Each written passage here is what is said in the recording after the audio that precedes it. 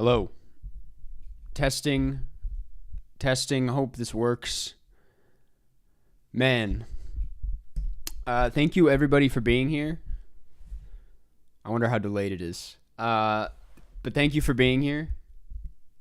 He's here. Woo. Okay, I'm there.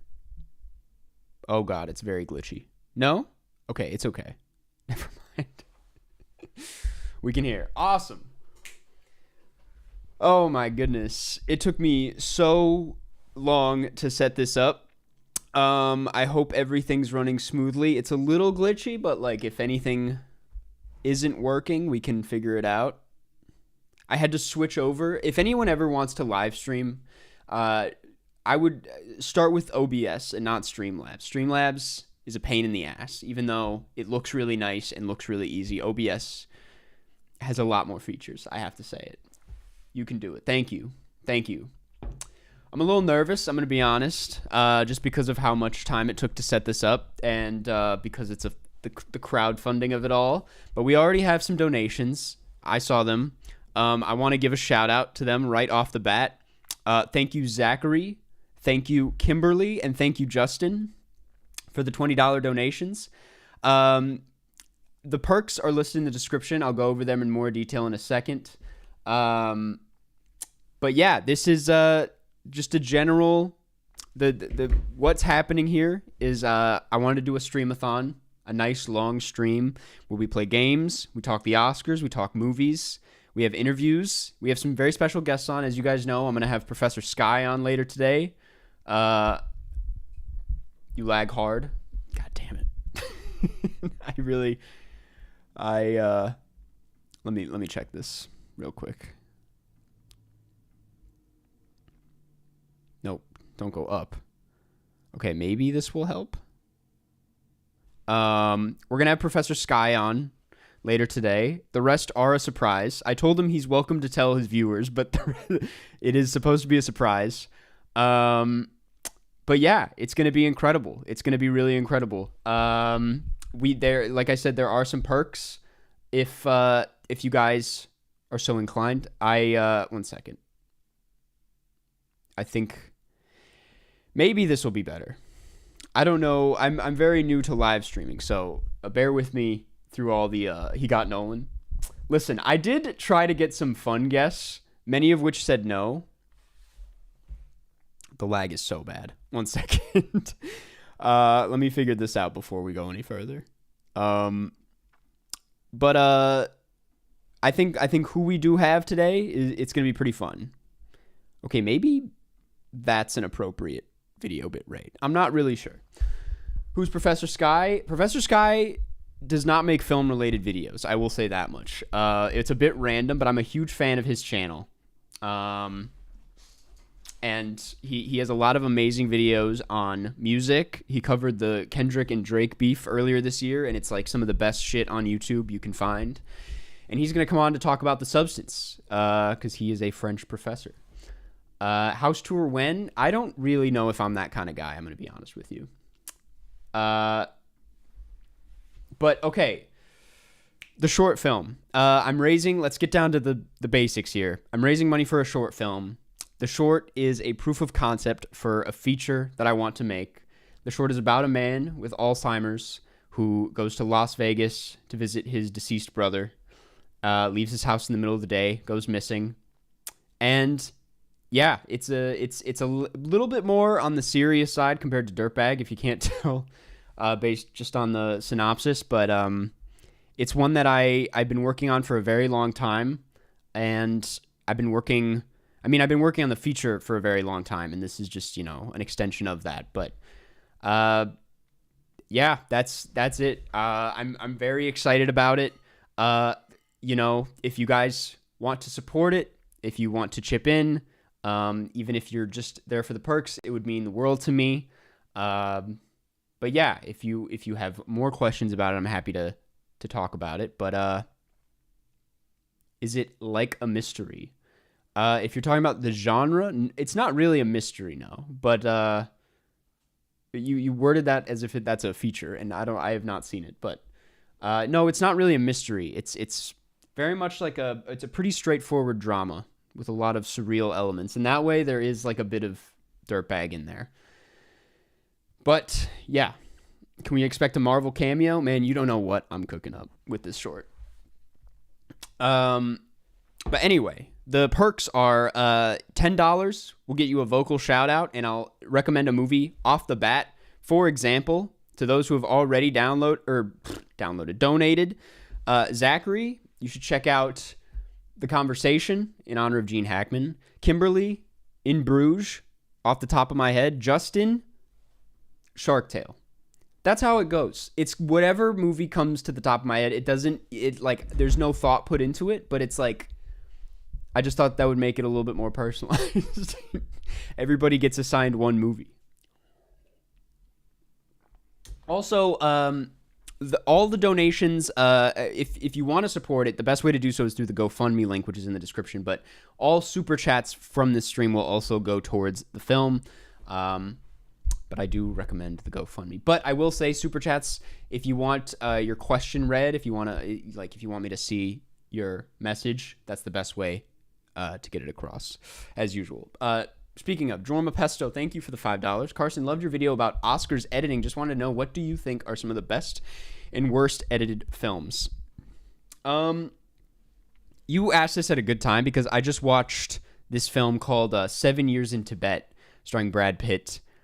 And that was like really poorly edited. It's like incredibly important, huge plot points are just cut through like that. They go by so fast, and it's somehow way too fast of a cut, and also incredibly boring, like a very slow film at the same time. I don't know how they achieved that, but it's kind of magic. But that's like the worst edited film I can think of in recent years. Best editing in recent years is probably either Soundtrack to a Coup d'etat, which I talked about in that video. But if we're speaking about, narrative, I will probably say Oppenheimer. That's probably the best editing I can think of. It feels random, and it feels like it has a mind of its own, but it's also so intentional and works really well. Kind of puts you in a trance in a way. That's some of the best editing for sure. I forget her name, Jennifer or Jessica. I think Jennifer Lame, or I don't remember her name. Maybe I'm so off, but she is, whoever edited Oppenheimer. She also did Tenet. She did Marriage Story. She's one of the best editors working today. Jennifer Lame. I got it right. Okay, that's crazy. Would you ever do a crossover with Nostalgia Critic? I'm not sure. What was the screenwriting process like for your, I'm assuming, short? The feature took a while. The feature started as a short, and then I realized I wanted to turn it into a feature, and then I built this short from the feature, and this short is completely different than the short that was originally the feature. Very confusing, but that's kind of how it went about. I think I first had the idea for it like 2 years ago. So it's been a long time coming. Karsten, do you think Vincent Gallo is top 3 of all time, bro? I enjoy Vincent Gallo's work. The one film I've seen, I would not go as far to say top 3, unfortunately. Who's winning Best Actress? Listen, we're going to expand on this. I wanted to go over my Oscar predictions first and foremost. That'll be the first thing we cover today. We'll do the Oscar predictions over on Gold Derby. But as of now, I think I am going to say Demi Moore. I've been saying Mikey Madison, but I'm feeling Demi Moore today. I did not finish explaining the perks. I just realized. $10 gets you the vocal shout out. $20, also a vocal shout out, but your name in the credits as well. It's whatever name goes through on GoFundMe. So if you want a thank you credit in the short film, $20. $40 and more, I'll play you 1v1 in Cinenerdle. If anyone doesn't know what Cinenerdle is, we're going to play it later. It's very fun. I saw someone was like, I hope he doesn't play that stupid game. I don't think you understand how good it is. The people love Cinenerdle. It's a great time. $100 or more, I'll roast your Letterboxd profile on stream. I will say I do not like, I don't want this to come across like I consider my Letterboxd roast thing like worthy of $100. I don't want to sound that like up my own ass, because I truly don't think it is. But this is more of a way of like, if you want to support the film to that degree. And also there are people that like hit me up every day in the DMs asking for this. So I thought this would be a fun thing to do, is just go do a deep dive into your Letterboxd account on stream. And then $500, if you're crazy, I will interview you on this stream to talk about your favorites of the year. You'll get an early cut of the film, and then all the other perks. So those are the perks. I wanted to make it so I didn't overwhelm myself on the stream. I didn't want to have too many people, in the event that, I don't know, too many people donated a certain amount. So those are the perks if you're interested, in the description. Also, want to make sure I don't miss these super chats. A shout out from Brazil. We love your videos. Thank you, Davi. Appreciate it. Shout out to Brazil. Love Brazil. Shout out, I'm still here. How do I get? Okay. And then Nicholas, thank you for the super chat. Sean Baker ranking when you should watch viewers short as a tier when you're going back to TIFF. When you going back to TIFF went last year's and you weren't there. I know I skipped last year. I think mostly because I did Cannes and I wasn't like super interested in the programming last year, and I was just like, I'm gonna skip this one. I'm definitely gonna go this year though. I'm really feeling it. And as far as Sean Baker ranking, I think he's got a few more in the can before I can do that. There's like newer filmmakers. Not that Sean Baker's a new filmmaker, but his filmography is not as extensive as the filmmakers I usually do ranked videos for. So yeah, I will eventually though. I still have to see some of his early stuff. But watching viewers' short films as a tier is a pretty good idea. I wonder how I can... It's a bit late for me to add that in and figure out all the logistics, but you holding auditions for your short film? Unfortunately, probably not. But Ethan, thank you for the $20. You should watch Buffalo 66. Unfortunately not. We're going a traditional casting route. Part of the reason why we need crowdfunding, to be honest. But if we do, I will let everybody know. Do you think Daniel Craig was robbed at the Oscars? Yeah. I would have taken him over Sebastian Stan, even though I was happy to see Sebastian Stan there. Who else was there? I don't know. The best actor race this year is pretty stacked. I mean, I'm not that upset about anybody. I even wanted Sebastian Stan to be there. Like, I'm not upset at all. It just, there was only 5 slots, it's one of those cases. But I would have taken Daniel Craig over Sebastian. Thoughts on Kiarostami? I really love Kiarostami. I can't call myself a Kiarostami expert because I haven't seen like a lot of his films. Everything I have seen I've loved, like Where's the Friend's House and Taste of Cherry, Close Up, all great. I haven't seen like what's the big one? Certified Copy, or like any of the others from the Coker trilogy. So I can't really call myself a Kiarostami expert, but I'm actually reading a book on him right now, so I'm like kind of in the mood. And also kind of a complicated figure. I love his work, but him as a guy, there's just been some questionable stuff regarding plagiarism and abuse, and it's just it's a complicated guy to talk about. But to be honest, I don't remember the logistics and the details, so I shouldn't even bring it up. Did you see the Letterboxd Oscars nom? Letterboxd Oscars nom? Elaborate, because I don't know what you're talking about. What's the book? The book is like, I think it's literally just called Abbas Kiarostami, and it's like 2, I think, critics. I think it's from the 90s, just like a collection of essays about his work. My landlord, believe it or not, got it for me as a gift because he was also a cinephile, believe it or not. And he's like, I think you'd really like this. And I'm like, wow, this is crazy. Would you consider Kurosawa as top 3 of all time? I would say so. Honestly, that's, yeah, I think so for sure. Tate, thank you for the $5. Other than Nickel Boys, what do you think deserved a cinematography nom this year? Saw Maria and really did not understand that nomination. I don't know what you're talking about. I feel like Maria was gorgeous. I think the biggest snub off the top of my head for that award, or for that category was Girl with the Needle. I watched that and was kind of shocked it didn't get a nomination, because it's like, usually they eat up black and white cinematography. Usually there's always one black and white film. It's like, it just fits the bill so easily. And like, I don't know. That one really shocked me, because I really do consider it one of the most gorgeous looking films of the year. Other than that, though, damn, I'm blanking. I can't think.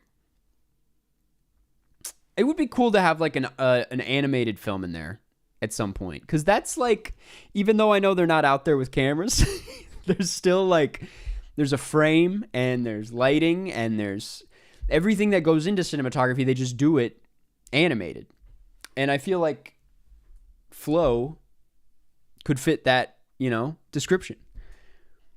That voice crack was outrageous. Listen, man, there's going to be a lot of that these next 12 hours. That's the other thing. I'll be going for 12 hours today. We're going to pace ourselves here a bit. That's why I'm starting with a bit of a Q&A. We have plenty of time. To get into everything. So if you guys are here in 11 hours, I will still be here. What are your thoughts on the Brutalist using AI for the accents? So last time I was asked about this on stream on the second channel, shout out to the second channel, I was kind of in the middle about it. Like, I didn't really know all that much. Since then, there's been a Brady Corbet interview that's come out where he talks a little bit about it and expands on it. And I know it's like, obviously, Brady Corbet is not going to say anything negative about it. He's not going to. But, like, the way he talked about it, I'm kind of like, who cares?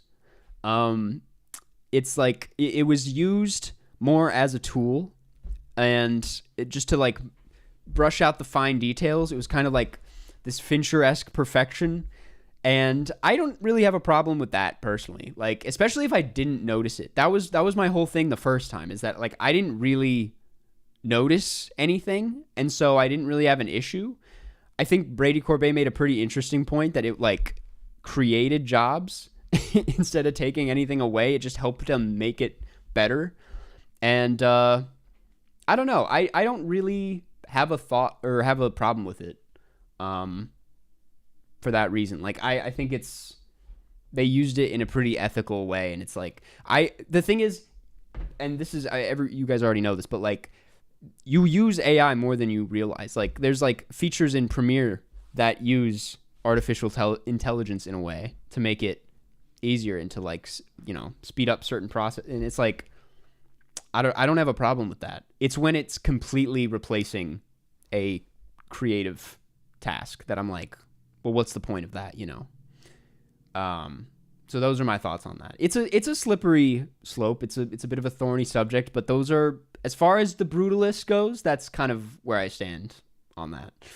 I still think there's people saying Adrian Brody doesn't deserve the Oscar for that reason. And I'm like, I think he's doing a lot more outside of the accent that gave him that nom, to be honest.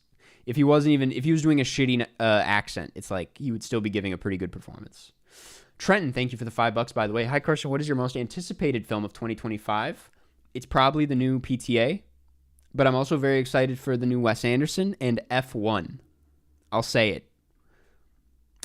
Chris, thank you for the $5. What can you tell us about the short film, and do you think you'll ever try to make a feature length? You have to watch Stand By Me, by the way. Stand By Me is like, as far as like my watch list goes, it's like at the top of the list. I don't know why right now I'm like really in the mood for whatever that vibe is, so I'm gonna watch Stand By Me soon. The short film is actually a proof of concept for the feature. It's the same character, basically, same themes, different plot, and it's about a man with Alzheimer's. And his son trying to find him. So if you want to read more about it, it should be in the description or on the GoFundMe. But hoping to make it a feature. The feature's plot, though, very different. Also, I think I missed Michael. Thank you for the super chat. Why isn't this fucking... Come on, man. Do you have a producer attached to the short? Got some experience getting financing for indie short / features. Also, when you coming back to Intercut? Michael, thank you so much. Actually, as of now, we don't have a producer. I was planning on producing this one myself, which is, you know, really stressful and a lot to think about right now. But honestly, might take you up on that. Thank you for reaching out, though. And also, I will come back to Intercut anytime they ask me. That is like my favorite podcast to go on, to be honest. Those are my good pals, Arturo and Zach. Shout out to the Intercut podcast. Okay, just making sure I didn't miss anything else. Ever thought of doing a Spielberg ranked video? Listen, that and can you answer my donation? Yes. Sorry, this is so much. Bear with me. I have a lot going on here. But okay. Ethan. That's not you. Did I already answer? I think I already answered Ethan. But thank you, Leon. And thank you, Faisal. I hope I'm pronouncing that for the $50. Jesus. Thank you so much for that. If you want to play Cinenerdle, please email me. The link, the info is in the description if you want to take advantage of that perk. I know that this is kind of a scrappy way to figure all this out.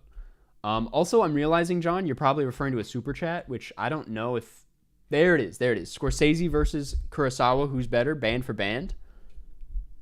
I think Kurosawa, to be honest. I think he's a bit more on the... Scorsese has some misses, I will say. And Kurosawa, I have yet to see a true miss. But yeah. And then lastly, Patricia, thank you for the $10. You should watch Inside Llewyn Davis.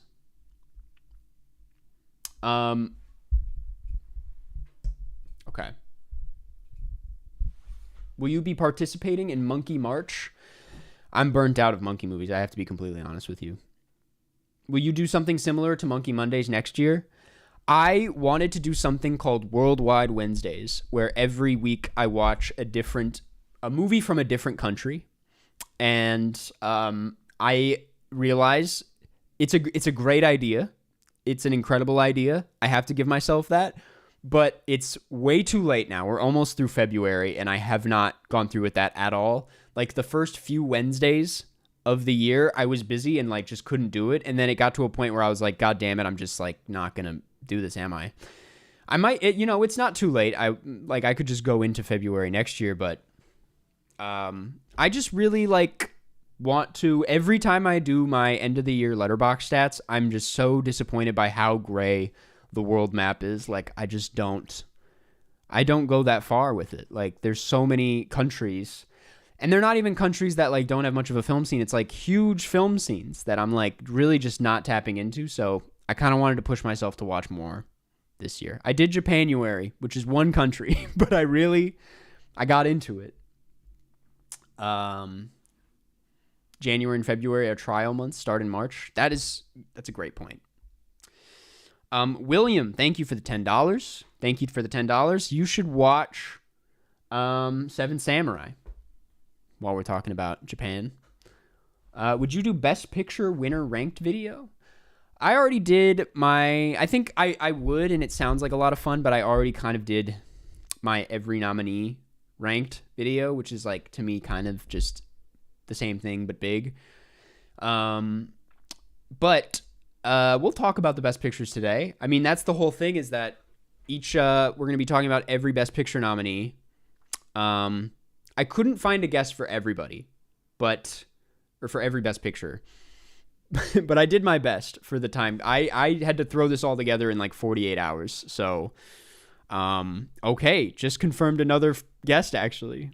And this one I think people will be excited about. I'll send the Zoom link a few minutes beforehand. Awesome. let me just say, a few of the people I wanted to get on that I couldn't get on. I really wanted to get Club Chalamet, the Chalamet fan account. If you know, you know. And I actually DM'd her, and she got back to me, and she said, "Sorry, I can't make it happen." So that would have been pretty special. We were going to talk about a complete unknown, but that is not going to happen. I also was trying to find contact info for Mia Khalifa, because she is like apparently really tapped into the film world, and follows me on Letterboxd, I recently learned.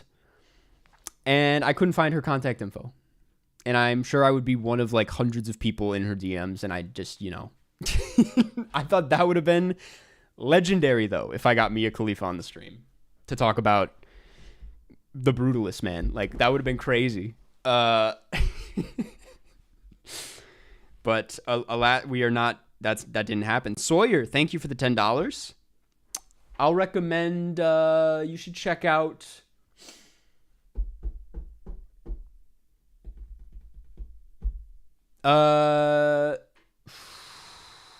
Serpico.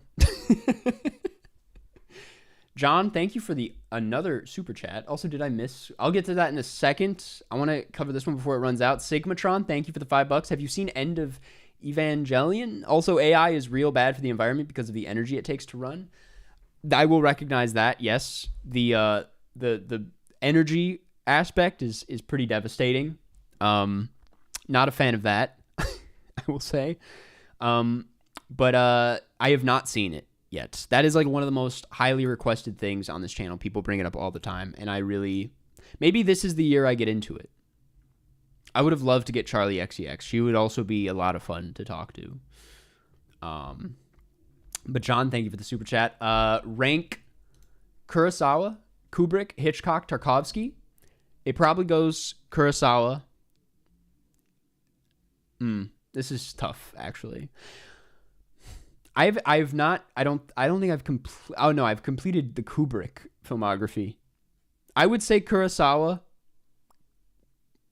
Tarkovsky, Kubrick, Hitchcock, in that order, best to worst. But you're making me look bad here. That's a hard thing to do. Putting any of them last feels criminal. I also don't really know why I put Tarkovsky second. I've only seen two of his films. Have I seen 3? I don't know, but I'm really the films I have seen from him have blown my mind, so I had to put him there. Tarantino or Nolan? Man, a few years ago it would have been an easy Tarantino, but I don't know why today I'm like, maybe Nolan. No, I'm going to stick with Tarantino.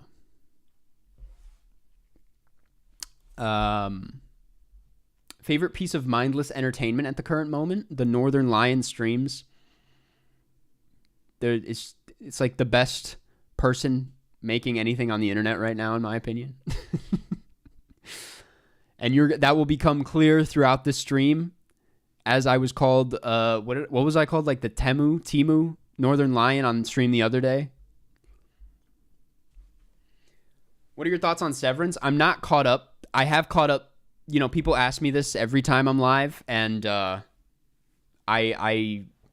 I'm still not caught up to where everybody else is at, but I'm enjoying it. I have to be honest, I'm not as into this new season as I was the first, but I know I'm going to get there. I heard it locks in episode 4, and that is where I'm at right now. I still need to watch episode 4.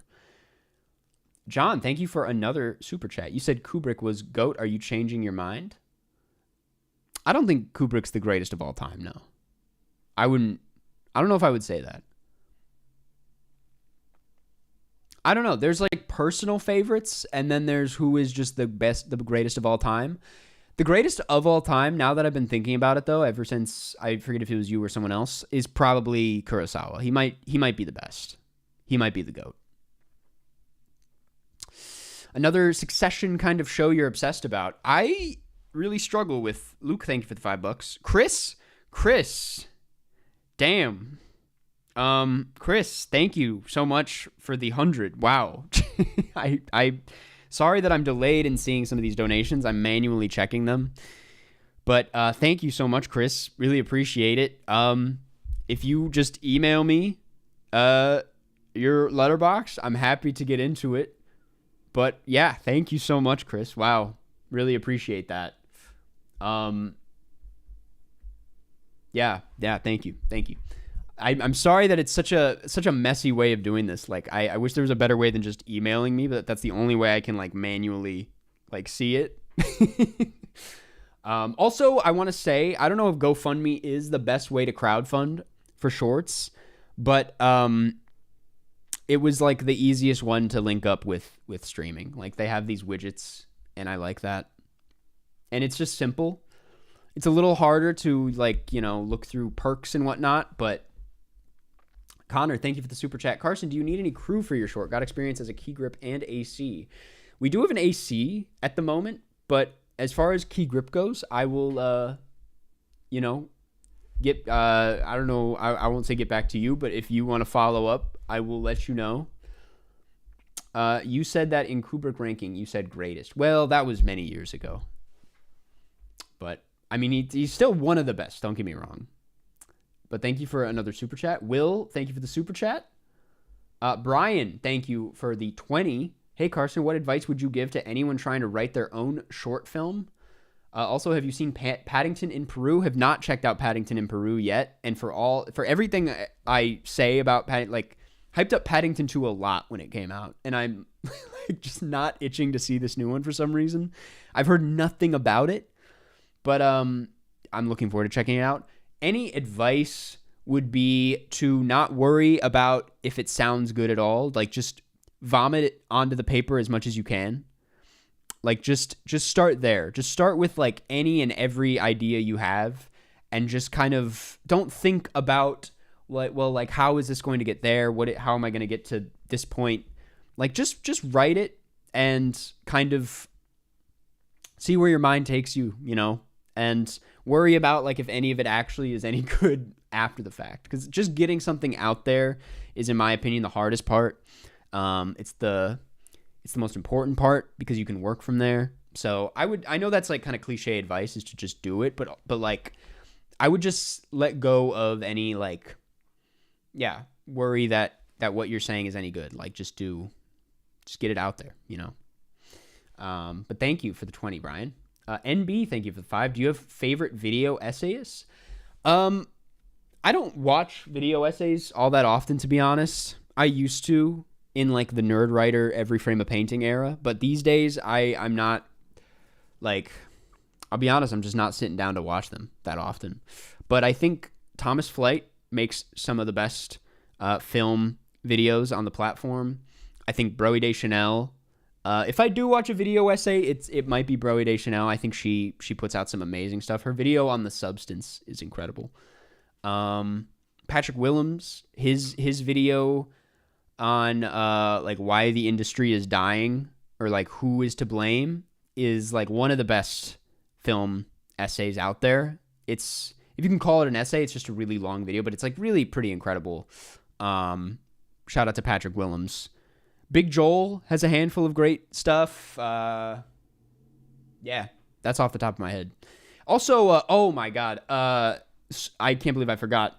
This isn't film, but FD Signifier, his video on the Drake and Kendrick situation is probably, if I gave out awards for YouTube videos, that might be my video of 2024. It's incredible how well researched it is, how well edited it is. FD Signifier, man, he is like one of the best creators right now, I have to say. Let's see. Who did I miss? I also know I missed a Chris. Thank you for the $10. You should watch La La Land. No, that's not very good. I mean, it is good, but it's you've definitely seen it already. Beyond the Black Rainbow. Drew, thank you for the $20. You should watch Network. And Caleb, thank you for the $10. You should watch Best in Show. And Ilya, you should watch While we're at it, Spinal Tap. This is Spinal Tap. Okay, I think that's everybody. Geez, thank you guys for the donations. It feels good to be overwhelmed, you know? I mean, it's a little stressful, but I really genuinely appreciate it. Let's see. Spote, thank you for the super chat. Knew what I'll watch this month when? Man, the what I will watch this month videos are they're just not very they're not very good, are they? It's like I haven't seen the movies. That's the whole thing. So they're like tough to sit down and make. So I'm just like, what? Well, who cares? I barely care. And I also don't follow through all of the time. Faisal, thank you for another donation. I recommend Kickstarter instead of GoFundMe for next time. I need to try Kickstarter at some point. Yeah. But appreciate it. Thank you for the tip. Tiago, thank you for the super chat. In acting currently, is Leo top 10, top 5, top 3? I would say maybe like top 10, yeah. He doesn't hit it out of the park every time. But I can't think off the top of my head who's above him, you know? I'll say top 5. John, thank you for the super chat. If you pay for my lodge, I can fly and help you in any way. Not joking, for the short film. John, I appreciate it. I would have to, you know, we are using every penny of what we earn, what we raise. If we had the funds, I would do it in a heartbeat, though. Thank you for the offer. Cartwheel, thank you for the super chat. Who is your favorite filmmaker right now? Probably, it's either Bong or Kelly Reichardt. Wait a second. Want to make sure I didn't miss anybody. Will, thank you for the super chat. Just wanted to say thank you for how much you've helped me tap into film. I owe you a lot, man. I owe a lot to you, man. Also, you should watch City of God. I kid you not. I almost put on City of God last night, and I say that a lot, but like I really did almost put it on last night. So it's funny you say that. But thank you, Will. Really appreciate that. Yeah, thank you for the love, and that's very nice to hear. I will watch City of God as soon as I can. Diego, thank you for the super chat. Are you interested in watching a short I made? Send it through. Send it to my email. And if I get around to it, I will get around to it. Romel, thank you for the super chat. Good luck on your next narrative. Begging you to get around to Glenn Barrett's Cleaners. It's a real hoot of a mixed media feature. Thank you for the super chat. Thank you for putting that on my radar. Don't even know if I've heard of that, to be honest with you. But you know what? I will add it to the watch list right now. Faisal, thank you again for the super chat. I promise this isn't going to be the whole stream. We're getting through them right now. Ban the guy who said La La Land isn't good enough. I don't have the power to do that right now. I can't go through but hey man, everyone's entitled to their own opinions. I know a lot of La La Land haters out there, and I think this is already in my watch list. That's so funny. Yes. I got to get around to that one. Wiley Todd, good to see you. Thank you for the $5. GoFundMe had me as Kimberly, I think from a parent's old credit card. I fixed it. If you need a music supervisor for this, let me know. Good luck. Thank you, Wiley. Thank you so much. I will make note of that. I did see the Kimberly earlier. Brian, thank you for the $20 donation. You should watch The Assassination of is it Jesse James by the coward Robert Ford. Aiden, thank you very much. Matthew, thank you for the $20. You should watch Cape Fear. Salvador, thank you for the $20. You should watch Playtime. I know who Salvador is. I think that's it. I think that's it for now. Also, yes, I will say if you donated, a good amount and you wanted to get in on the perks, if you don't email me, I won't see it. I will check. I haven't. I'm just saying that because I haven't gotten the information.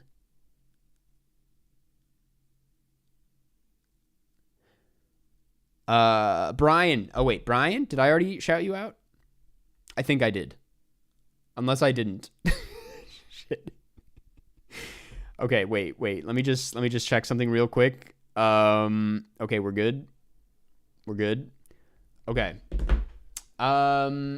Let's see. Jesus, man. If I want to say, once we start like playing games and doing other shit, there's a chance I miss a super chat here and there, and I'm sorry for that. I will do my best to not do that.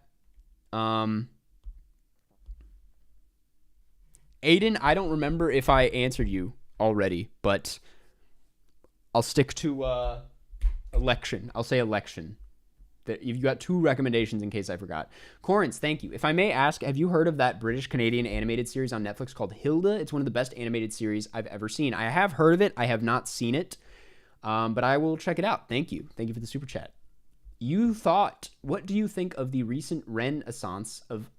it was 2 separate words, of Irish cinema? There's a lot of great Irish actors now, and films like Kneecap and The Quiet Girl did well. I really want to check out Kneecap, by the way. I saw it just dropped on Netflix, so I'm like, I have no excuse. But I think it's exciting. I don't know what's in the air, but I think there's just a lot of love for Irish anything right now. Maybe I'm just going through a Guinness phase, but I have a really good Guinness shirt that my sister got me for Christmas, and I should have worn it on the stream. But yeah, I don't know what to say about the... I don't know why it's happening, but I'm here for it. Shout out to Irish cinema. Maybe it's Paul Mescal. Maybe he's doing all this. Cody O'Shea, thank you for the 5. Hey, Karsten, I grew up in Taipei and recognize about every shot in Yi Yi, and I'm glad you love that film so much. Do you have plans on going to Taiwan? I would love to go to Taiwan someday. It looks really beautiful. And also, that's a really interesting thing to note about Yi Yi. I feel like there is a lot of attention towards the locations in that film. And, like, to hear it from someone from Taipei, it's, like, very telling. But, yeah, thank you so much. Okay, that is, I think, all the super chats. Plans for the stream? I saw someone ask that earlier. It's a bit of a lot. We got a lot going on. Wait a second. Let me just make sure this isn't... Okay. We're gonna be doing Oscar predictions. We should get into that right now, actually. Let me figure that out right now. Okay. This is easy. Okay, so this is Gold Derby. If you guys don't know, this is how I do my Oscar predictions. I'm sure many of you are familiar. We're gonna go through... God damn it, man. Gotta log in. All right, we're up. Just some last minute predictions, because if you guys didn't know, the Oscars are happening this weekend. So, if I miss anything, by the way, I apologize. I'm gonna do my best to keep track of super chats, though. I will not miss donations. I will say that much. Anyway, there's a lot up in the air. I'm gonna go from the bottom and go to the top. I know you guys do not give a single shit about the short films, but I do. For predictions, I think they'll probably give it to Alien. I think it's the most relevant of all the shorts. I think it will resonate the most with voters. I think The Man Who Could Not Remain Silent is easily the best one, but usually the best one doesn't end up winning. So that is my thoughts on the shorts. If you guys haven't checked out The Man Who Could Not Remain Silent, I will say it's hard to find. I had to use a VPN on some German website, but wait, documentary short. We're going to go backwards. Incident, I'm locking in as the win. Incident, it's on YouTube. I will say it's pretty disturbing. It's a pretty upsetting watch, but it's like really incredible. I kind of feel like they're going to give it to I Am Ready Warden. It's probably my least favorite of the bunch, but it just seems like the kind of thing that would win. I don't know. I feel like I have some hope for this category, and for some reason my gut is telling me Incident.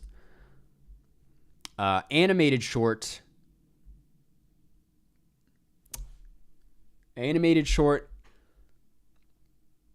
They're all pretty weird this year. I'll go Magic Candies, though. I guess my argument for Magic Candies is it's the first one in the bunch. It's probably the most accessible of these.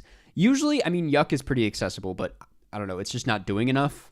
But I don't know. This is a tough one this year. Usually there's one big name. There's one like American animated film. and there's just not one this year. So it's kind of a hard one to predict, but I don't know. Again, my gut is telling me Magic Candies. Those are the shorts. Keegan, thank you for the 5. I was wondering if you had any advice for someone writing and trying to fundraising for my own short film and where to go after the short is done. Okay. Fundraising, I would, I'm lucky enough to have a platform, but if I didn't have a platform, I would be reaching out to every family member and friend I've ever met in my life. I would be reaching out to high school people. I would just, crowdfunding, I think, is a really fun way to go. It's a bit stressful, but it's pretty fun at the end of the day. So yeah, I would also, I have headphones in. They're not plugged in, dog. I don't know. That's been in my ear this entire time. It's not been plugged in.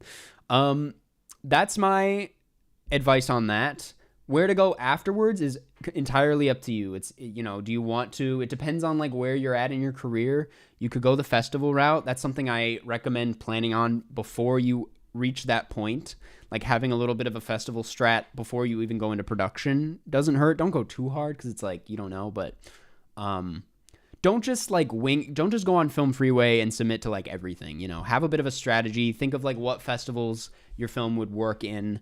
Think of your budget.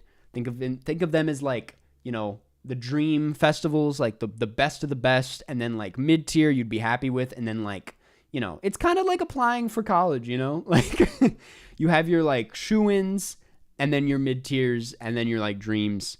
I will say when you go on Film Freeway, and this is for everybody, just watch out for scammy film festivals. If you ever get an email, it's pretty easy to tell. If you ever get an email that is like clearly a bot and they're like, we'd love to invite your film to this festival. Any online film festival, just be wary is all I'm saying. There's a lot of scams on Film Freeway. Okay. Best international film. This is pretty tough. I'm going to be honest. Ask me a month ago, I would have said Emilia Perez, but we're in a different world now, frankly. It's a very different world.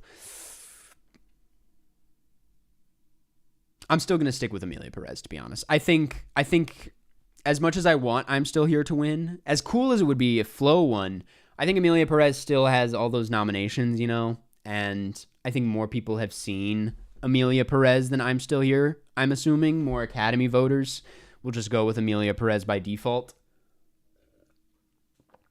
But, yeah, it's probably going to be Emilia Perez. I'll be honest. Documentary. Also, Wes, thank you for the 20. Thank you. Good luck with the crowdfund and shoot, Karsten. Appreciate it, Wes. Thank you so much for the 20 and the kind wishes. Okay, one second.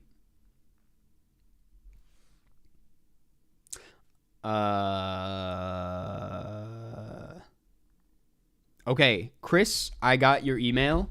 I'm going to go through these predictions, and then I'll get into the Letterboxd profile analysis, and we'll do that. Okay, best documentary feature. What is this website? It is, it's Gold Derby. Documentary feature, I think it's going to be No Other Land. That feels crazy to say, but I really do think No Other Land has it in the bag. It is like such a... I have not really encountered a whole lot of people who haven't enjoyed that movie. I mean, enjoyed is a weird word, but like, who haven't appreciated it, I mean, of these docs, that is probably the most moving. It's like, I don't know how you can watch that and not walk away pretty heartbroken. So, I don't know. I think it's going to be No Other Land. There's a chance it's Porcelain War, but also Porcelain War has been a pain in the ass to find. I know this from experience. So, I mean, to be fair, so has No Other Land, but I don't know, because it's the front runner, it also has that going for it. People might just pick it based on that, having not seen it. A bunch of things have come out this week about how little the Academy is watching, how some people just don't watch any of the films. There was a crazy thing I saw that was like, someone voted for Adrian Brody instead of Ray Fiennes because they were like, Ray Fiennes already has an Oscar. Two things. Adrian Brody already has an Oscar, and Ray Fiennes does not. This person assumed he won for Schindler's List. He did not win. And that is just, if that doesn't say everything you need to know about how this award show runs, I don't know, man. It's just crazy to me. That is like the funniest shit ever. Anyway, No Other Land. Animated feature. The people who didn't watch Dune Part 2 pisses me off. I mean, it's probably the tallest ask of everything on the list. Like, you gotta watch Dune. That's like 6 hours of film if you haven't seen the first one.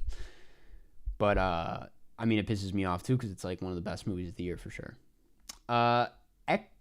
Equinox? Thoughts on Bo Burnham Inside after 4 years? Inside is so... It's so representative of that time. It is such a time capsule. Like, it's a little cringy. I think we can say that. I think it's a little cringy to look back on. But it's also like everything from that time was. Like, maybe not you guys, but I think the shit I was doing in the pandemic was like, I think we all hit a point of like, I don't know, just throwing anything and everything out there and going a little crazy. And Inside is so representative of that. So I'm like, I kind of appreciate it in that way. I still think it's pretty moving. I've gone back and watched like whatever the final song is a few times. And I mean, the music is great. That's like the best part of it, is like the music is just so well made. But yeah, not something I'm like, probably ever going to rewatch entirely again. Muffy's Home, thank you for the super chat. Thanks to your Monkey Mondays challenge, I have been inspired to do my own with Western Wednesdays. Once Upon a Time in the West was so good, a must. Thank you, Muffy's Home. And that's a great challenge, honestly. That's a really, because there is like an overwhelming amount of Westerns out there to watch, many of which are probably hidden gems, many of which probably suck, but that's a really fun challenge. Damn, you got me thinking. Marion Bad, thank you for the super chat. Hey man, happy to help out as a crew in any way if you need it. ADPA Grip Best Boy, guy who runs and gets Chipotle for everyone whenever you need. Thank you, Marion. Really appreciate it. I will keep you in mind. Feel free to follow up in the DMs or email when we start assembling crew in probably like a week or two. But thank you. Thoughts on Springsteen? I have like no thoughts on Springsteen. I feel like I've been seeing this chat for a while, this message, and I don't have anything on Springsteen. Karsten, please play Fortnite on stream. I'm not going to do that. I do play Fortnite. I play Fortnite often these days, but I'm not going to do that. Animated feature. It's probably going to be The Wild Robot. They've been going with interesting choices as of recent, I will say. But I just think The Wild Robot is kind of such a powerful player here. It has a lot of nominations. It is really like, it looks amazing. Like, the style is so interesting to look at. It's also, very crowd pleasy. It appeals to a lot of people. It's probably the one, actually no, Inside Out is probably the most popular one here, but like The Wild Robot makes people feel like they're giving the artsy film a chance, even though it's at the end of the day kind of another, I don't know, generic family film, or at least it turns into that. But I mean, I really like The Wild Robot. All that said, I don't need to talk shit about it. It's probably going to win for these reasons. Yuval Lewenstein, thank you for the super chat. Hi, hello, good to see you. Okay. Thoughts on Bad Education? Really underrated film. Really enjoy Bad Education. Okay. Wild Robot. Visual effects. Probably Dune, right? Right? They're not going to give it to Kingdom of the Planet of the Apes. Better Man would be incredible, but that's definitely not going to win. Alien Romulus, not showy enough. Wicked, not really what you go to that movie for. Kingdom of the Planet of the Apes could win, though, I guess. I mean, it is probably the most impressive VFX, but like I said before, Dune is just the better film. Dune is the more memorable film. Its VFX might not be as obvious because everything just looks so lived in, but yeah, I think they would give it to Dune, right? I'm not sure. I'll lock it in, though. Sound. God damn it, I'm also going to go Dune. Like, Dune is such a funny nominee this year because it was both snubbed and, like, completely shut out, but is also probably going to win a handful of awards. Like, it's going to walk away with a good amount, I feel like. But then, like, somehow missed out on, like, director and score, but I know that the score, there were, like, rules. Low-key sleepy already? Listen, man, you don't have to, you can take a nap. This is a chill stream to sleep to, I would say. I gotta be on it, but you do your thing. We haven't even reached an hour yet. This is gonna be the longest day of my life, man. Okay, sound, Dune Part 2, easy. We just have to settle in. We just have to get a little comfortable. It's a little overwhelming now, but I think it'll get more manageable. Let's see. Song, really weak category this year, especially compared to last year. Last year you had, like, you know, the Billie Eilish song and Ken and the Killers of the Flower Moon song, and I forget what else. Flamin' Hot, obviously. Who could forget that banger? And this year it's just like this. I was reading some things, though. This might be the year Diane Warren finally gets her Oscar. Like, I mean, Amelia Perez, man, they'll probably give it to it, but, like, it's not the, like, hit that people think it is. I even prefer Mi Camino over El Mal. Like, I don't know why Mi Camino's not the front runner. El Mal is just not good. It's just not a good song.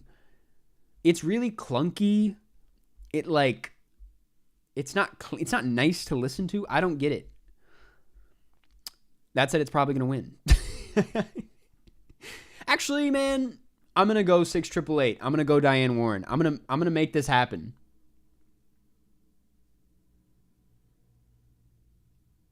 I know, compress, repress, just completely shut out. I think the Mi Camino scene, some people will call it cringy. I think it's one of my favorite scenes in Amelia Perez. I think that's one of the few scenes where I'm like, that was weird in a way that kind of worked. It's a very odd scene. It has, like, again, it's similar to every musical scene in the film where it's like it never really gets off the ground and feels really awkward and stiff, but for some reason it works in that scene. I'll be a Mi Camino defender, but I'm gonna no, it's gonna be El Mal. What am I talking about? All right. Score, I don't even want to, I don't even want to talk about this one. But Brutalist probably would and should win. I don't know how anyone can, like, look at themselves and vote for anything else here. Like, it's just ridiculous, man. Like, The Brutalist has a very beautiful score. Very light pianos. I mean, if we're doing a list, it probably is second behind challengers, but yeah, I'll lock in The Brutalist. Everything else is just not really doing enough. Everything else is, like, kind of a generic score. I talked to my friend who is a composer about the Conclave score, and we both agree it's good, but it's like the same sound over and over again. It's like and it's like the same. It just gets a little repetitive, and it's one of those cases where if it sounds like that all the time, it's like that. It doesn't hit the same at a certain point, Watch Companion. I got to see Companion at some point. I'm not going to pay $20 for it. I'll wait. But I do want to see it. All Quiet once again. Yeah, it's like the same. Yeah, because All Quiet was like. Edward Berger, man. He loves one sound and he'll just run it into the ground. I do really like Conclave, though. I'm allowed to, critique aspects of it, but still love the movie. Let's remember that. Some people forget.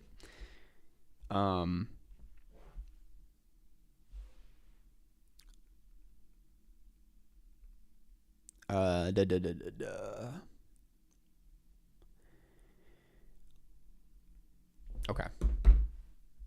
Production design.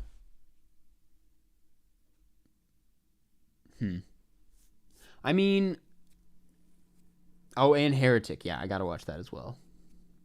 I'm gonna watch Moonlight in IMAX today. Have a good time. I'm very jealous. I'm bummed that I'm missing it, to be honest. Dude, there's a screening of Climax happening, and I'm missing it. And like, I didn't even know it was happening, and it sold out immediately, and I'm really sad about it. Don't get me wrong, Nosferatu's probably my pick for sure. Even though the costumes in Dune Part 2, or this is production design, even though the production design in Dune Part 2 as well is pretty damn good. Nosferatu's a good choice. But those are the brutalists, man. It's like, that's the whole thing, is the production design. I am going to predict Wicked, though. I'll go with what everybody else is going with here. It's the kind of, I forget who won last year. Was it Barbie? We reached an hour, 11 more to go. Let's go. An hour in, and we're at 430 raised. That's not too bad. We can get there. Climax in 4D would kill people. That would be Poor Things won. Okay. Interesting. This is one, I'll leave this one up to chat. What do you guys think is going to win? Before I lock I'll be a little influenced by chat. I'll admit it. I'm curious what everybody else thinks, though, because I am a little torn between Wicked and The Brutalist here.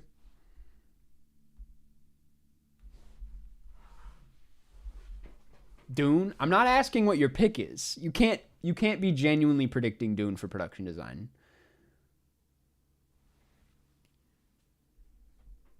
I lost my film love spark. That is so sad to hear, Nachos. Nachos, you should watch a Spielberg movie, honestly. You should watch, like, Catch Me If You Can. It's not going to blow your mind, even though it's really great, but it will remind you how fun movies are. You should watch some Spielberg movie to get back into it. I say that not because I was in a film slump and just watched Minority Report, but because watching Minority Report, I was like, this is what it's all about, man. This is what's so great. I meant more in a filmmaking sense. That is very real. That is a different beast entirely. Yeah. My advice, though, would be to just keep, to write something, you know? Keep up with the writing. It doesn't even have to be something that you want to go and make, like, but just get something out on the page, you know? If you were looking for advice. You weren't even looking for advice, but that's what I have to say. But also don't feel pressured. Don't feel pressured, like, it's okay to be in a slump. Conclave sweep? I'm probably in agreement on the Wicked thing, yeah. We'll lock in Wicked. Makeup and hair, the substance, easy. I feel like the it being up for Best Picture makes it the lock it is, you know? People that didn't even like the film will probably vote for it in this category. Film editing. Made a whole video about this category this year. Bit of a mixed bag, I have to say. Are you the dirtbag guy? I am. I'm not the actor, but not Wicked. Who didn't like The Substance? Brother, so many people. It's not the 100% you think it is. A lot of people didn't like The Substance, but my dad liked The Substance, but I did love his critique when the credits rolled. He was like, the ending was a bit much. And I'm like, sure, yeah. That's one way to put it. Brutalist will win editing. Anora should be last. Anora does have really interesting editing. You know, it's kind of like you can tell the director edited it. Like, it's a little more on the sloppy side than, you know, something done by like a professional editor. Not that Sean Baker's not a professional editor, but yeah, it just feels there's something very personal about the edit in Anora that I like. I don't think it's gonna win. My pick is Conclave for sure.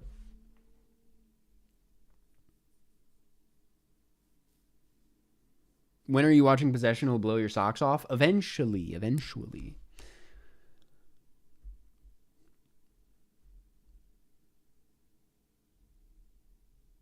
Predicting Amelia Perez.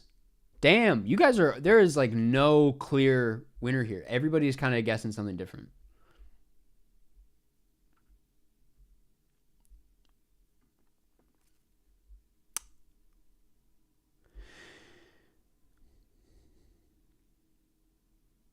Favorite part of the editing process is probably like halfway through. I look at the editing process as like a big mountain, and this applies to both film, like narrative film editing, and video, like YouTube videos. It's like it takes a lot for me to get into it. Like I hate importing, I hate organizing shit. All the anything with media encoder, I'm like, God damn it. But like when you hit your groove, like halfway through, it's, man, there's like nothing better, honestly. I love being like in the middle of an edit, like in the thick of it. That's the best. And then probably my least favorite part is exporting and dealing with all that shit. Deliverables and shit is just, I hate it.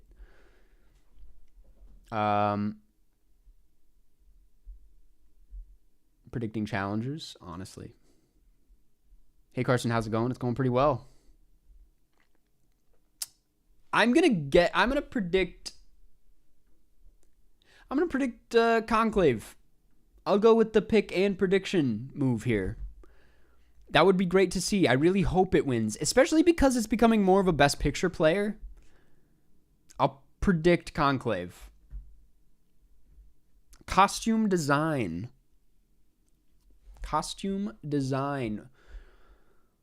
I mean, obviously Wicked, right? Wicked's like a pretty big shoo-in for this, I feel like, with the dress and, you know, the witch outfit and all of the school uniforms, Jeff Goldblum, Michelle Yeoh. That's, yeah, Wicked, that's an easy. I'm not even going to leave that one up to chat. Cinematography, obviously The Brutalist. That's like pretty agreed upon by everybody. I mean, I think it's probably going to be The Brutalist. I will say, actually, no, I'm not going to open this can of worms. No, I will. Nosferatu is how I feel about Nosferatu the way that person felt about Maria, where I'm like, I like Nosferatu. It's a good movie. But of the Robert Eggers movies, it's probably the worst looking one. Not that it's bad, not that it looks bad, but it just is like the weakest in the cinematography department compared to everything else. Like, The Lighthouse is on another level. The Witch is pretty great for how small it is. The Northman, man, is gorgeous. Tell me what Nosferatu's doing. Like, what is like, it's probably like, if it's close to anything, it's The Witch, but like, you cannot even put it close to the same level as The Northman or The Lighthouse. Like, that's just,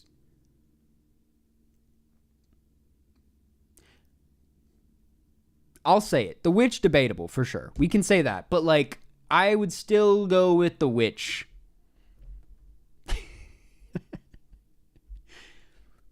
start losing donations. Original screenplay. Anora. It's probably going to... no, I'm going to go with A Real Pain, man. I'm going with A Real Pain. I know that's kind of crazy to say, but, like, I feel like there is, like, some real momentum happening in the Jesse Eisenberg realm these days. Like, first of all, it's a great screenplay. I probably would pick it over Anora with some, I know I picked Anora in the video, but I have been thinking a little bit more about it, and I think A Real Pain flies off the page a bit more. Like, there's just a lot more to the screenplay there. It's a screenplay movie. It wouldn't be the movie it is without the screenplay, so bit on the nose is the only complaint I have, but like, you kind of get over it pretty fast. It makes up for it in just how moving it is in the end. September 5 upset, that would be crazy. September 5, that just, like, I'm not a big September 5 defender, but why was that not in editing? That's like an editing movie. September 5 was like built for the editing nom, you know? Screenplay, what? It has a decent screenplay for sure, but like I don't get the editing snub for September 5, and I'm not even that passionate about it. It just doesn't make sense to me. Oh my god, there's a teaser for Rehearsal Season 2? We might have to watch that on stream. Yeah, shout out to award expert. Shout out to the Oscar experts. I will not say. They may or may not be showing up on stream today. I don't know. Adapted screenplay.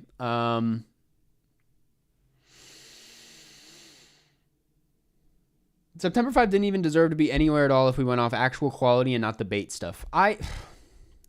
Again, not a September 5 defender. I do want to do at some point, maybe today even, one of those like if I picked the Oscars videos with my own nominations and winners. I don't even know if September 5 would show up anywhere in my own, Oscars, but like I'm really shocked at how few nominations it got. Adapted screenplay. They're saying Amelia Perez, man? No.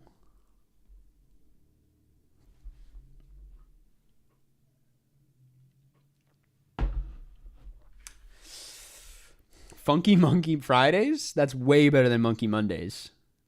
Are we placing a DraftKings bet on this? No. Don't gamble. You heard it here first. Do not gamble.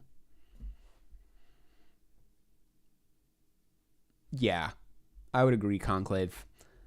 I wasn't even like really paying attention to what we were looking at here, but Conclave obviously. Supporting actor. This is the easiest award of the night, unfortunately. It'll probably be a funny speech, It's probably going to be a good speech. But it's going to be a little annoying. I love Kieran Culkin. I think he's amazing in A Real Pain. It's one of the best performances of the year, for sure. I think Guy Pearce should win, though. Just saying. I would even take Jeremy Strong. Yeah. But I'm not going to be upset about it. It's fine. This I'm going to be upset about. I really think Ariana Grande deserves it. My list would go like Ariana Grande, Monica Barbero, Felicity Jones, Zoe Saldana, Isabella Rossellini. I know she's last, but like she doesn't have that much screen time. Like she didn't. It's not like the craziest performance. I'm glad she's here though. I'm predicting Zoe Saldana though. She's obviously gonna win, and it's gonna suck.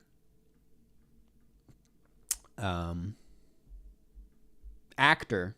Now, this is the crazy one, man. This is the crazy one. You happen to catch All We Imagine Is Light? Not yet. I'm planning to, though. I'm planning to. I haven't checked. We're good. You guys... I want to hear it from the chat first. I think you guys know how I feel. You guys know my pick, and people are upset at my pick. But,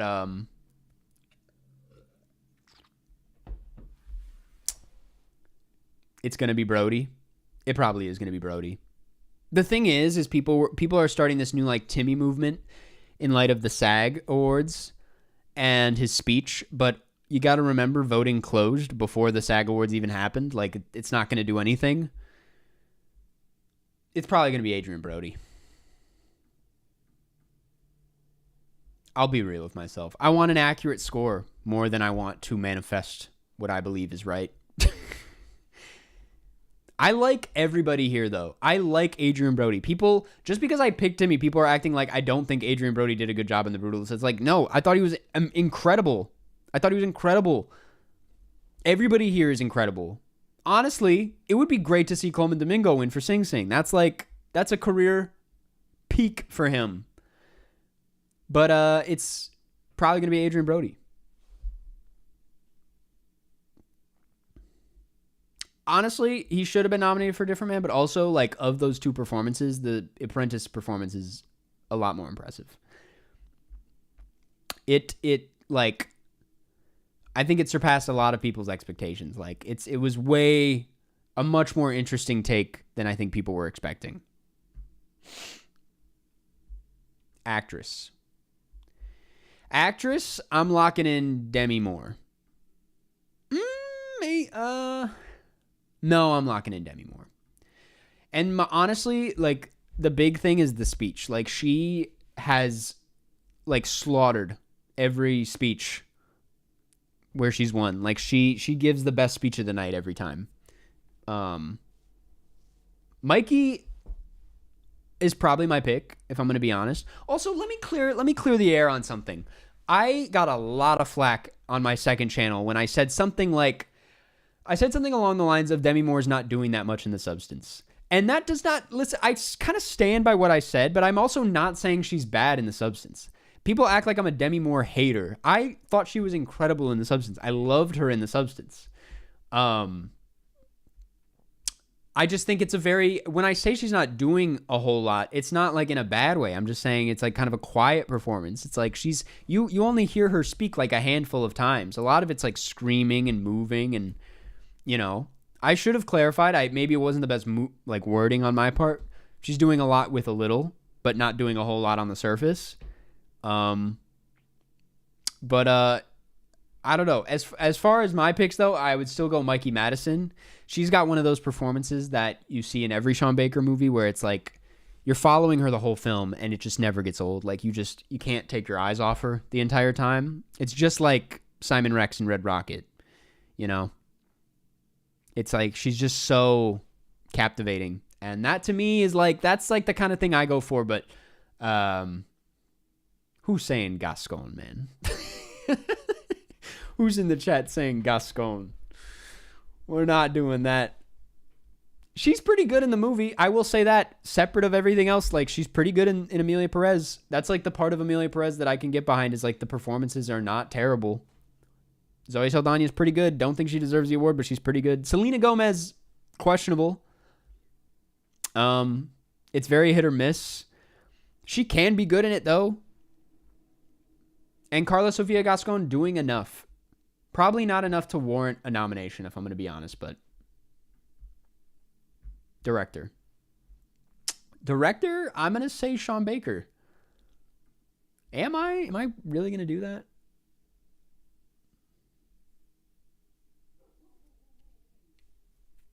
Yeah, I'm going to do that. I don't think a lot of people saw The Brutalist. I don't think enough people saw it. And I think Brady Corbet has been like, I don't know, there's like the AI thing, which you guys know my thoughts on already. Like, I don't think it's the biggest deal, but like, you know, maybe voters were turned off by it. And Baker has like even though it's really funny, it's so funny that their campaign has been like, they've turned it into like this is the film that Sean Baker's worked for his entire career. And it's like, yeah, he has been around. He's an established auteur at this point. But it's like, it's so funny to act as if like voters and like the industry has been like tapped into Sean Baker all these years. It's like he's been like kind of shut out and been like an underground guy for a while now. Underground, and by that I mean just like more on the art house side of things. But it's like you guys leave him out of the conversation every year, and now they're like, this is the one. And I'm like, all right. But yeah, I think it'll probably be Sean Baker. Honestly, yeah, it should be Denis. Denis, that's the I've been working for this my whole career moment. If we're being real, like he's been working towards Dune 2 his entire career. It's a culmination of everything he's been working towards. But no, I guess Jacques Audiard really brought his best for Amelia Perez. And picture. This one I'm leaving up for chat. Bald people stay losing. What are we thinking here? What are we thinking? Conclave wave. The conclave wave, man.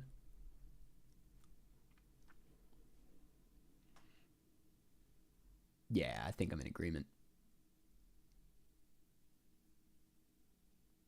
It's between two. It's between Anora and Conclave. Damn. I'm not sure.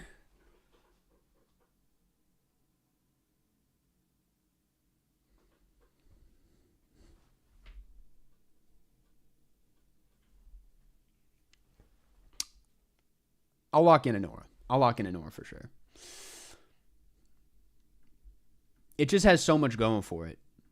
I don't know, actually. Anora, it's done. Is it, though? Conclave at SAG? Conclave... I know BAFTAs means not a goddamn thing, but, like... Conclave is not a bad movie. Conclave's a good movie. That's a good time. Maybe a little stiff, but that's, like, the whole point.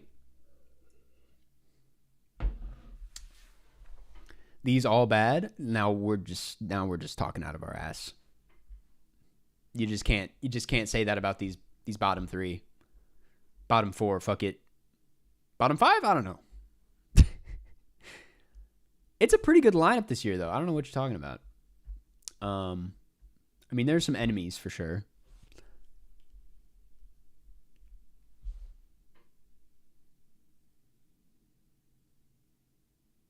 It's probably going to be Anora.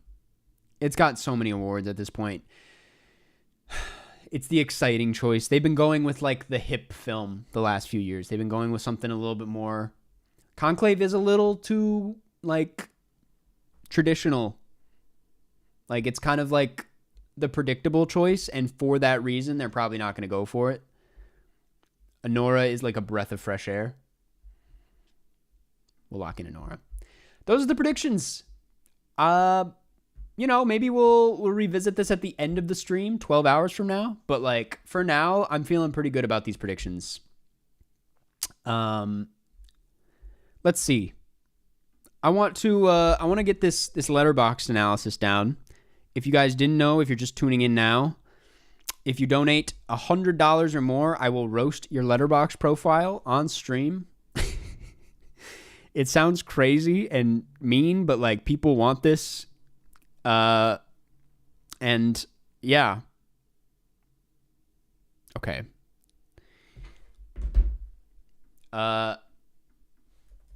We'll take a gander at this Letterboxd profile, see if it's anything of interest.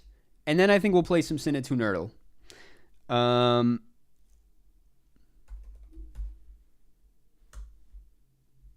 know that it's okay. Off the bat. Light and shadow.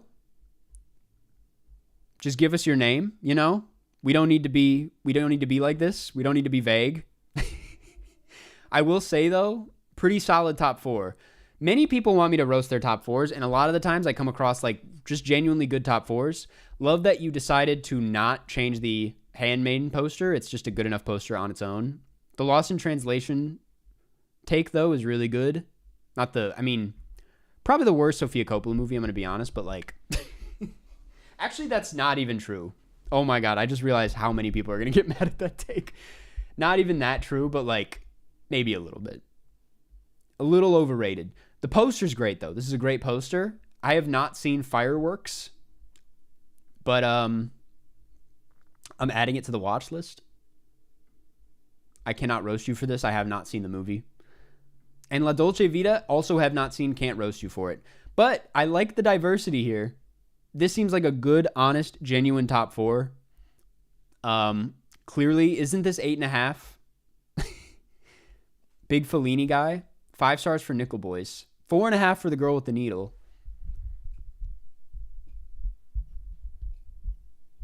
Lost in Translation is a 3 out of 5 at best. Yeah, it's just not that. It's like, maybe if you're like, 14, it's top 4. But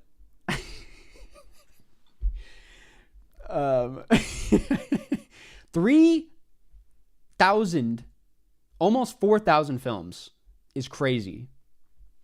That, it's almost too much, I would argue. How many films this year? 77 this year. So you don't get out much, but I do have to respect it. Let's see. Let's look at your lowest rating.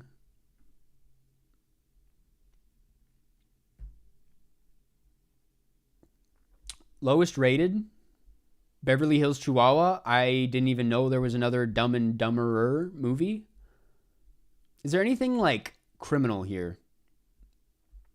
These are all pretty safe 1-star ratings. I'll be honest with you. I totally, dude, The Woman in the Window is a great Cinenerdle play, but like one of the worst movies I think I've ever seen. Venom is not that bad. The Venom hate train got a little out of control. I don't think it's like the worst movie in the world. Perfect Profile. This is it's a hard one to roast. This is pretty, like, I have nothing to say. Like, this is the Sam Levinson hate going all the way back to Assassination Nation. That's a real hater right there. That's real commitment to the hate. Fucking, I don't even know why you're watching all these Christmas Prince movies. This is insane. How many Christmas Prince movies you've watched? Considering all of them suck. I watched Disaster Movie at a sleepover. It's one of the worst things I've ever experienced in my life.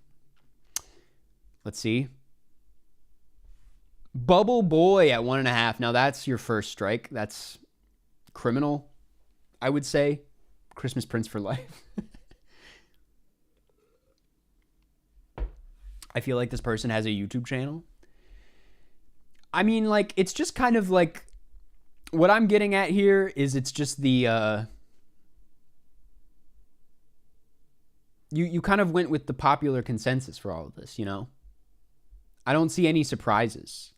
It's lacking a little, it's perfect, but it's almost too perfect in that it's lacking a little bit of personality other than the Christmas Prince dedication. That says a lot about you as a person. Yeah, don't disagree with any of these. Come on, man. Have I logged this? I guess it's, you know, I haven't seen it since I was a kid. Maybe it's not the best thing in the world. Maybe nostalgia's getting the best of me, but like, it's a pretty good movie, man. It's like, it's what you want out of a Pokemon movie, I would say. But also I haven't revisited it. Let's see. The Grinch, a bit low. Oh. I won't even touch that one. But that's... Yusuf, thank you for the super chat. You said one time that you didn't try for the top film schools because of your grades. Does GPA really matter that much? What do you think of NYU? I don't know where I said that because I definitely did shoot my shot at, you know, I shot my shot at USC, NYU. I think that's it as far as top film schools go. Did not get in, obviously. But I can't really say because I didn't get into any like really crazy good schools with my GPA, so maybe it does. I also, looking back at it, I can't imagine how bad my like essays were. They were probably horrendous. I've been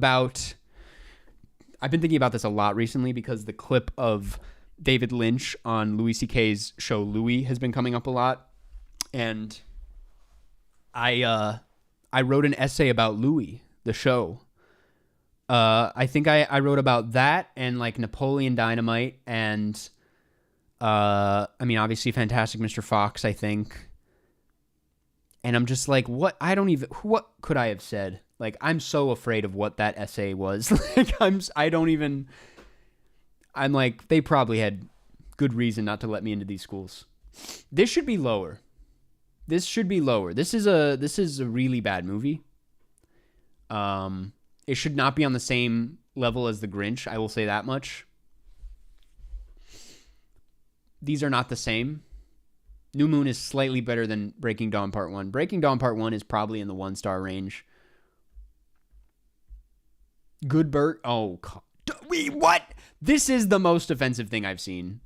Babe, Pig in the City is like a work of art. And I'm not even trying to be funny or I'm not doing a bit. Like, it's like one of the most visually overwhelming films. It's hilarious. It's adorable. It's some of George Miller's best. This is not an honest rating here. I'm not convinced you actually believe this. Hey, Karsten, can't give too much, but thought I'd send at least something since you're one of the main people who got me seriously interested in film. Kyle, thank you so much. Really appreciate it. Thank you.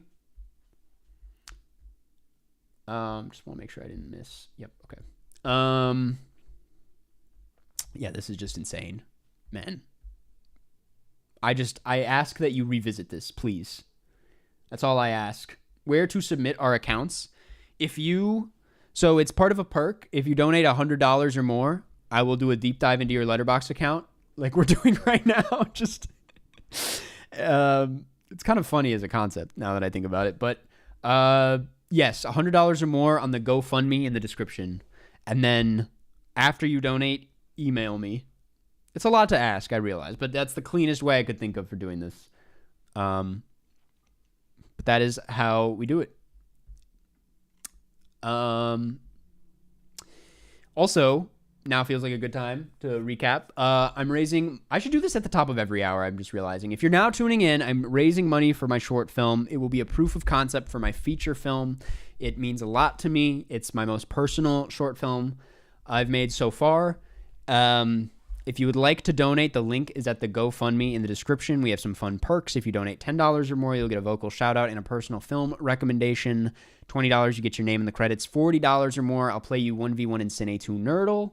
$100 or more, I will do it exactly what I'm doing right now, and I'll go do a deep dive into your Letterboxd account. And $500 or more, you get to come on the stream today, and I'll talk to you about your favorite films of the year.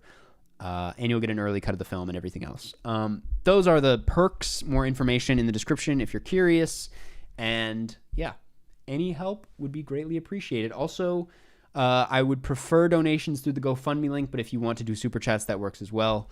But GoFundMe is preferred. Thank you. Let's see. Rugrats, what the fuck is your problem, man? Do you just hate fun? Do you just hate kids' movies? Kung Pao, that's actually not that good. It's not that good. I've yet to encounter someone else who has seen this movie, actually. So I'm a little taken aback by that. Zombievers, man, is like half-star territory.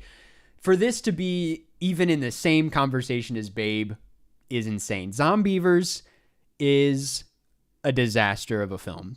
I fucking hate this movie so much.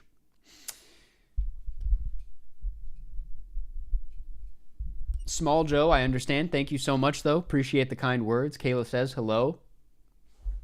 Sufi, thank you. What are your plans for the short film? Like, where do you plan to take it? I do plan to do a festival run, assuming it turns out okay, which it will. It's going to be amazing. By the way, we're planning on shooting on 16 millimeter, which does not mean that does not make or break a film. It does not make it better, but it is an aspect I'm very excited about, very nervous about. I've never shot on film before, but my cinematographer and I have wanted to do this for a very long time, and we're just very thrilled. So it's also why we need to crowdfund, because film is a bit more expensive, but yeah, very excited about that. And yeah, we're planning on doing a bit of a festival run, planning on using it to help finance the feature. Yes, the film is about a man with Alzheimer's who leaves his house in the middle of the day to visit his deceased brother in Vegas. It's a very surreal take on the disease, but a very personal one. Yeah, more information can be found in the description. It is definitely not as silly as Dirtbag was. It's a bit more on the serious side, but yeah. Let's see. Let's look at your lists for a second. Equinox, thank you for the $2. Recommendation, Red Rooms, perfect film for Zodiac lovers. My good friend Miles, shout out to Miles, just watched it and recommended the shit out of it. He said I would love it. He said it's one of the craziest movies. It seems a bit intense, so I'm like kind of waiting to be in the right mood for it. But Red Rooms has shot up on my list a lot. Everyone that sees it is like, this is a must-see film. Like this is one of the most insane films of the last few years. So very excited to check it out. I also heard it's good if you like Cure, which I really love. So, my Criterion collection, 166. You got to find a new hobby. I'm sorry. I probably have a similar amount, if I'm going to be honest with you. But that's crazy. I guess a lot of these are box sets. You got the God. Okay.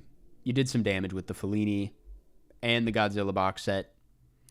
Damn, man. And the fucking, this has to be a box set, I'm assuming. I have to respect it. I got nothing bad to say about this one. You know ball. You clearly know ball. Most of these are watch lists. I have nothing to say. Overall, this is a very... I want to guess your age. That's a fun part of these that I like to do. And people give me shit for this in the comments. They're like, what's wrong with being a kid, man? And I'm like, nothing. I was also at one point a 20-year-old guy who was really into film. But it's fun to guess ages based on what's on your profile. And I'm going to guess you're 22 years old. You're in the game. You're deep in. You're familiar. But, you have a very serious, very prestigious taste. And there's nothing wrong with that. But I want you to open your eyes to films like Babe, Pig in the City and appreciate the artistry on display there. But honestly, great profile. Very few bad things to say about this one. You've seen more films than me, so who am I to even talk? Good profile. And thank you, genuinely, sincerely, thank you so much for the donation. It means the world, and yeah, thank you. So that's that. I feel like that was a pretty good deep dive. I feel like we got to know this person, Light and Shadow, without ever knowing their name. I'm going to hide this for a second. I think we'll go on to, we'll move on to, you're 32. Okay. You're 32. Fuck me, man. You never really know a person. That's what I'm realizing. I can't say shit. We're dealing with a real cinephile. But thank you so much for the donation. Okay. I don't know why that makes me laugh. Let's check. I think I got a few more. Did I or did I not? I thought the donation thing went up, but one second. That's not good. 1 second. I'm going to check the GoFundMe. I am supposed to be getting emails, but it appears I'm not.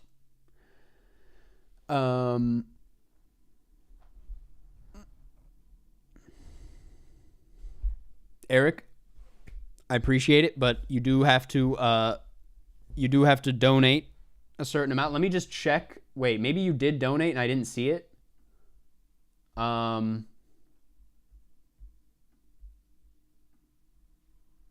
second. But let's try not to spam is all I'll say. God damn it, man.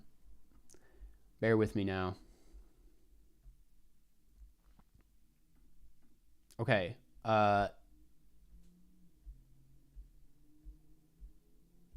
Eric, I did not receive a donation, but if you are interested in this, the perk is in the description.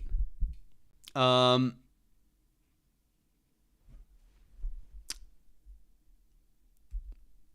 on Shrek redesign? I caught a little bit of this morning while I was panicking trying to set this whole thing up, and it was also all a blur. All I know is that Zendaya's in it, and I think I saw one still, and it looked kind of gross. It's like you're not supposed to see Shrek that clearly, right? It looked a little disgusting. How long does the GoFundMe go on for? I mean, at least till the end of today. If we don't raise the amount today, it'll keep going until next week, I would say. But yeah, kind of playing it by ear. If we raise the amount, then today, I'll shut it off at the end of today. But yeah, if not, we'll keep it going for the Oscars. It's kind of up in the air. Nicole, thank you for the $20, by the way. I don't think I've seen... Dog, I have not been getting emails for like any of these, and I apologize. But Nicole, thank you for the 20. I'm going to recommend, while we're at it, Shrek. Kaylin, thank you for the 10. I'm going to recommend Persona by Ingmar Bergman. Kayla, thank you for the 10. I'll recommend Barry Lyndon if you haven't seen it. William, thank you for the 10. I'm going to recommend another Kubrick movie, Lolita. Levi, thank you for the 21. Appreciate it. I'm going to recommend... I'll recommend Starlet, early Sean Baker movie. Landon, thank you for the 20. I will recommend DD, movie that came out last year, very good. Owen, thank you for the 25. I will recommend Moneyball, classic. If you've already seen it, you should watch it again. Sean, thank you for the 5. I don't do the recommendation below 10, but thank you for the 5. And Clenny, I'll say Fantastic Planet. Why not?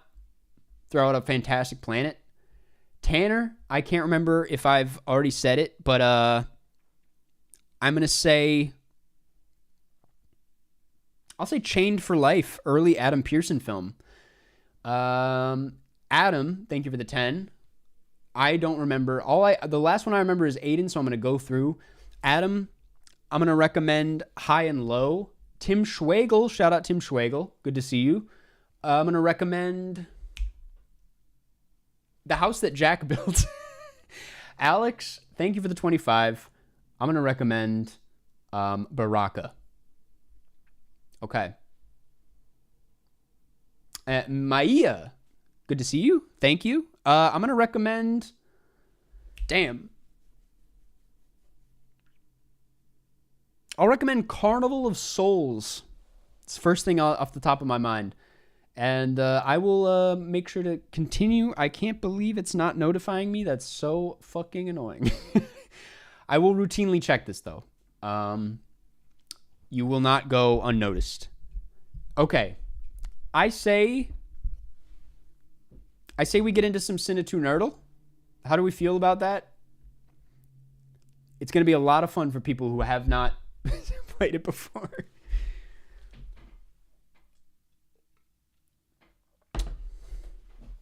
What is your top 4 of TV shows? Breaking Bad, Succession, probably SpongeBob SquarePants, the first 4 seasons. And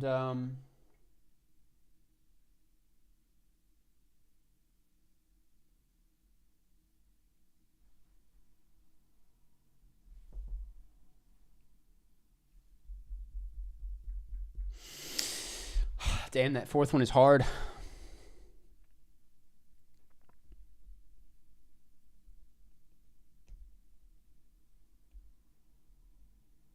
Haven't finished Sopranos. Oh, yeah, Twin Peaks. Yep, Twin Peaks for sure. Dude, I was considering Documentary Now. I really love Documentary Now. But definitely Twin Peaks. Breaking Bad, Succession, SpongeBob, Twin Peaks. All right. We're going to play Cinenerdle. I'm going to do my best to keep... This is a tougher one to keep up with Super Chats and whatnot. Tyler, Jesus. Okay, wait 1 second, though. 1 second. Thank you, Tyler, for the $100 donation. That helps a lot. Really appreciate it. I'm going to recommend you... I'm going to recommend... This is a bit of a bleak answer, but I'm going to recommend The Assistant. Came out a few years ago. Great film with... I think her name is Kitty Green and Matthew McFadden. Really underrated film, in my opinion.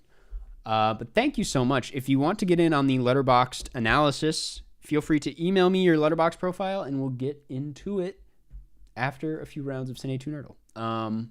Thank you. Thank you very much. Gonna watch Starlet now. Hope you enjoy. Very interesting early Sean Baker movie. Okay, let's see if this works. It did. So, Cinenerdle. We're gonna start with a puzzle. It's my new favorite thing. You guys introduced me to the puzzle on the second channel. Okay, it's kind of like Connections, but with movies. Aging, Damien Chazelle, Tom Cruise, Jack Nicholson, Code Red, Margaret Qualley, Cate Blanchett, Button, Demi Moore, Hollywood, David Fincher, Yorgos Lanthimos, Kind, Jesse Plemons, Ancient City, Margot Robbie. Yorgos Lanthimos, Kind, and Margaret Qualley. We have Kinds of Kindness. Damien Chazelle, Margot Robbie, Hollywood. Wait, what? I mean, these are supposed to be...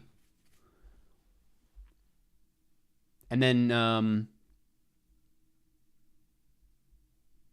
how do we get mixed up? Hollywood. And then, this is obviously La La Land. Wasn't aging? No, not aging. Aging's obviously the substance. And then there's Margaret Qualley. Yes. Okay. But what is the last one for La La Land here? Kind. Jesse Plemons. He's not in that. Yorgos Lanthimos. Margaret Qualley. Ancient City. Tom Cruise. Demi Moore. Code Red. Jack Nicholson. Aging. Button. Oh. No. Wait. Babylon? Oh.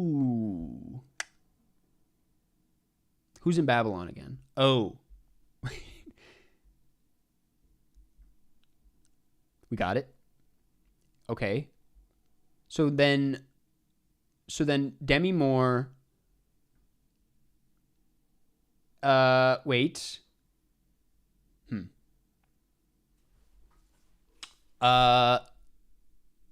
Demi Moore aging. Shit. This is going to be the vertical one. Bro, I'm going to cry. This is what happens when we start doing games, man. This is why we don't do games. We can just do predictions because this is painful to watch. Okay, wait. Let me start. I got lost. This one's too easy. Why am I blanking on... What is Jack Nicholson? What does he have to do with any of this? What the fuck is Code Red? Curious Case? What do you mean Curious? Kate Blanchett? Oh, Button. David Fincher. But then what is the... Okay. David Fincher, Button, aging. Okay, we got it.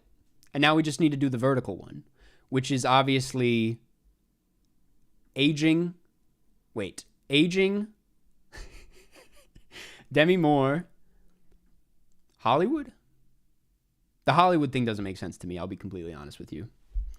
Nothing about the substance screams Hollywood. That's a universal experience. But we'll take it. Rate it. I'm going to give that one 3 stars.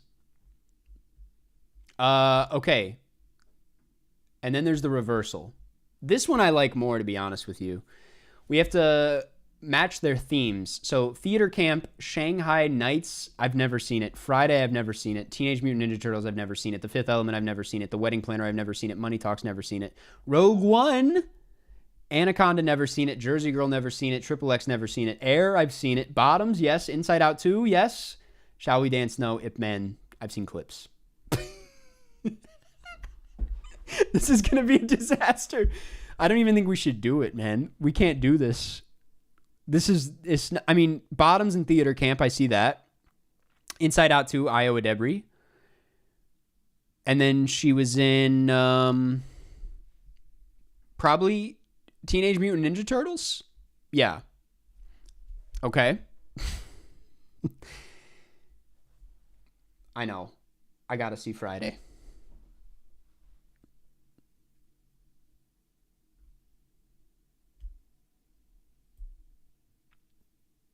Watched any Norwegian films? If so, what's your favorite? I do not have a very interesting answer for you. It's probably just Worst Person in the World. Or Oslo, August 31st. Both Joachim Trier.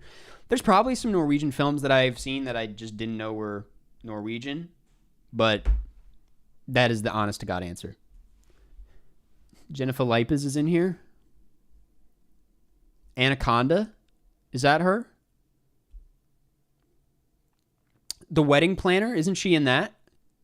Or am I... I don't even like... I don't even... Some of these I don't even... This is maybe not the one for today, right? This is going to be terrible. Would you agree that The Dark Knight is super overrated? No. I think it's a pretty good movie. Friday, The Fifth Element. What's the connection there? I believe you. I'll do it. Oh, and Money Talks. Okay. We just need one more.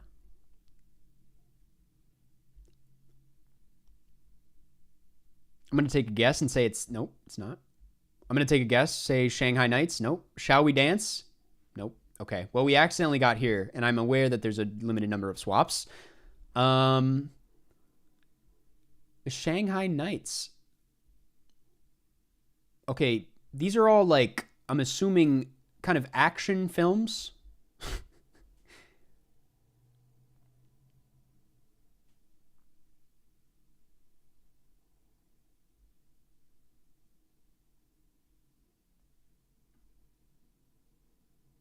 Donnie Yen. I don't even know who that is, I'm going to be honest. I'm here for weed. This is the wrong place, brother. Gamer. There we go. Easy. Now we just need the vertical. And that should be... What should that be?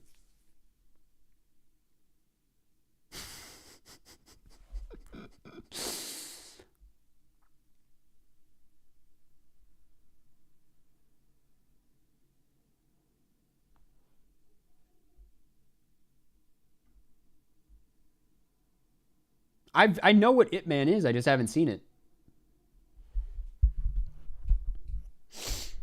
See, I'm really tapped out of Chinese martial arts films.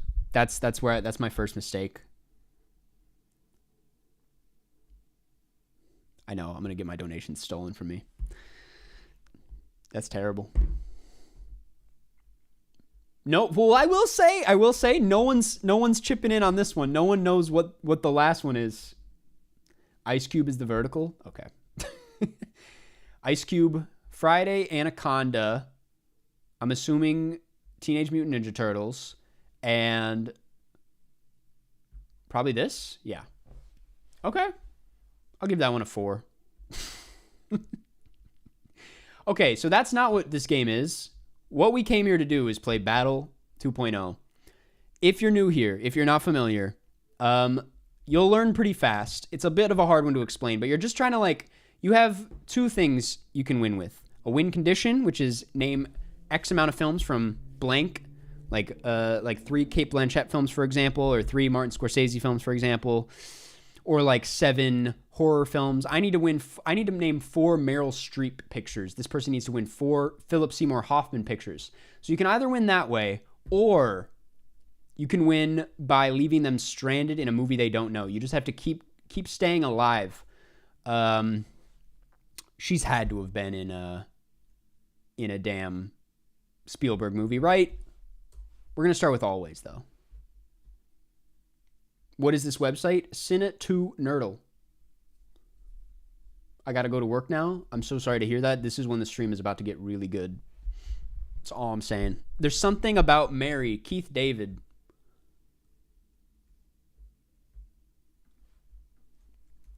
I'll be honest. I haven't seen this. Okay. Ben Stiller. Cameron Diaz. Matt Dillon. I'm going to try and stay away from Philip Seymour Hoffman as much as I can.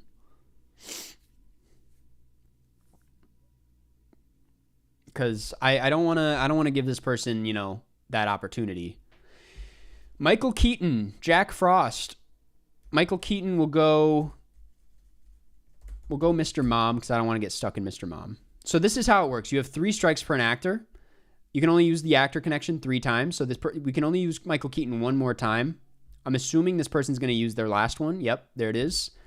Birdman.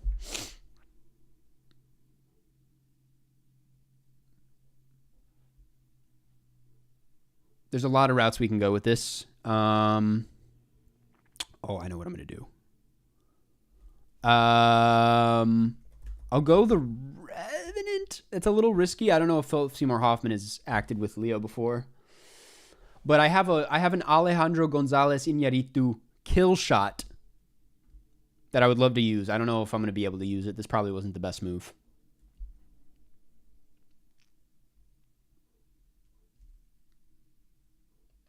Do you want help / hints or not? You can feel free to... Okay, Basketball Diaries.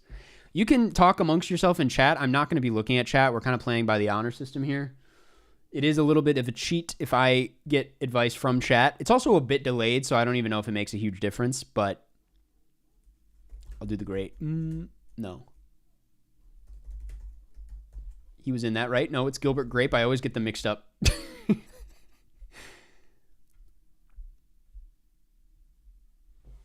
How did you rank Prisoners so low on the Denis Villeneuve list? Man, people always get mad at me. It's like, just look at what's above it, though. Those are all amazing films. I know Prisoners has like crazy shooters, though. People will die for Prisoners, but like, I don't know. To me, it's like it's like the first time he really like locked in the beach. The beach. I'm using the cast lifeline again. Oh, I knew, dude. Okay. Tilda Swinton. Oh man, Tilda Swinton. I have a Tilda Swinton kill shot that I like to use. Regular watchers of the Cinenerdle streams will know where I'm going with this one. Thank you.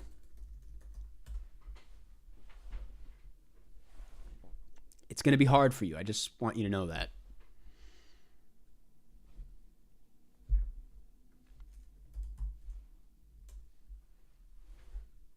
And that's how you do it.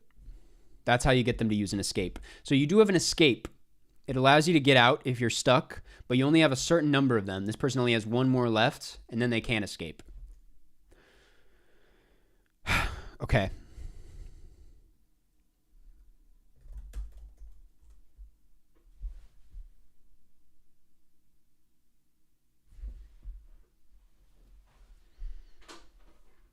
I'll do a Scorsese re-rank one day. It's going to happen, I promise. Winona Ryder. Is that also Ben Stiller? No, is that Matt Dillon? That's Ethan Hawke. I'll be honest, there's like a million Meryl Streep movies, but I'm kind of blanking on which one. I'm going to try Greenberg. It worked. Forgot he was in that. Well, I'll use another Philip Seymour Hoffman and block it. I'm going to get out a pretty big one so that I can use... I want to use actors that are in this that could have gotten this person to Magnolia. It's all part of the strat. She's in Joe Dirt? Did someone send an email? No, I haven't gotten any emails on Cinenerdle, to be honest. I'm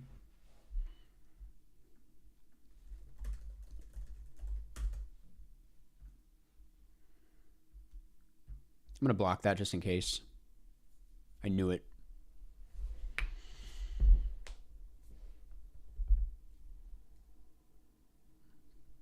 Cocktail.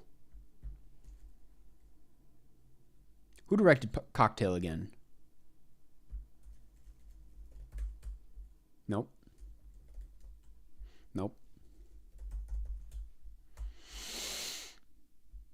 We're going to escape. I got stuck in Cocktail. Do you smoke? No. Bro fumbled already? I bet I did. It's going to be fine. I'm not worried in like any way.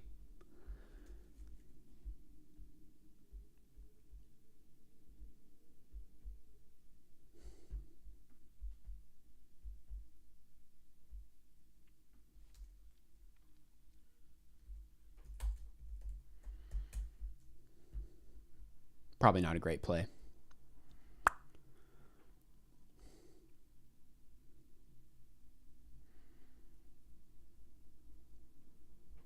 I can think of exactly 2 Meryl Streep movies at the moment. No, 3. Fantastic Mr. Fox, Little Women, and It's Complicated. Also, Julie and Julia. Who's Julie? Is that, what's her name? Erin Brockovich? Fuck, what's her name again? Natalie Portman. Natalie Portman kill shot. We need it. Or Nicole Kidman. Oh my God, what was she in with Nicole Kidman? Was that that was a TV show. I'll play Australia. Don't Look Up, that's right. Karsten, are you watching Severance? I am. I'm not caught up, though. Unfortunately. but I'm enjoying it. Not as much as the first season, but I'm enjoying it. Hugh Jackman. They had to have been in a movie together, man.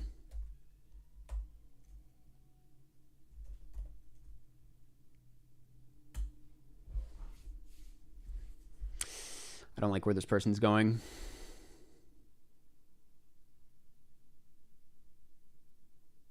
James Mangold kill shot here? If only I knew what a James Mangold deep cut would be.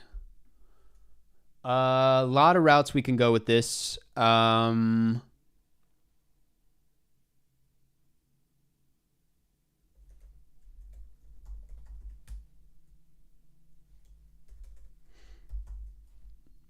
escaping.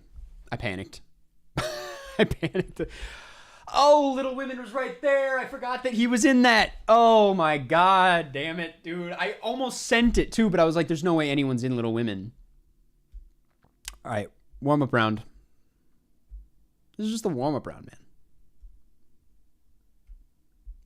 Little Women, bro, please. Little Women, bro, please. Okay.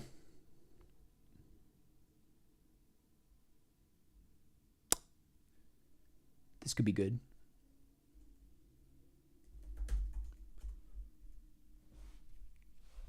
This is how we get them.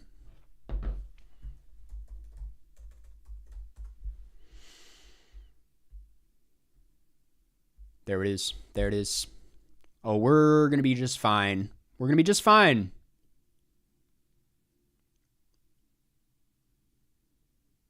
Think.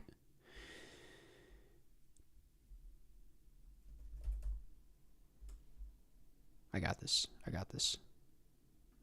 Block it just in case. Fuck! You know what I was going to do. Stellan Skarsgård. Well, there's always Mamma Mia. Here we go again. Oh! Blocked me. It's all good. Is that dumb?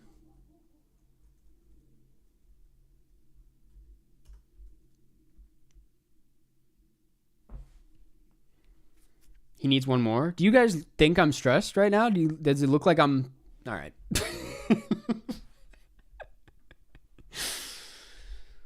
Let's play again. Good warm-up round. Jake won. Not my strong suit. Martin Scorsese, now we're in my camp. Everyone should be incredibly scared. It's going to be disgusting. Octavia Spencer. Or Michael B. Jordan. Or Ryan Coogler. So many great options. We're going Ma.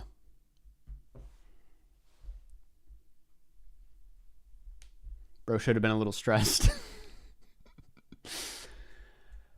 Spider-Man.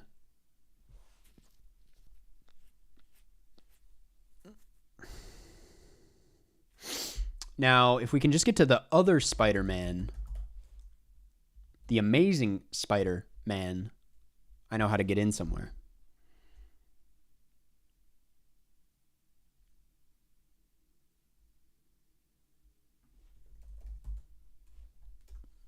Blocked me. God damn it. All right. Well.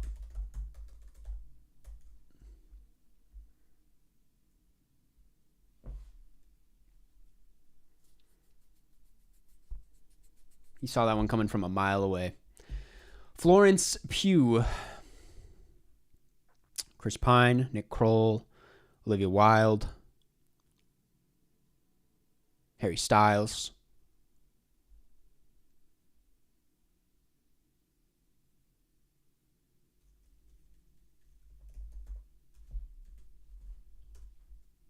What? Well, I'm going to escape. It was called The Wonder.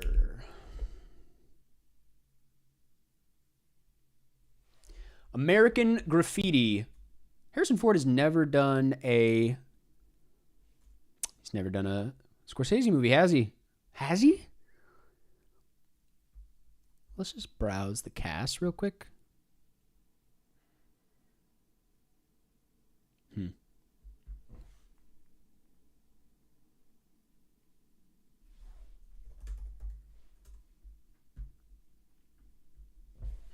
Not going to give this person a Star Wars point.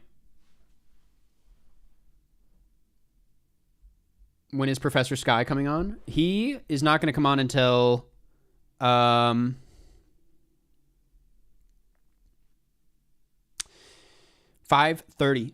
First guest comes on at 2:30. Raiders of the Lost Ark.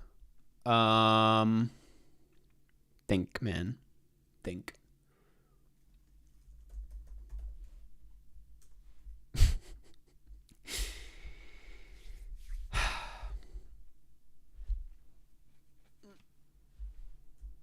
We'll get there somehow.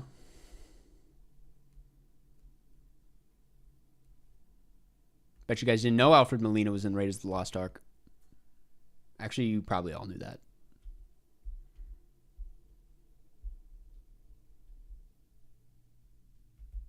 Again, not too worried, though. Spider-Man 2. Willem Dafoe. The Last Temptation of Christ.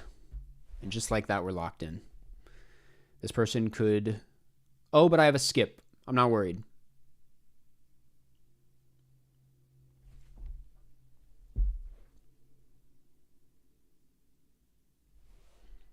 Nosferatu.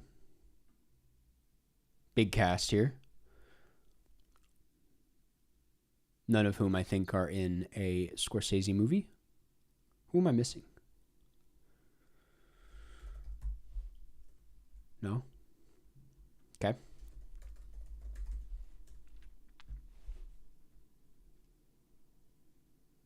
Gotta lock in, man. I know. This is not my best. I'll be honest. Mad Max Fury Road.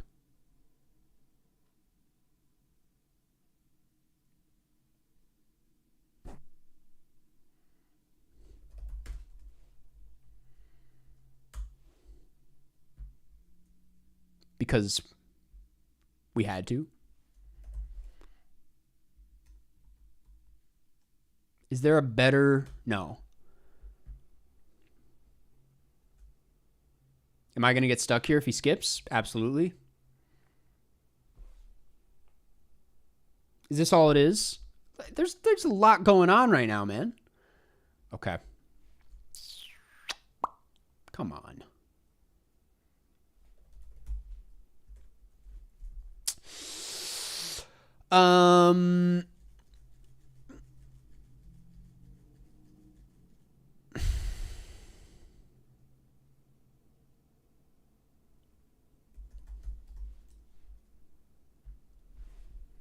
Why go Keanu Reeves, man? That's going to open up every sci-fi film in the book.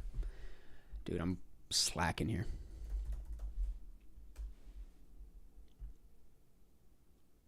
This was a decent play. I will say that much. This was a decent play.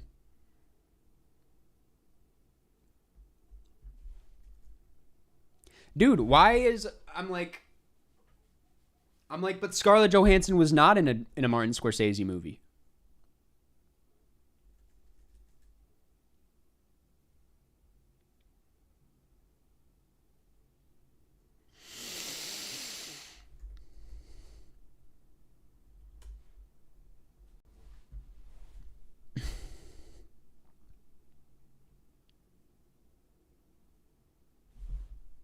Well,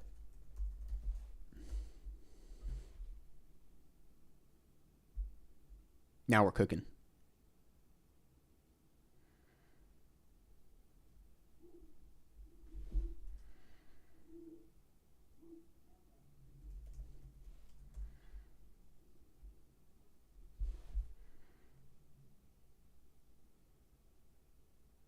Me personally, I thought the animated fur video was interesting. At least someone thought that.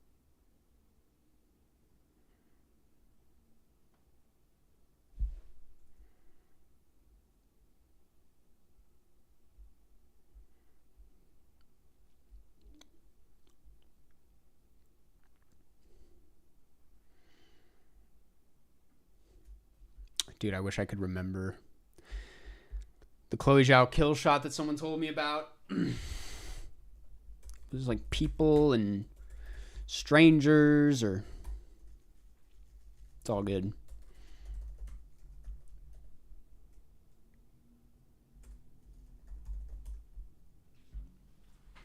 Oh, this is not good at all.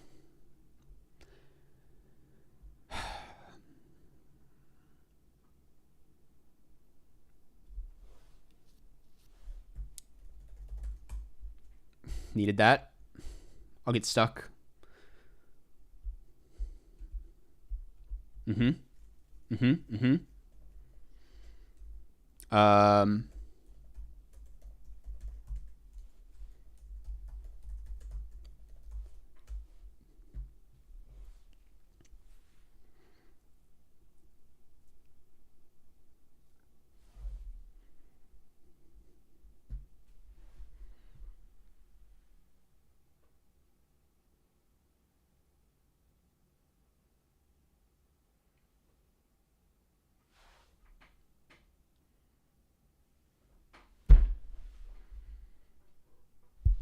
Wait for it. Googling Gary?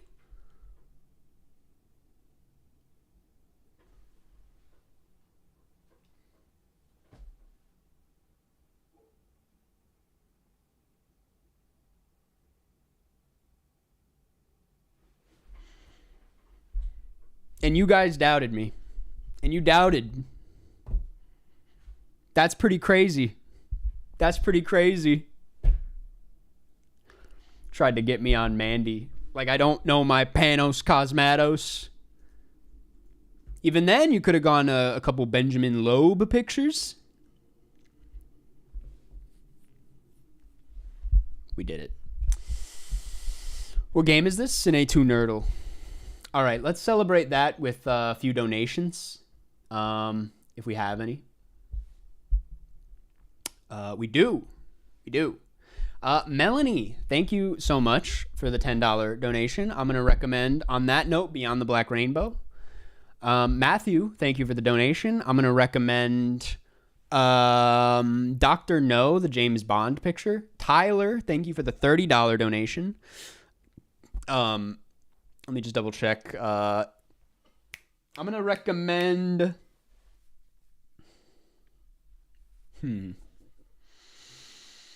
Clue, Cookie Estes. Thank you for the $50. I love you. You qualify for the 1v1 on Cinenerdle if you want to play. I'm going to recommend, because we were just talking about it, I'm going to recommend Mishima, Life in 4 Chapters. Jonathan, thank you for the $10. And while we're on the Paul Schrader kick, I'm going to recommend Blue Collar. Nick Verge, thank you for the $10. I'm going to recommend... I'm going to recommend Cure. Jose Dominguez, thank you for the $10. I will recommend another Japanese film all about Lily Shushu. And Hadi Mukala, hope I'm pronouncing that right. Thank you for the $20. And I'm going to recommend How to Blow Up a Pipeline. Good movie. All right. Thank you, everybody, for the lovely donations. Really appreciate it. Thank you so much. We are almost a sixth of the way there. That's pretty massive. I'm not going to lie. And we've only been streaming for a little over 2 hours. Thank you, guys. Thank you so much. I'll use this time to remind you guys, we're here raising money for the short film. It is a proof of concept for my feature. It's called Douglas, Nevada. It's about a man with Alzheimer's who wanders away from his home and into the desert to go see his deceased brother in Las Vegas. It's very surreal, is introspective the right word? Take on the disease. Very personal film for me. It would be an honor to make this. It's like a film that I've been working on for a very long time. So if you want to support it, you can donate below at the GoFundMe. We have some amazing perks like vocal shoutouts on stream like I just did with a personal movie recommendation, your name in the credits, playing you 1v1 in Cinenerdle, which is the game that I just played. If you want to get in on that, you need to donate $40 or more, and then Wait. Is this right? Wait 1 second. Oh, Tyler Cobb. I just got your donation. Okay. Tyler, if you're in there, would love to play you. Honestly, I'll answer some questions while I boot up a private arena for us. If you're in there, we can play a game right now. Friendly arenas. I think this is how you do it. Daily random private. And I'll set...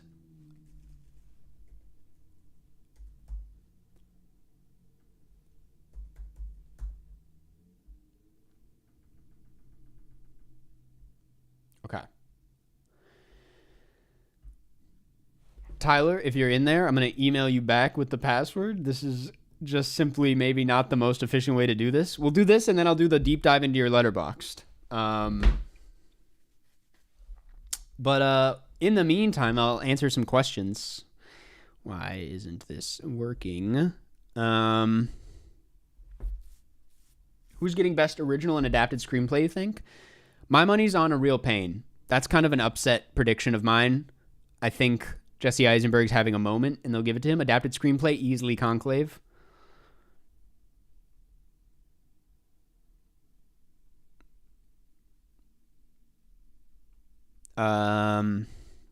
Okay.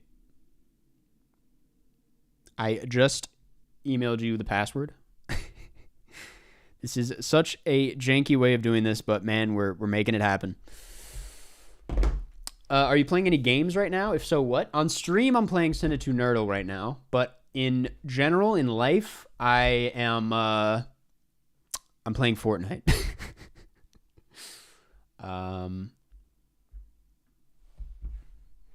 Will Chalamet ever win an Oscar? Yes, absolutely. Is this you? Wait a second. Or did someone just... This is you. All right. Ty? Or Philip? I don't know what to call you. I hope this goes well. He'll win eventually. That's probably the only reason they're not going to give him a complete unknown is because they believe in him so much. They believe in him. Catherine Bigelow, that's probably the worst win condition I've ever had in my life, but that's okay. Regina King, man, we'll go Poetic Justice. We'll put you in a... You know what? I'm going to play by the honor system, by the way, and assume you are not watching the stream. You should turn off the stream, because otherwise you can cheat. But I will refrain from talking. I won't talk too much. It's just something I did not think through, is the fact that whoever I play in this perk will probably be watching the stream. Thoughts on the Brutalist AI stuff? I talked about... What? We should play again. I don't know if that was an accident. But we should go one more time, probably. Oh, your internet. Damn, man. I will wait. I'll wait. It's all the same. It's all the same info. We're not going to count that. Everybody calm down. We're not going to count that. Yeah, I already talked about the Brutalist stuff a little bit. I don't think it's a very big deal. I think it's like, it was used as a tool, and they just wanted to make the best film possible, and it didn't take away from anything. I also think Adrian Brody's performance succeeds beyond just the accent, so that is my take on it. But you think Ray Fiennes has a shot at Best Actor? Probably not. I think him and Coleman Domingo are the least likely. I even think Sebastian Stan has like a decent chance. But it's realistically Adrian Brody or Timothée Chalamet. The Holdovers. Okay. Now I have Michelle Yeoh.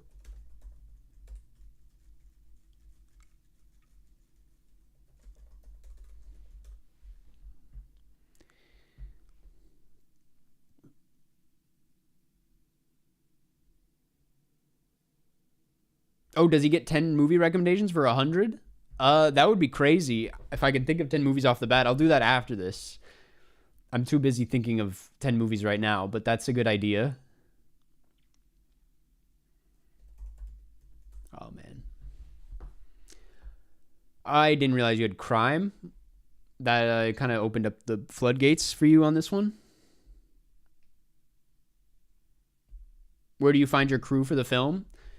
Honestly, a lot of my friends work in film, so that way naturally, but also my DP knows a lot of people. We're gonna, ooh, okay.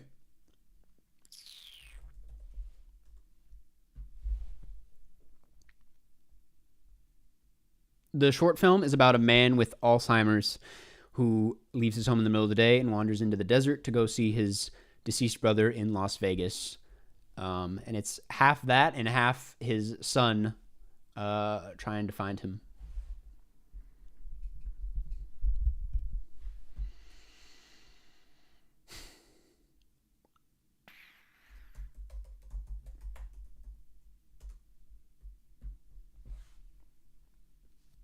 Do you think Nickel Boys has a shot at winning Best Picture? It's not zero, but it's something. It's a little bit there. I don't want to just spam.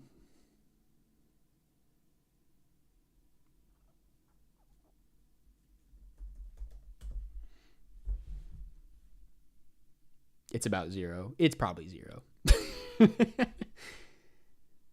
What is the game you're playing right now called? Cinenerdle. How long do you think the short film is going to be? Probably less than 10 minutes, if I'm going to be honest. It's a pretty short one. We're raising less than Dirtbag. It's a shorter film. It's a much simpler film. But there are other complications, like the fact that we're shooting on film. The actor is older.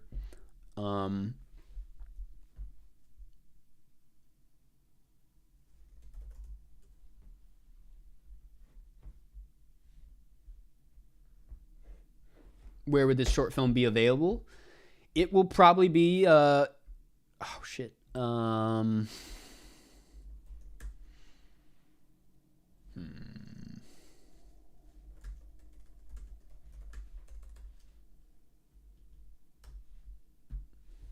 we're at it.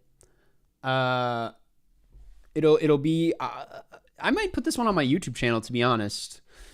I mean, I think it's going to be really great. I'm really excited about it, so I feel, you know, I can put it on the main channel, but it'll also probably be on Vimeo. Kind of up in the air what the festival run will look like as of now.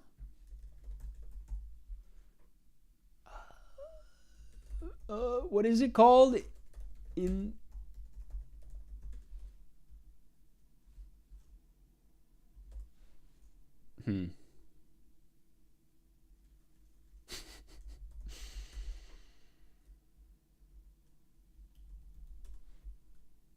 Not a great play. Joe, thank you for the $10. Short film sounds cool. Really appreciate that. Thank you.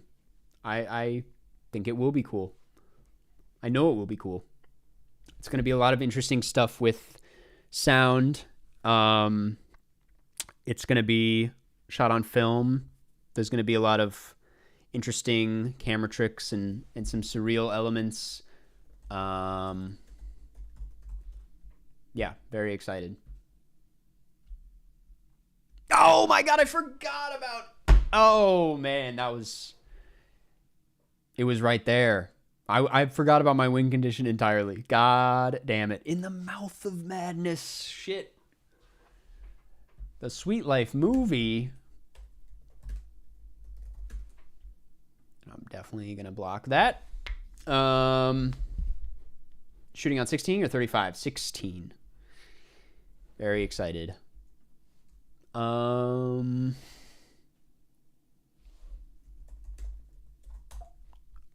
I did it again. I did it again. I do this every fucking stream. I get too excited. My finger slips. Oh my God.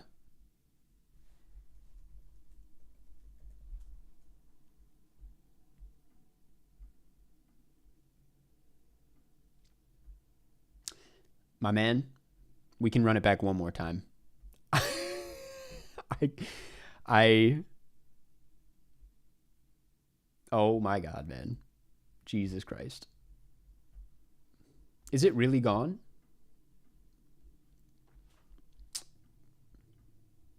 One second. Every stream, my finger slips and it shuts down the entirety of Chrome. We are going to run that back one more time. I apologize for all the technical hiccups here. This is crazy. That's deeply embarrassing, and I'm sorry. Okay. Hold up. One second.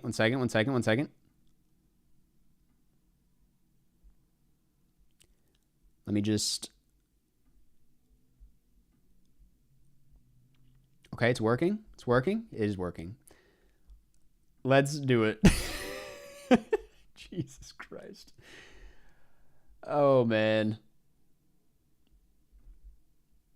Okay.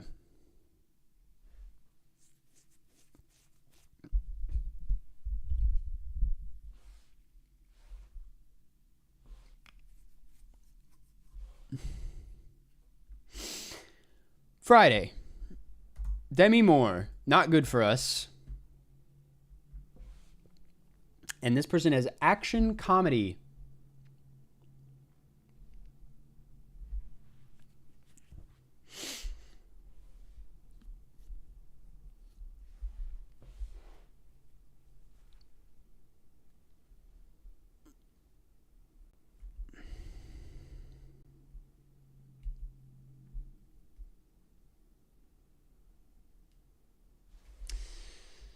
Oh, man. I can't get over that technical issue. That was insane. That was so stupid, man. Back to the Future.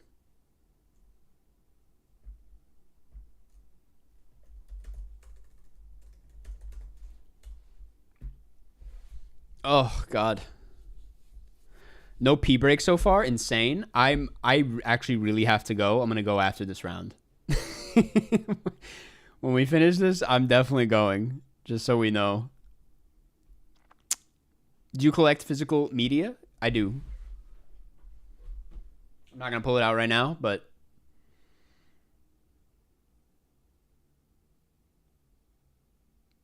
That's a tough way to go out.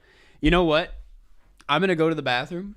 And then when we get back, we'll do a Letterboxd round. We'll do a deep dive into the Letterboxd. But for right now, it was great playing with you. Okay.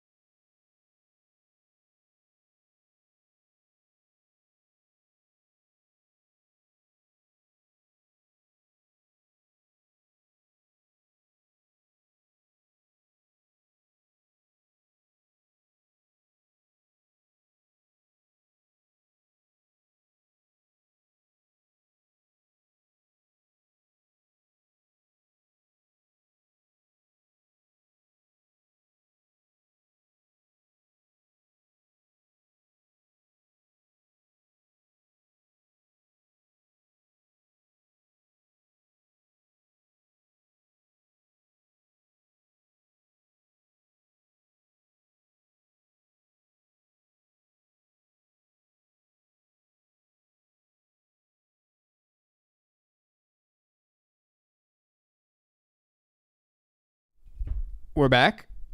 I think we're back. What a trip it's been. Oh my God. I think we're back. Oh, Jesus. Where is this coming from? What a trip it's been. Oh my God. I think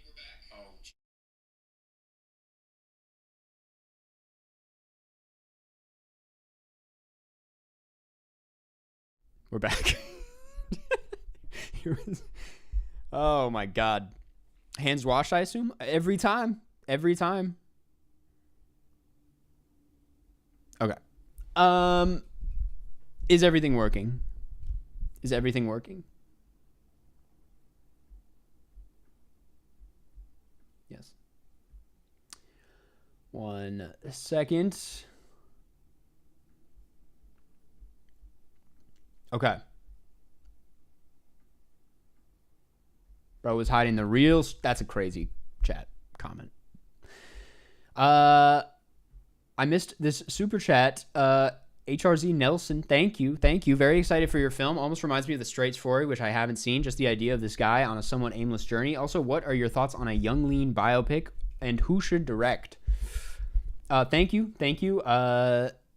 Straight Story is a good reference, to be honest. I saw someone earlier ask, like, what sort of vibe it is, like what similar films there are. And I would say, like, Paris, Texas, definitely. Probably the main inspiration, that kind of vibe. But yeah, and as far as a young, lean biopic, I think Andrea Arnold would do it justice pretty good.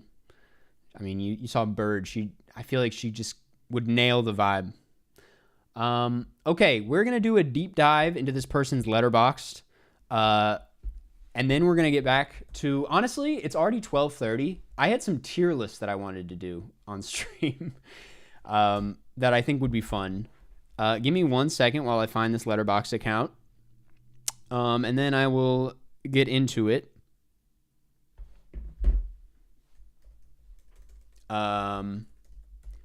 But...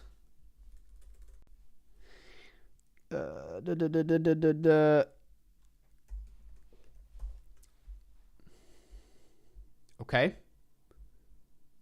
Is this it? Wait, is this really it?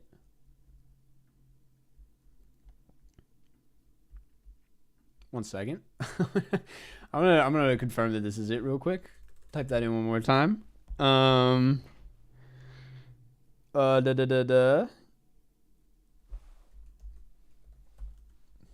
This is it. This is it. Okay. Tyler, this is the account. We're looking at 0 film, 0 following, 0 followers. Fill in the blank with whatever you want. Number 5, Solar. This is frankly just an unfinished account and a really unhinged top 4. The thing is, you're pretty good. Like Twin Peaks, easy top 4, absolutely. Malcolm X, easy top 4, absolutely. Dazed and Confused, questionable. Bit of an overrated Richard Linklater, if I'm going to be honest. And you picked a really absurd poster that stretches the picture. And then there's Jackass number 2. Which, the Jackass films are great. And it's really refreshing to see someone just go for it and put it in the top 4. Specifically the second one, which I can't remember off the top of my head what happens in that one. But I have to respect it. It's up there with Fire Walk with Me for sure. And I like the Alice in Wonderland profile picture. I like the, broken Tyler user is name. This is you set this up probably like 10 minutes ago. This is crazy. But honestly, in a lot of ways, a flawless profile. I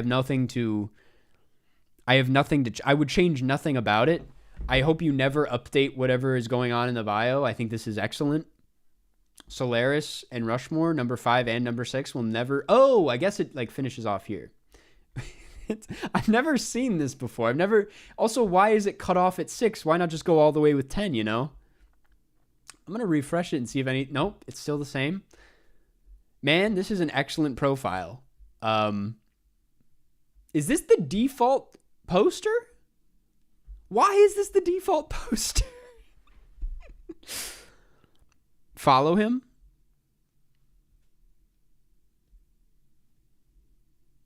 I'm going to follow him. Check back later, let them cook. I honestly will. I will honestly check back later on this this profile fascinates me. Like anyone with this top 4 who's in this state of mind is cooking in ways we can't fully comprehend quite yet. So I'm going to touch base later and see if there's anything going on this profile, but Tyler, aka user is name, which also, how is that not taken? That's an excellent username. Good shit. Okay. I apologize it wasn't as extensive of a deep dive as the other one. And it also was a pretty broken Cinenerdle matchup, but please bear with me. It was the first time doing that. Hopefully it gets better. Anyway, let's see. Yes, if you want to do the Letterboxd deep dive, it's $100. I know that's absurd. It's definitely, clearly, as you can just see, it is not like a precious thing that is worth $100. It's more so if you want to really support the project, and you want a fun little interaction out of it. It does not guarantee a follow, by the way. I shouldn't even be following some people, not others, but like I wanted to do this for the bit and also so that I can come back to it and check in if there's an update. It would be really funny if throughout the stream this profile just continued updating and we had new clues, new obscure puzzle pieces to put together. But anyway, that is the deal. I want to try this tier list that I found. Well, actually, there's a tier list that I made myself, too, that I kind of want to try. It's pretty fun. I've never seen someone do this one before. Now. Okay. I think it's working. How do you view rating in Letterboxd? Is it 3-star, the same as like a 6 out of 10 or more like 7 out of 10? My friends and I diverge on this, so I would like to know your opinion.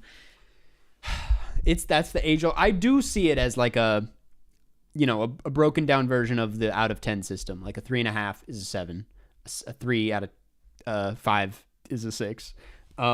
Even though I saw a tweet actually recently that was like, why is 3 out of 5 so much better than a 6 out of 10?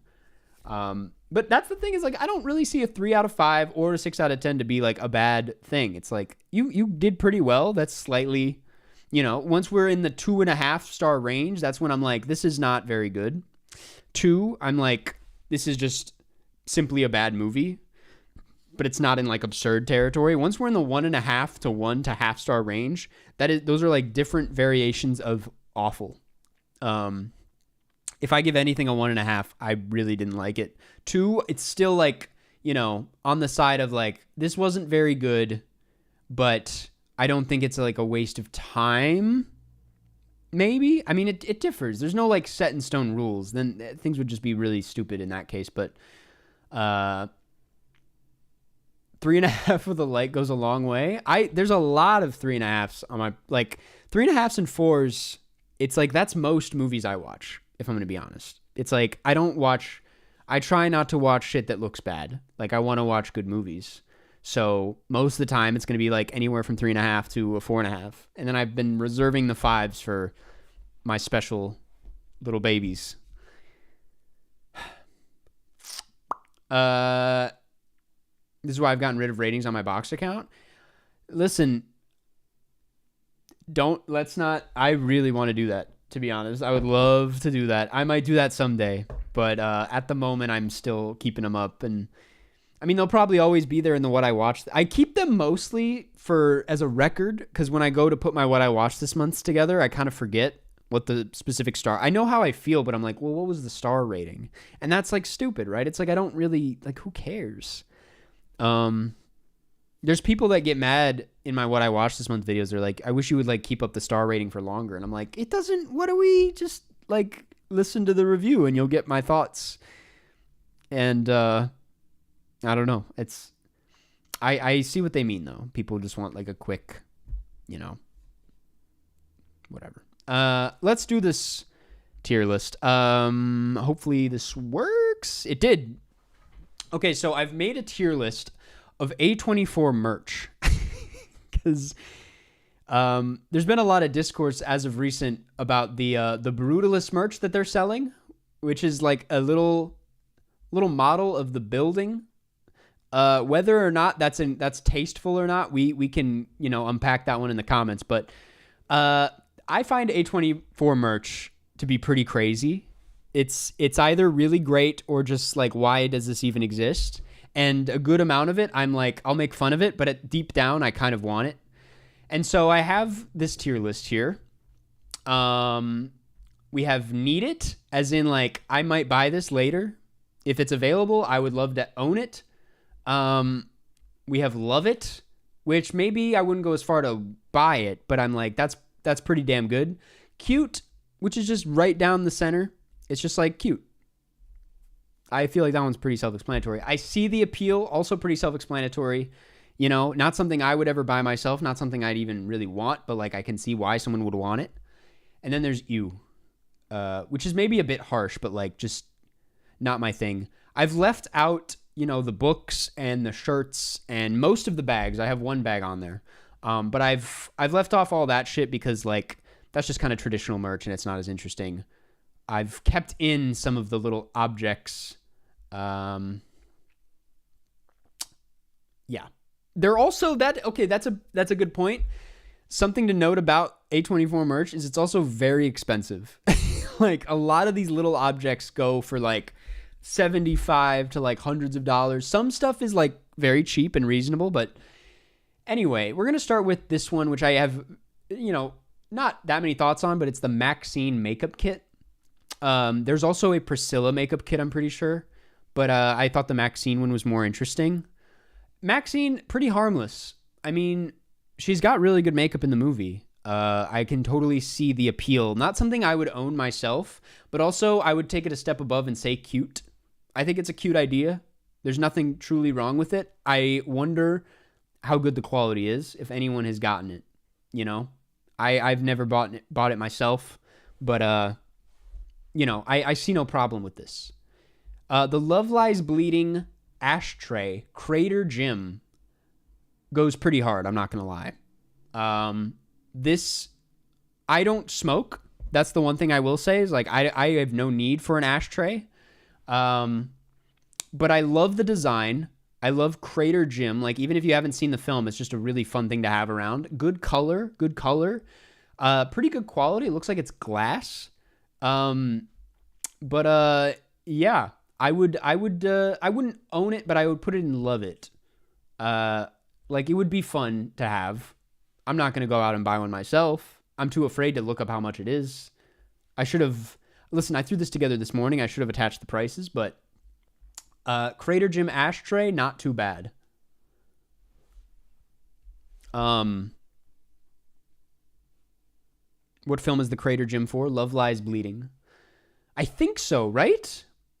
It's not for like Iron Claw. I'm pretty sure it's Love Lies Bleeding. Please do a Von Trier or Vinterberg ranked. That'd be kind of crazy. I would do a Von Trier ranked. That'd be interesting.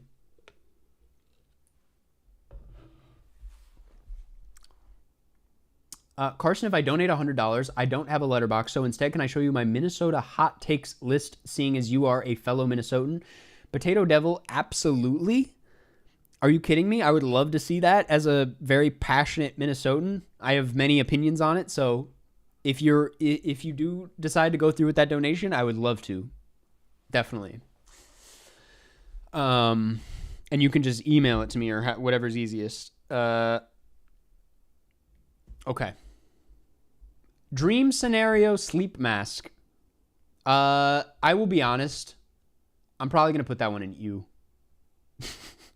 It's fun, and I understand why, because it's a dream movie. I like the movie.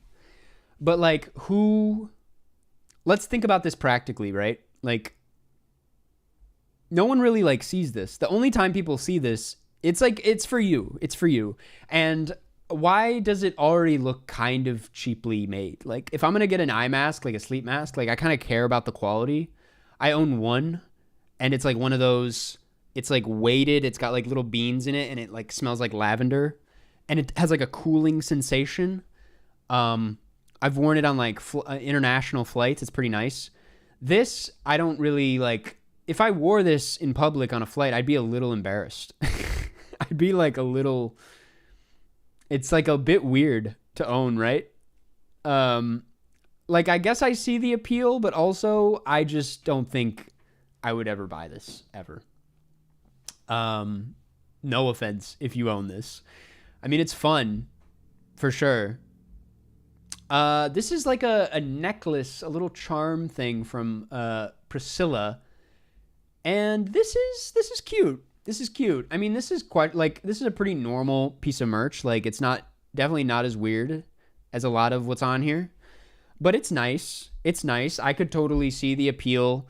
I would get it as a gift. Like, it kind of works on its own. Like, even if you don't know Priscilla, like, I don't know the details of it, but like, it's pretty cute. Name inserted here. Thank you for the $10. Really appreciate it. Thanks for playing even through the glitches. You know your stuff. Thank you for the donation. Thank you for and for continuing to donate. And love the Letterboxd page. Really appreciate the support, and I'm very sorry for the technical issues, but really appreciate it. Thank you. But yeah, I mean, also, if anyone here owns any of these, speak up, because pretty crazy. Like, I would love to know how. I don't think I own anything here, so I really can't speak on them that much. Favorite Minnesotan celebrity? Oh, man, let me think about this one, actually. I mean, probably Prince. You know, probably Prince. I love Bob Dylan, but, like, I have more of a connection to Prince. I've listened to more Prince in my day. I also think Prince is more, he brings up Minnesota more often than Bob Dylan. Bob Dylan kind of like doesn't, acknowledge the Minnesotan thing all that much from what I know. I always forget Chris Pratt's a Minnesotan. Fuck, man. There's like some really good ones.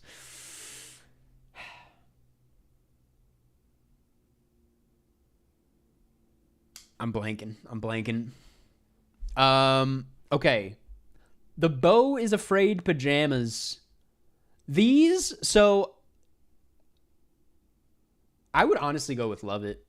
When I went to a early screening of Beau is Afraid, I had like they gave us like little shirts, and one of them was this like really cheaply made shirt that was like, those like tuxedo shirts, but it was like pajamas. It was a print of pajamas, but on a t-shirt.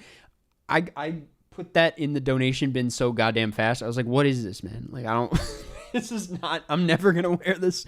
So it put a bad taste in my mouth. And when I looked at these at first, I was like, no, but now I'm looking at them and I can't really speak to the quality, but they look pretty damn comfortable.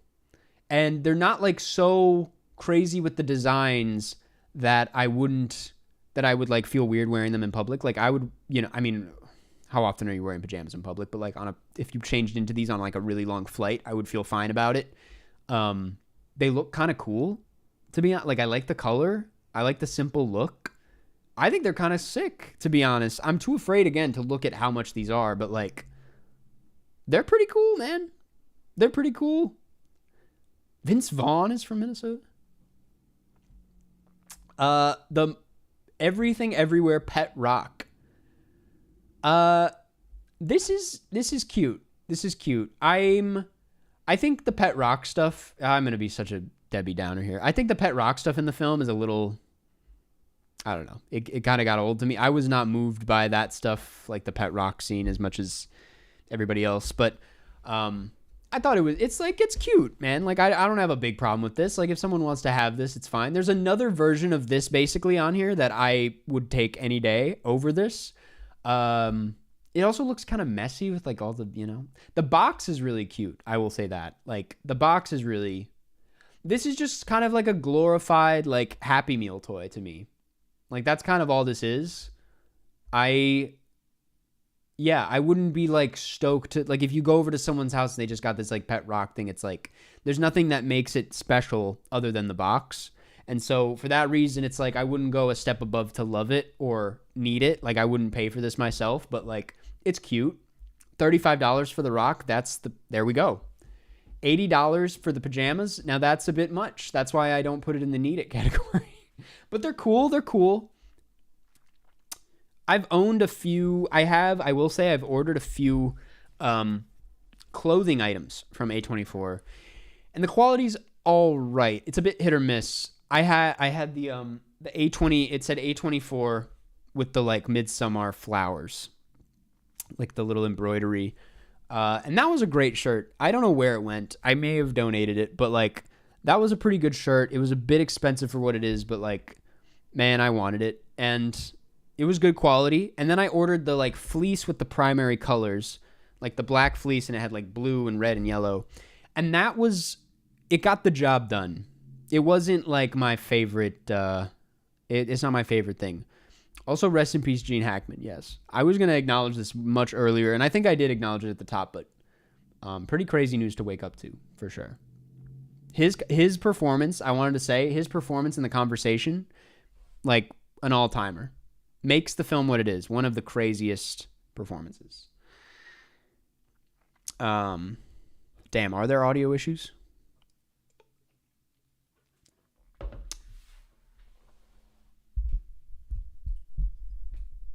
Okay, we're going to keep rocking and rolling. All right. The butt plug trophy. This, I see the appeal. Like and it's a candle, by the way. It's a candle. I should note that. You can barely see it, but it is a candle. Need it? I see the appeal for sure. Would I own this myself? No. Do I find it just like 1% tacky? Maybe a little bit. I'm just like, I don't know. Yeah, I don't know. It's not something I would have out in my house, you know? And then people are like, oh, it's so funny. You have like a butt plug out in the open. And I'm like, no, it's a candle. And it has that kind of like, how do I describe it? There's a store in Minnesota, store chain. I don't know if it's outside of Minnesota, but it's called Patina. And it sells like those, you know, like the, whatever that store is that sells like RBG pillows and shit. And like, you know, tacky kind of Midwestern mom cards.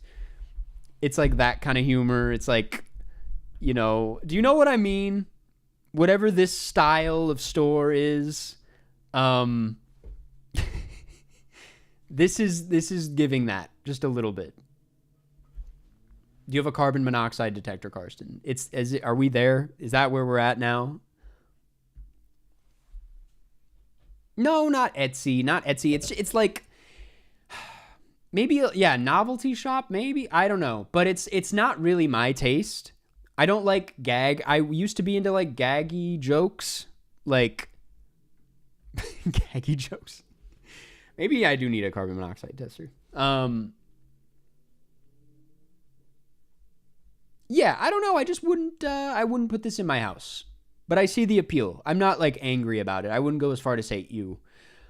Okay, many thoughts on this duffel bag situation. So I wonder, I was sent as a promotional item. It was like one of the best things that's ever happened to me through doing YouTube. HBO sent me a bunch of Succession merch, one of which was a duffel bag that looked a lot like this, that just said like Waystar Royco, and it was blue. It's my go-to gym bag. It's one of the best bags I own. I love it so much. I don't know if they get them through the same company, but I've realized I really like duffel bags. Why they would do this for, what is this, X or Pearl? I do not know. Like this would make more sense for like the Iron Claw or Love Lies Bleeding, but they went with this. I like the design. It's bold. I don't know if I would rock this myself, but I see the appeal. It's probably a bit higher in the I see the appeal than the butt plug candle, but you know what? I'll move it up to cute. Again, I really don't know if I would own this. I don't know if I would walk into gyms and places with this image on the side of my bag, but I mean, it's cool. I have to respect it. I think it's fun. I really do think it's fun.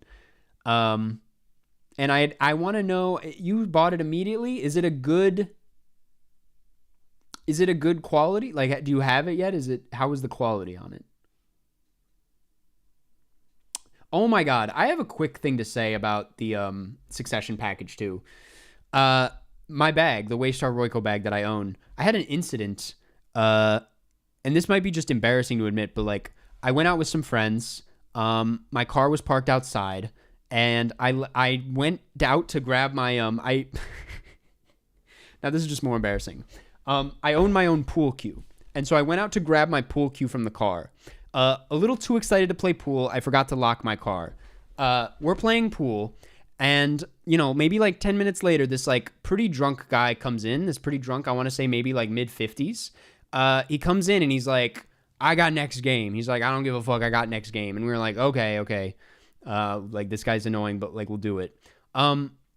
He kind of like walks away immediately. He's at the bar. I notice he has the Waystar Royco bag around his shoulder. And I was like, I know damn well that's my damn bag. Like, no one else owns that bag. HBO sent me that bag. So I was like, I don't know what to do right now. But I like went up to him and I was like, excuse me, I think that's my bag. And he was like, no, what the fuck? What the fuck? And he got like really confrontational. And I started like ripping it off of him. And we got into like this tug of war situation. And he was like, oh, fuck that. And then he like ran out and like into the night. And I never, we never saw what happened to that man. But he like definitely broke into my car. I looked and like all my glove compartment was open. All my shit was open. Pretty, I have to blame myself at the end of the day for not locking my car, but like pretty insane thing. Maybe I undersold this situation, but I was like, that's my fucking Succession bag. But it was very scary. It was one of those situations. I was like, I don't know. It was pretty scary. I like, it was very weird though. I'm really glad I got the bag back. What's so funny though, is that like inside the bag is my gym bag. So whatever he thought was in there, he would have opened it and been like so disappointed that it was just chalk and smelly climbing shoes and there was just nothing in there. I mean, it was pretty embarrassing that I didn't lock my car, to be fair. I should have done that for sure. But like, anyway, I had to tell that story. And it was on my birthday. That was the craziest part. Anyway, Everything Everywhere, googly eyes. These, I did look at the price because I was so curious how much these would go for. These are $2, which is very fair. Because I'm like, first, you could just get googly eyes like anywhere. Like, why are they selling this? What is so special about these googly eyes? You probably pay more for shipping at that rate. But I don't know. Honestly, I'm going to say ew. It's like... It's very fair, but also why? I don't really see the appeal, and you know what? I don't. I really don't see the appeal. If you want googly eyes, go buy some. Don't pay shipping for what are you getting here? Like an Everything Everywhere bag? I just don't really. It's a fair price to set them at $2, but I feel like they should be throwing in a little something more. I mean, I guess if you're already ordering a bag or the pet rock, you might as well throw in the googly eyes. That's kind of the only way I see this, but I don't know.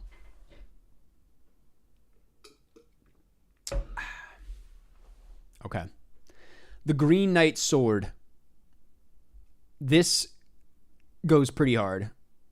I'll be honest. Again, I'm not going to pull the trigger, but I do love it. I think it would be really fun to own a sword. This is a hard... It's definitely sold out. I can't even get it right now if I wanted it. I'm going to say need it. Bro, I want a sword. I would love a sword. Fuck the short film. Let's raise money for a sword. No, yeah, this is incredible. This is great work. I do really wonder what the I wonder what the cost is. B, I wonder what the quality of sword is. If it's a cheap kid's sword. I mean, it's definitely not a real sword, obviously, but it's $450. That's crazy. That's a bit much. Maybe it is a real sword at that rate. Wait, what? What the fuck? Why?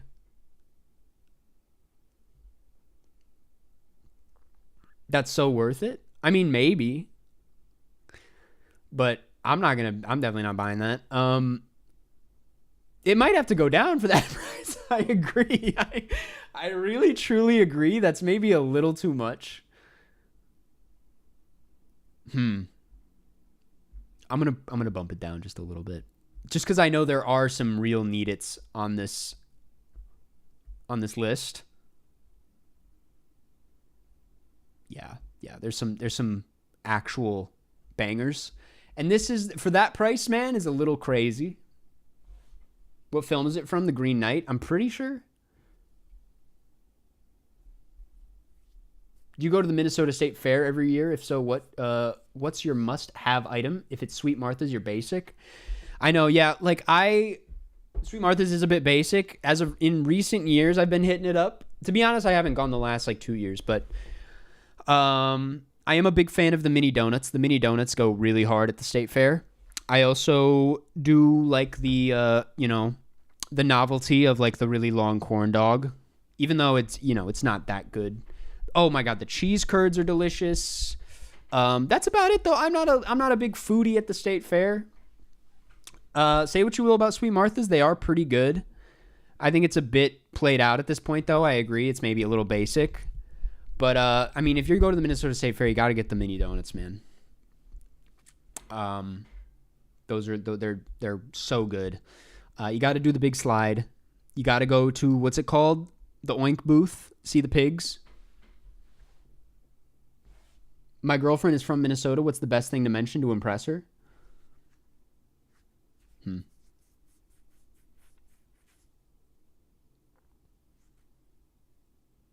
What is the butt plug from? Everything Everywhere All at Once. Damn, what is the best thing you can say to impress her? I don't really know. That's a weird, impress.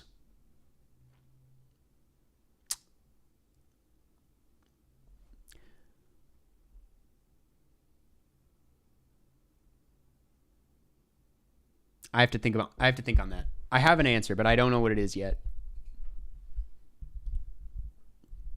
Say nothing positive about the Mall of America, though. Don't be that guy. The Mall of America is whatever. Okay. This thing from Uncut Gems, the little, Furby thing. This, I think you can attach it to a chain, right? What is the... I love it. I don't know if I would own it. The thing is, it's yes, it's cool. It's obviously very cool, but when you wear it, everyone's just like, oh, this guy just likes, it's not quite Furby, it's something else. It would be a fun thing to have. It just looks like not as, it's obviously like a replica. It's like a stripped down version of what was in the movie. It's just that if you're going to wear this, if you're going to put it anywhere, you're just everybody's like, oh, this guy just really likes Uncut Gems. I just, and there's nothing wrong with that. I'd probably get along with that person, but I love it. I don't need it. Simple as that. The basketball, on the other hand, I think is very cool.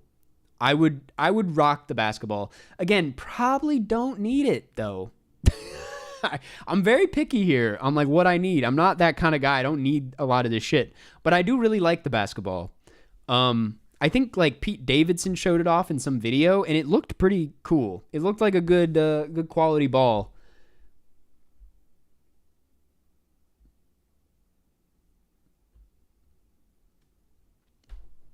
Ty, thank you again for another super chat. Who directed or starred in The Assistant, the one that you recommended earlier? I have found multiple movies of the same name. I'm gonna find the Assistant 2019 with Julia Garner, directed by Kitty Green. Kitty as in cat. It's a pretty bleak watch, I'll be honest with you. I don't know where it came from in my head. Probably the fact that I'm in an office, but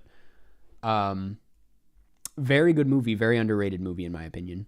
Okay. But it's still a basketball. Yeah, but the color's fun. I think the basketball is cool, man. The farewell puppy keychain thing. This, I'm like, cute. No. This is harsh. Like, I don't want to be mean to the puppy, but like, I see the appeal, but probably not any higher than that.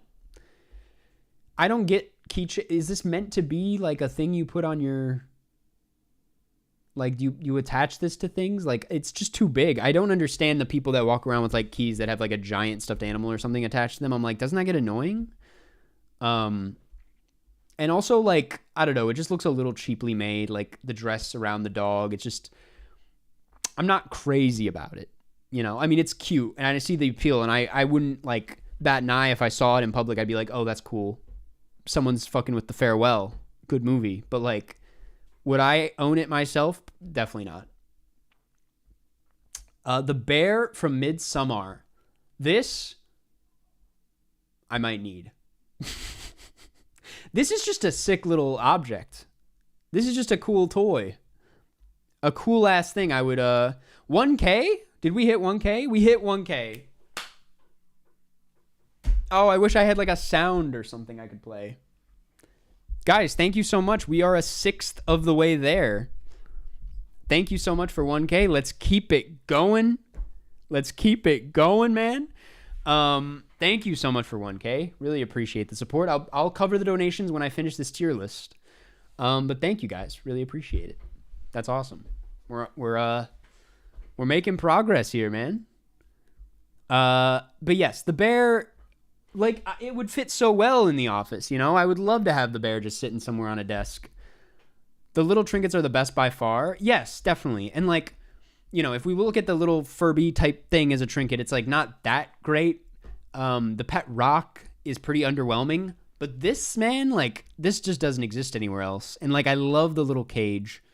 It just looks cool, you know? It just looks cool. While we're on that note, Climax VHS, absolutely. I just really love that movie. It sold out immediately, so like I couldn't get a copy. And my reasonings were so dumb. I like had the window. It was like in front of me, and I was like, oh my God, I should buy this. But then I was like, oh, I don't have a VHS player. It's like, who gives just buy it, man. Just have it. And then maybe one day you will have a VHS player. Like, just own that, man. Because it's so cool. The packaging looks fun. It fits with the movie because there's like the opening with all the VHSs. It's such like if it ever goes back on sale, if it's there for like a reasonable price, you know, I would take the Climax VHS like that, you know. Had a visceral reaction to Climax, not a fan. That means you had the right reaction, I would say. People that don't react to it, I'm like, you're more fucked up than the film. Like, that's anyway. Mid-90s tech deck. I used to be so into tech decks. I went through a fingerboard phase oh my God, wait, I forget if I've told this story before, but I was like so deep into a fingerboard phase with my friends in like the 7th grade that like we were obsessed with like finding the right surface to do it on. And I found like a big like brick, like a super heavy ass brick in my basement. And I was like, I'm going to bring this to school tomorrow. And I put it in my backpack. And that next morning, I like was getting ready for school. My dad picked up my backpack and he's like, what the fuck what is going on? Like, do you have rocks in here? And then he opened it up and it was literally a giant brick. And he was like, you can't bring this to school. You can't bring a giant brick to school. And I was like, why? And he's like, it's a weapon and it's weird. And also that's my brick. I was like, but Dad, it's the perfect surface. So anyway, I would put this in cute. It's like, it's kind of whatever. It looks a little cheaply made. But like, given my history, I love it. I think it's fun. How often are we going to have, you know, cool tech decks these days? You know, like I would own a movie tech deck, like something that has to do with the movies. I don't know how I feel about the mid-90s on the grip, but it's still pretty cool. Okay. Ladybird name patch. I see the appeal. I love Ladybird, but like if you have this on any article of clothing, I'm kind of like, really? Like it's 2025. Like we're it's like it's like for kids. This is like for kids. This is for high school students, you know? Like I don't know. I just can't, again, it's a lot like the dream scenario eye mask. It's not that bad, but like I really can't wrap my head around where I would put this or why. Like I wouldn't want to, me specifically, I'm speaking about my experience. Like maybe you feel differently. Like if you're a girl in high school, then like the Ladybird thing maybe is a bit, you can get away with it. But like if I'm like a 27-year-old man walking around with anything that says call me Ladybird, like you said you would, it's a weird ass. that's a guy you should stay away from. Yeah, I don't know. It's also just, this is like early. By the way, when I was like looking up this merch, I saw this like at the last page. Like this is one of their early pieces. I don't know. It's just like I probably would have rocked it in 2018. I have to admit, you know. But like where I'm at in life, I'm not digging it. I see the appeal though. I think we need to admit that we see the appeal here. The AAA24 membership. This I kept on here because I think it's an interesting one to include. I'm gonna I've been talking a little too much. My voice kind of hurts. I want to take a step back and just get the chat's opinion on this. I want to read through some of these.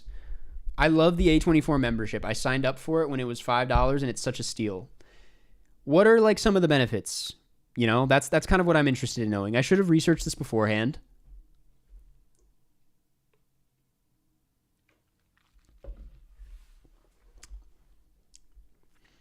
You get to see movies early. Free tickets. Oh, free tickets is pretty nice. So it's kind of like AMC A-list, but just for A24. And it's like really, it's pretty cheap. How much is it now? Plus zines at your doorstep, a gift on your birthday, discounts, exclusives, and more. Are you drinking water out of a smoothie cup? Absolutely, man. It holds the most water compared to normal drinking cups. $9.99 a month. That's kind of a steal, to be honest. Yeah, if you already have a Regal or AMC, though, no reason to get it. You get early access to merch drops. Last year, you got a Minari screenplay book on your birthday. That's actually really nice. Interesting. Okay. I'll say I see the appeal. It feels weird to put a membership in cute, but yeah, I see the appeal. I can see if you're always seeing A24 movies. I mean, at this point, they're cranking out like 1 or 2 a month. Maybe even more than that. Like, if you really love the books and like the merch, it's like, yeah, for sure, makes sense. It's definitely not an EU situation. I don't think it's a total waste of time.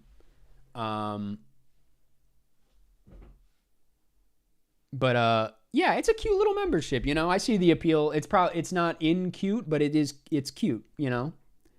Director's commentaries, if you're into that thing. Yeah, I would be into that. Director's commentary is super underrated, man. Like, people should be, no offense. Well, no, I'm not going to say that, actually. Yeah, I'm not even going to say it. The brutalist model of the building. This one I have mixed feelings on. I don't know, man. I don't know.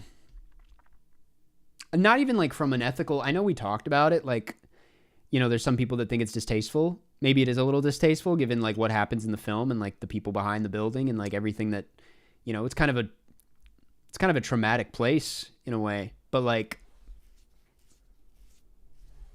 I definitely would not own it myself. If I wanted like, and maybe this is just the man-child in me, if I wanted like one of those little architecture things in my place, like to display on a shelf or something, I would go with like one of those Lego buildings, you know? Those are really fun. They're fun to put together. In my opinion, they look a lot cooler than this. This is kind of just like, what? You know what? Like, it's just weird. It is a little weird. Yeah, exactly, Louis. I wouldn't say you. It's somewhere in between. I see the appeal in you. Like, I actually really don't see the appeal.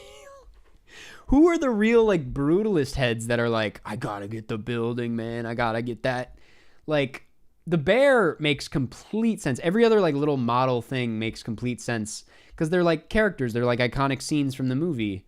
The building is kind of strange. I just feel like there were better... I feel like the brutalist should have just gone a very straightforward route, made a really nice, like, sketchbook, you know? Really nice, like, sketchbook like Laszlo has when he's, like, making his little... drawings. My mom is a brutalist head and I don't think she would get this.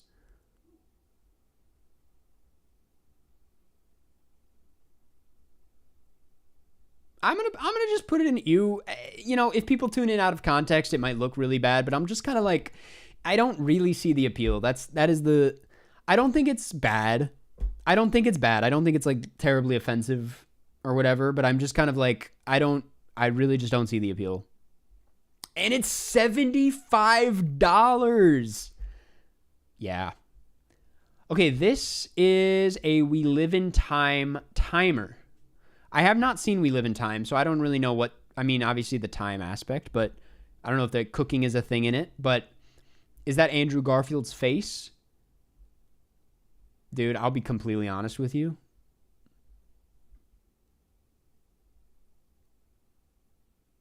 Let's get a price check. Let's get a price check on this. Someone's saying you? Dude, get real. It would be fun to have Andrew Garfield on your fridge. Are you out of your mind? It's not even like... The thing is, I have a problem with the merch when it's like overly... Like the name of the film is way too... It's all over it, you know what I mean? Like then it's just kind of like... You know, it's a little much. But this just being Andrew Garfield's face, I know it says We Live in Time around it, but like that's not really visible. I think it's fun. Like it's a little thing. I'm gonna wait for the price check though, because it's already sold out. It's hilarious. I hate Andrew Garfield. Man, we just got some haters in the chat.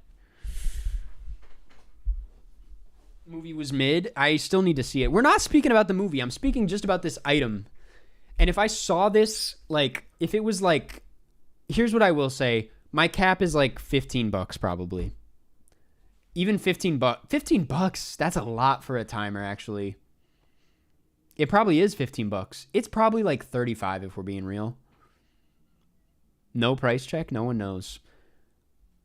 Do you have any cool Lego sets? I do, actually. You know what? I'm gonna try and transfer it real quick and just show off my favorite Lego set that I own in my most... Can I talk shit, though, about one Lego set? The Vespa. Do not buy the Vespa. It's not good. It's not a good piece. It's just so clunky. Falls over all the time. Let me try and...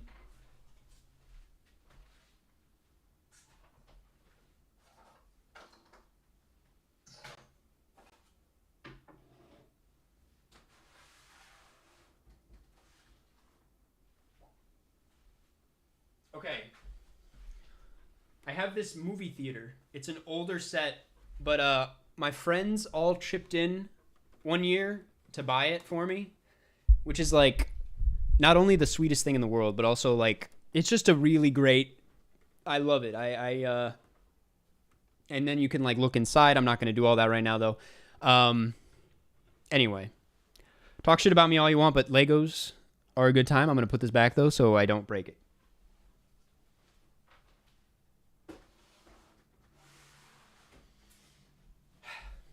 Anyway, it's vintage too, yeah. Okay. Can someone explain what's going on? He's showing us his Legos.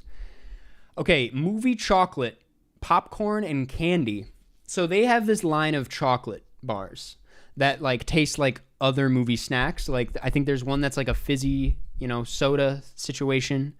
This one is supposed to taste like popcorn, which is crazy. I have not tried them myself. I don't know even like where you can you have to order them online, I'm pretty sure. But it was $20. Okay. The timer was $20. I'll keep it and need it. I'm not realistically going to pay that for what that is, but like it's cute. I think it's cute, man. This is a little fucked up. Can anyone speak on how it is? Worth? They sell them at AMC sometimes. Soda One U. I know that one. I'm like, who is buying that? I don't drink that in general. Like I don't drink soft drinks. I was not into like anything fizzy until I was like an adult, which is like both embarrassing and like, but also I'm very grateful for that. Like I'm glad I was never into it as a kid because I've never had to deal with the like stop drinking soda thing from dentists and whatnot.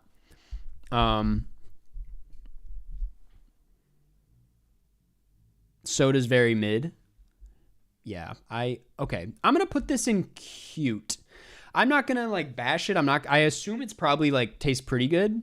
I don't think it's like any worse than that. Like I wouldn't call it like offensively bad or anything.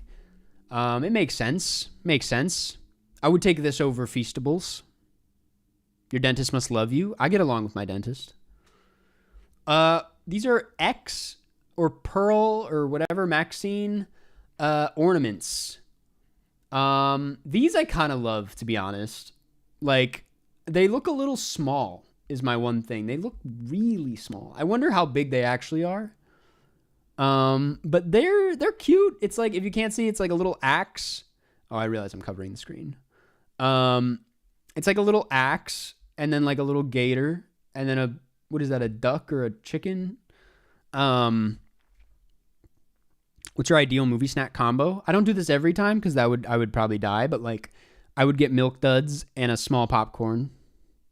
And then like if it's a fun night, I'll get a Guinness, but if it's not, then it's just a water.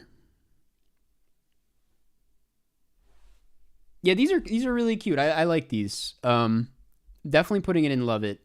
I think it's a good idea. What is this? This is a pearl.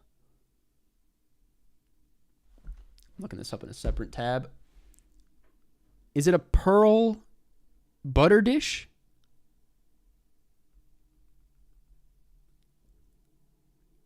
No, I'm not getting anything with that. A24 pearl merch.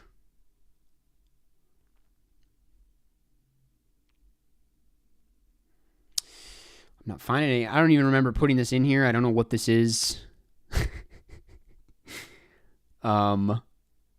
What am I looking at? Does anyone know? I gotta go to page like 5. It's a piggy bank. Pearl Anniversary Suckling Piggy Bank. That's cute. Actually, that's really cute. I kind of fuck with that. It's an interesting choice because listen to me, like who owns a piggy bank past the age of like 14 years old, and also who below the age of 14 is like seeing Pearl, like kind of a weird one. Like I don't know, I can't imagine like an adult horror fan rocking a piggy bank, but like it's on its own, like the ceramic of it, like it looks pretty cool, looks pretty neat. So sorry, I keep revealing. I'm not like, I don't even have it on screen. I guess I would say cute. Nothing higher than that. I don't really love it, but I don't hate it. The Midsummer flower, a little flower dress icon object thing. I don't know why she's backwards. What on earth is this? It's the A24 merch tier list, man. We're raising money for my short film. Honestly, now's a good time to talk about that real quick. I'm raising money for my short film. It is a proof of concept for my feature film. It is about a man with Alzheimer's who leaves his home in the middle of the day to visit his deceased brother in Las Vegas.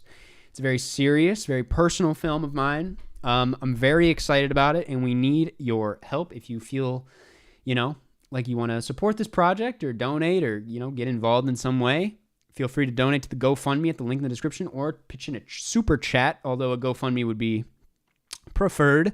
We got some fun perks, which include a vocal shout out on stream if you donate $10 or more with a personalized movie recommendation. 20 or more gets your name in the credits. $40 or more, I'll play you 1v1 in Cinenerdle. $100 or more, I'll do a deep dive into your Letterboxd and roast it on stream right here, right now. You'll also get an early cut of the film. And $500 or more if you're crazy, I'll interview you on this stream to talk about your favorites of the year. And we can just get into it. But anyway, that's the deal. If you want to support, it would mean the world to me. This is something I've been working on for a very long time, and we're very excited about it, and any help would be greatly appreciated. Thank you so much. Now let's get back into it. The Midsummer toy. I'm going to say cute. It's not like as good as the bear. If I had to pick between the two, I'd obviously pick this bear. I wouldn't rock both of them. That's a bit too much. And it's fine. It's probably better than the Pet Rock for sure. I wish I could see your face. I did a bad job getting this screenshot, but where can we watch it, or where can we watch your other short films? My other short films can be found on my Vimeo. If you just search Karsten Runquist on Vimeo, you can find Dirtbag and Rhubarb.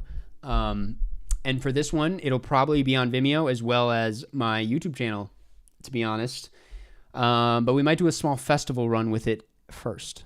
That's the plan, at least. Is the screenplay for the feature length done? It is. Yes, it's actually been done for a while. There's been many drafts, and yeah, it's locked in.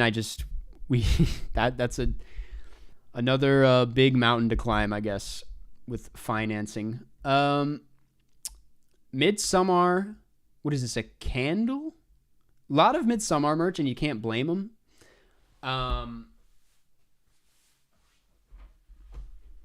It's a very merchable movie.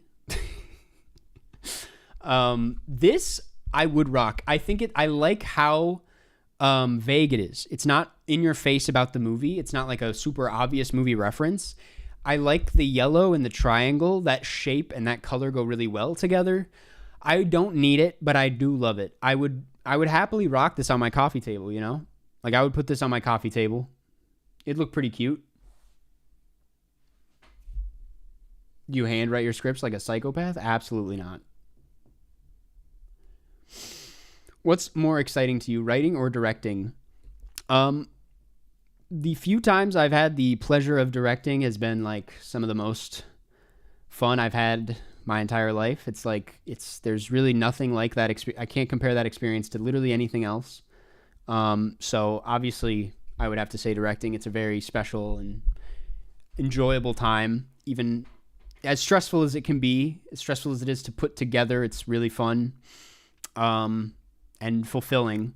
Writing is really nice though. I've written a lot, and not directed a whole lot the last few years, but I think I've gotten a lot better at writing in that process, and both like literally like the writing is better, but also like the act of writing has gotten easier for me. Like it's easier for me to sit down and open a script. Before it like, I'm sure you guys are aware, it's like opening up Final Draft or whatever script software you use is like a pain in the ass. It's like a daunting task. But yes.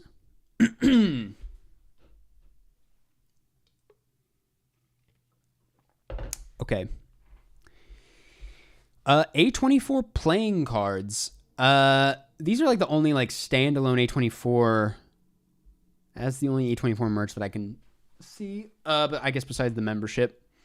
These, I'm like, I see the appeal. I bet they're way more expensive than like normal playing cards is the thing. And I would rather just buy normal playing cards, to be honest.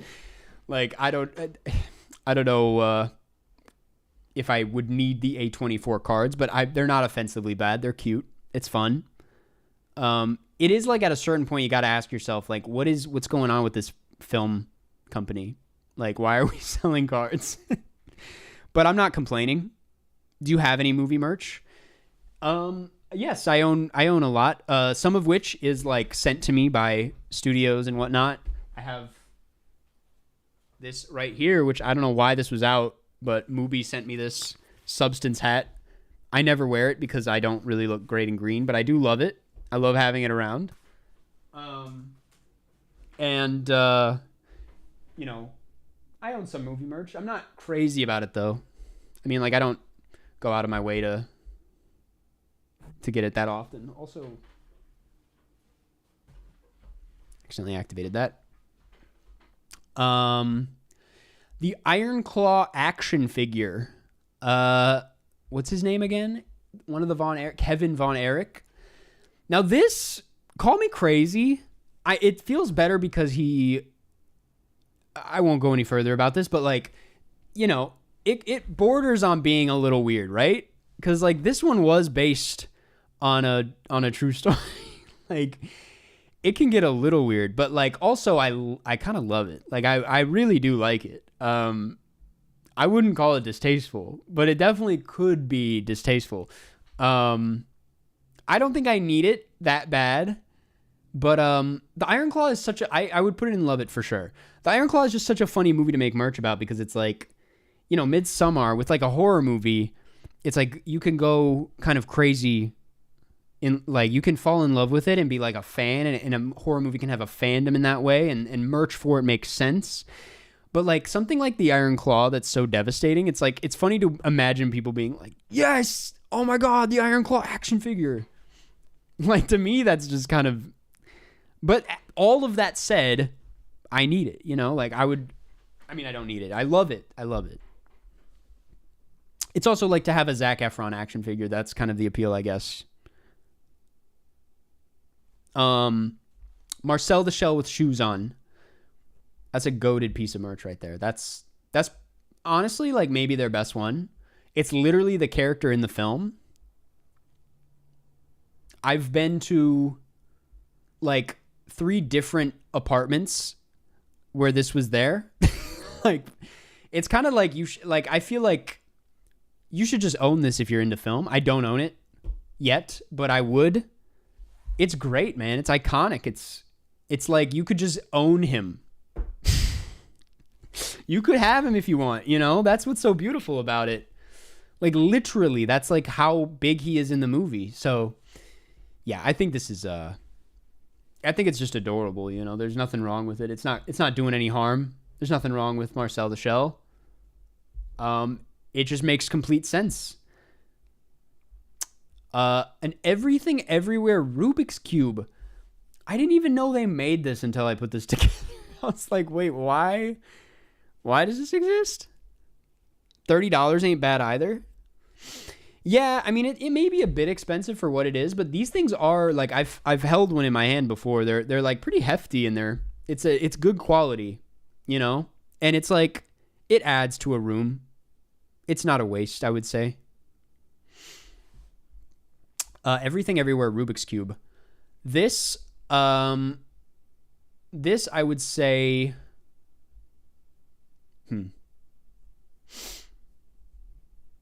dude, to be honest, I don't know.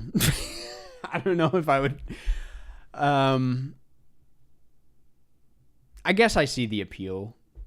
This is one of the few items on here that's kind of like truly why. Like, why'd they make this? I get it. It's like they're doing it with like all the, you know, the shots. It like kind of goes with the frames, but I don't know, man. It's like I would just get a normal Rubik's Cube, right? Like, yeah, I don't know. And while we're on the Everything Everywhere thing, and I'm not hating on the movie, I'm hating on the merch. The hot dog fingers, like, there's no appeal. There's negative appeal. That's just, you're making trash for yourself. You're just gonna throw that out in like a year. Like, where are you gonna put it? When are you gonna wear this? You gonna do that Halloween costume every year? Like, why do we own this? How do you even display it? I'm really thinking like practically, like what the fuck are you doing with these? like how much are they, first of all? I don't have anything against them. I'm just like, literally, why would you own these? I genuinely don't know. They're just gonna like sit on a table flat, unless you have like hand models. If you have like a hand model and you put it on and you put that on a desk, it actually looked pretty cool. But like practically speaking, I don't even hate the idea. I just don't see why you would own these. They are not $200. Don't tell me that. Why wouldn't you wear them?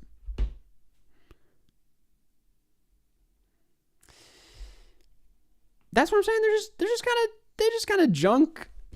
They're just kind of junk. Yeah, I'm like, I don't know where. I'm like literally trying to think of what I would do with them. Like in the moment, I'm not putting it. I'm like not gonna blame any of you if you own them. I'm like, if these went on sale, I'd be like, I need those. Like that's awesome. I would love to own the hot dog fingers. But then they come in the mail and you unpack them and you're like, oh, cool. And then 10 minutes later, you're like, now what? Like, what do I do?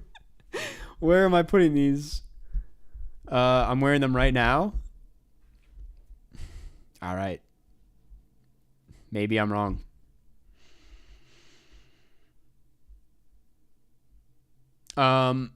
What is this? Is this going old man mode? Hereditary model? That's pretty cute, honestly. It looks a little clunky and maybe not as like aesthetically pleasing. I'll say cute though. I mean, I don't have a problem with it. Ari Aster, man, he should be responsible for like, I hope he's getting a cut for this.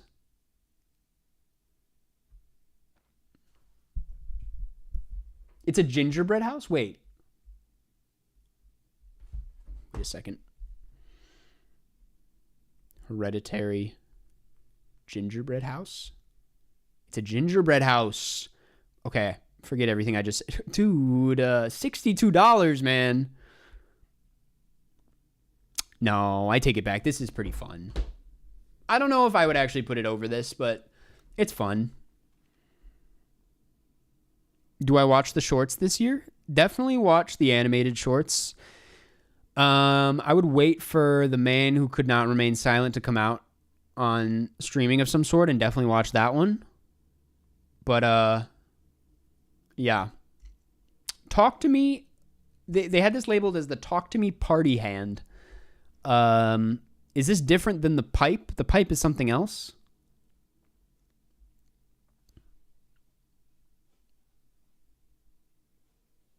Now this is iconic. Yeah, this is very honestly pretty similar to Marcel the Shell in that it's like the actual thing from the movie, probably to scale. No, this is the pipe. It's a pipe. I'd smoke out of that. This is fun, to be honest. Actually, this is like I don't need it, but I do love it. Like that's pretty good. It makes sense. They understood their audience with this one pretty well. It looks like pretty good quality. Do you know the YouTube channel Hivemind? Of course. Where did you find the shorts online? Is there anywhere to watch them for free? I mean, Anuja is on Netflix. Alien, I forgot where did I watch that one? I want to say YouTube. What did The Man Who Cannot Remain Silent I found on a German website that I believe I actually paid for and I needed to use a VPN. I'm Not a Robot is on YouTube. And is that it? And The Last Ranger is also, I think, a part of a marathon thing. Like a thing you have to pay for. Have you ever considered doing a Robert Altman ranking? I would love to one day. Yes, Aliens on Vimeo, yeah. Okay. This bar of soap, that is I forget what it's called. I don't want to say it wrong. This is fun though. I'm very curious what it smells like.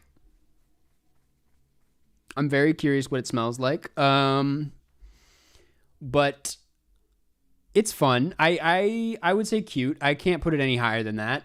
I would rather honestly just own a normal bar of soap. Like that's the case with some of these, like with the playing cards. You know, if I'm gonna get someone a necklace like this, I would rather just get a nice one. And that's the case with this bar of soap. It's like I'd rather just rock a normal bar of soap, but like smells like static TV. Well, now I gotta try it. The Lighthouse shaving kit. This is an easy need it. Was honestly pretty. I know that I say all that and then I'm pretty sure this is a bar of soap, but this is fun. This is it's like a mermaid, you know? And then there's like beard oil, I'm pretty sure. This is great. I remember when this dropped and I didn't buy it because I think it was a little too expensive for what it was, but I was like, that's fun. Like, and it probably smells good as fuck. Like you can just sometimes tell based on how it looks. So yeah, I would probably need this. $42 for this. Now that's just a little insane. Let's see. The last black man in San Francisco guide. It's like a map. I don't know about this one. I remember when this dropped. I mean, this borders on just being like a poster, you know what I mean? And it's a really cool poster. I'm a big map guy. I would probably say cute. Definitely not love it. Like, I don't really need this. But I do like maps. And, I mean, this is a really good movie. So, it would be kind of fun to, like, have a piece of it in that way on the wall. If you framed this, it could be pretty cool. Like, it's cooler than, like, a normal movie poster, I will say. I can't put it any higher than that, though. And lastly, the Iron Claw foam hand. This is a little similar to the other. Yeah. This, you know, we've talked about this a few times, like movie or merch that's so like it's not doing that much. It's just a promotion of the film. I think the big A24 logo in the corner, just the Iron Claw. I get that like the Iron Claw is the hand, like it's actually doing the Iron Claw, but like I don't know. I'm not. I guess like it would be cute. I'll say I see the appeal. It's definitely not Bro Hates Hands. Yeah, I don't think it's as bad as these. I think it's like pretty solid. It's just not something I would ever own myself. But like I can see it like in the side of a room being like kind of cute. Yeah, hands and eyes, man. I didn't even realize that. That's the tier list. That's pretty good. I feel pretty good about this. I kind of have to pee again. When I get back, we'll read over some new donations, some new movie recs, and then we'll get into it, man. I will be right back.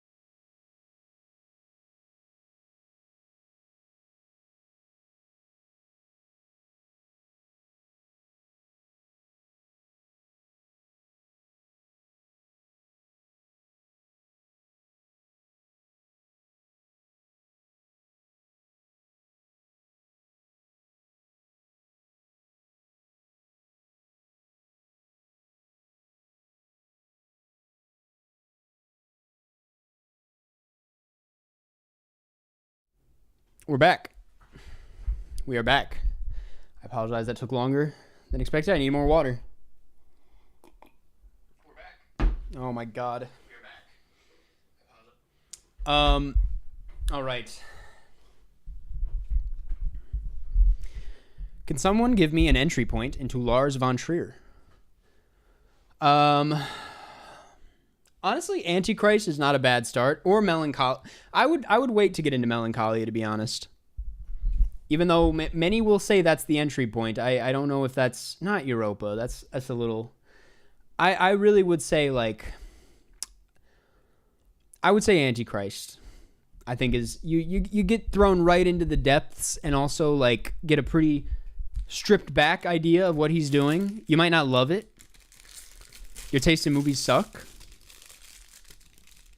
I don't even know what to say to that, man. I'm just gonna.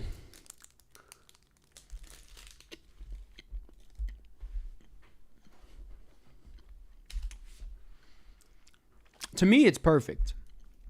And that's all I need. As long as I'm being honest with myself. Comments like that, they can't hurt me.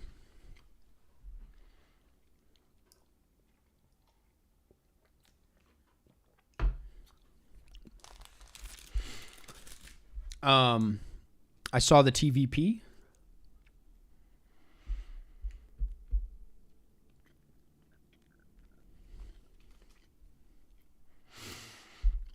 I think we'll do a little Q&A section here. Take a bit of a break.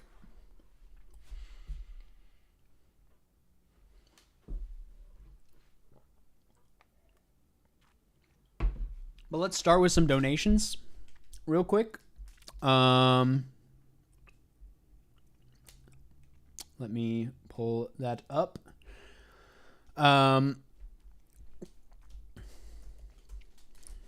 What are you eating? I'm eating a Nutri-Grain bar. I am going to order food at some point and actually have a proper meal. But for now, we're Nutri-Grain barring it. How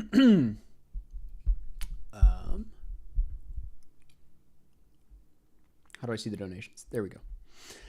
Okay. I think we left off here. I cannot confirm nor deny, but I'm going to do it again. Alex Hadji, thank you for the 25. Really appreciate it. I'm going to recommend, while we're talking about Lars von Trier, Breaking the Waves. Colin Doyle, thank you for the $20. I'm going to recommend The Banshees of Inisherin. You should rewatch it if you've already seen it. Michael Dabrowski, thank you for the $10. I will recommend Spring Breakers. Evan Smith, thank you for the $20. I will recommend Certain Women by Kelly Reichardt. Charles West, thank you so much for the $25. I'll recommend Kicking and Screaming, the Noah Baumbach film. Charles West, thank you. Wait, I just read Charles West. Anton von Serwald, I will recommend Funny Pages, the Owen Klein film. Very good. Monroe Page, good to see you. Thank you so much for the $10. I'm broke as fuck at the moment, Karsten, but want to see this come to fruition. Best of luck. Thank you, Monroe. I'm going to recommend...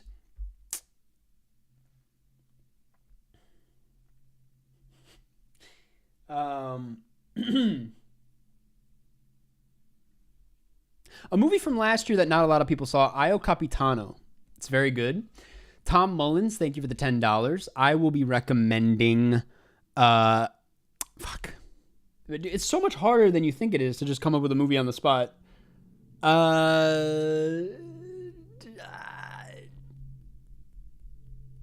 Damn, man. What is... Let's see.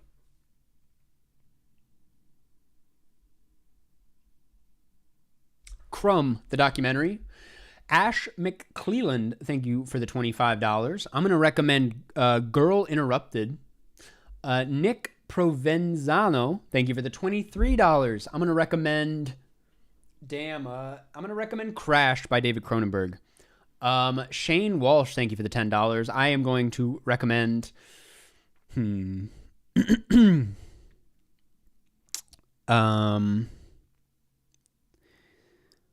just close your eyes and think. The Host by Bong Joon-ho. And then Aldry Aldrin, crazy name. Thank you for the $5. Really appreciate it. That will be it for donations for right now. If you want to donate, if you want to get a shout out like we just did here and get a personalized movie recommendation, you can do so at the GoFundMe link in the description. If you want to play me in Cinenerdle, you can donate more than $40 at the link in the description. Or if you want to get your Letterboxd roasted on stream, you can do that with over $100 at the GoFundMe in the description. Thank you. We'll talk a little bit about whatever you guys want to know. We'll just shoot the shit. Opinion on Casino by Scorsese, better than Goodfellas in my opinion. I don't know if I would go as far to say that. I think Goodfellas is like its own beast entirely, and Casino is like, I think there's something to say about Goodfellas being the first of it. I know it's like heavily influenced by like a number of things, but it being the first of its kind, even like for Scorsese, is like it's like you're watching someone really like come into their own style in a very strong way. And not that Casino's not that, because Casino kind of takes it and expands on it, but like there's like a real kind of, I don't know, like fresh and exciting energy about Goodfellas that even today feels like very new and loud. And I just find that like really, it's what makes it kind of like the kind of thing that you keep coming back to and keep thinking about. And, you know, I really like Casino too, but it's missing that aspect to me. But like, there is a case to be made that Casino might just be more polished and more expansive than Goodfellas. I need to rewatch it. I need to rewatch both films, to be honest.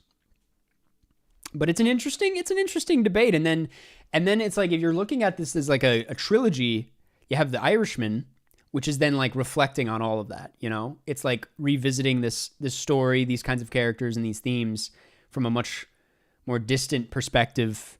And I think that is in itself like a huge feat, and it really, I mean, that's like, I mean, it reads a bit more, it's probably more personal, but I don't know, maybe not. Like, I mean, Goodfellas you could say is technically more personal, but like, I don't know. It's interesting. Most anticipated film of the year, probably, okay, so I know I keep saying the PTA film, the Wes Anderson film, and F1, but rumor has it Jim Jarmusch has a new one out. It's coming. Lynn Ramsey has a new one out that's coming. I think the new Edgar Wright should be premiering this year. I'm not positive. I don't know. Von Trier new film? Is that happening? I thought he was very unwell right now. Has he been able to make a new film? That's news to me. Are you excited? Oh my God, and Mickey 17, obviously. That's like the number one. I think because it's so soon, I feel it's like already here, you know?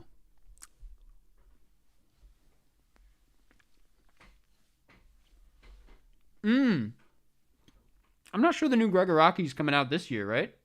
Is that a next year situation?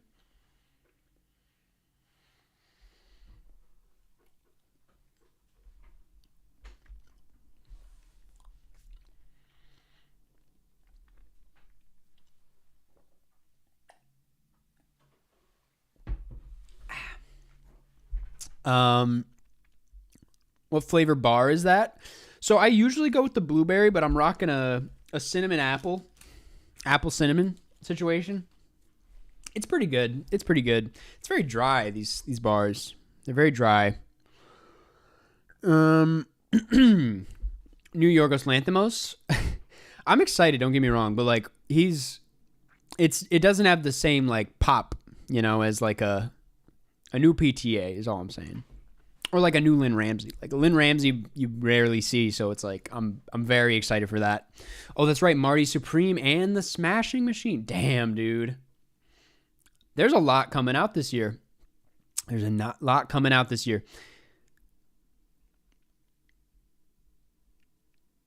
If I Had Legs, I'd Kick You, my most anticipated.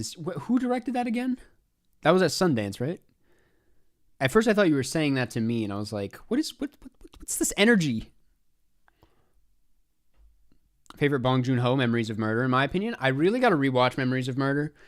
I remember really loving it, but it's been a few years. Off the top of my head, I have to say Parasite, but The Host is up there. I really think The Host is such an underrated Bong movie, even though I know it's up there for a lot of people, but I think it's really great. Favorite PTA movie? Probably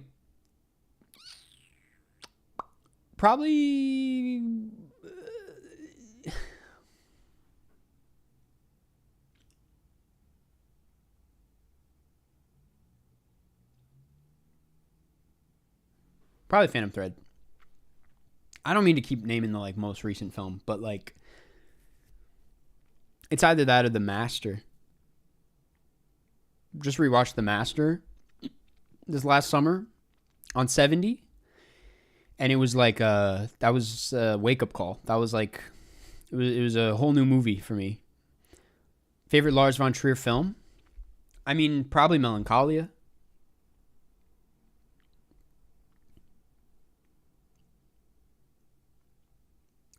I'm 14 and want to be a filmmaker. Any tips? If you have an iPhone or, parents have a camera of any sort, get your friends together and make little skits. Doesn't even have to be a film. Just like make little sketches. Like if you can, I mean, at this age, you can just do it. You don't have to go to film school if you're concerned about that. But it does help to know people in the film industry. It's a lot of knowing who, like, the right people. But you're very young, so I would just, go out there and just get the shit done, man, and just have fun. I'm sorry, why am I talking like that to a 14-year-old?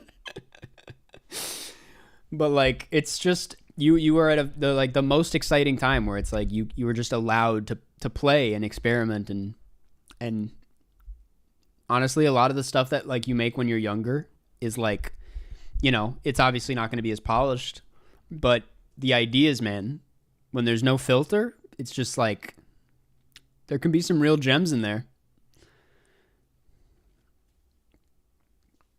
Have you been to Rooftop Cinema yet? No. Karsten is a boomer confirmed.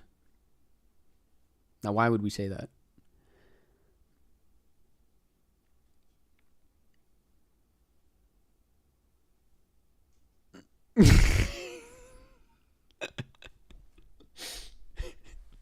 I want the kids to have a fulfilling childhood, man. 14 is pushing it for kid, but like, fulfilling high school years. That is like the most fun I had in high school was making films with my friends. I did a challenge where I made a film every month with my friends, and it was just such a blast, man. Have you heard any film school being best in the States? That's up for debate. I mean, now that I'm like out of it, I'm like, I don't really pay attention to like which school is the best. I don't really know if I believe in, I'm like, no film is like teaching I mean, yes, there are better professors at better film schools, I guess. It's weird though. Like you can succeed in the industry and do what you want without being at like the top film school, I mean, it helps I will say it helps to go to film school in like a major city because there's a lot more going on there as far as a film scene goes. There's, you meet more people. It really, I hate to sound like a broken record, but it really just comes down to the people. I don't know. Josh, thank you for coming out. Appreciate it. That's right. The new Spike Lee is going to be pretty good. Ice Spice and A$AP Rocky, high and low remake. It's going to be insane. I have not seen Minnie and Mouse yet. It's a big one that I still want to see.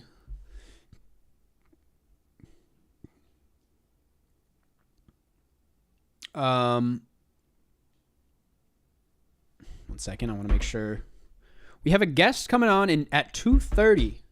We're going to be talking about I'm Still Here. A lot of the remainder of the stream, I just had to, get into this. A lot of the remainder of the stream, not all of it, is going to be talking to some very special guests. And we're going to be talking about, we're trying to cover every Best Picture nominee. The ones I have for guests are I'm Still Here, Conclave, Substance, Dune, Honora, and Wicked. I'm just so excited about some of these guests. I think many of you will be very excited about some of them. So yeah, that is something to look forward to. As far as what else is on the docket, I'll play some more Cinenerdle probably. I had some other... What else did I have? I had some Sporkle quizzes we could play if it comes down to it. I had one of those movie battle things. But that's about it. Yeah, that's right. I got Ariana. She saw my video from a few years ago about the Thank You Next music video. Sporkle is crazy. Honestly, we're at an awkward time now because I have less than 30 minutes until the guest comes on, but I don't have a ton of time to play, definitely not get into a tier list. And, 1 second. I'm going to set this up. I found some pretty good Sporkle quizzes that, Oscar quizzes and games, and I'm aware you guys can't see it. Don't worry. Okay.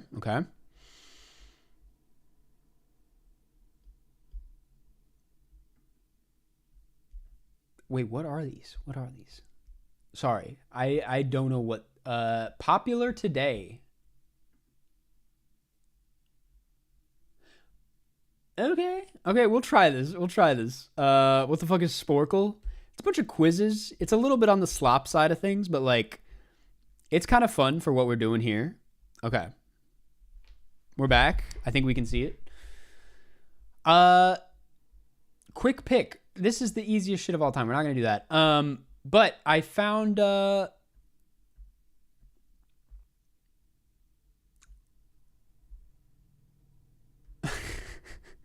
let's try this. Oscar Best Actors by Birth Year.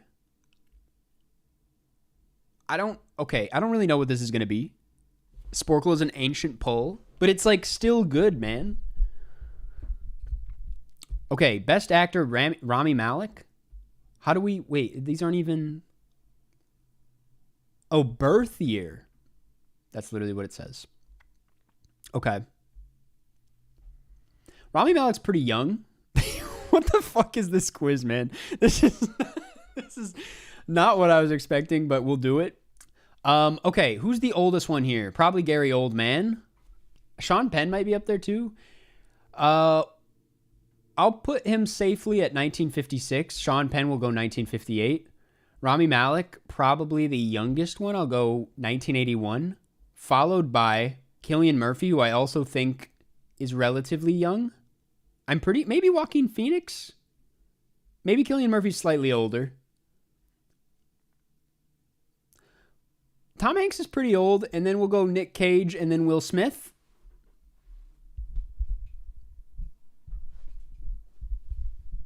He do be an old man. Moss Webb, thank you for the $10. Hey, Karsten, excited to see what you are cooking up. I have a homemade long toast poster on my wall that I get a lot of compliments on. Wondering what you are thinking about the Shrek 5 teaser. Moss Webb, that's incredible. I would love to see what that long toast poster looks like. If you're actually telling the truth. That's really funny. But I have not seen the Shrek 5 teaser. We ran out of time. 0%? Man? Wait, what?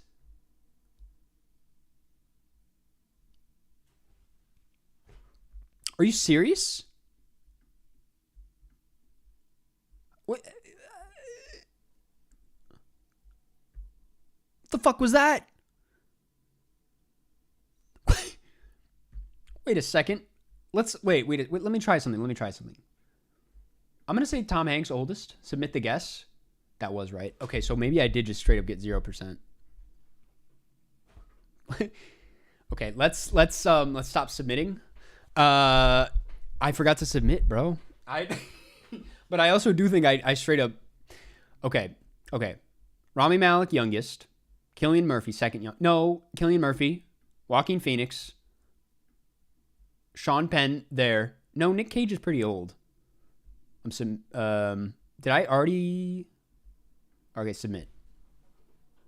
Okay. Switch those two.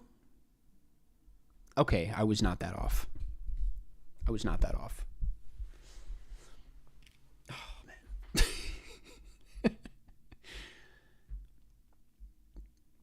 man. Let's try this again. This is what we came here for.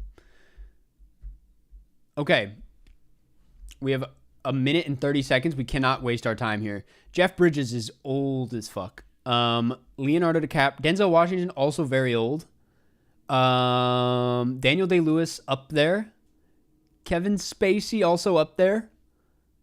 Leo, I do want to say like one of the youngest, but and Adrian Brody. Jamie Foxx is pretty young as well. Honestly, I might put Jamie Foxx right there. Maybe a little bit older than Kevin Spacey. I'm checking. Oh, we almost got there. Okay, I'm going to just switch those two around. That feels good. Nope. How old is Jamie Foxx? He's fucking old, isn't he? This is pathetic. All right, that wasn't terrible.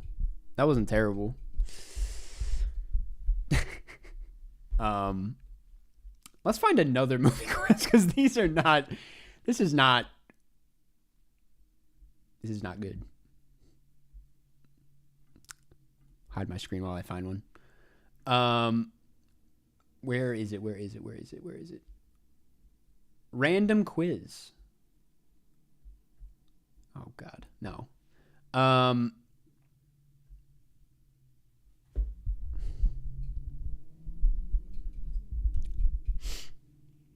Have you done Framed?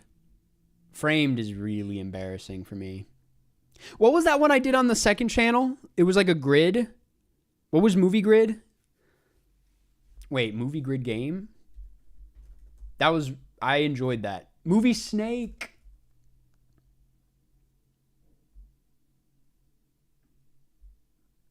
Okay.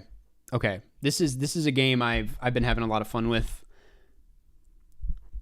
So it's a lot. I don't know if you've ever played that Vulture quiz game.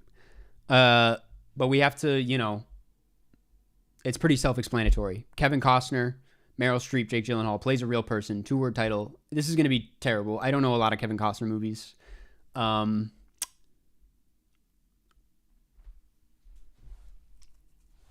say Field of Dreams.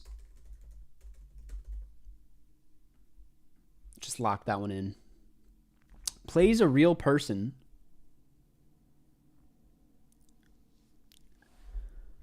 He plays a real person in that? This is a community effort. We've decided. Meryl Streep, Julie and Julia.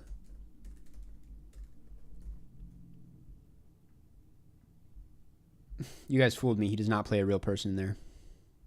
Oh, JFK.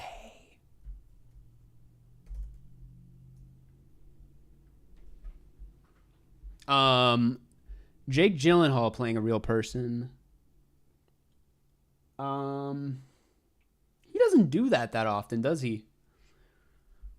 I'll come back to that. 2-word title, 3 or more word title. He also doesn't do that often. Ambulance, Nightcrawler, Prisoners, Enemy. When does he? Velvet Buzzsaw.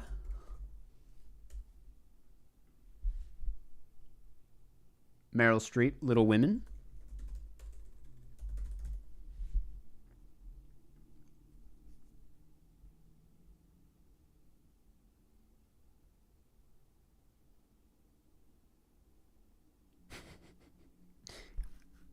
Donnie Darko's not a real person. Bubble Boy.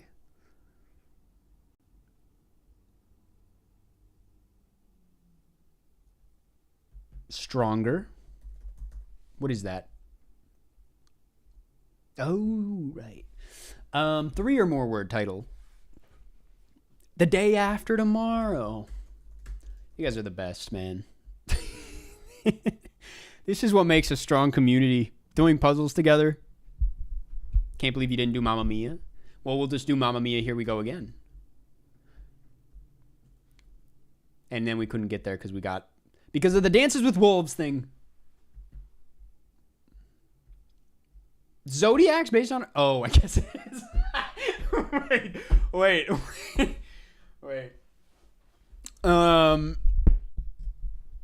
The Iron Lady, JFK, The Bodyguard, Dances with Wolves, The Devil Wears... Oh my God, dude. The Devil Wears Prada. And then Spider-Man Far From Home. Not bad. Let's do movie reveal. This one I'm pretty damn good at. So it's a 2-word title.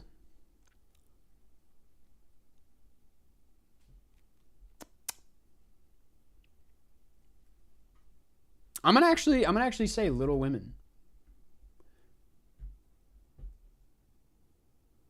Okay, we have 190 points. We'll use it on a director.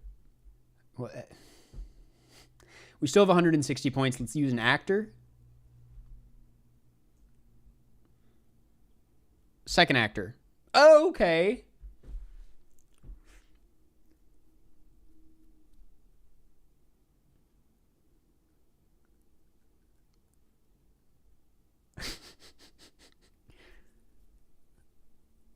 Streets are saying it's Almost Famous. Well, this one felt bad. That doesn't even feel good. Yeah, all right. Well, I was good the other day. Movie Snake. Kirsten Dunst and released from 2010 to 2010. I've been live for a long time. Marie Antoinette. Okay. Kirsten Dunst and 2-word title. I don't know where this is going. Kirsten Dunst and 2-word title. I'm not going to look at the screen. Would Spider-Man count? No, that's 1 word. Kirsten. Oh, Civil. I'll do Civil War. Kirsten Dunst in Oscar-nominated film, The Power of the Dog.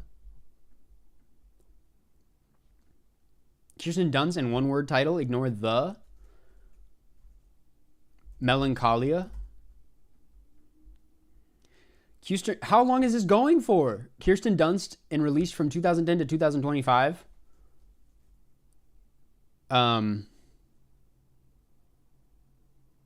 The Beguiled. Kirsten Dunst in less than $100 million box office run.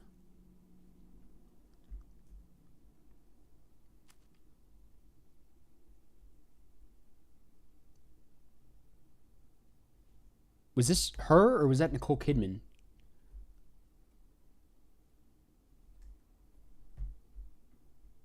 Nope. Damn.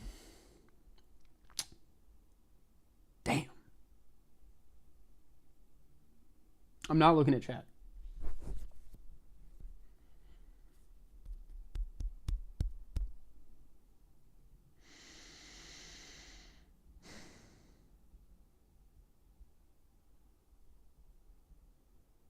What the hell?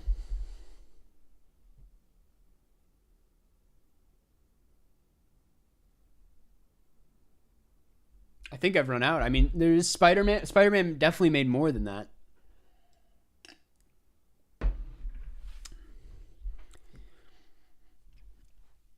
I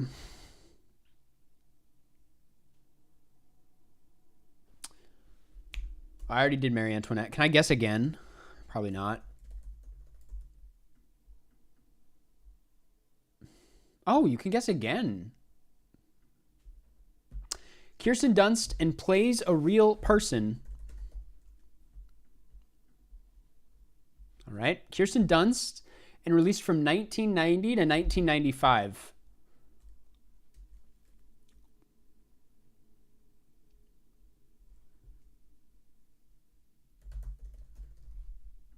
Right? Nope. Fucking hell. What's a young Kirsten Dunst movie? Jumanji? I'll give chat this one. This is chat's point. Kirsten Dunst and Mark Ruffalo. Oh, shit.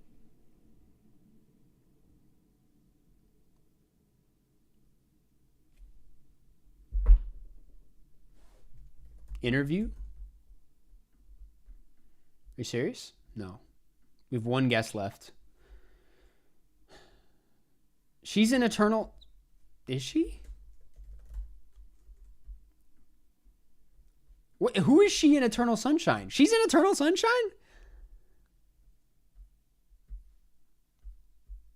Damn. She's in a lot of movies. Receptionist? Bro, that's... Damn. All right. Let's check in on some donations. I think we got some new ones. 1 second.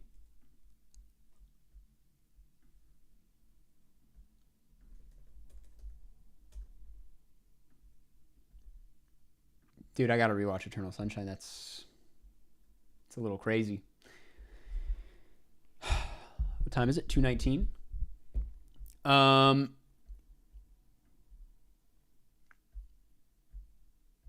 Okay, Ross White, thank you for the $10.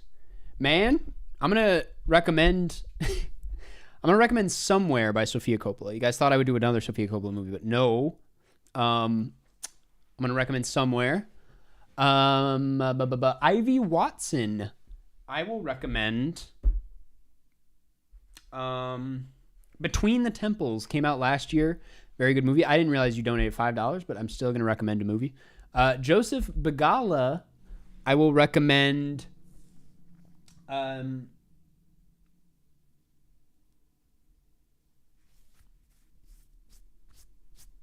Megalopolis. Fuck it. Renee Johnny Cuddy. I don't know if I'm pronouncing that right, but I'm going to recommend Sideways by Alexander Payne. Marina Arnold, I am going to recommend Flushed Away. Why not? Thank you, everybody, for the donations. Thank you so much. I highly encourage you guys to donate to the film. It has slowed down just a bit, probably because of the poor performance on these games. But yes, if you would like to support the film, feel free to do so at the GoFundMe in the link in the description. It would help a lot. Yeah, perks listed below. If you are just now tuning in, I am raising money for my feature film. Or not my feature film, for my short film that is a proof of concept for my feature. It is about a man with Alzheimer's who leaves his house in the middle of the day to go to Vegas to visit his deceased brother. Very personal film of mine, one that I have been working on for a very long time, one that I'm very excited about. It's going to be great, and we need your help. So if you want to help support the project, feel free to donate at the link in the description. We also have tons of awesome perks that you can get in on. And yeah, it's going to be fantastic. Also, I'm just now seeing Justin, whoa, thank you for the $100 on that. Damn, thank you. I really appreciate that. Shit, man. Well, if you want to play me in Cinenerdle or also get your Letterboxd analyzed, please email me and we'll get going on that, man. But thank you so much. That's very considerate of you. Thank you. Wow. Okay. Damn. We still got it, man. I'm honestly, 1 second. I'm gonna organize this. I'm gonna get the Zoom kind of set up here. Just to get it going. Select a speaker. Okay, wait 1 second. I did a test run of this yesterday. Let's hope it works. In the meantime, what's the email? It should be in the description, but it is runquistkarsten@gmail.com. It should be in the description of this. I hope it is. Yes, it is. runquistkarsten@gmail.com. Why are you silent about Severance? Because I haven't caught up to it yet. But I do enjoy it, and I will make a video about the new season. But I'm a bit behind. Also, Justin, if you are cool waiting about like, I mean, I'll probably do the Cinenerdle and Letterboxd thing in about like an hour. We're gonna do this interview portion real quick first. It'll probably last less than that, but if you want to email me if that works, or like another time, I'm happy to do it. We will find time before tonight to make this happen. Cinenerdle Battle Royale before the guest? That's crazy, man. That's gonna take forever. I'm excited. You guys have no idea who's coming on. It's gonna be fun. Let me test the audio.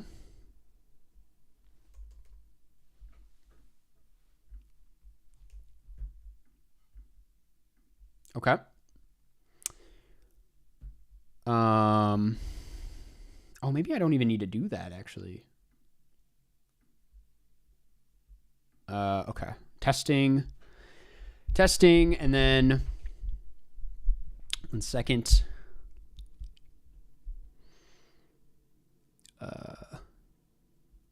Okay, 1 second.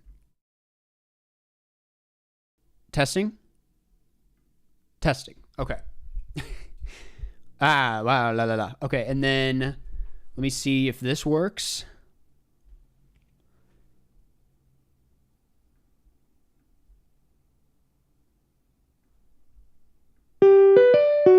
Yes, it does. Okay. If it's just me. Has Sky been on? Sky, okay, it's so funny, all the Sky fans. Professor Sky comes on at 5:30 p.m. He will be on at 5:30 p.m. PST. Okay, I am going to copy this invite link, and I'm going to share it.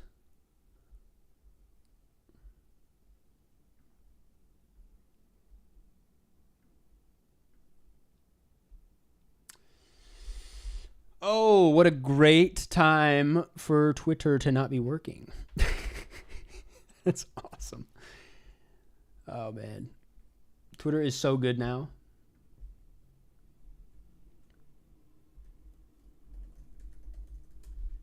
Okay. Oh, wait, it's working.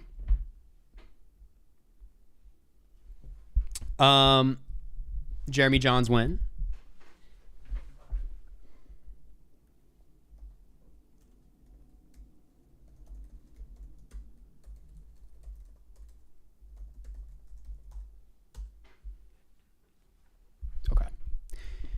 The crop looks bad right now, but it's going to make sense when the guest appears. I could not get PTA. His people reached out to my people. It didn't work. Please hydrate. Thank you. Thank you for reminding me. Okay. Do you have a Blue Sky account too? I do have a Blue Sky account. I made a big whoop about being like, I'm out of here. Come join me on Blue Sky. And then I just have not posted on there. I keep forgetting to. I don't really have like my community going on there. But anytime I go on Twitter, it's like probably the worst experience of my life. So I don't really know what to do. It kind of sucks. I don't know where to get my slop anymore. It sucks because like Twitter, you every now and then when I go on, I see something like so good and so funny, and I'm like, damn, like the funniest people ever are on Twitter. And then I scroll a little bit down, and then it's like the most racist, hateful thing I've ever seen in my life, and I'm like, okay. And the balance is off. It's way more hateful shit going on than good ass tweets. So it would be funny if I had Karsten Runquist on, wouldn't it? Yeah, Blue Sky is just a bit boring, I have to admit. I'm sure it'll get better one day, but as of now, yeah, it's just not clicking.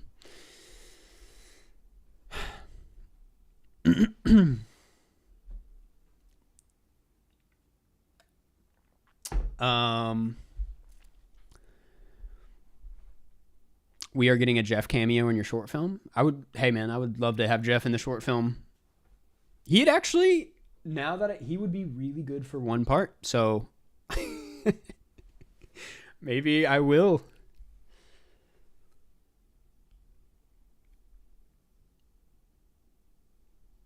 It's true, man. He keeps throwing really good memes at me. It's unfortunate. He keeps me coming back.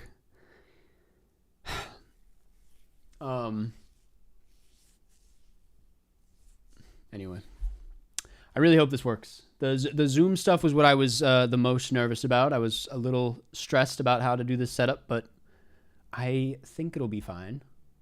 It still looks good. Does it still look good? No, it doesn't. No, it does not. Okay. I'll move this up here then, maybe? What the hell? No. Okay. I'm just going to keep this here.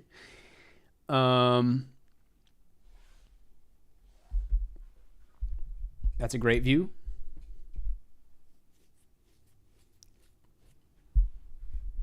Can I get a shout out for Bosnia? Have you seen any Bosnian films? I'm not sure if I've seen any Bosnian films. I have to look that up.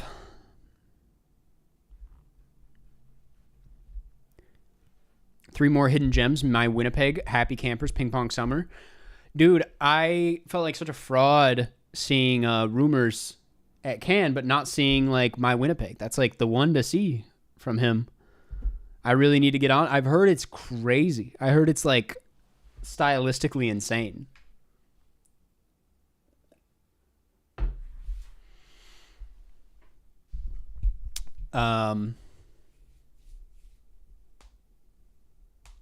Just watched The Conversation in honor of Gene Hackman. My mind is blown. Man, don't even get me started. It's that might be my favorite Francis Ford Coppola movie. Like, I know that's kind of crazy to say, but I think it's the most affected I've ever been by one of his films. It's so, the ending of that thing is just so tragic. The shot of him with the like sax, is it a sax? Is like, it's crazy.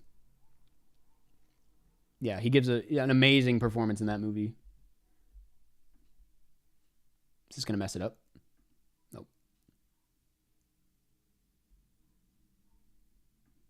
Wait. What is happening? Stop the share. Okay.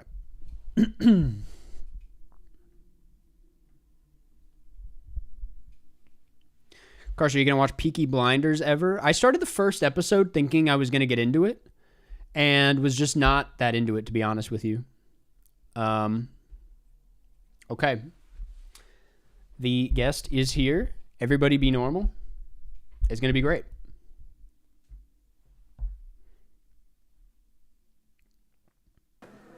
Hello. Can you... Oh, I can hear... Wait, hold on. I gotta make the sound come through a different thing. Oh, what a disaster. No, man. It's been disasters all day over here. So many technical difficulties. Wow. Welcome me to Karsten land. Yes, it's good to have you. It's so good to... Thank you for making the time. I can hear the cat in the background. That's incredible. Yes, she loves when I'm on Zoom. Yes, famous star of the Oscar Expert channel. Exactly. How are you doing? How's it going? Oh, I'm doing pretty good. Are you like... And how about... What? Are you pretty like... Do you get like what is the...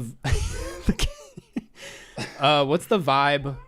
I would say, like on Oscar week, do you guys get nervous at all? Is it like a lot of planning? Like, I don't know. What's the vibe? I'm just, it's full of anxiety over here because if I'm wrong, my reputation's on the line. Yeah. You are the Oscar expert. Yeah. I mean, last year I didn't do that well in winners. Really? One of my worst performances in a while, just because I didn't predict 4 things for anything and then I won everything. So, damn. But, this year we're going to be back on track. Absolutely. No, I don't really, it's no pressure. It's funny if I'm wrong and it's fun if I'm right. It's always a win. It's always a win at the Oscars, really. I was going to say, like, I feel like with your stuff, like if you're wrong or if like it's a really unexpected prediction, that's like, it's almost better for the video, but like. That's right. It can be boring if there are no big surprises, the video's not that fun. Yeah. I mean, it's still pretty fun, I have to say, but like, I will say this year's Oscar nominations with like I'm Still Here was like the craziest Oscar morning in a while, in my opinion. I don't know if you felt the same way. Oh yeah. Like before that happened, I was like, okay, James Mangold, like surprising, but you know, we're not in wacko land yet. No. And then all of a sudden we were in Crazy Town. In Crazy Town. Yeah. Perhaps in Brazil. I guess that's kind of a good segue into what I wanted to talk to you about, which is I'm Still Here. I'm curious what your experience was like with this, like when you first saw it, and like, I don't know, some like brief general thoughts on the film. Yeah, I watched it on like a Critics' Choice screener. Okay. And I definitely liked it. I wouldn't say I was like head over heels, like some people were about it. I think it was that the storytelling is very much like straightforward, and it was not an approach that I can fault the movie for at all. Yeah. But I don't know. It didn't like hit me like as hard, I guess, as other people. But I guess that's my experience like watching it. Fernanda Torres is amazing. I've been rooting for her for sure. Definitely. Yeah. But for it to be nominated was nuts because I mean, we knew Emilia Perez was like an international contender, whatever. But then there was always a question as to like, oh, is there going to be like an All We Imagine Us Later, A Seed of the Sacred Fig getting in, right, and being another spoiler? And then all this time, I mean, not really all this time, but like at the end of the day, it was I'm Still Here. Yeah. Do you think, I know you like touched on this a little bit in your video, but do you think like the Brazil fan base, like the excitement coming out of it had anything to do with it? That seems a little silly, but like no, it has to be discussed because I think that it's. I think you have to say like it may have done some good. I think really the reason that it happened is because, I mean, I think the movie on its own is very much like something the Oscars would like, and if it were like a similar thing, you know, but an American film, it would be like a no-brainer Oscar contender. Right.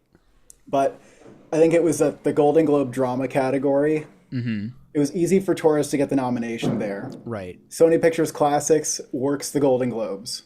Damn. And they could get her in. And then for her to win was kind of based on coincidence in that like the 4 out of 5 of the actress nominees are in the comedy category. Yeah.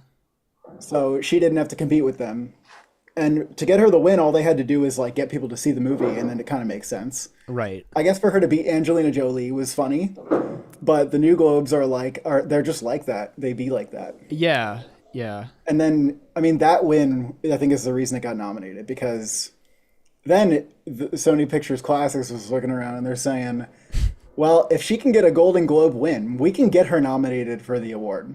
Right. Giving that speech puts the idea in people's minds that they need to see it and they need to consider her. And then once that happened, apparently I read that like they were just getting wind that people were coming for Torres, and they were like, but actually the movie is so good. And then they were like, oh shit, can we push this just a little bit further? And, you know, some attributed like her Jimmy Kimmel performance where they had a big advertisement, like in a commercial where they had like a Best Picture ad. Yeah.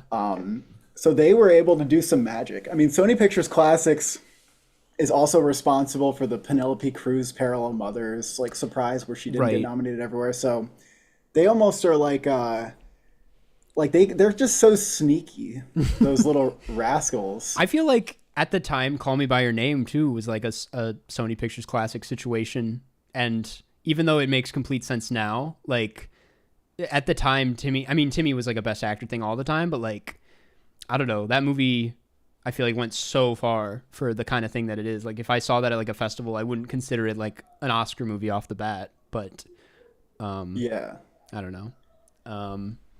Yeah, I thought I remember thinking that Timmy's just, who is this 20-year-old actor? Yeah. And, you know, maybe this movie gets like a couple nominations, but and then he ended up being possibly the runner-up or close to it. I know we're here to talk about I'm Still Here, but can I get like I know this is a tall ask, but can I get a brief answer for like where you're at with Best Actor? Because I don't know, that one's been on the mind a lot. I feel like this week specifically after the SAG, even though voting closed, there's like this new movement for Timmy. And like Yeah. maybe he was a contender all along, or like not a front runner, but Well, you actually may not ask because we have to stay on track here. We got to talk about. we do. Still What am I Here. doing? No, you can. I thought that Timmy had a shot to win SAG. Uh-huh. I've been in a self-hatred coma because I switched to Brody like 2 days before, and I was predicting Timmy for like a long time. Yeah. But I was saying to myself, I was like, even if Timmy wins SAG, like I am not concerned. I think it's gonna be Brody. Yeah. Because when you win the BAFTA and you got all the other awards and like it's just a towering performance like that. SAG they were brutalist haters. They didn't nominate Guy Pearce or Felicity Jones. Right. They were obsessed with a complete unknown. Clearly. Sorry about. I don't know if you can hear beeping, but there's beeping. All good. And it's not my doing, and I can't control things. But yeah, I think that Brody's taken it. I think that Timmy has, maybe a 25% chance he could shock, but he's got that boy's got years ahead of him. That's what He's got Marty Supreme coming up. Yeah, that seems to kind of be the attitude, is like he'll have this moment later on. Like the biopic thing is not his award, I guess. But back to I'm Still Here. I'm curious. I want to talk a little bit more about Fernanda Torres. I feel like she's kind of I forget the term, but kind of sneaking up in the race. Maybe not. A dark horse, perhaps. There it is. Yes, there it is. I was wondering what your thoughts are on that, and maybe in general, might as well just talk about the Best Actress race. Yeah, I think that it is arguably three horses in the race. One of them being quite dark, and I mean, it's fun because Torres has not competed with any of the other lead contenders yet. Yeah, and also I'm Still Here didn't really like happen at the other awards shows in the same way, where now that it's in Best Picture, it's kind of like an obligation on Academy members to see it. Yeah. Hopefully they fulfill that obligation. And it's definitely interesting because it seems like it's on the rise, and I imagine that Torres is going to be competitive and going to be taking a decent chunk of votes. Like, at the very least, a decent chunk. But then there's like already a 2-horse race with Demi Moore and Mikey Madison winning all the other major precursors except for the Globe. Yeah. I am not like I don't go crazy on my predictions and like my hunches. And so Fernanda Torres is the kind of pick where like you can have a hunch about it, but there's not like evidence to support it. So I wouldn't like predict her personally. And I think the other two are more likely, but there are like circumstances surrounding it that could mean that like precursors can't tell us what's actually going on here. So there's a bit of mystery. Right. I forget what happened with like Olivia Colman that year. That's like the last time I can think of like a weird. Was she also just a BAFTA win and nothing else? She was just BAFTA. She did that, and Anthony Hopkins did that, and Frances McDormand did that. So the lone BAFTA thing is like it's very good for a Mikey Madison, and also because she's not British. Right. Like if she was British and that happened, it'd be like, okay, we'll see. It's a British thing, yeah. Yeah, but it wasn't a British thing. They didn't even give Nora Best Picture, so it's like, damn. Yeah. I hate to just keep talking about Oscar stuff, but I also want to ask about international. I was doing my predictions on stream earlier and kind of like had to stop at that category, even though the last few years it's been just this constant, like the most obvious award of the night, which has always annoyed me. But weirdly this year, I feel like there's some sort of competition. I ultimately was like, I feel like Amelia Perez will still take it just because of the number of nominations it received. And also, I would imagine more Academy voters saw that than I'm Still Here. But I'm curious where you stand on that as of now. Yeah, I think I'm like feeling a little comfortable saying it might be I'm Still Here, actually. Really? Because I think that I'm Still Here has been doing nothing but this, and Amelia Perez has been doing nothing but this. I also think that Amelia Perez, is it fun to vote for in this category? Like, it's a big like Netflix behemoth, like, Right. you know, they just pushed it so hard that like it got too many nominations, and maybe people are backing off because of the controversies. And then I'm Still Here, something in 3 categories, doesn't seem likely in actress or picture. So, you know, throwing your support behind it in this category is maybe something that would be fun for people to do, and actually, you know, has a shot of coming true, and could just be like, you know, the category for it. Right. It also seems like people really love it. Like, feel very strongly about it. There was even a one of those anonymous Oscar ballots where someone voted for Amelia Perez in Best Picture, and then put I'm Still Here in International. So you never know. Like, I actually think, I mean, if you held voting again today, I'm Still Here would have gotten adapted screenplay and possibly more, maybe director. Like, so I think that, I don't know. I just think that things are changing a little bit for it, and they're rising. Yeah.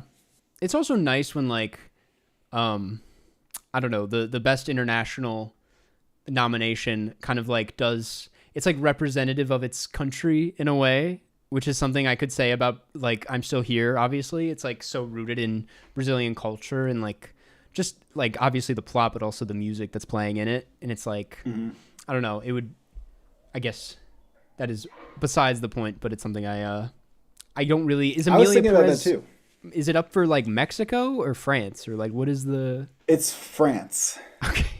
That's and I think it represents their sensibilities quite well, maybe.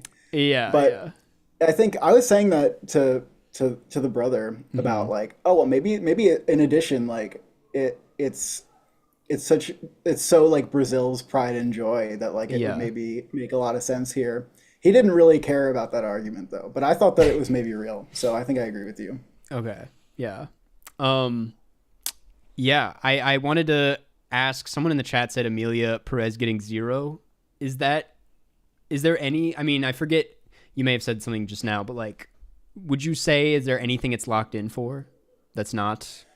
I mean, if you win all 4 of the major like precursors for acting, then you're not going to lose. Yeah. So Zoe Saldana has that. That's true. If she lost, it'd be stunning. Like, I've never seen that. Someone winning all 4, like, no. Yeah. And then probably song, I think, but maybe that's not locked.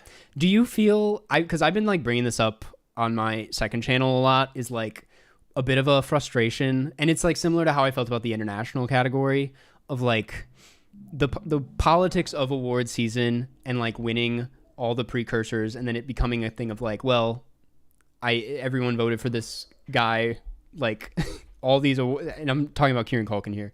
I'm just like, is this something that frustrates you at all, or?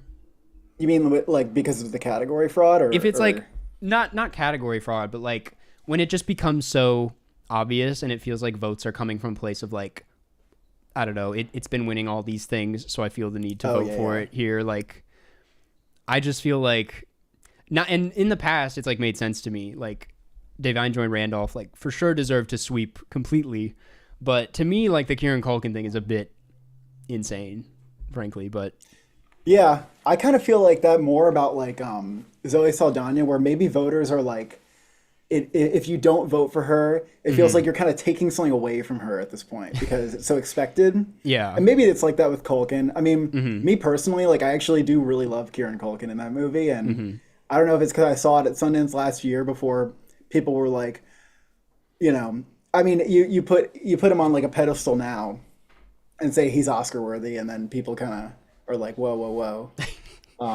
But you know, I was in before that happened. I'm a real pain enjoyer. Yeah. I think that he gives like a really big performance too. Like he kind of goes through all the emotions necessary. He leaves an impact. Right. And I mean, other contenders, I don't think everybody's like gathering behind anybody else like in mass. So yeah, maybe it just kind of results in that. But yeah, I think there's a factor where like people are just kind of get on board with what they just kind of default to stuff. And yeah. I also, for the record, because people are saying I'm throwing Kieran shade, like I still think it's like pretty difficult to like play yourself in a movie, if that's like what people are critiquing him for, is that he's like just kind of the same on screen as he is off. And I'm like, it is in a sense like more interesting than like a super showy Oscar-y performance. But anyway, yeah. I mean, I feel like the playing himself thing, like I had a hot take that I'm not sure that like playing yourself is even a thing. I think people bring themselves to roles. Yeah. And I just don't know how you can look at a real pain and say that like Kieran Culkin bringing what he did to the role, you know, even if it's like his unique personality, even just the fact that he can pour that into the role, like it created something that was very special in the movie. Yeah. Like, the effect that it had in the movie, I don't think maybe some would fault it for that, but I certainly wouldn't. Yeah. Yeah. I want to acknowledge something that other people are also bringing up in the chat. Could I get your take on the whole challengers thing? Not to be like, but like, it was genuinely baffling to me. Was it just the like, was it BAFTA that it gets snubbed out at? Like, is that the only thing that kept it, or? Because it was really it got nothing at BAFTA and Oscar. Yeah. So. Well, no, so the question is, why the fuck? Well, I was happen? Like, I was worried. I wasn't worried at all. I was like, it's a shoo-in until the BAFTA nominations came out. And for like score specifically. Yeah.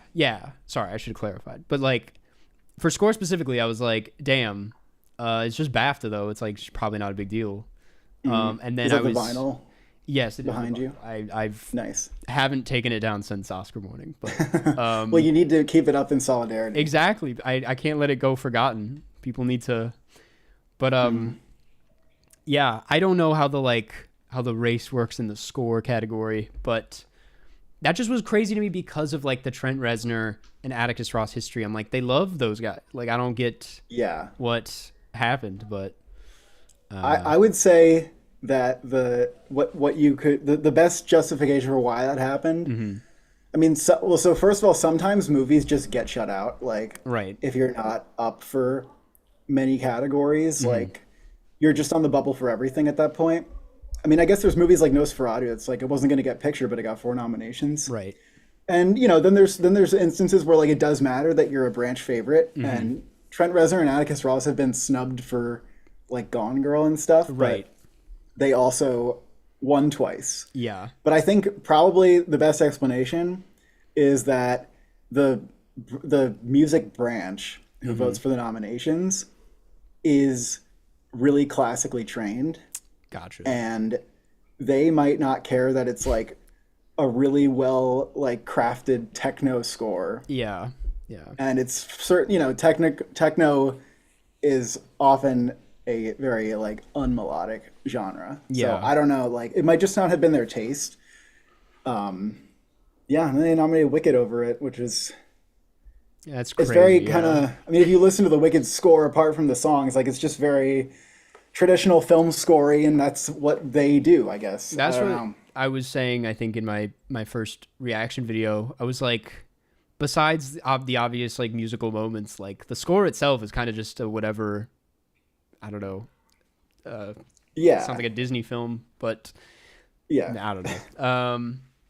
I wanted to ask, you and I have been to a lot of film festivals together. I was like, you weren't at Cannes this year, right? That was your brother? Or? That was my brother, okay. I was going to ask, if you get like film festival bias, like what your thoughts are on that. I feel like the culture around seeing these films so early at film festivals like makes it, I don't know, I feel like a lot of people overthink how they're supposed to talk about them online, because it's like Amelia Perez I think was a really interesting one this year. I didn't see it at Cannes personally, but like I think the conversation around it has gotten just like so much more negative than it was like when it first premiered, and I'm like, I don't know, would it be like talked about differently if it had just been like brushed off everybody's shoulders and like not talked about in an awards way? Yeah, I mean, I saw it at TIFF where there was like some conversation of controversy, and TIFF's a very public festival. Right. And, you know, it's not necessarily like snobby Cannes critics or whatever the stereotype is. And that movie came in second for like the People's Choice Award still. And I mean, people were going nuts for that movie for a while, and I like had very mixed feelings about it, but I kind of admired it when I saw it. I think that, I mean, I don't know if it's a film festival effect or like, you know, I think that all the criticisms and everything everyone's saying like makes a lot of sense. Like when I watched the movie, I was like, it makes sense to hate it. If you think, I also think if you go in thinking that Emilia Perez will be a trash heap, it's very much that, like, if you want to see it that way. Right. Yeah. If you go in and you're like, hey, I like Jacques Audiard, like, I want to see some good performances, like, I will appreciate, like, a bold swing, even if it doesn't all work. Like, you might like the movie, but I think people went in more with, like, that first mentality, like, as things went on. And also, like, I mean... So like some people can't like judge. Some people don't have those like things in their mind while they're watching a movie. Like, is this like offensive to Mexican people? Like, they might not know if it is or not because they're you know. Yeah. But if you watch it through that lens later, it's like, oh shit. Yeah. So, I mean, in general, with like festival hype, I feel like sometimes I'm a little too tired of festivals, and I get like, less excited about movies. I don't know. I know there's like a lot of people at festivals who try to like, and I get this, like, I know what they're like, try to see as many films as possible. But at a certain point, it's like, if I see like a premiere at like 8 p.m. or something, I'm just like exhausted and like dead at that point. And then I'm like, I'm just not giving this any, like what it deserves. So it's a very tricky balance there. I've never been to a midnight screening. Oh, yeah. Everyone's always talking them up, and I'm like, I need the sleepy time. Yeah. Or I will not be, like, I won't function. Yeah. Like, I got the whale at 8 a.m. I have to be up for that. Yeah. I had the whale at 8 a.m. too. Yeah. Sometimes morning screenings, I feel like I might be more likely to cry. Really? And that might be why I cried at the whale the first time, but not the second time. Damn. I don't know. Sometimes you get that, you know, that cranky exactly factor, but it turns into tears. Absolutely. I get that way on like, and I know there's like some science to this one, like watching stuff on flights. Like I cried at Coda when I watched it on a flight, and I'm like, that's crazy to me. Like I feel like Coda's easy to cry at. It's a pretty big tearjerker in the end. Yeah. I mean, that happened to me with like the Mr. Rogers doc, but I think that would have happened either way. Oh yeah, that's an easy one. I wanted to ask. Okay. So LSK Film asks, what are Cole's thoughts on Conan hosting? Yeah, I feel like. Wait, can I expand on this for a second? Yeah, you go. I feel like I always kind of crave in your videos, like, you guys stick very closely to the awards. And I appreciate that about it, but I'm always very curious, like, how you feel about the actual ceremony or like the hosting, or so. Anyway, just if I was not like into who wins, I would not watch the Oscars. Actually, if I only watch because it's fun to do the reaction like live. Yeah. And to know what's happening. Like I'm just not like the guy who cares about the musical performances and like the comedy or whatever. Yeah. And even in the Will Smith slap year, like, I didn't put any of that in the video because I didn't know how to feel about it at first, and I didn't even know like what was happening. And everybody else's video is like, "Oh my god, the slap!" And I was just like, I don't. Yeah, that like, part is. I don't know. That video specifically is crazy because I feel like if you know when the slap happens, it's like right before the documentary award, and there's just clearly like a little bit of like awkwardness in the air, and you don't even need to talk about it really to like feel that. I watch it every 3 months now, but it's just really fascinating. Yeah. But I think Conan O'Brien's like obviously a great choice, and he's like the best host that they've had in a long time. Absolutely, yeah. Like he's widely, you know, loved and respected. It won't be cringe. Yeah.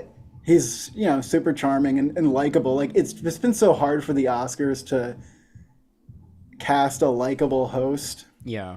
Or a broadly appealing host when there's so many people you can think of that'd be like, oh, this person would be really awesome, and they just go with like really milquetoast people like, Jimmy Kimmel. Yeah. Once again, because he'll just be serviceable. Yeah. And then they do stuff where it's like they're putting Amy Schumer as a host, and it's like I think I will defend some of Amy Schumer's work, and I think that she's been funny sometimes. So it's not even coming from me, but I'm just like in a perspective of like making people want to watch and getting people interested in the Oscars. Like, why? Yeah. Why are you doing that? Yeah. I feel like there's been a huge like misunderstanding of like who is tuning into these awards. Like they don't know what their audience is anymore because some of them have aged out and some of them are like too young to like get into the traditional broadcast. I don't know. Like it's sort of an old dated formula, but at the same time, like that's kind of where all the fandoms are. So it's just, they don't really know who they're for anymore. But this year, Conan, I agree. Very exciting. He'll do a good job. I wanted to know, and so did this person in chat, what win are you rooting for the most personally? I know you do like your best of the year videos, and you have your personal favorites, but I'm wondering like if there's an award this year specifically that you're just like really rooting for. Well, the write-in vote for Nickel Boys and cinematography, we'll be looking out for that. I mean, in terms of like what is like something that we should expect, I'm very glad that The Brutalist is winning score, hopefully, and Best Actor. Like those should be shoo-ins. I like Kieran Culkin's win. I don't know if there's like a category that is super 50-50 that I feel really strongly that I want to go one way. I guess I do want editing to go to Conclave out of all the nominees. Yeah. That are there. I saw your editing video, which made a lot of good points. Oh, thank you. Challengers should be winning, of course. Yes, yeah. And I wish that like the documentaries were recognized a bit more often in that category. But yeah, I feel like Conclave I'm in the same page. Like that's my pick for sure. And that's a kind of a scary category for me because first of all, I mean, The Brutalist would be great, but like, I don't know. I'm not crazy about like Wicked or Amelia Perez. And personally, I have like that's one that I'm completely checked out on. Like, I don't know what it's leaning towards. Well, Conclave won BAFTA, so I would say it's leaning to that, but it hasn't been like obvious, I guess. Yeah. Lastly, and I think out of Honora and Conclave in Best Picture, I'm Honora. So. Okay. I wanted to ask one last question before we wrap it up. It's kind of it's silly, but like with shorts, how do you go about that whole process? Because to me, it's like a complete shit show every year. I'm like, that's just like I leave that one up for the day of. If you have any thoughts on the shorts, I mean, that one's it's harder this year than I can ever remember it being. Yeah, because none of the categories is obvious. I actually watched all of them this year, and we just did a video about them. Okay. I think I think Alien makes a lot of sense for live action short because of how topical it is. Yeah. I think that animated's probably between Wander to Wonder and Yuck, and documentary I'm kind of looking at I Am Ready, Warden, and Incident. Yeah. And I don't know if I buy I mean, I guess the method is sort of. I look at like Letterboxd and stuff and see how other people feel. Although every once in a while that's misleading. Yeah, like that War Is Over movie winning. Yeah. So you got to look out for those instances. I don't know. I mean, I've only watched all the shorts 2 years. Yeah. So I don't know if watching them helps either. Maybe it will like bias me in the wrong direction. It confuses me very tough. Even more, to be honest. Like Wander to Wonder. I don't know. I'm like, that is too weird. They'll never go for that. But then 2 years ago, they went for some kind of like borderline experimental animated short. I forget what it was called. Yeah, the windshield wiper. Yeah. And I was like, what? Yeah. Because every other one is like for kids. Yeah. And that's kind of why I feel like Yuck might win. Yeah. We will see. But I think that's all we have time for at the moment. Thank you so much for making the time and coming on the stream. Would you want to plug anything before heading out? Sure. Well, thank you for inviting me onto this marathon stream. Of course. Um, I am on the YouTube also. And I'm the Oscar expert. Yeah, oh yeah. Awesome. Good luck with Well, your short. thank you. Thank you so I much. hope you get the funds. I'm excited to see your filmmaking journey continue Hell because yeah. I Thank you. thought Dirtbag was a cool short. Oh, thank you so much. Thank you. Well, I hope you have a good day. Tell your brother I said hello. And yeah, I'll see you in the next one. Yes. All right. See you. See you.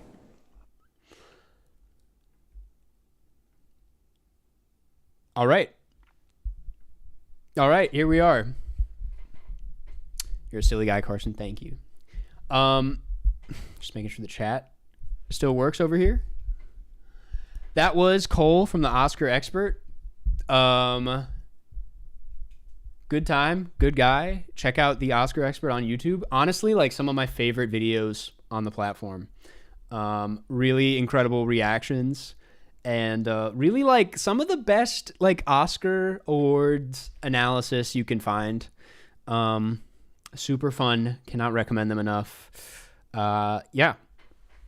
We have another guest coming on at 3:30, so I am going to go to the bathroom. We'll maybe play some quick Cinenerdle, and we'll be right back. Okay, bye-bye.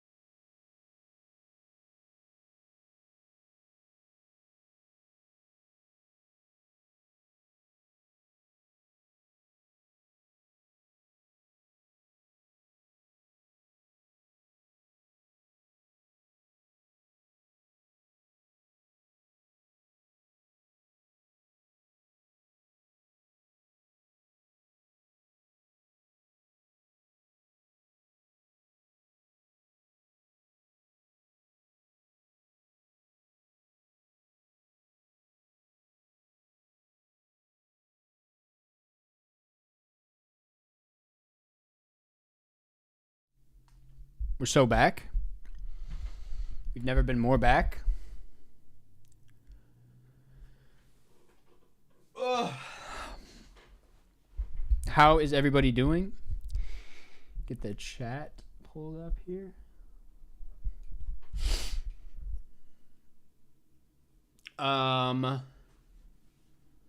Let bro eat. Thank you. Yeah, I gotta eat, man.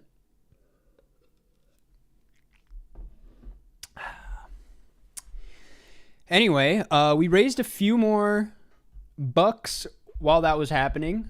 I want to give a quick thank you and shout out to all the new donors, and also just check in as we are at the top of the hour. 1 second, pulling it up.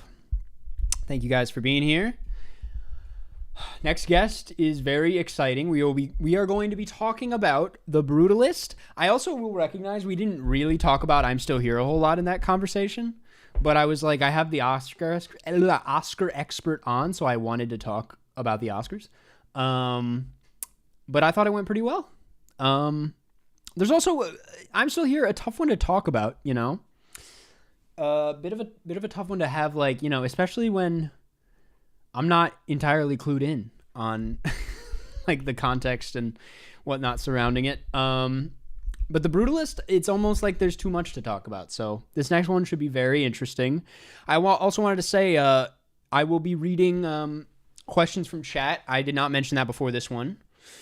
So yeah, if you guys have questions for our next guest who may have just said something in the chat, feel free to ask it in chat. I'm going to give it 15 minutes so I can eat this food real quick, and then we'll hop into it. But first, I want to thank some donors. Carl, thank you for the $10. I'm going to recommend Misery. Robert Grawi, thank you so much. I'm going to recommend Glenn Ross. Why not? David Aub, thank you so much for the $100. It always makes my day when I see that. Thank you so much for that very generous donation. We will get down to the Cinenerdle Letterboxd thing after this interview. We have these, like, I honestly, after the next interview, I will get into Justin's, and then after that next interview, David, will do yours. I have these 30-minute periods where I can go into it. Lucas, thank you for the $5, and Clint. Oh, and David, I'll recommend Mean Streets. Why not? And Clint, thank you for the $20. I'm going to recommend Bird, the new Andrea Arnold film. Check it out. That's what it's looking like for now. If you guys are just now tuning in, I am raising money for my short film. There will not be spoilers, no. But we may talk vaguely about the second part, but we won't go into specifics. If you guys are now tuning in, I'm raising money for my short film. This is going to be a proof of concept for my feature film. It is about an old man with Alzheimer's who leaves his house in the middle of the day to visit his deceased brother in Vegas. It's a very personal film for me. There will be a lot of surreal elements. It's heavily inspired by Paris, Texas. We're shooting on 16, and we're very excited about it, but we need your help. If you want to support this project, support a very big dream of mine, it would mean the world if you donated. And in the process, you'll get some pretty cool perks in doing so. But thank you so much. Thank you so much. Okay, I'll do a little Q&A before we hop into the interview, because I need to eat this before our guest comes on.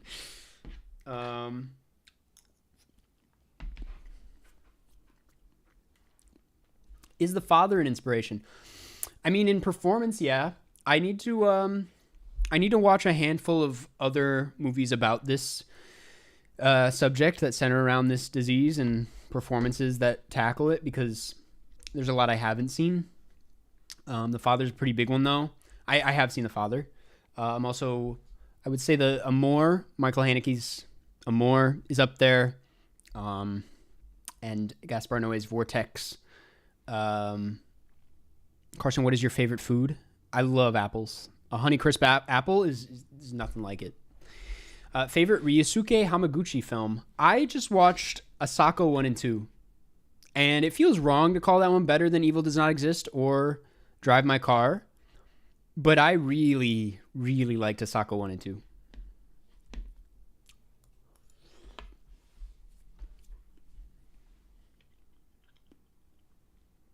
Have you casted it? We're in the middle of that right now, actually.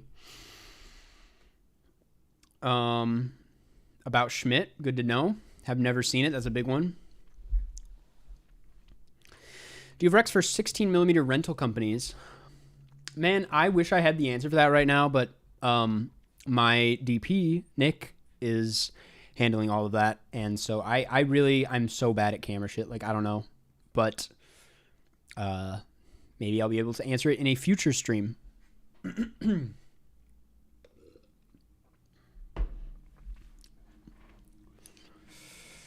Have you watched any films from the Philippines yet? I think I have, but I can't remember them off the top of my head. I have to have, though.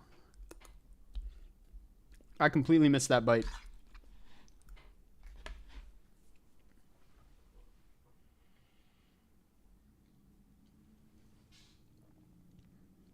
I literally just finished watching Kiyoshi Kurosawa's Cure and loved it. Love to know your opinion. That is a like top 50 film for me. That's one of my favorite movies. Probably the most recent movie in recent memory that I can think of that would be on that list because it's just so goddamn good. And I just really love it. Yeah, it's I still need to see more of Kiyoshi Kurosawa, but I mean that one is crazy. Levi Turner, thank you for the super chat. Thank you for both of them. Appreciate it. Are you going to be at Cannes this year? I'm planning on it. I can't confirm if I'm going to do the trip, but I'm at least going to apply for press. I'm not sure, though.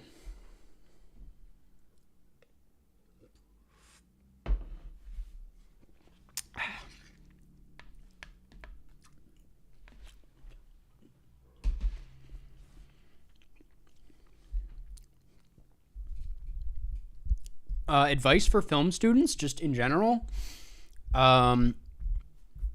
Honestly, like, be kind and supportive of each other. There's a lot of jealousy and a lot of competitiveness in film school, and you really like cut people out when you're that way. Like it's really it's not good. You guys are all in the trenches together, man. Like, if there's an opportunity for you to be like supportive to a classmate, like you should do it. Like it goes a long way. I'm all about, I've said this in other streams, it's like strong connections are like both those in like a career way and in like personal ways are like it's like the best thing you can do, you know, in such lonely times. But if you're also thinking like practically from a filmmaking standpoint, it's like, yeah. And it's also, you're not gonna, it's very much not a solo field. You're gonna be working with other people a lot. And, yeah, that's my best advice I can think of.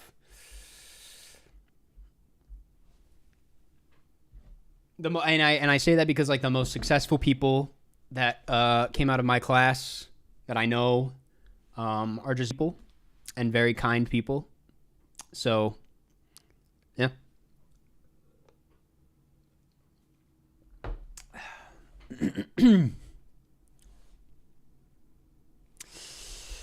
Man, we have been live for a while. This is, man, I don't think I've ever talked this long, and we're not even halfway there yet. I can feel it in my throat, but we're taking it easy. Thankfully, the interviews are nice because I can take a step back for a second, you know. But I appreciate everybody for coming out here. I'm probably good to get into this. Also, each interview lasts, I mean, I have them allotted for an hour time slot, but they kind of, I'm planning on having them last about 30 minutes each, just to make time for, you know, donations and some of these perks. And so just a heads up for that as well. Get those lozenges ready. I know, man.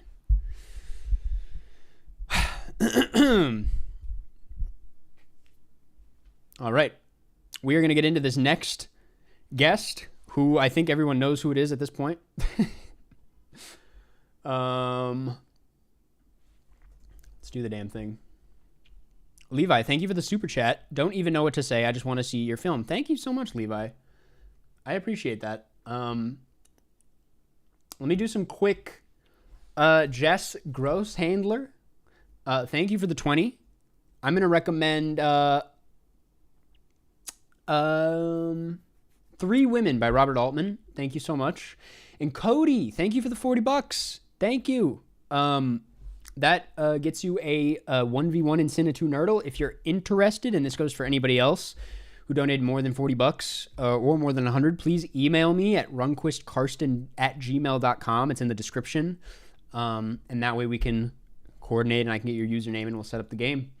But thank you so much, Cody. And I recommend, A League of Their Own. Why not? Okay. Let's do the damn thing. Oh. 1 second.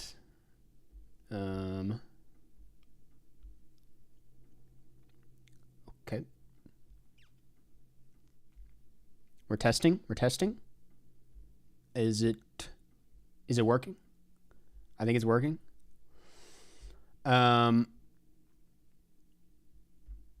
Cool.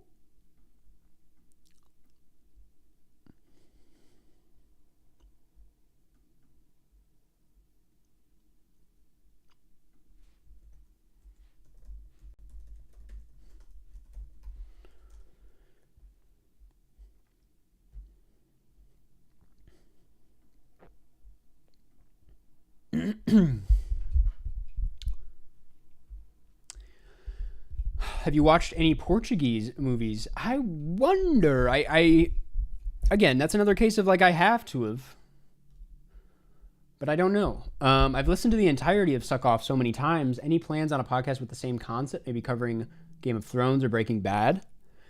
I would do a Breaking Bad podcast this late into the game. Why not? Okay. Here we go.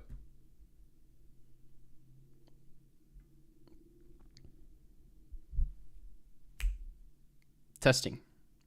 Hello? It says...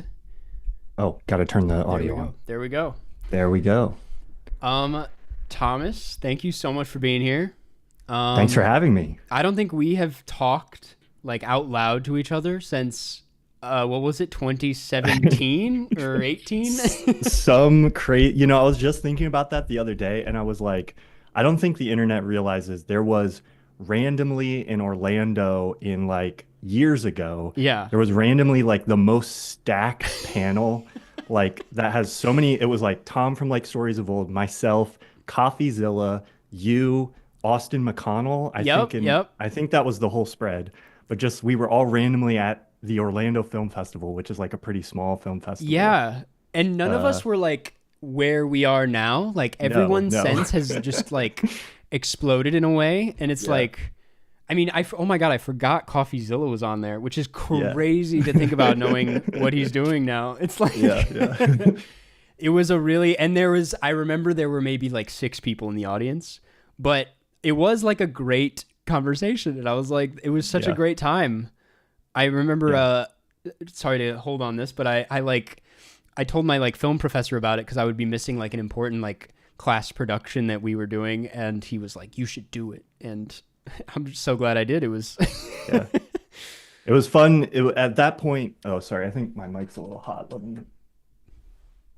At that point, I hadn't met like many other YouTubers. It was early enough in the game. So it was fun to like actually get to like hang out with people who were doing similar things. But definitely our paths have not crossed since then. Hopefully they will again. I just heard you saying you might be at Cannes, which I'm also not 100% sure yet, but hoping to be this year. Right. So you were there 2 years ago, right? 2022, I think. Okay. Okay. Yeah, I don't remember, but a couple of years ago at this point. Okay. But yeah, hoping to go this year. So we'll see. Well, I wanted to have you on to talk about The Brutalist, which is like kind of a daunting task, as there's so much, especially because we only really have about just a little over 30 minutes, but we'll get into it as much as we can. We could spend 30 minutes on the intermission and the title. I'm just kidding. I will say I was on a podcast like a few weeks ago called like the Schmear Hunter, and we talked about the intermission and kind of got a little too into it in that like the fact that the like countdown is on screen. Yeah. And it's a picture of his family. It's like, it's kind of like a countdown to like when everything is, it's like a bomb almost. And it's like, you could just read into this thing so hard, and yeah, it's amazing. But I want to get your quick thoughts on the film. I briefly looked at your Letterboxd, but I actually don't really know how you feel about it. I know many people are kind of like mixed on it, so I'm very curious where you're at with The Brutalist. I would also say I don't really know how I feel about it. It's a weird one where I like keep flip-flopping back and forth. I've only seen it once, and I keep flip-flopping back and forth on it. So we'll see what comes out in this discussion, because every time I talk to somebody new about it, they say something and I'm like, oh yeah, that's a good point. And there's things about it that I don't like. There's things about, I don't know. I just keep going back and forth.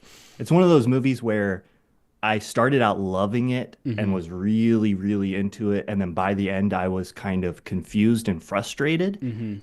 And, but I'm not sure to what extent that's kind of just like the result of the movie doing what it's supposed to do. Right. And how much that's a result of like it not quite doing what I wanted or hoped it would do. So yeah, confused. I mean, there's obviously so much about it that is incredible. Right. It's beautiful. I think one of its most impressive achievements is that the running time didn't feel like a long movie. I think for a movie that length, it's one of the best paced like 3-hour plus movies that I've seen in a while. So, it just washes over you like incredibly smoothly, I guess.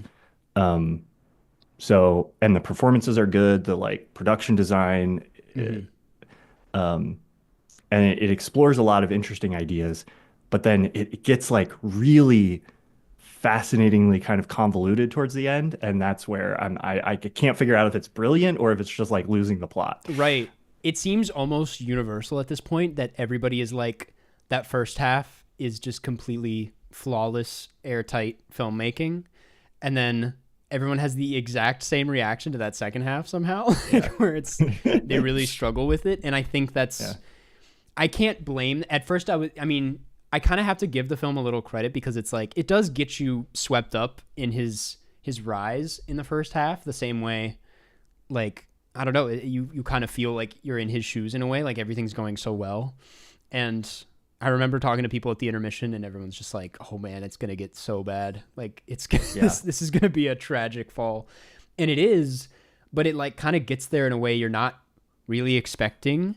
It's like a really kind of slow, frustrating fall, which again is like, to the film's credit, kind of like how it is for him in the movie. And I'm curious how you feel, and I don't want to spoil it, as some people in the chat have asked for no spoilers, haven't seen it yet. But some of the choices made in the second half that lean a bit more into a bit more of like an on the nose thing. I'm curious how you feel about it, because I have some mixed feelings on it. I'm not entirely against the choices there, but like, there's a scene specifically between Guy Pearce and Adrian Brody. Not to dive into this scene first thing, but right, it's kind of crazy. Yeah, I don't know. I mean, again, that's one of those elements where, like, on one hand, I'm like, yeah, it is completely on the nose, but also that's kind of that feels very intentional to me. Like, it's kind of on the nose from the opening, where you're like, oh, the Statue of Liberty is like inverted, and we're like, okay, I see where this is going. And it only really gets like more on the nose progressively from there at certain moments. I mean, there's nuance in between those heavy, hard-hitting beats. I don't know. I think it didn't some people are like, oh, that doesn't make sense within the arc of the story. I don't think I agree with that. I don't necessarily like have a problem with it as a beat in the story. Um, yeah, I don't know. It didn't bother me too much, Okay. but it is a little bit like it left me searching for, I guess, when you take what is like the subtext maybe and like make it so explicit, Hmm. I'm kind of like, is there, okay, you've told me basically what you're trying to say with this to a Hmm. certain degree. So what's left to uncover really? Right. And that's kind of what I've been searching for. Like, what are the layers here underneath that initial premise of like, okay, I don't think it's a spoiler to say like capitalism is also an oppressive, that's kind of the central theme of Right. like, I don't know. Yeah, how did you feel about it? I so the the thing about this movie is kind of like you were implying. There almost seems to be like scenes, especially in the second half, come off so surface level that you're almost like, so what is he actually trying to say with this? And I've seen some like really crazy reads of like Brady Corbet is making a commentary on like what it means to be an artist in Hollywood, this and Right. like comparing it to being an immigrant coming to America. And Yeah, it's yeah, like, yeah. I think that stuff is a bit of a stretch, and I don't think he's as like sees himself as that self serious. I guess. I really think like what's made me come around to some of the choices in the end, and like even in the beginning with the upside down Statue of Liberty and whatnot, is like I think the film has this belief of like what you see is what it is. Like that's the whole thing of about brutalist architecture is like it's showing its construction to you on the outside, like this is what it is.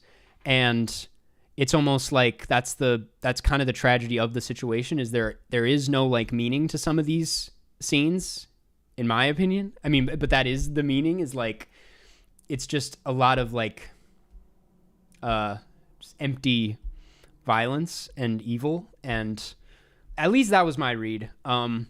It's Yeah, just yeah. it's really, it gets conflicting when it's like you present it in this huge way that is kind of like begging you to think of it as this the more prestigious thing, but it's like I guess that's like what the buildings are as well, as like these giant structures, but that's at the end of the day it's just this one concrete slab. Do you know Yeah, what I mean? yeah. Yeah, yeah, Um, absolutely.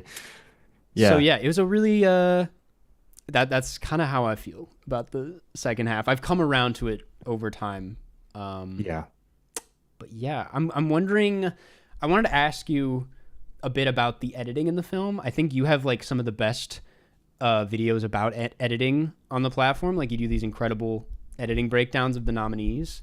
Um, I'm wondering how you feel about the editing in this one specifically. And I mean, I know you talked about the runtime a bit, but like, I don't know, maybe in like in an Oscars context, like next to the other nominees, like how you feel about the Yeah. crop this year. Well, let's see. I was just looking at it and I forget who all of them are, the Oscar Best Editing noms this year. Um, I mean, I really liked it. Again, a lot of that was just the like the pacing. There's cuts in there that I think are really powerful. I Hmm. can't think of specific examples because it's been a moment since I saw it and only the once in Hmm. theaters a little while ago. Uh, but I remember there being cuts where I'm like, okay, wow, there's like a profound Yeah. moment where it's like, okay, you have a cut and that's like a change of the trajectory of the film is Right. always cool to feel editing used in that way. Hmm. Um, Up in the context of the others, I really like Nora just overall as a Hmm. movie. I think it's so just from a top to bottom like technical.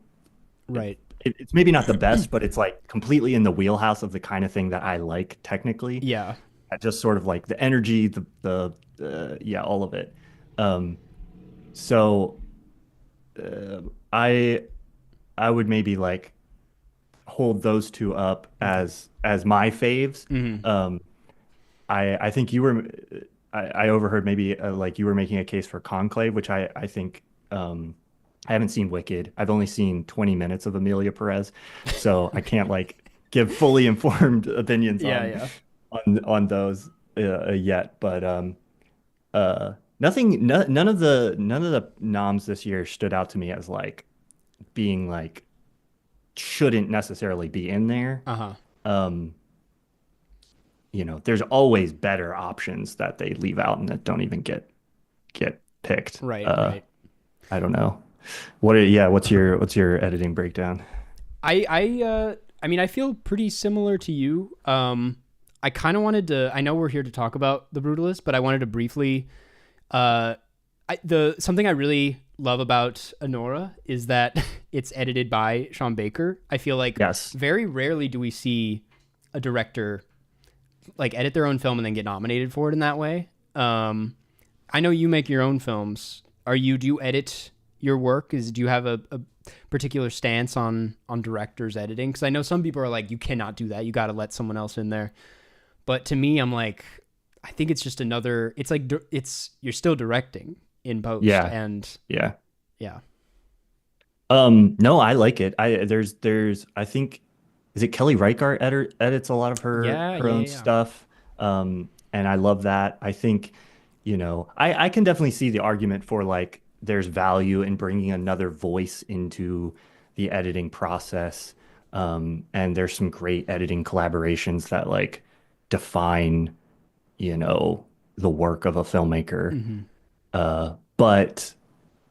But yeah, I like to edit my own stuff. So I'm biased in that direction where to me, I come to filmmaking through editing. So it's like, especially, and a lot of the work I've been doing, especially recently in filmmaking, is documentary stuff. And so the editing is really like the writing. Right. So handing that over would be, I would want to be sitting over somebody else's shoulder the whole time anyway, because you're writing the film in the edit, a lot of times in documentary work. So if I had somebody whose work I trusted, it would be fun to collaborate on that. If I had the budget to just like bring somebody in full time and sit there together and like work through it and collaborate on it. It's always cool to have another voice, but absent that kind of funding, which I haven't had available yet, it's just like, I'm going to do it myself because each decision is like, carving the very meaning of the thing, in my view, a lot of the time.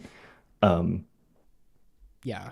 I mean, that's kind of what I love about The Brutalist, is kind of what I was saying earlier. It's like all the pieces of it kind of have like that, it all kind of comes together to say the same thing. Like even the runtime, even the way it's cut is like all working hand in hand with the themes of, scale. And I also love what you said about documentary, because I was just talking about editing and something about the Oscars that really bugs me is the lack of attention they give to like documentary editing.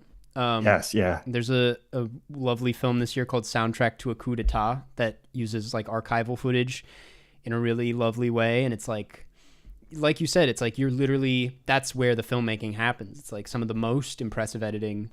So yeah, that's just.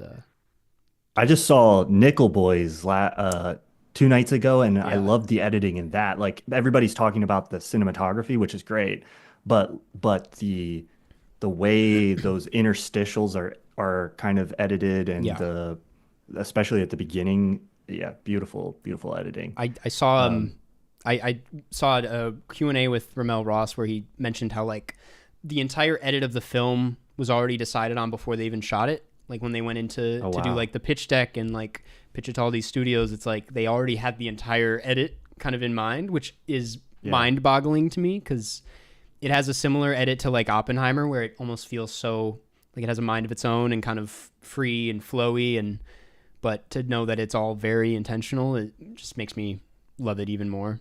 I mean, it's crazy. Yeah. Yeah, that's wild to me. To me, like part of why I like actually tangibly doing the editing myself is I can't really visualize it. Like I don't go into stuff with like a very clear, this is what the edit's going to be. It's like it's a very tactile experience where I want to just start throwing footage in and like seeing what it feels like and looks like when you go from this to this. Mm-hmm. And then like I can't really imagine like, oh, what if we did this other thing? I have to try it and then Yeah. see, how that compares. Yeah. So props to the people who can just like fully, visualize a film in their head, Yeah. completed. Amazing. Yeah. I want to talk about the cinematography a little bit. It's to many people the highlight of The Brutalist. Yeah. It's shot on, I feel like there needed to be some clarification. For a long time, people thought it was on 70, but it's like a 35 millimeter VistaVision situation Right. that they've been projecting on 70. But I'm curious. I feel like most of why it looks so good is because of that film look. Is there something? Do you? I feel like it's hard for me to explain to people sometimes, like why, what looks so great about film, and Yeah.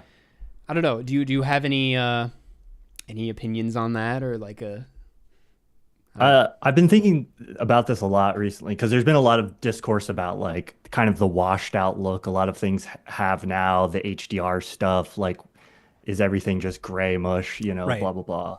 And there's this tendency to kind of blame that on digital, on like log or different, which I think all contributes, but you can make digital look really good. Like Right. I've seen digital, stuff shot on digital that looks incredible.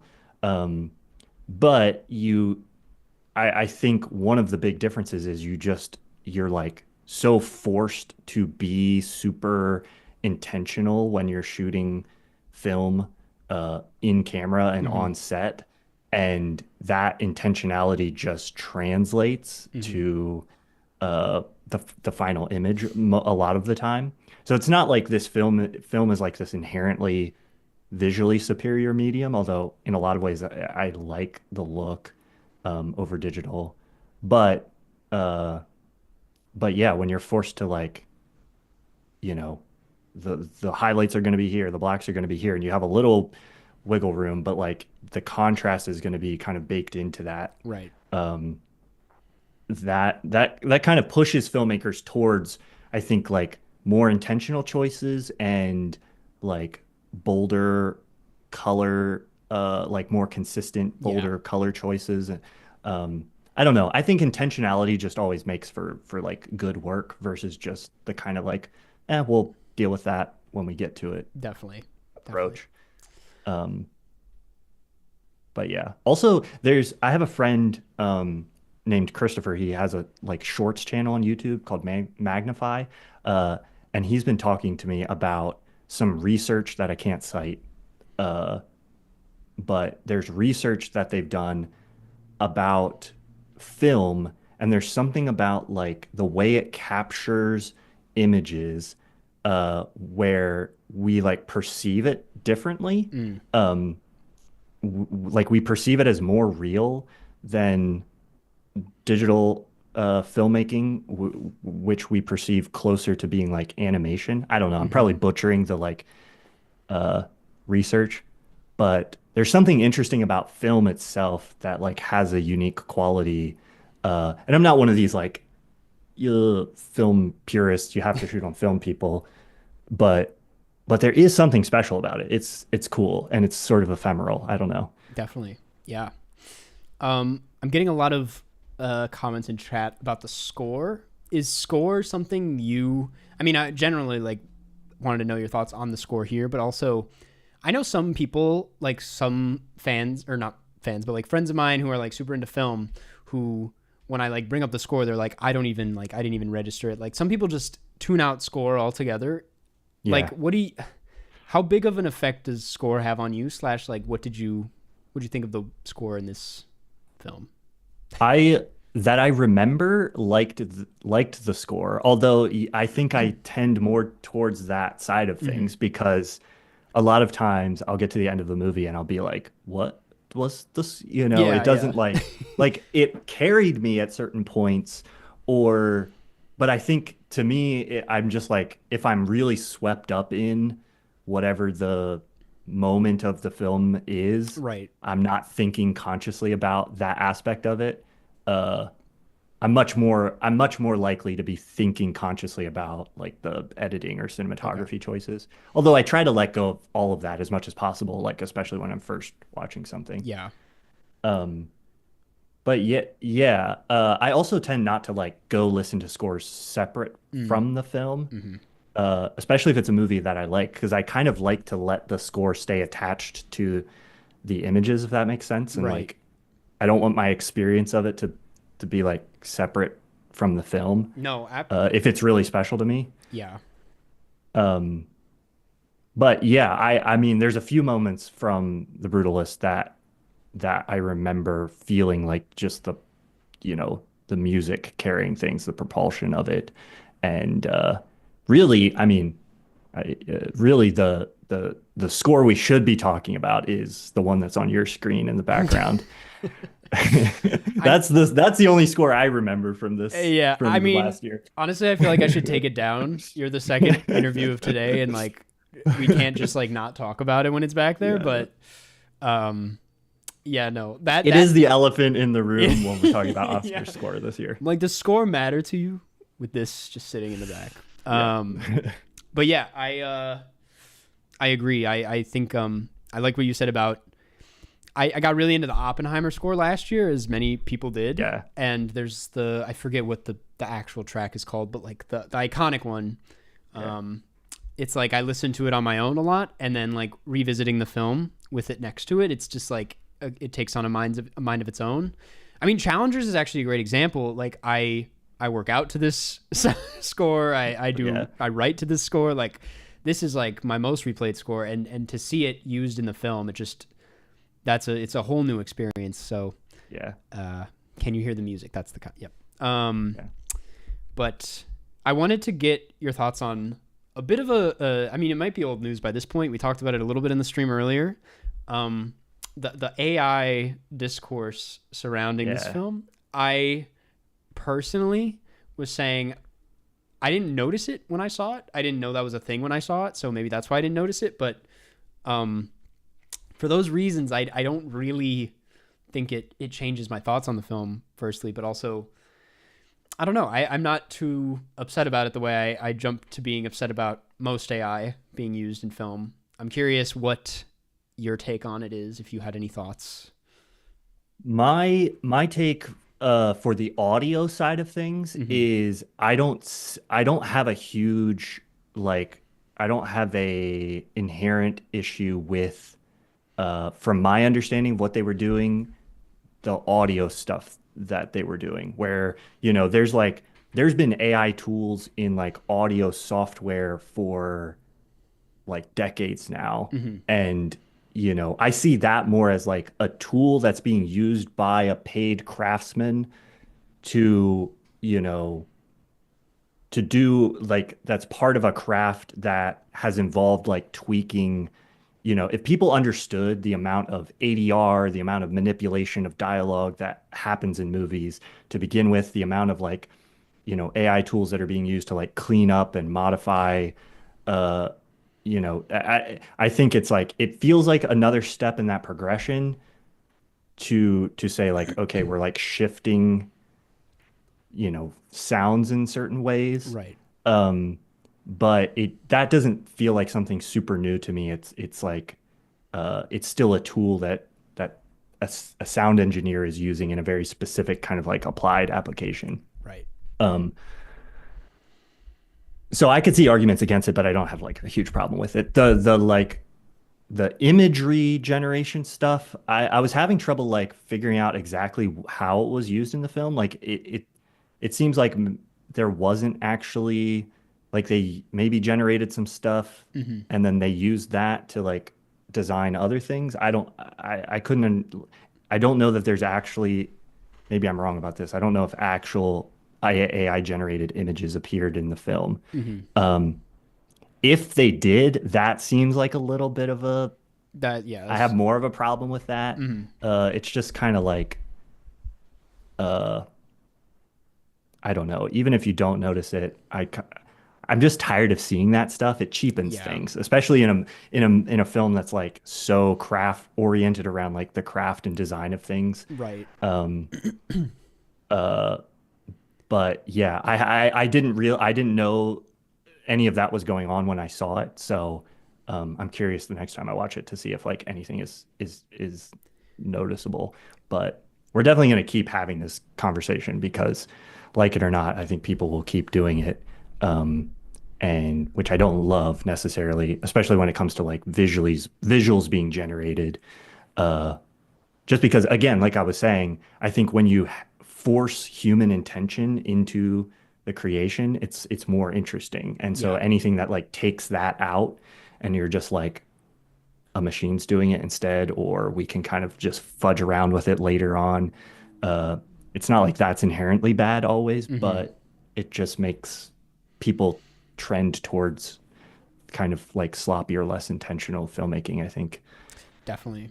I don't want to like shit on any movies to make this point, but there was a movie like earlier this year that I just saw that was like so technically impressive and really like some of the best VFX of the year. Some may say it got nominated. And then there was this like AI recreation of an actor that really looked, I will not name names, but it took me out, and I like the way you put it, like it kind of cheapened it. I was like, man, this was so like I was really like, this is a real ass movie with real lighting, real vivid shadows, and it was a questionable choice, but I'm not gonna hang on that. Yeah, my reaction when I see stuff like that is like, oh man, we're really doing this? Like, come on. Yeah. Especially in those cases where it's just like literally the motivation behind that is just like because they think that we're gonna want to just see more of the same faces we've seen before. And it's like, I don't know. It's just kind of a weird corporate grab a lot of times for, I don't know. I don't love it. To go off track a little bit, I just talked to the Oscar expert. I don't know if you know his channel. They do a lot of Oscar analysis. And I kind of like to ask him about like his own personal favorites. You're on the other end of things where it's like, I feel like you stick so like strictly to like the art, and I'm just curious, like how into the Oscars do you get? Is it something that you tune into every year? Do you care about the Oscars? Like what effect do you think it has on the movies? Like, I don't know. I'm definitely watching them. And I do think they have like a meaningful place. Like I love that we have something other than the like box office and other than just critics and online word of mouth for filmmakers to kind of strive towards, because I think it motivates people to pursue, like improving the craft. People want gold shiny awards. It's fun. Like we're kind of, I don't know, it's just humans like that kind of stuff. So it like motivates people to make better stuff in like the best case scenario. There's a lot of weird issues and drama that surrounds the Oscars, and it's very imperfect. I think if you take it less seriously and remove the assumption that it is actually some judgment of what the best stuff from any given year is, it's kind of fun. And it's like, if you're a movie nerd, it's like the movie event of the year probably.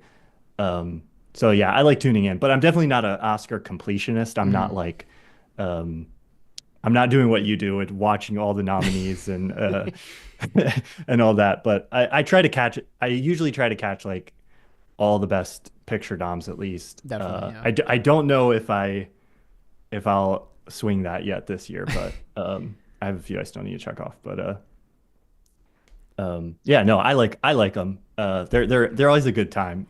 Yeah, it's funny, like the award season is so dragged out that like by the time the Oscars come around, I'm almost like so detached from the actual movies, where it's like, especially like last year with like Oppenheimer sweeping, it's like at a certain point I was like, I don't even like recognize this as the same movie that I watched, like in a weird way. I'm like, it's just the movie that Robert Downey Jr. keeps winning for, and like it's gonna, I don't know if that makes sense, but it is like just fun to, it's like I don't take him too seriously, but it's like I don't I disagree with the people that are like, the Oscars don't even matter. And I'm like, they do. Like, I feel like it's how my parents keep up. It's like how they know about Nickel Boys. You know what I mean? Like it's yeah.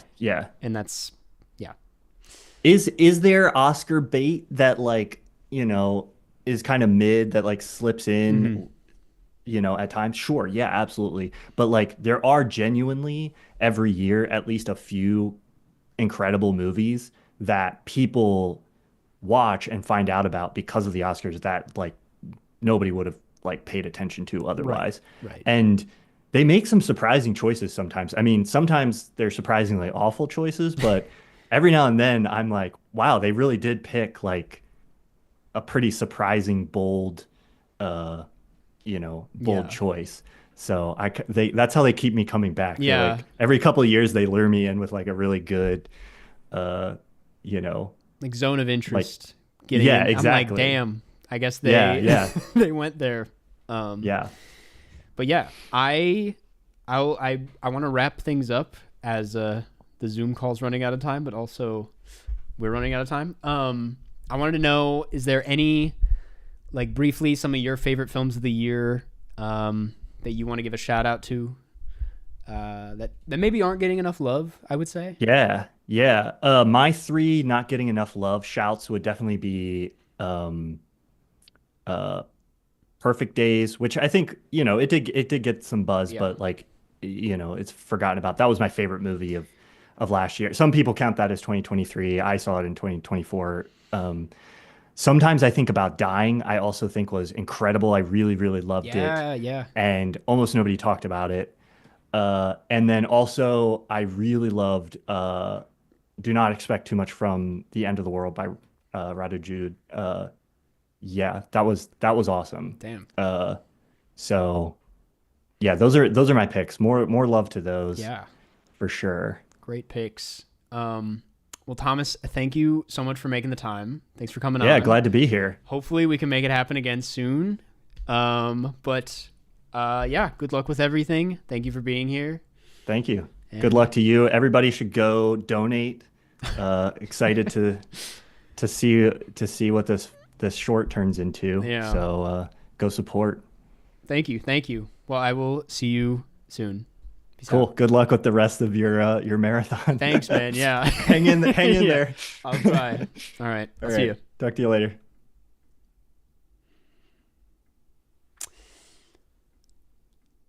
We're back. That was Thomas Flight. Amazing YouTuber. One of the best video essayists in the film space, in the space in general on YouTube. Please go check out his channel if you haven't already. He does some really amazing stuff. We're back though. I got a new guest coming on in 30 minutes who I'm so excited about. This one is like oh man, this one's fun. But I think I will I want to talk about the donations for a second. Give a shout out. I could not check donations while that was happening. Maybe there are some new ones. I'm not sure. There are. Wow. Okay.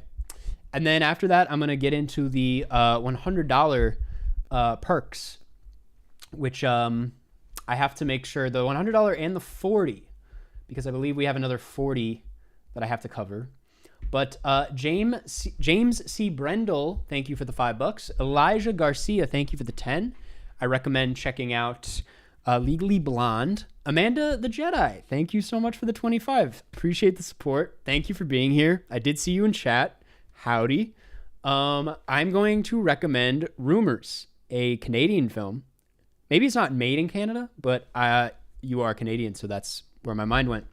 Seku Noble Kuchera, thank you for the 25. I am going to recommend Dead Man by Jim Jarmusch.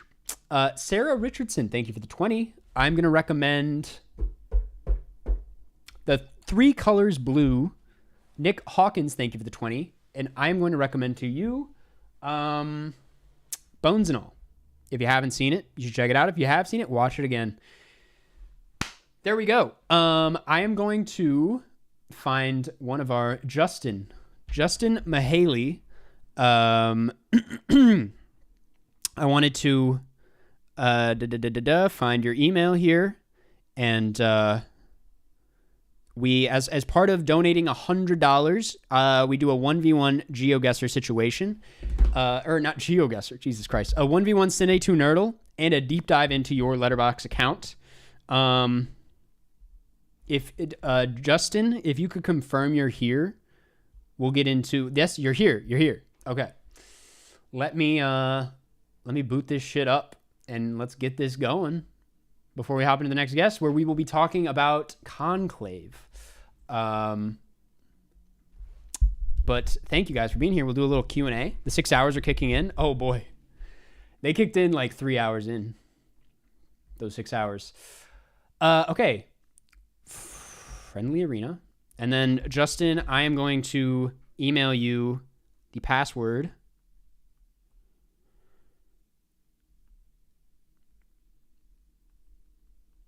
It is not a typo, by the way.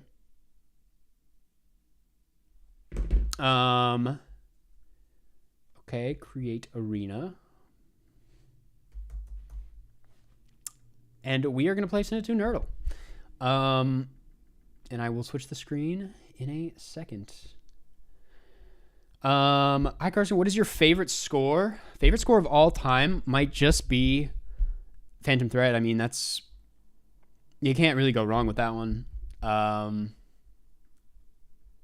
Justin, I have sent you the info. And I am going to switch over. We've switched over. Great. Justin's here. And we're going to play Cinenerdle. I do not get the love for Conclave outside the maybe cinematography and acting. That's fair. I mean, it's a little on the, conventional... Oh, start game. It's a little on the conventional side of things, but, like, I still think it's a damn good time. I will give a heads up, and I hope this doesn't spoil the guest. I cannot promise this is going to be the most deep dive conversation into this film. Do with that info what you will. But, yes. Okay. Greg Fraser. And I'm going to stop talking because this person's in chat. We're going to go to an uncomfortable place right off the bat.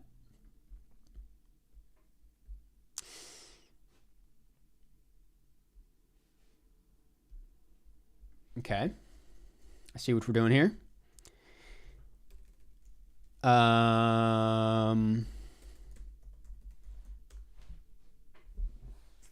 This could be the quickest round ever, and I'm not trying to do that on purpose, but it's already pretty scary.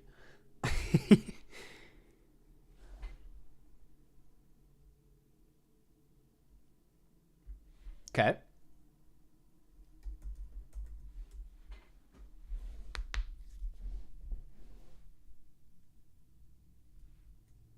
I'm kind of locked in right now.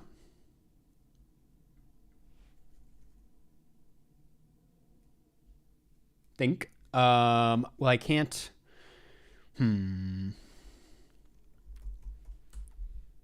Oh, what? Oh, what am I talking about, man? Okay. I had a whole run I was going to do there.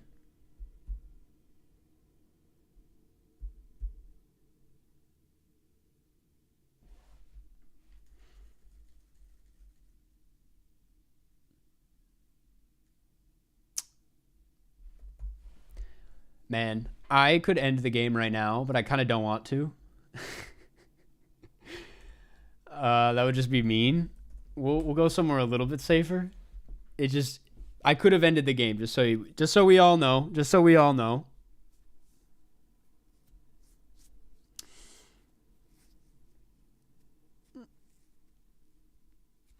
My win condition is Greg Fraser.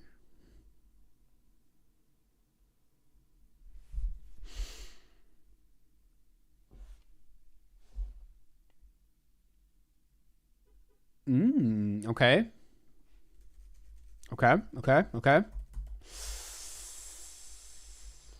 Man. It's going to be interesting here. Levi, thank you for the super chat. I would, but I already got all the guests booked, and I don't have enough energy in me to put another person on the schedule. Okay.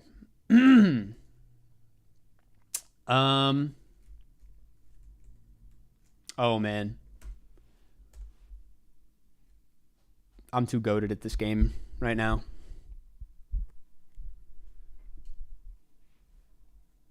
Oh, shit.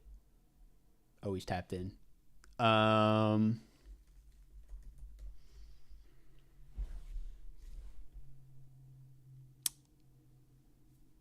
Thank you, Levi. Thank you for the super chat. Man.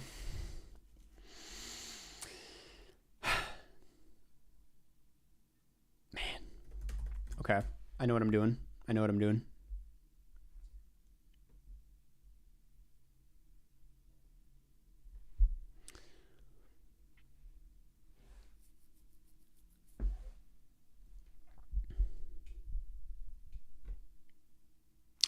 Thoughts on the new Superman movie? I don't say this about the movie, but I think the cinematography looks interesting. It doesn't look like something it's like something we can talk about.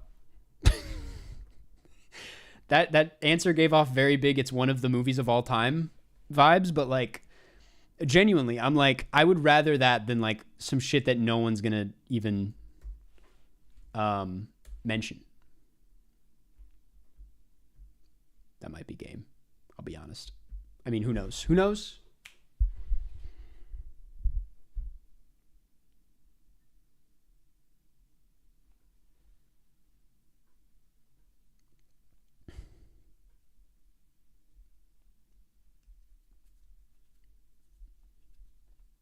Authentique. It was an honor. Good game. Thank you for the donation. Good game.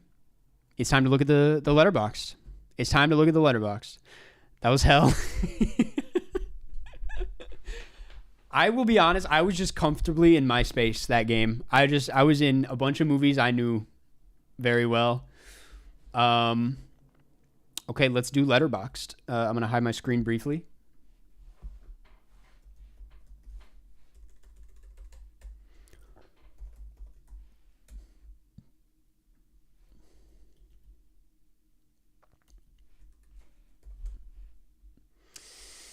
Authentique. Let's do it. If you guys didn't know, if you donate $100 or more, we get to go through the Letterboxd. This is a crazy one so far. Let's do it, man. Authentique with Adrian Brody for The Pianist up here. Someone recently pointed out that he's about to win Best Actor for 2 movies that end in the ist, which is pretty crazy. Love this Umbrellas of Cherbourg poster.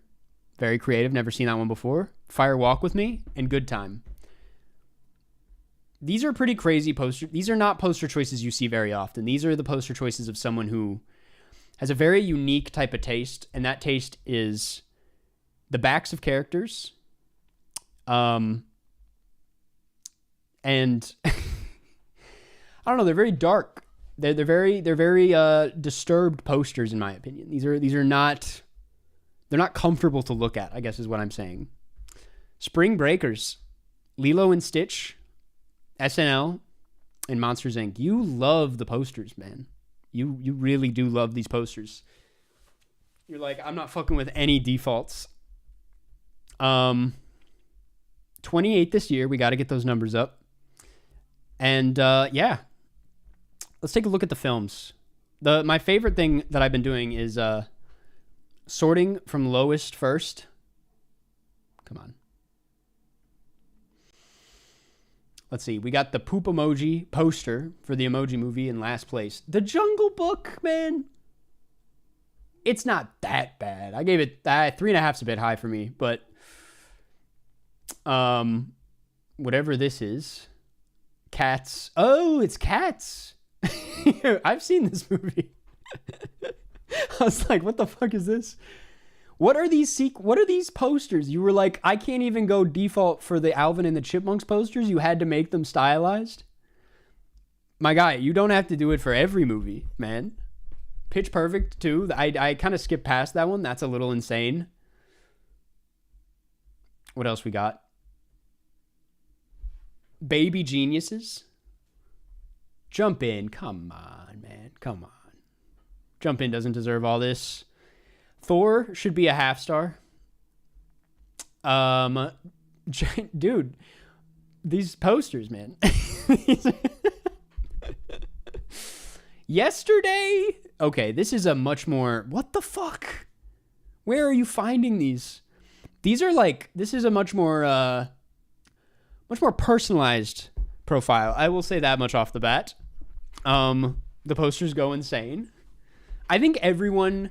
I will say, as much as we disagree on certain things, I think everyone should be putting in this kind of effort to the posters. You pay for Patreon, you get the most out of it. Like, if you're paying, you should be doing it for every movie. And that's just how it is. This is one of my most divisive takes. Probably my most unpopular opinion is that the Charlie and the Chocolate Factory from 2005 is pretty good. It's not better than the original, but damn, it's good. I think it's fun. I think the direction is pretty cool. If that came out today, dude, if this movie came out today, people on Twitter would be like, Tim Burton has the sauce. And it's like, I don't know what to tell you. Let's see. Amelia Perez. What's the review? That was not what I wanted at all. Nope. Click on that. What's that, a hat? Is that a Wizards reference? Man, it's too mean to read people's reviews on stream. That's, if anyone ever read my reviews on stream, I'd be mortified, so I'm not gonna do that. Damn, a lot of Shrek the Third hate in these profiles you guys are sending me. Dude, what do we got against Henry Sugar, man? This is the one I disagree with the most.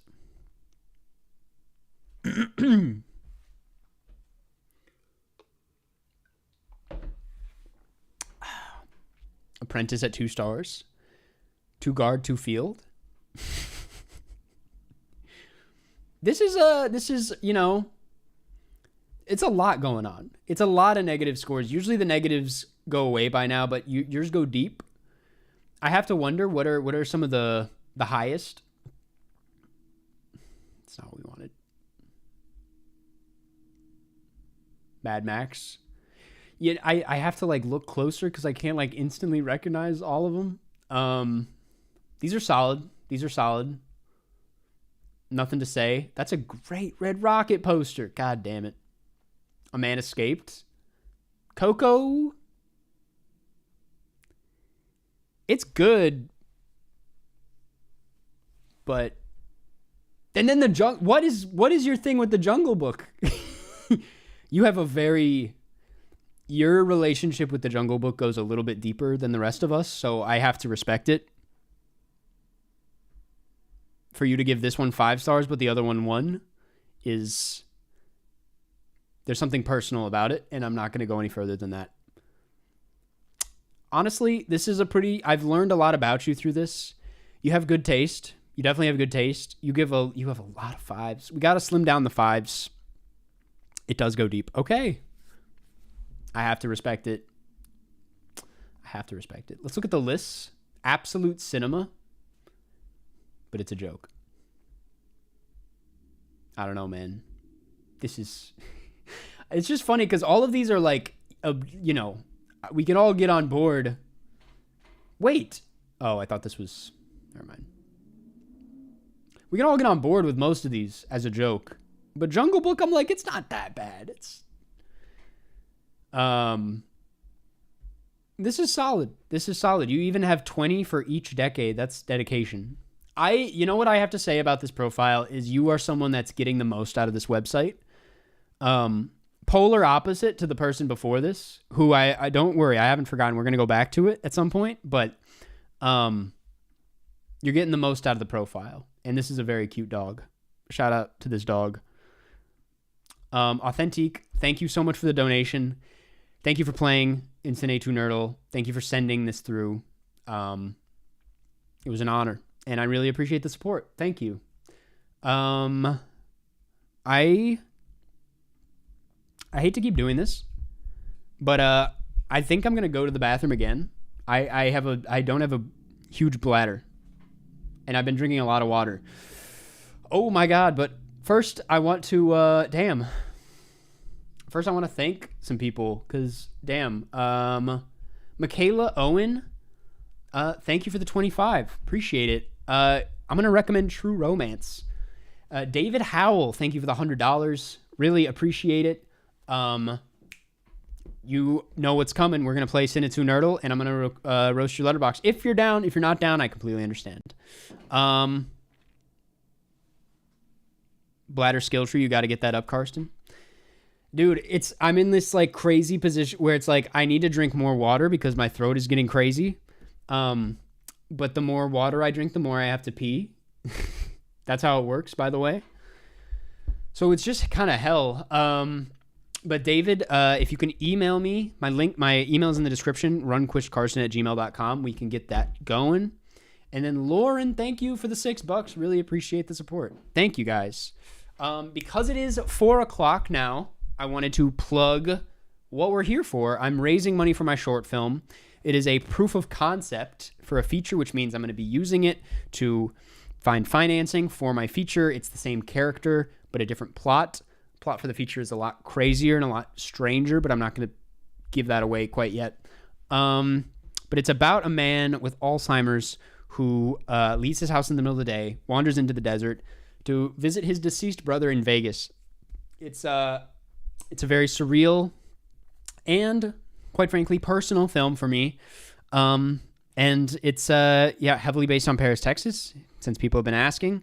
But also, I wouldn't go too far in on that, to be honest. There's a lot more to it than just that. So that's it, man. It's a dream come true of mine. I've been working on this thing. I've been working on the feature for 2 years, and this is going to be kind of the proof of concept to make that happen. If it's the first step in getting there, if you want to help make it happen, if you want to support me, a donation would go a long way. We have some really fun perks below that you can get in on, that include playing Cinenerdle 1v1 and roasting your Letterboxd account. So, and a vocal shout out with a personal film rec. More details in the description. I have to pee, so I will be right back. But yeah.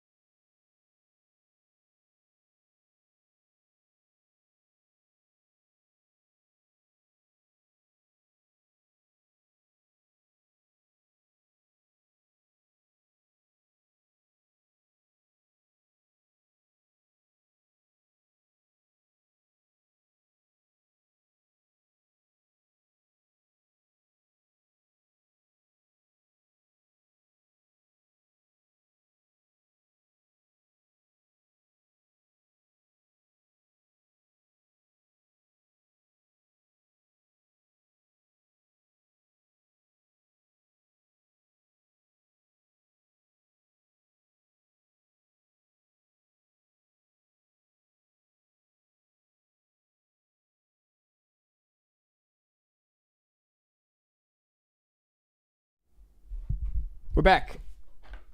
We're back. Whew.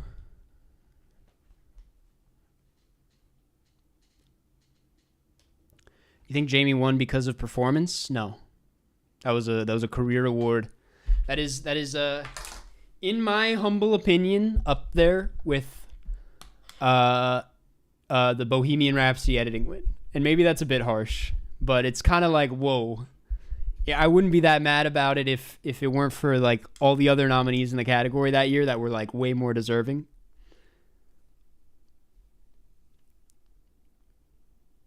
Karst back with the facts.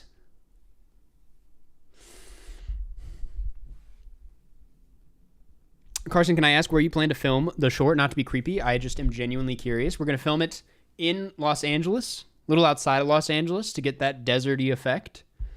Location not confirmed, but damn, we are going for it. David, thank you. Anybody who has I just want to say, anyone who has donated $100 or $40 or more, like anyone who has donations that go into that perk territory, we're going to get to them. If you don't mind, I forget who is next up. I think it's David Aub. There's two Davids. But David Aub, or Aub, or however you pronounce it. If you're in chat, just know, like, after this next guest, we will get into your Cinenerdle. It'll be a great time. And then everyone else, it's kind of, I'm doing it one at a time because it takes up a little bit of time. And then I cut it off at 8:30 p.m. my time, PST. How many deep dives are in the queue? I think it's 1,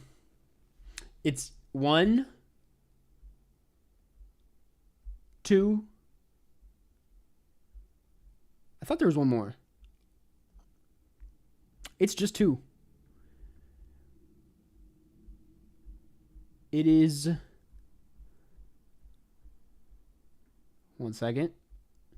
Just 2. Yes. Yes. Okay.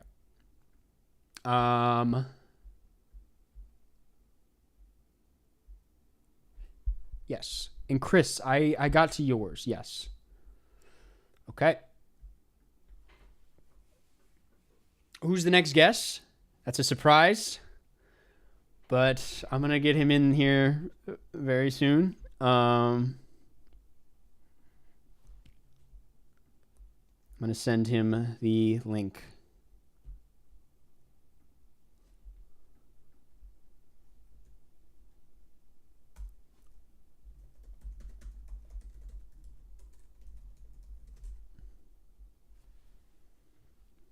Man, my hair is also kind of looking terrible the longer this goes on. Are you going to be posting highlights? I'm late.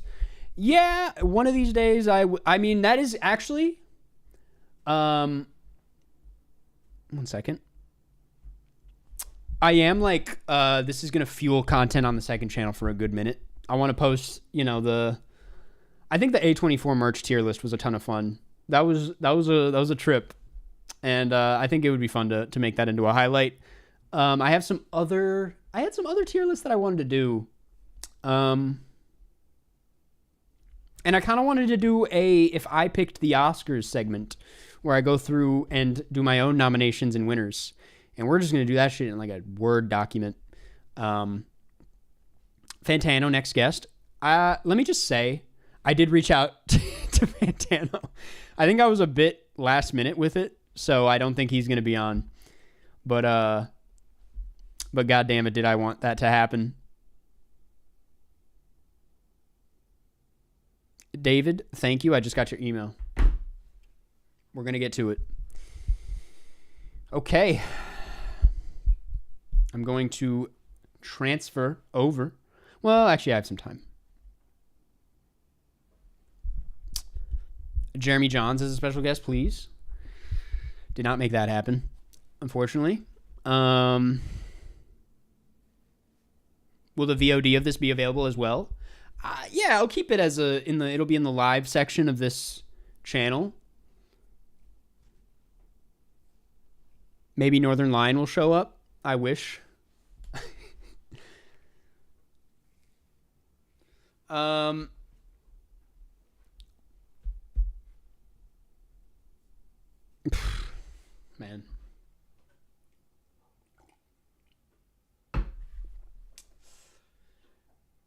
I should stand at some point. That's what I should do. What is your hottest take to date? I'm not sure. It might be that Charlie and the Chocolate Factory take. Review people's letterboxes. I am planning on it. That is one of the perks. If you donate $100 or more, we'll do not only a roast, but a deep dive into your account. It'll be a great way to support the short and a ton of fun as well. Sorry I keep touching my hair. I'm kind of... It's one of those days, isn't it? Didn't you say Gone with the Wind was mid? Man, that I did. It's not the craziest hot take.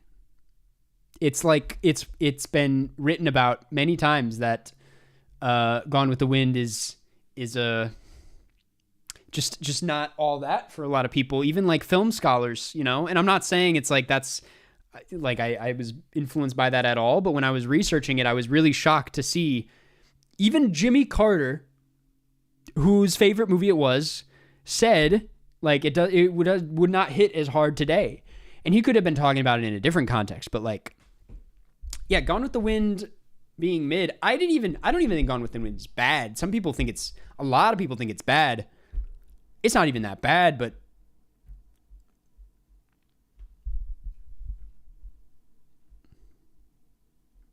can we see me? Okay.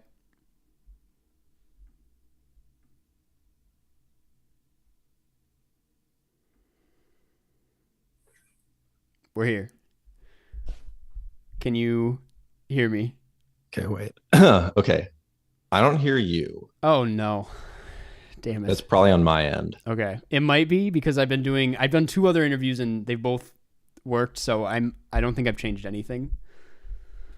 Yeah, there we go. It was 100% on my end. Okay. Jeffrey Borslow. We're back. We're back. Thanks for coming on. Thanks for making the time. I always have time for you, Karsten. Yeah. You had a specific schedule though, so that's not true. I did, yeah. No, what happens is Thursdays is when I have a group of people here where we all watch Twin Peaks. Oh my God, really? Yeah. Damn. I'm upset that I don't live there. No, you're not. You're not upset. I'm for a reference, I'm in Appleton, Wisconsin. Wait, I thought you were in Milwaukee. Not to air out your business, but I thought you were in Milwaukee. I was in Milwaukee last year working with Jared, and now I'm working at a university for 6 months in Appleton. Damn. So That's yeah. incredible. That's incredible. So you do take back that you said you wanted to be here. Just to be clear. I've never been to Appleton. I can't speak on it. It's fine. Okay. Have you had a lot of spotted cow? New Glarus? Well, I mean, I lived in Milwaukee last year. Oh, that's right. Yes. Yeah. Yep. I think I've been near. For anyone to explain that, it's a beer that is employee owned in Wisconsin that you can only buy in Wisconsin. Yes. And it's, in my opinion, the best beer out there. Yeah, it's a great. I mean, they have a bunch of different varieties. The strawberry rhubarb one is really good. Really? Damn. Yeah, I mean, it's super sweet. It's literally like you're drinking a bunch of sugar. Yeah. And somehow it's like liquid. Yeah. Honestly, that's really about it. I remember in the pandemic. Yes, you were. Wait, when I bought like this lemonade beer with coffee, and it was a blend of all 3 beverages, and it was like the worst. It was the worst thing I'd ever had. Do you remember one of the last times I saw you in Chicago, I brought you the beer that was called Karsten. I want you to know that I had it in my fridge until I had to move out. And I was like, you know what? I probably can't bring this on the road trip across the country, but I kind of regret it. Yeah. Because it was... No, I mean, my parents thought it was funny and bought it for you. I had nothing to do with that. I really like it though. I'm like, the simple solution was just pour it out and keep the can, but then that's just kind of stupid. It's just trash. Yeah, I mean, you also probably have a lot of stuff that says Karsten on it since that's your name. I really don't. But anyway. Oh yeah, wait, we're talking about a movie, right? Yes, and we only have a limited amount of time. But did you watched Conclave? Yeah, I just finished it about 5 minutes ago. Okay. Also, Also, like the credits started rolling when you texted me the link. Yeah, you were like I'll be a few minutes. Yeah. I was gonna have you on to talk about The Substance. I don't know how much you know about The Substance, but not much. Really?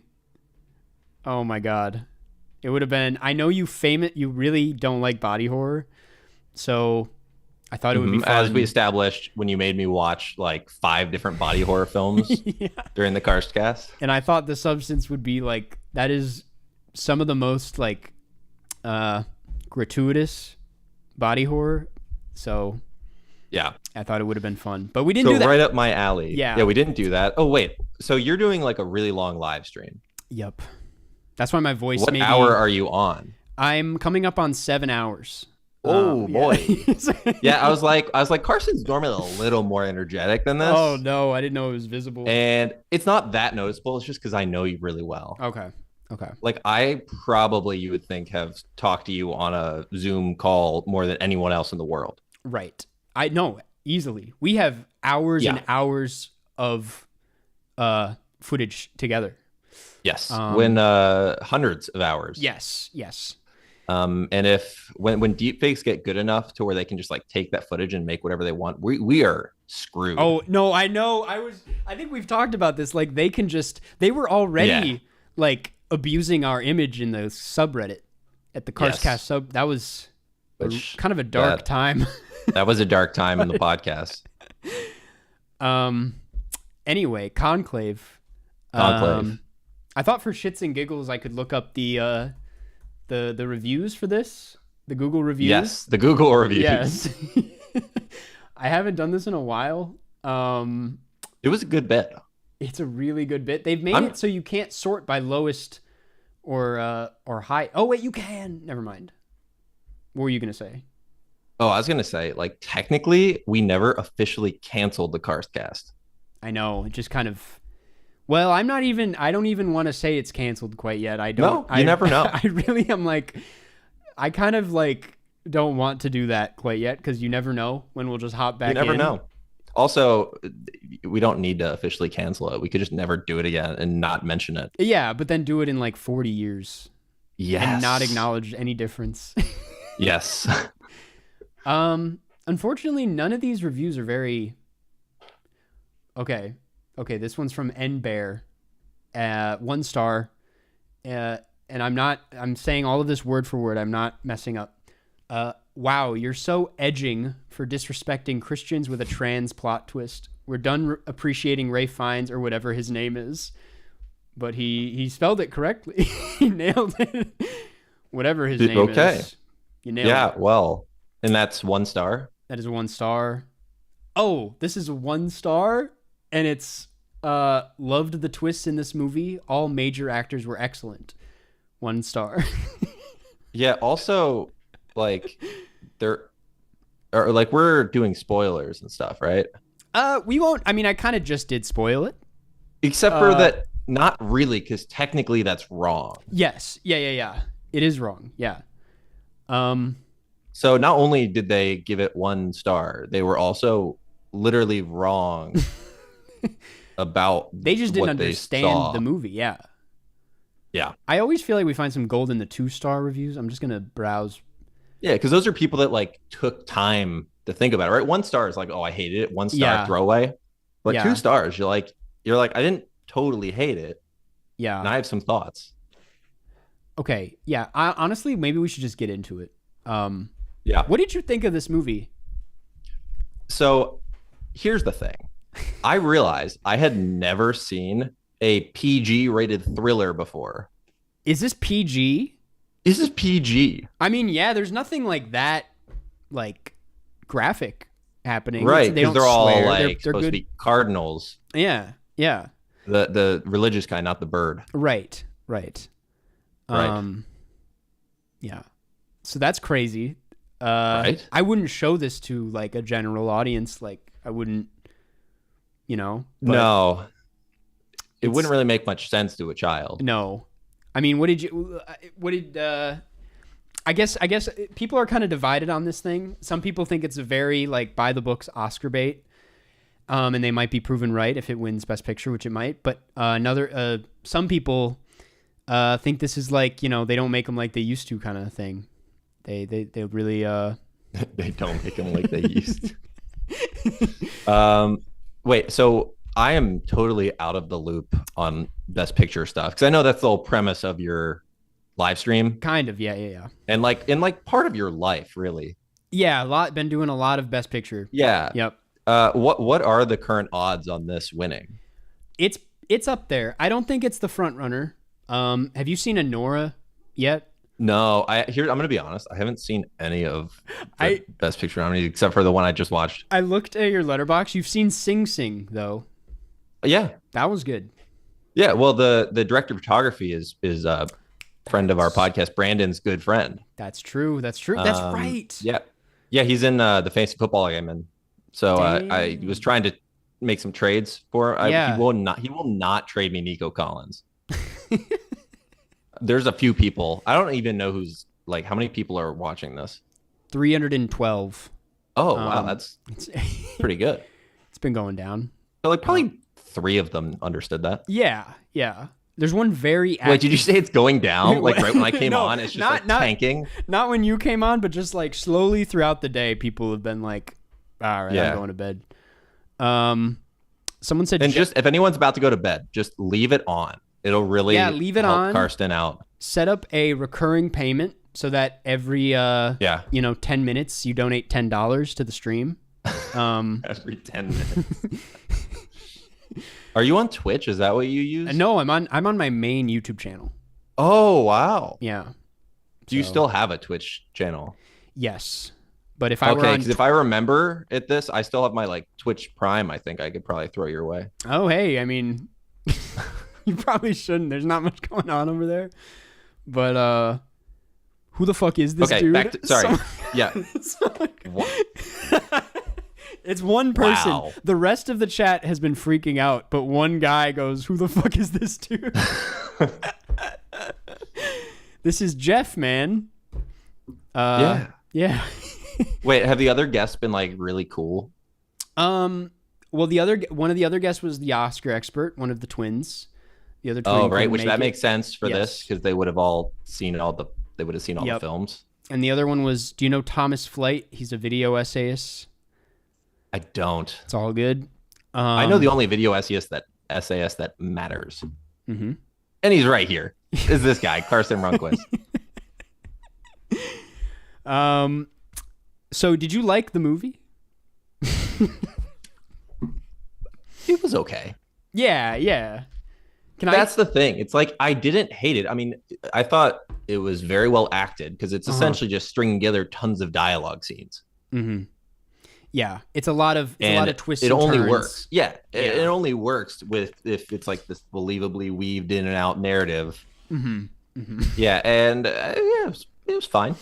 The plot overall, I thought was a little bit, Yeah. It's a shoo-in for adapted screenplay. I'll say that, which I'm sure you can imagine. It's the, you know what you should watch is A Real Pain. I think you would really like it. That's a. Mm-hmm. Have you heard of it? No. Okay.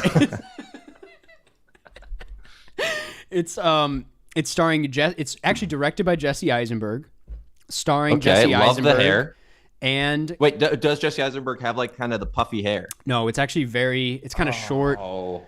I wanted like Adventureland Jesse Eisenberg. No, but it's him and Kieran Culkin, who from Succession, and they play two brothers who go to, or not brothers, cousins with like opposite personality types, and they go to Poland to go on a Holocaust tour, but it's like kind of like a comedy thing. It's like a comedy drama. Yeah, I mean, normally things about Holocaust, they're comedies. Yeah. Yep. But it has a wonderful blend of drama and comedy. So you should check it out. And it's a lot about traveling, so Yeah, I like traveling. yeah. Yeah, Zach Shevich just reached out to me. Oh, really? About some tips for traveling because he's going to Europe soon. Yeah. Shout out to the Intercut. I was like, I have you on this one. How much do you know about like popes? Like, have you been to the Vatican? So I've been to the outside of the Vatican. I saw it. Yeah. I was in Rome. Mm-hmm. Now you did very interestingly choose an agnostic Jew to talk about this super like Catholic Christian-y movie. Well, I just which means you're open-minded. Yeah. It's a great character trait, Karsten. That's why everyone loves you. That's why honest, all 300 people are here. It's probably like 100 by now. I went from wanting to give you like probably the hardest watch to like giving you what would be the least of a burden. And I feel like Conclave is just the easiest rec of this year. It's like the easiest one to sell people on. Yeah. Like my parents love it. It's like their favorite movie of the year. And that's kind of the target audience, I would say. Yes. But I will say this thing has had a pretty devoted following over the last few weeks. Like the young people really fuck with Conclave, I will say. Damn. Because you get to like, I don't know, they get attached to the popes, the different popes, like Stanley Tucci, and there's a lot of the vapes, the young people. Yeah, the vapes resonate with that. Yeah, I would be like when I was watching, I was like, wait, did that guy just vape? I have to say, I watched this on. Actually, this is like a classic like Carscast bit. I watched this at an Alamo Draft House on Election Day, which was a crazy day to watch it. But the only screening available, and I felt like I had to see it that day, was called a Baby Day screening. And it's when they Wait, did everyone bring their babies? No, but it's like intended for babies, and it's like intended for parents that like want to bring their babies to the movies but don't want to like hire a sitter or anything. So what they do is they lower the volume so it's not as loud, and the lights are on. And it was a really it's already a quiet movie. That's what I was thinking during it. I was like, we didn't need to turn the volume down for Conclave. Like it's really not that loud. And then the lights, like they never went down, and I was like, this is not the ideal experience. Yeah. But it says a lot about the movie that I still really enjoyed. The one thing I was disappointed in that would have, I think, really improved the film is I wanted a scene where the vape explodes. Like on his face or in his pocket? Like, no, it could be like in his anywhere really. I mean, I just want to see a vape explode. There is it's not a spoiler, it's in the trailer. There's an explosion in the film. Yeah, and I guess it's not explicitly said that that's not a vape. Yeah. You're in your head, you're like, well, that must be the vape. That was that must be where they store all the vapes. Yeah, that's the vape depot just blew up. Must have been parked outside. In a Tesla too, right? Because that's Yeah, it was in a Cybertruck. You never want to be vaping inside a Tesla. That's bad news. Anyways, did you want to talk about like the film? I mean, listen, I gave people a heads up. I was like, just so you know, this next guest, don't expect a deep conversation about this film. I was not about you, but I'm just like, when we do a recording together, we don't. I also haven't talked to you in like a month. I know.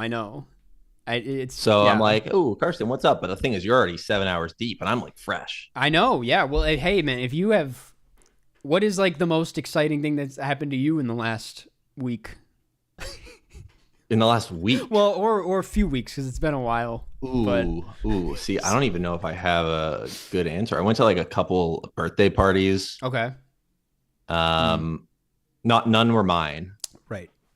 Yeah, and then I'm gonna go visit Jared because it's his birthday today. My brother in Milwaukee. Happy birthday to your brother. Yeah. Yeah. Okay, I did come up. But yeah, that's. Oh yeah, sorry. Okay. I was gonna say, who would you vote for in this Pope election? Well, I mean, I feel like that's easy though, because the film literally It like narrows it points down you for at who you should vote for. Well, I would argue it's, I would be happy with Stanley Tucci Yeah. or Ray Fiennes or Yeah. the final guy. Yeah. I also would be fine with like one of the many people they never introduce us to. Like we don't know their deal, right? I know there's a lot of other popes or cardinals. Yeah. We popes. only see like 10. Yeah. It could have been a 3-hour epic, this movie. Yeah. Should have been much longer. I wanted to hear every pope, like do like an intro video for them. Yeah. It's like reality TV. They're like, I can't believe Benini said that. It's like cribs, but they're all staying in rooms that look identical. Yeah. Someone said the dude who hit the vape should have been Pope. He would have locked in for real. See, I don't disagree. That guy? I thought he was terrible. No, I think that he's mostly terrible, right? Mm-hmm. But he clearly had some good ideas about like he vaped, right? Like that's way smarter than smoking, probably.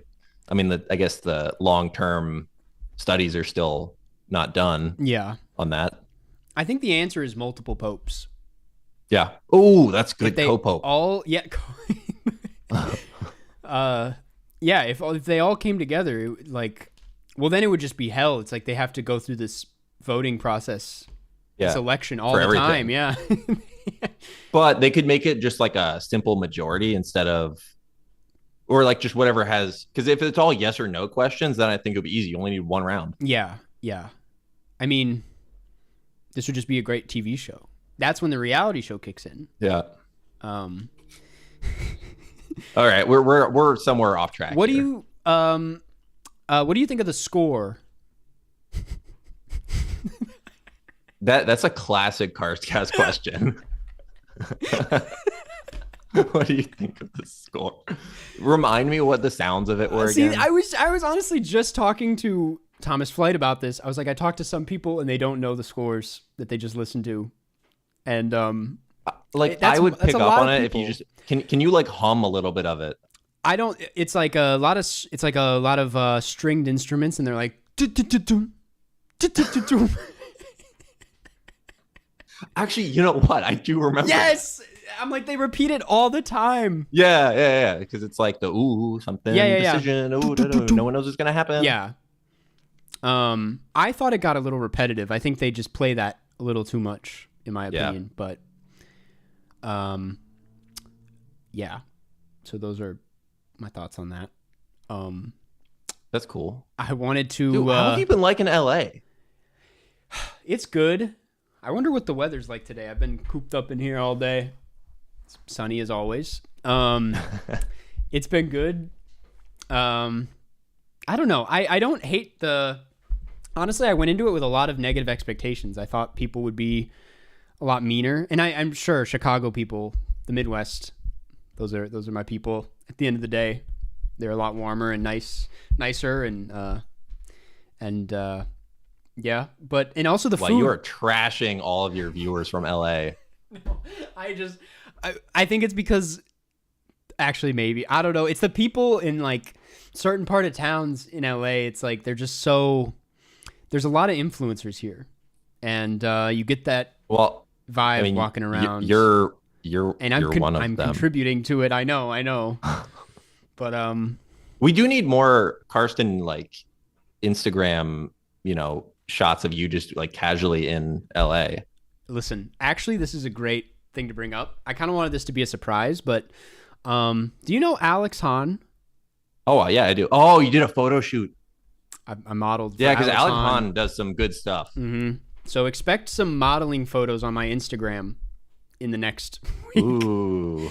We did a lot of really cool stuff. So yeah. Yeah. In Chicago, like because I worked and got off the same time as Alex Hahn, so I drove him back so many times. Mm-hmm. He's a nice guy. He's a good guy to super nice. Spend time in the car with. Yeah. Anyway, I'll be honest, we kind of have to wrap this up pretty soon. Yeah, that's fine. But, I didn't want to talk to you anymore. No, I do.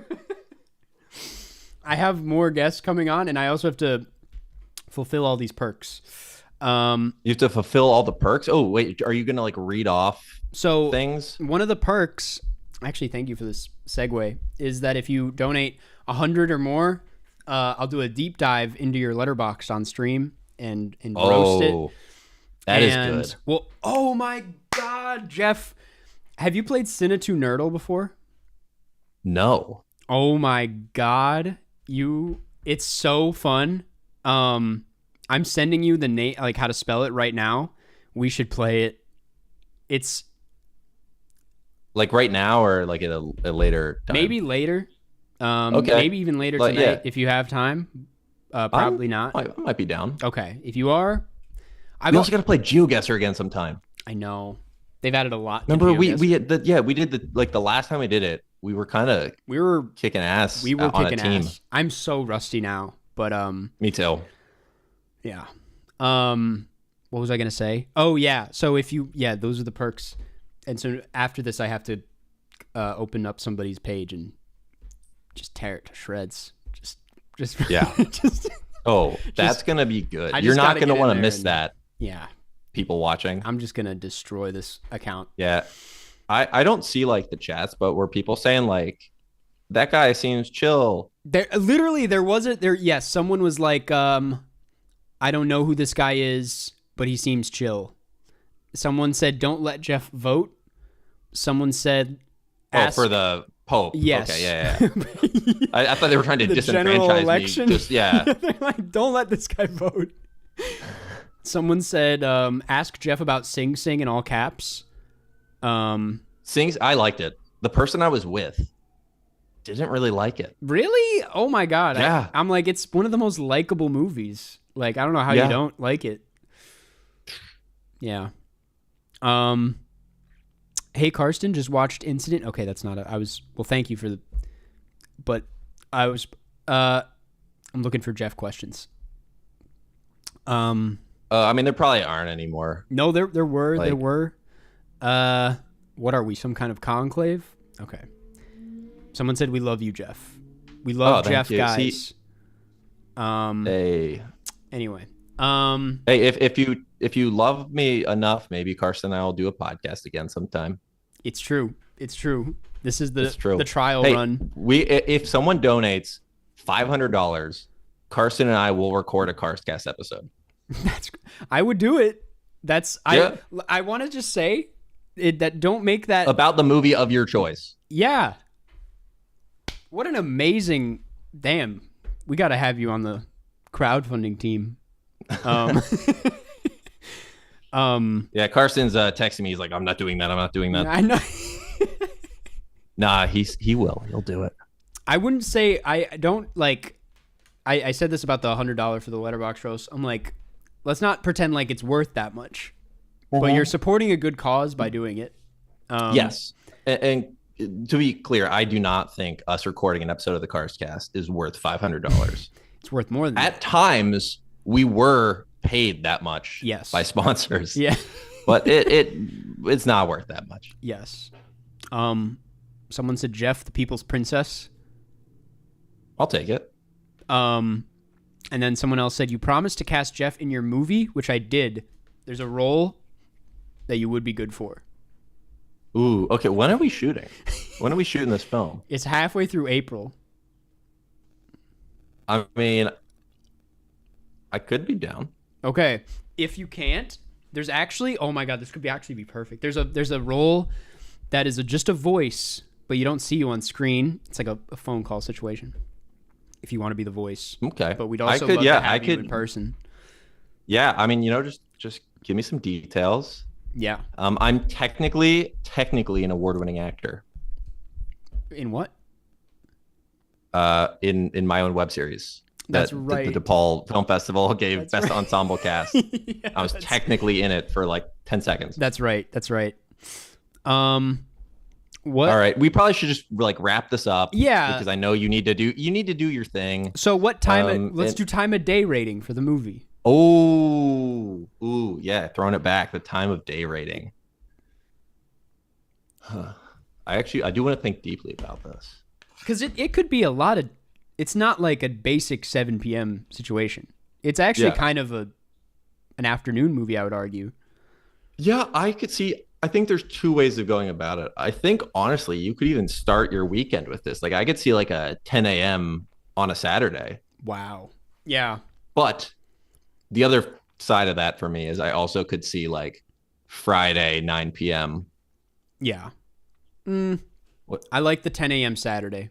I do too. I like that more. That's kind of, I mean, I watched it at like noon on election day, which with a bunch of small children. Yeah, with the kids and the lights on. And you can barely even really hear what they're talking about. Okay, can I just say, like when you go to a concert and you're like outside the venue and you can like kind of hear it. Yeah. That's you with concert. Someone said busy guy. I wonder if they're referencing me going to a movie at noon on a Tuesday afternoon. Yeah, I didn't have much going on. It was Hey, it was for your job. It's work. Do you write when you go to movies? Do you write them off as business expenses? Of course. When tax season comes along, I highlight every. Yeah. And anyway. I mean, that's kind of the good perk. It's. Yeah. It's I had some other point to make. So wait, you're saying you didn't want to start talking about taxes on your 12-hour live stream? 7 hours deep talking about my taxes. Dude, I just saw a student play from this because I was like, I'll go see this student play because it's free since I'm staff at this university. Yeah. And no joke, it was a 40-minute play, and in the middle of it, 5 minutes straight was a math lesson. It was one person teaching differential equations to another person, but they just did like the whole lesson, and we're all just sitting here in the audience. Like, I'm in like, class. I know. Like, you can't just hold me captive and make me learn math. On the back of the playbill, it's a test. You have to, dude. Honestly, actually, maybe I shouldn't be. At my grandpa's funeral, he was a chemistry professor, and on the little pamphlet on the back of it, they had an equation that we had to solve, and I was like, "Did you get it right?" No, I was like, "I'm not doing this." Like, in honor of my grandfather, I'm gonna fail this test. Anyway, on that note, Jeff, thanks for being here. Yeah, thank you, Karsten. Always good to see you. I gotta, talk to you again sooner than the last gap of us talking. Hey, I'm talking, or I'm doing these live streams on my second channel fairly often. Oh, so we gotta get down to business. I might pop up there. You gotta, yeah. You never know. All right. Well, Jeff, thank you for being on. Good. Thank you for having me. Yeah. Good luck with the rest of your. How much do you still have? Like 4.5 hours or something? 5 hours as of right now.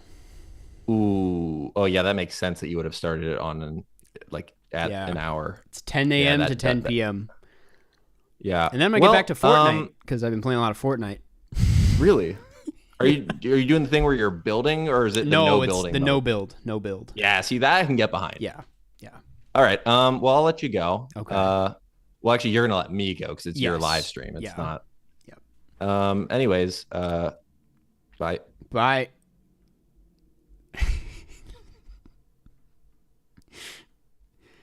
All right, we're back. That was Jeff from the Karstcast. Those who know. Those who don't, you got to get familiar. We are tapping in here at. How long has it been? Just over 7 hours. And it's time to get into some perks, man. Let's talk about the donations for a second, though. If anyone donated during that, which people did. Oh, my God. Damn. Okay. Want to give a quick thank you. Also, we hit 2,000. Give it up for 2,000. We're a third of the way there, lads. We're a third of the way there and just over halfway there on the stream. If we really go crazy in these last 5 hours, we could raise this money tonight. Thank you guys for 2,000. Genuinely. I know I sound crazy and like I'm saying it as a joke, but I'm actually like kind of freaking out. Thank you so much. I will be honest, I was having nightmares last night about this stream. I was like, it would be so tragic if no one did anything, if no one donated. That would be that would be insane. So show Nip to celebrate. Guys, come on. Thank you, Thomas George Gonitzer, for the $20. I am going to recommend Y Tu Mama Tambien. Thank you for the 20, Thomas. Carson Wood, thank you so much for the $100. Thank you, Carson. We're gonna get into that in a second. If you could email me, if you didn't already, you may have. I haven't. Yep.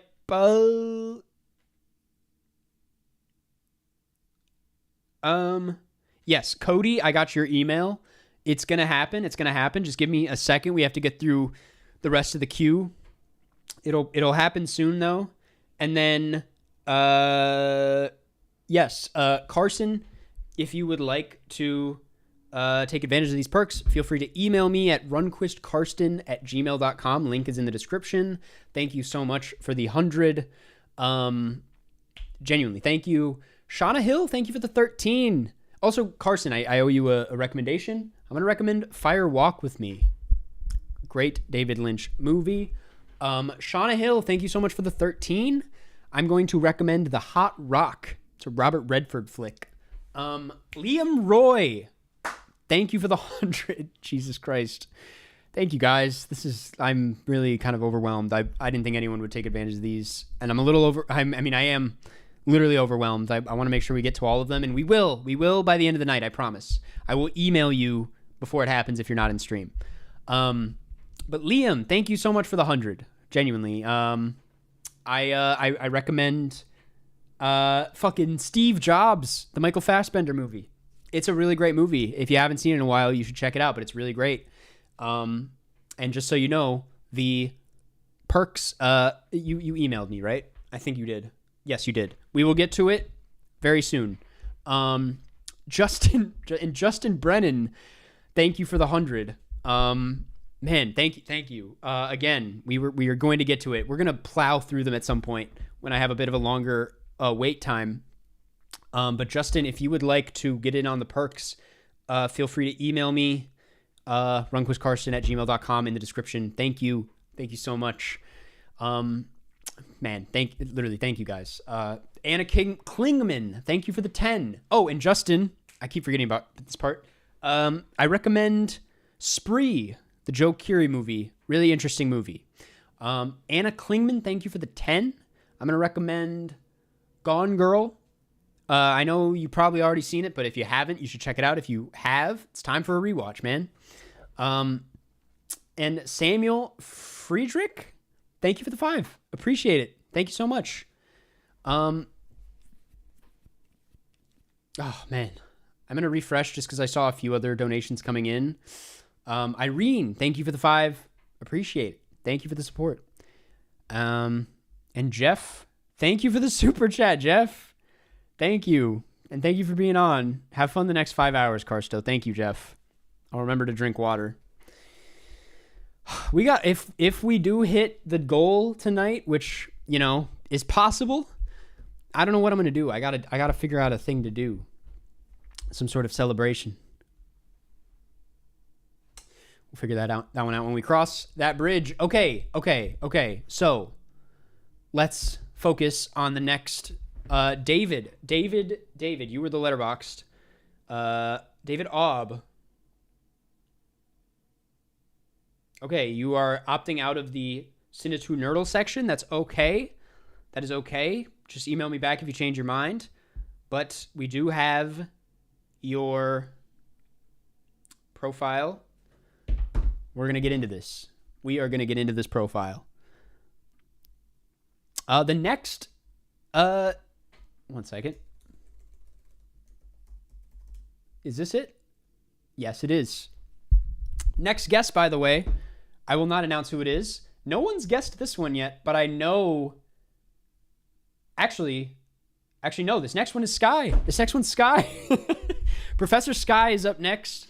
We are going to be talking about The Substance. It's going to be amazing. I'm really excited about this one. Yeah, very excited about this one. Yeah, The Substance coming up. But before that, we're going to look at this lad's Letterboxd. not David, but I know you're David. Whoever I say I am, I'm not. So you're not David, so you got this. I changed my favorites based on how you smell. Okay.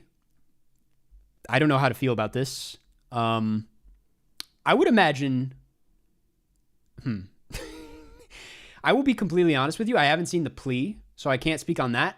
These others, though, kind of stinky movies. Like these people, these kids are like running around, and it's like not the most like modern technology going on, so they are not. I can't imagine they smell good. All the sweat. Honora, listen. I'll come clean. Never been to a strip club. I don't know how it smells in there, but I'm not going to expand on this one. I think it's a little smelly. It could smell really good, actually, man. It could smell really good. What am I talking about? In Brokeback Mountain, they're out in the wilderness. So, I changed my favorites based on how you smell. I don't know how to feel about this one. It's a shame Professor Sky had to hop in here at a time like this. I'm so sorry, Professor Sky, for talking about smelly movies. But let's see here. You are going through the Oscars right now. 4 stars for September 5, a bit much, but I have to respect it. Or the Kahlua, that explains everything. It's a decent movie. It's not. I really don't think September 5 is that offensively bad. I mean, I was kind of expecting a while ago for it to be the enemy this award season. I thought it was going to get the kind of praise that Emilia Perez has been getting, but clearly it hasn't. But maybe it would have been a different story. Let's look at your lowest rated, not David. See if there's anything absurd. These are the sequels. I guess I can get, these are some, you're watching The Amazing Bulk. That one's on you. If you went into this expecting anything higher, I don't know what to tell you. Deep Throat. I'm not going to explore that one any further. So far, I'm not out here defending Ice Age Buck Wild. This feels mean. But Sugar Babies, Baby Geniuses too. Man, we have a real slop watcher on our hands here. This is we are in the depths. Is this a James Bond movie? Is it really that bad? I can't speak on it. I haven't seen it, but this is a bit of a bold choice from what I understand. Civil War, it's not that bad. Barnyard, Let's Grow Up. It's a good movie. It's art. Malignant's good. What are we talking about here? Last Night in Soho, there's a reason I didn't talk about that. I'm not saying I agree, but let's see here. Nacho Libre. Again, let's grow up a bit. Let's look at the highest ratings here. Okay.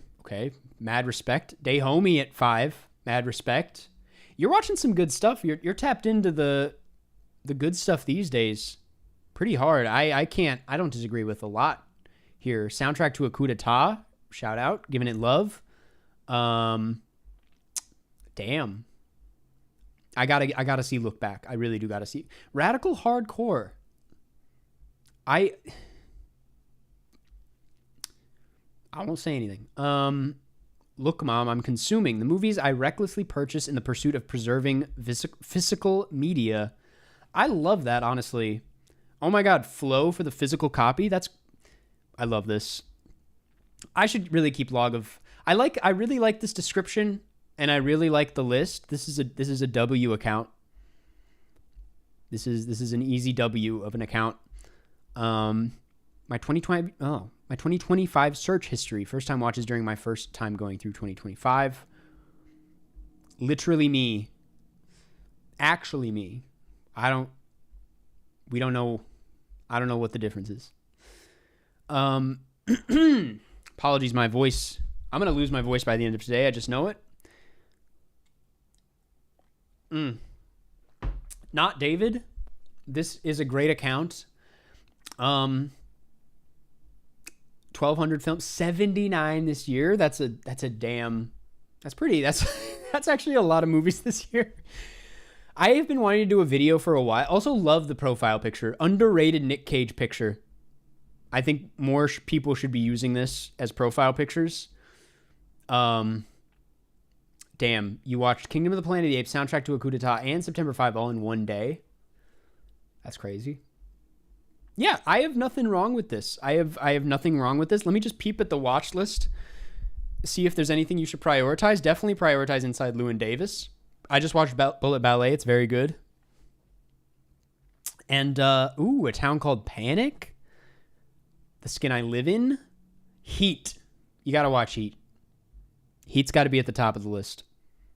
It's a damn good movie. Yeah. Good times over here. Not David. I have very few negative things to say. I don't know how to read into this top 4 next to your bio, but other than that, it's a great profile. And thank you so much for the support. I really appreciate it. This guy's unemployed. Let's not do that. Thank you. I probably have time to squeeze in one more, which was another David, I believe. Cody. Actually, I should do Cody first. Cody, we are going to squeeze in this Cinenerdle round. If it's cutting it close, I'm going to just sacrifice I'll give up. I'm dying, man. I'm dying. I do have a full-time job. See, this is what I'm saying. I'm like, the profile is too well-rounded. I've seen there, when you see an unemployed Letterboxd profile, and that was not it. I will say that much. Okay, Cody, I'm here. Cody, I'm going to the email, and I am sending you the profile, or I mean the password. Bear with me. And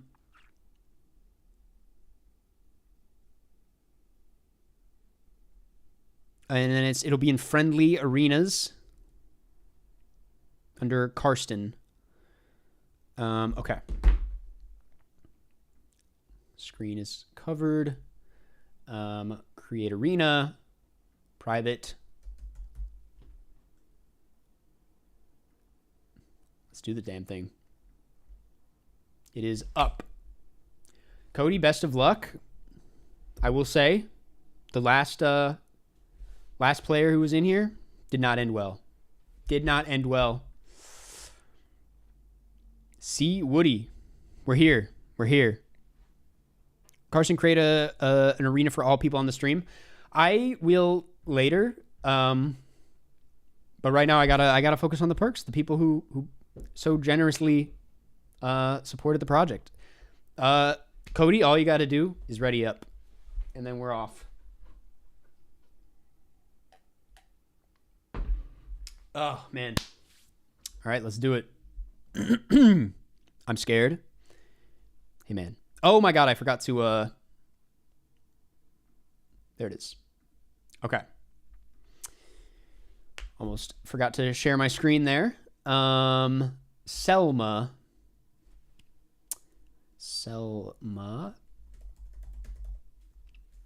What is the...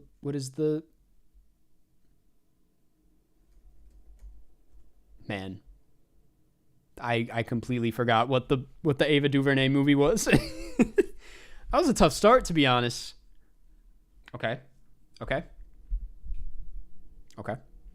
You need crime. I need Demi Moore. Okay.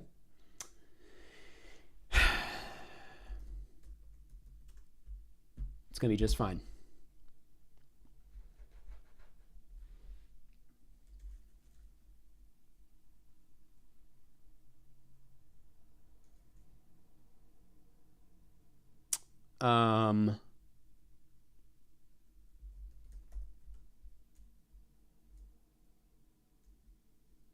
So far this is okay. I'll be honest with you guys, I'm probably not going to win off the win condition. I might not win at all, but I'm going to give it my all here.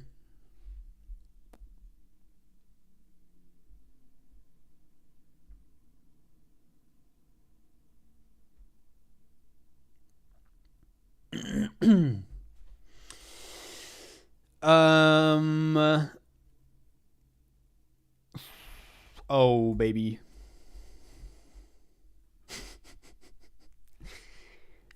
Oh, man.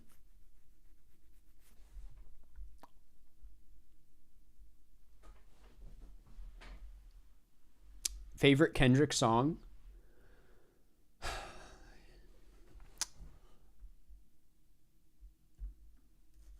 Okay.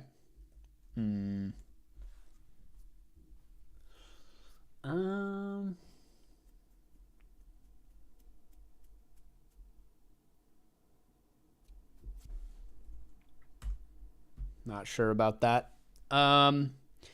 Favorite Kendrick song? It's kind of, this is a really boring pick, but I might say Rigor Mortis. Or, God, Sing About Me, I'm Dying of Thirst. I know that's a really kind of, I don't want to say pretentious answer, but damn, is it good.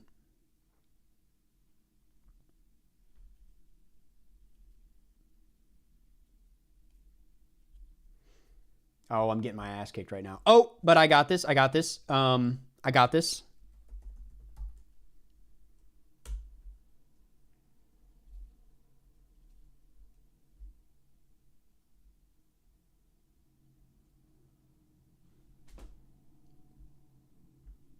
Just in case.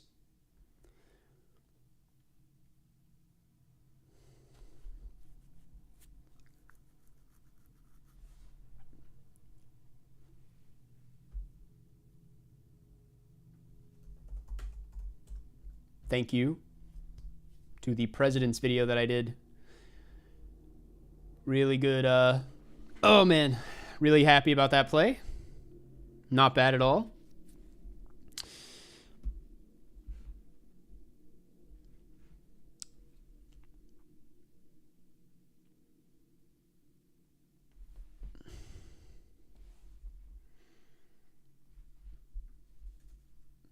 Okay. And now we go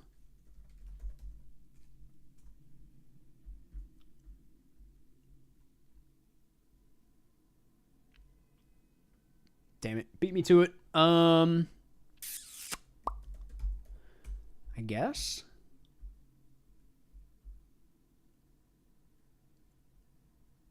Should I watch The Thing right now? I'm biased, but I feel like this is the thing to be watching right now, personally. We're about to have Professor Sky on. That is the event of the night. Ooh, okay. Okay. There's no way this is in here. No. Oh, I know what to do. I know what to do.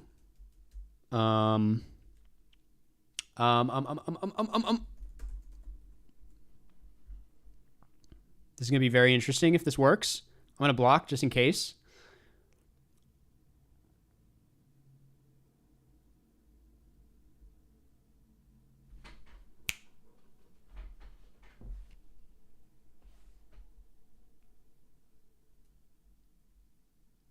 Damn.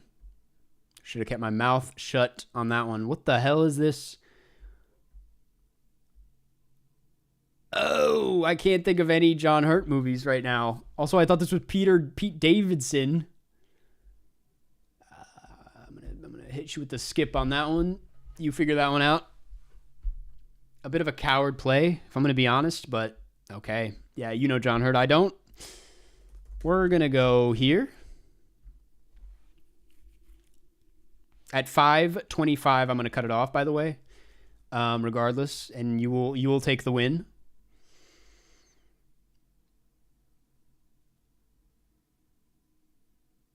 Man.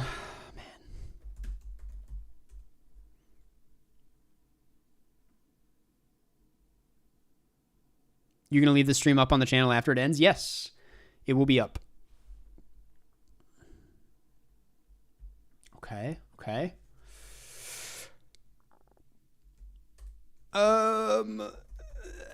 Yeah, I don't know. I'm fumbling. What am I doing? I keep forgetting about the crime thing. Oh man. Oh man.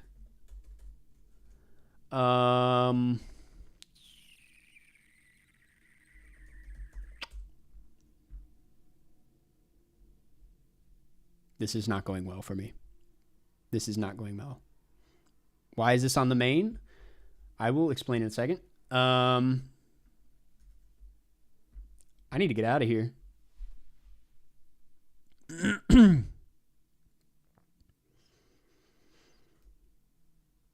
Yeah, this is going to be a bit of a beast to edit. It's going to be a lot. I might take you up on that, Christian.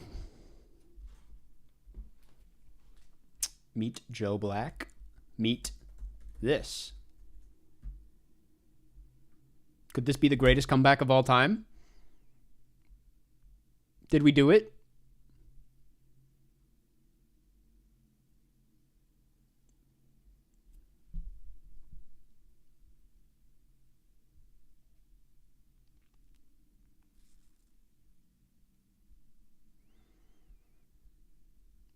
Damn it, man. Oh, I don't know if you want to do this, though. I'm not sure you want to do this.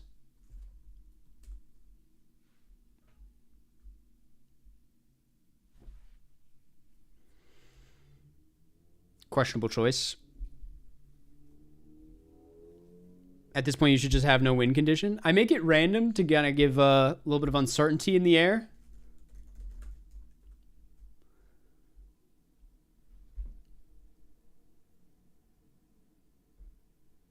You went down a questionable path. If you can get out, I have nothing but respect for you.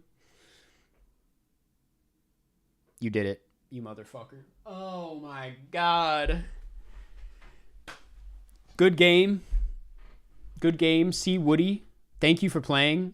And thank you for the wonderful donation. I really appreciate it. That was well played. You had me on my toes. I'm not going to lie.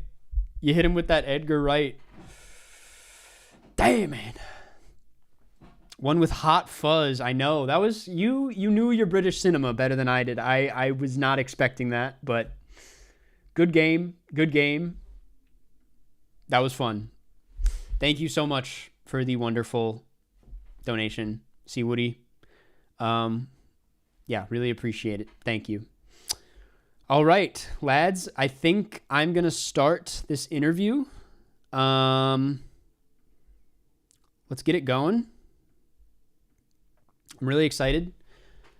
Let me set this up.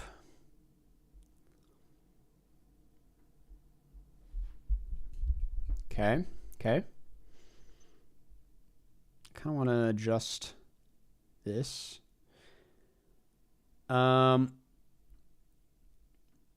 Great. Okay. And now I will invite our guest.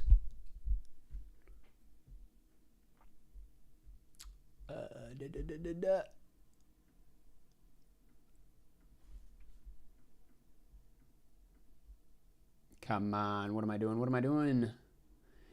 What is this screen, man? Okay.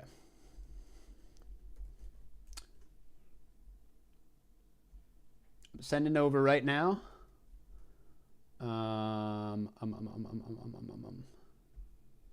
It should be...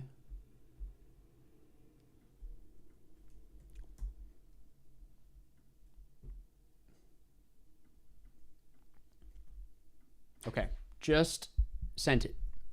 Should be there.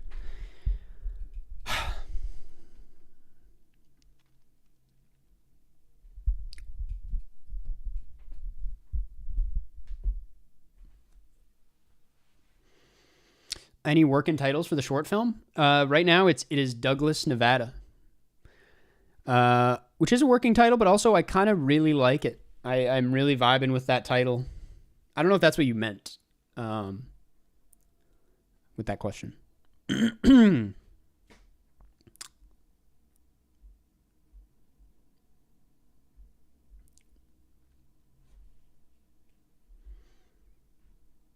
All right, let's do it. Just double checking. That's all good.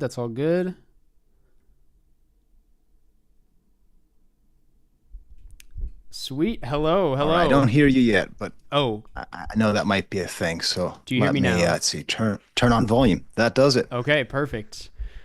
Professor Sky, thank you so much for being here. Thank you. If I'm being completely honest, I'm a little starstruck. I'm a big fan of your channel. I have to say, specifically your Blade videos. Oh, nice.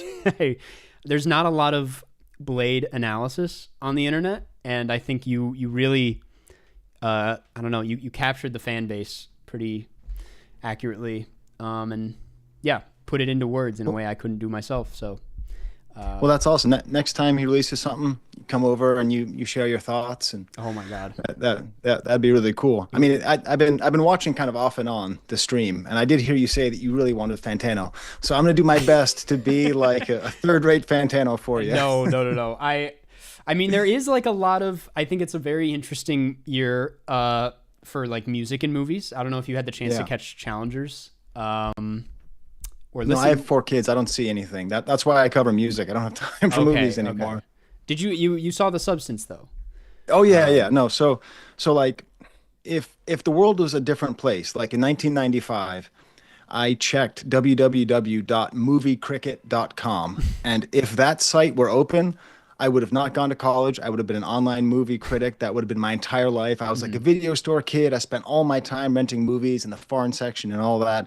But that website was taken, so I was like, I guess I'll go to college, and so I'm like a movie nerd sort of first, and then like a music enthusiast. Mm-hmm. I mean, I can't say music nerd because Fantano has that copyrighted, but yeah. I mean, you are. I was very curious. Like, you are a French professor. You lived in Mm-hmm. France, from what I know. Are you that familiar? I mean, you obviously are familiar, but like, are you that interested in French? I know this, like, The Substance is very interesting because it's a French filmmaker, but it's English, but to me it's still very French in its filmmaking. I'm wondering if you had thoughts on that. Yeah, so I've been like, so I saw your thing with your former co-host there, Jeff, and I really appreciated the kind of laid back rapport you had. So this is very opposite. I'm coming in super hot. I have all sorts of ideas and theses, and you've been on for 7 hours. But yeah, so I have like 2 goofy ass things to say, and then one serious thing is that like it's a French movie. That's really how I see it. It's like there's a term that they use to describe a kind of French movies where they call it French extremism, but I actually don't like that term. I feel like it's too derogatory. Okay. So the term that I like is jusqu'au boutisme, which just means to the end. And it's like, Gaspar Noé and Catherine Breillat and just like, and Raw and all the movies like that, like this idea that you can make movies that just go so far and so hard. And I never thought I would see one of those movies nominated for Best Picture at the Oscars. So yeah, I'm really happy because I actually wasn't even going to see it for one of my silly reasons. Can I ask what that silly reason was, or? Yeah, so my daughter saw it. She's 17, okay. And she's like, "Dad, this is great. You got to see it." And I was like, I don't know. I already saw this movie when it came out in 2004, and it was called Catwoman. So if you think about it, Catwoman is directed by a French director, and it's all about the evils of ageism, and it's all about, so like I was convinced that it was just going to be a reboot, like a reimagining of Catwoman, mm-hmm. which it wasn't. But that's probably the silliest thing I have to say about it. Is that a common thing? I'm not hip on movie Twitter. Was everyone else saying that or just me? I have not seen a lot of Catwoman. I've seen a lot of there's obviously a lot of like Cronenberg. But that was also happening with T10. You can please, am I pronouncing it correct? Because I've been roasted many times for how I pronounce it. Yeah, it's more Titan is more how it would be, but like it doesn't. If anyone's roasting you, it just means they're insecure. Just ignore them. Okay. Well, I'm just like, I've taken very limited French. So yeah. But no, I like what you said because I think this film has been critiqued for being a little too on the nose, for not really, as far as I've brought this up in the past, like when it comes to themes of, beauty standards and fame and aging, it's like, we kind of expect more from that these days, like films to say something new that we haven't heard before. And The Substance is not really doing any of that, but I think it's showing you, it's telling you all these things in a louder way, in a way you haven't really seen before. And I that's to me more interesting, personally. I don't know if you feel the same way. I do, because like, I love realism, like I do. I think it's great. I think understated stuff is great. But there's a real value to the kind of on the noseism of it. When like I had a whole argument with a fellow professor of mine who also does work in sort of gender studies and stuff like that. And he was saying how Barbie was just too on the nose. And I'm like, I don't care if it's on the nose. Like, we have a couple 100 million people watching it. So if it's on the nose and it's saying something true, then maybe it'll actually be absorbed. Right. And I had a similar thing with this. And also, just if you talk to women who've seen this movie, they're like, oh yeah, this is my lived experience. It's like, oh, did you turn into a Cronenberg monster? No, but that's how I feel. So there's also an element which is kind of maybe sadly ironic of, two dudes discussing it. But there is that aspect of it too. Yeah.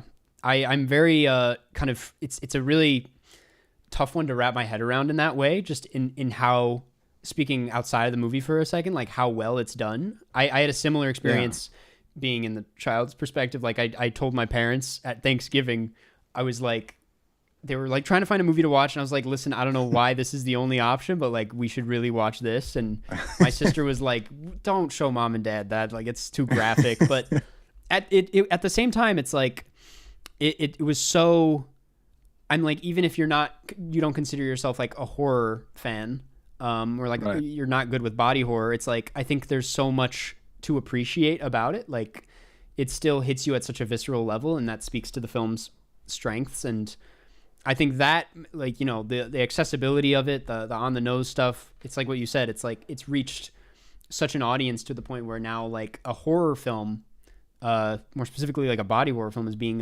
it's a best picture nominee. And I think that's like, I don't know, I see that as a net positive at the end of the day.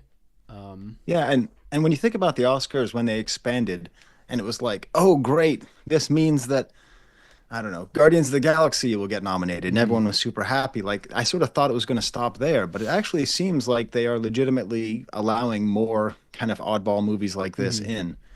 And I don't know. I mean, this is like, I'm like fairly invested in how well The Substance does, even though I haven't seen a lot of the other movies. Right. And I know it's an actually interesting movie with a great point of view and a great perspective, and it's really well. It's like, we have to be really spoiled to see this and kind of fold our arms and be like, yeah, I don't know. And I mean, some people are spoiled. Yeah. I want to ask you a bit about Demi Moore. She is obviously kind of the central piece holding all of this together, not only like with her performance specifically, but also like the multiple layers of looking into it as like where she's at in her career and what her being in this movie means. I was wondering if you could talk a little bit about that. Yeah, well, it's interesting because, like, obviously I'm a fair bit older than you. So like I was around when Demi Moore was the hottest thing on earth. And like, I wasn't, I wasn't attracted to every popular model, but like when I was a teenager, like Demi Moore was like my actress who I thought was the hottest. Right. So it was very interesting seeing this movie from that perspective.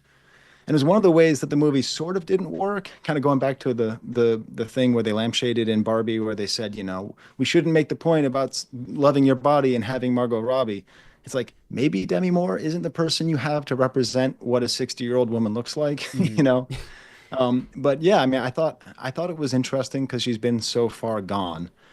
I do think so. And again, I don't know much of the discourse on this, but this kind of ties into the what I thought would have actually been a better casting.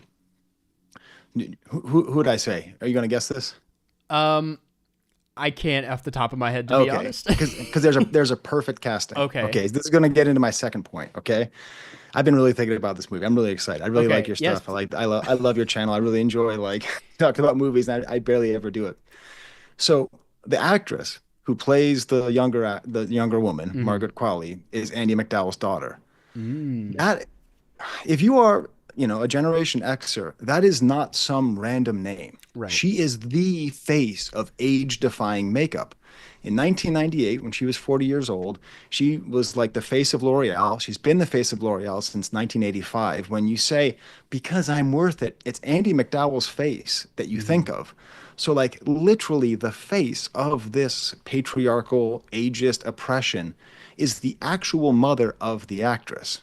Now, let me get to more silly stuff in here, because I think there's a secret Andie MacDowell theme in this whole movie. When Demi Moore sees her old high school friend, it's obviously calling back to the Ned Ryerson scene in Groundhog Day. And I think we're supposed to think that, the Stephen Tobolowsky character. And then later on in the movie, a different Harold Ramis movie starring Andie MacDowell is referenced, I would say, when all of a sudden, like, the second and third generation mutations don't work, Right. and it's just like multiplicity. So I think there's like a whole Andie. Oh, sorry, I unplugged the wrong thing. I have to plug in my phone. I think there's 1 second. Let's see if I get. I think there's like an Andie MacDowell theme going here.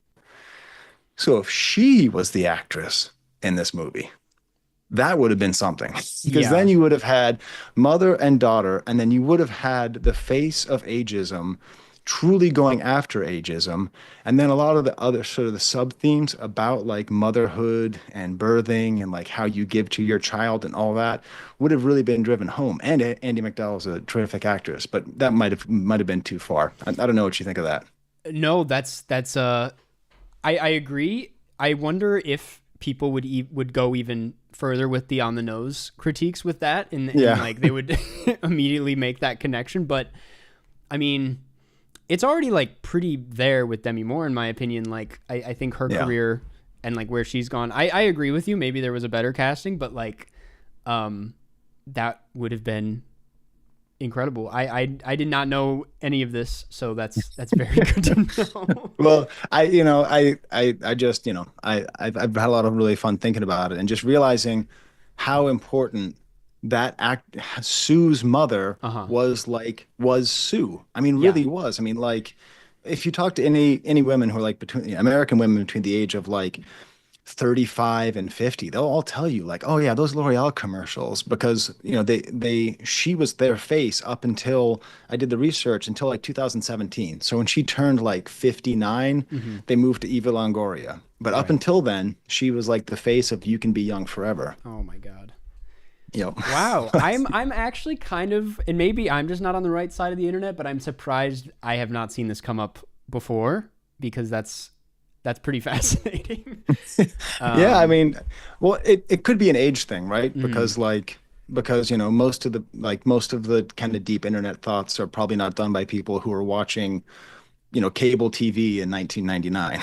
Yeah. Like that's, and the people who are watching cable TV in 1999 don't think there's anything interesting happening with the kids these days. So, I want to talk a bit more about its uniquely French quality. Yeah. I wonder, I mean, obviously it's like it's a universal movie, but I'm wondering if there's any, I don't know how to word this, but if there's any like specialty or significance to how ageism and beauty standards are treated in France compared to the US, if that is something.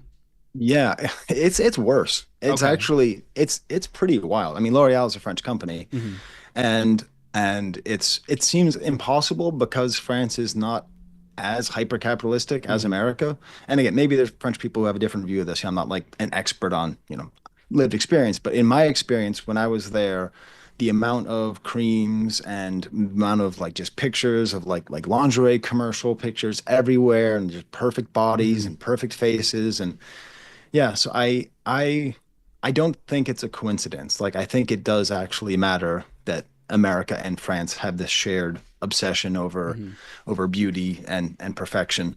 And I'm not reading the chat. I'm just hoping that in the chat, everyone's just talking about how great Catwoman is. Because I know one thing about the internet, you have to say good things about bad DC movies. There's not enough of that, frankly. Yeah. Oh shoot. So okay. You are at the end of the day a music critic. So I wanted to talk a little bit about the music in the film. Yeah.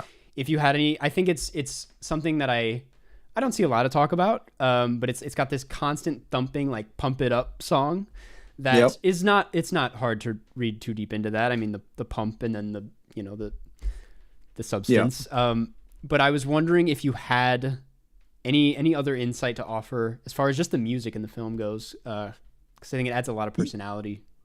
Yeah, I mean, I found it to be pretty like unobtrusive, you know, like I didn't feel like it was everywhere. I felt that it was really helpful for the sort of atmosphere of the movie, because I mean, it's just so beautiful visually. I will, however, I do think the pump it up. I thought of another thing about pump it up. Okay. That I don't think it's just pump it up as in the substance. It's that it is the thing that Dennis Quaid says stops at 50.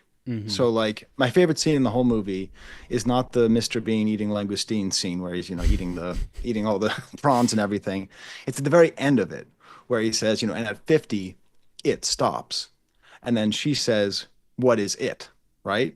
And then, I mean, I don't know how well you remember. I've been watching it, watched it twice in the last 24 hours. And then he just says in his funniest performance, "Oh, George!" And he runs up and he leaves away because he can't define what it is. Right. And so I think the pump it up is intentionally referring to that it. And I think it is youth and it's also fertility. Because I think there's a whole other thing where this movie is exclusively about, like, there's a whole reading where you could say it's only about menopause and about fertility and starting off with the egg and reproduction, and the it stops might be the production of eggs. I mean, that actually might be the thing that he's saying. Yeah. So like the pump it up. Anyways, that's where I was going with that. And then one thing I've wanted to say for a long time is that Dennis Quaid is the funniest Quaid brother. I've always thought, like, I think he is the hackiest actor. Like, I hate Dennis Quaid. Whenever he's in a serious role, I always think, this is going to suck. He's just going to be another, like, off-brand Harrison Ford.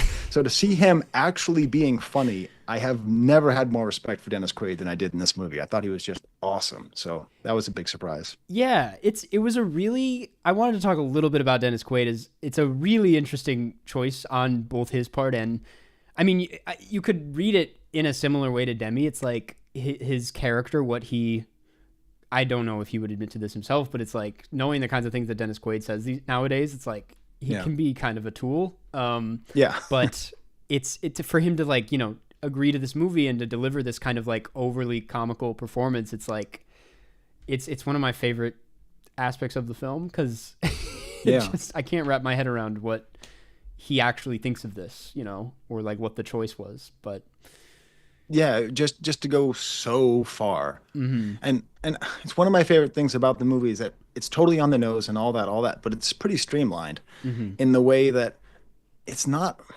okay, it is implicitly anti-capitalist, but it is not, it doesn't spend any of its runtime actually trying to focus on capitalism. Right. It isn't really like, I love that the company isn't named. Yeah. How is it paid for? How is it researched? Like when we go back to the Catwoman thing, which everybody remembers because everyone's seen 2004's Catwoman, that's all about a company that's making a face cream that's poison. It's toxic. As Halle Berry says like 4 times. But it's like, it's all about like the company and the evilness and the conspiracy.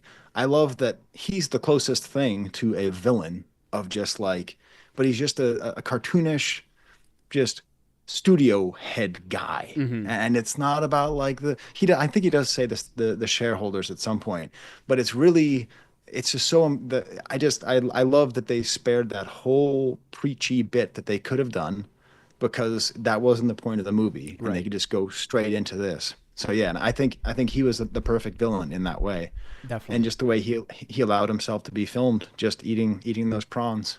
And I don't know if you've seen Mr. Bean's Holiday, but that's the funniest scene is where he's eating langoustine in a French restaurant, and it reminded me of that. I couldn't really think of anything else during that scene besides how nauseating it was, but yeah. I was thinking a lot about that shrimp scene on my rewatch because I think it's really interesting how the choice for it to be shrimp and how they shoot it. It's a lot of, the extreme close-ups and honestly, like specifically close-ups of the shrimp's like black eye. And it's almost a little like humanizing. And I don't know, tying in, my sister wanted me to bring this up. the way like dead animal carcasses are used in the film. Because there's also the scene of her in the kitchen, the turkey, with all the turkey, and I couldn't really find a way to expand on it, but I thought it's like a really weird detail in the film how much of that there is. I mean, there's obviously like her body laying in the bathroom floor opened up and whatnot, but like just a detail I had to bring up. Yeah, I mean, I think that because a lot of it's just about like what is flesh, what are human beings, what are our bodies. I mean, that's the real problem, right? Is that like what is the old guy says in the diner, you know, that like we still get to exist in these bodies and just sort of like on the other stage. And I don't know how recently you've seen Revenge, her previous movie, but like the only real stylistic like carryover is the extreme eating. Like she actually had one of the villains in that movie doing the extreme eating, but that movie too also had some of that kind of like body stuff as well. Right. So yeah, and it could just be just the general knowledge that just bodies and like shrimp and just the turkey, just I mean, when I was watching that, I thought she had taken the liver from Sue to cook in the turkey. Like I thought that was where the movie was going. I thought it was going in like a cannibal direction. And I'm so happy it didn't. Because I just... have you seen Raw? Do you have a that's kind of off topic, but I just remembered it because of the cannibalism. Yeah, I mean, so I saw that. So I have very small amount of time to watch movies, but I went and saw that because I used to teach a class on French female filmmakers and authors, and it was this really great class where I did a lot of feminist theory, and then I'd show them Catherine Breillat and Claire Denis and all that stuff, and it's pretty wild thinking about it now because I don't think I could show all the things I showed because I showed them, you know, everything. Yeah. And so when that movie came out, I was like, oh, this was going to fit perfectly in this series.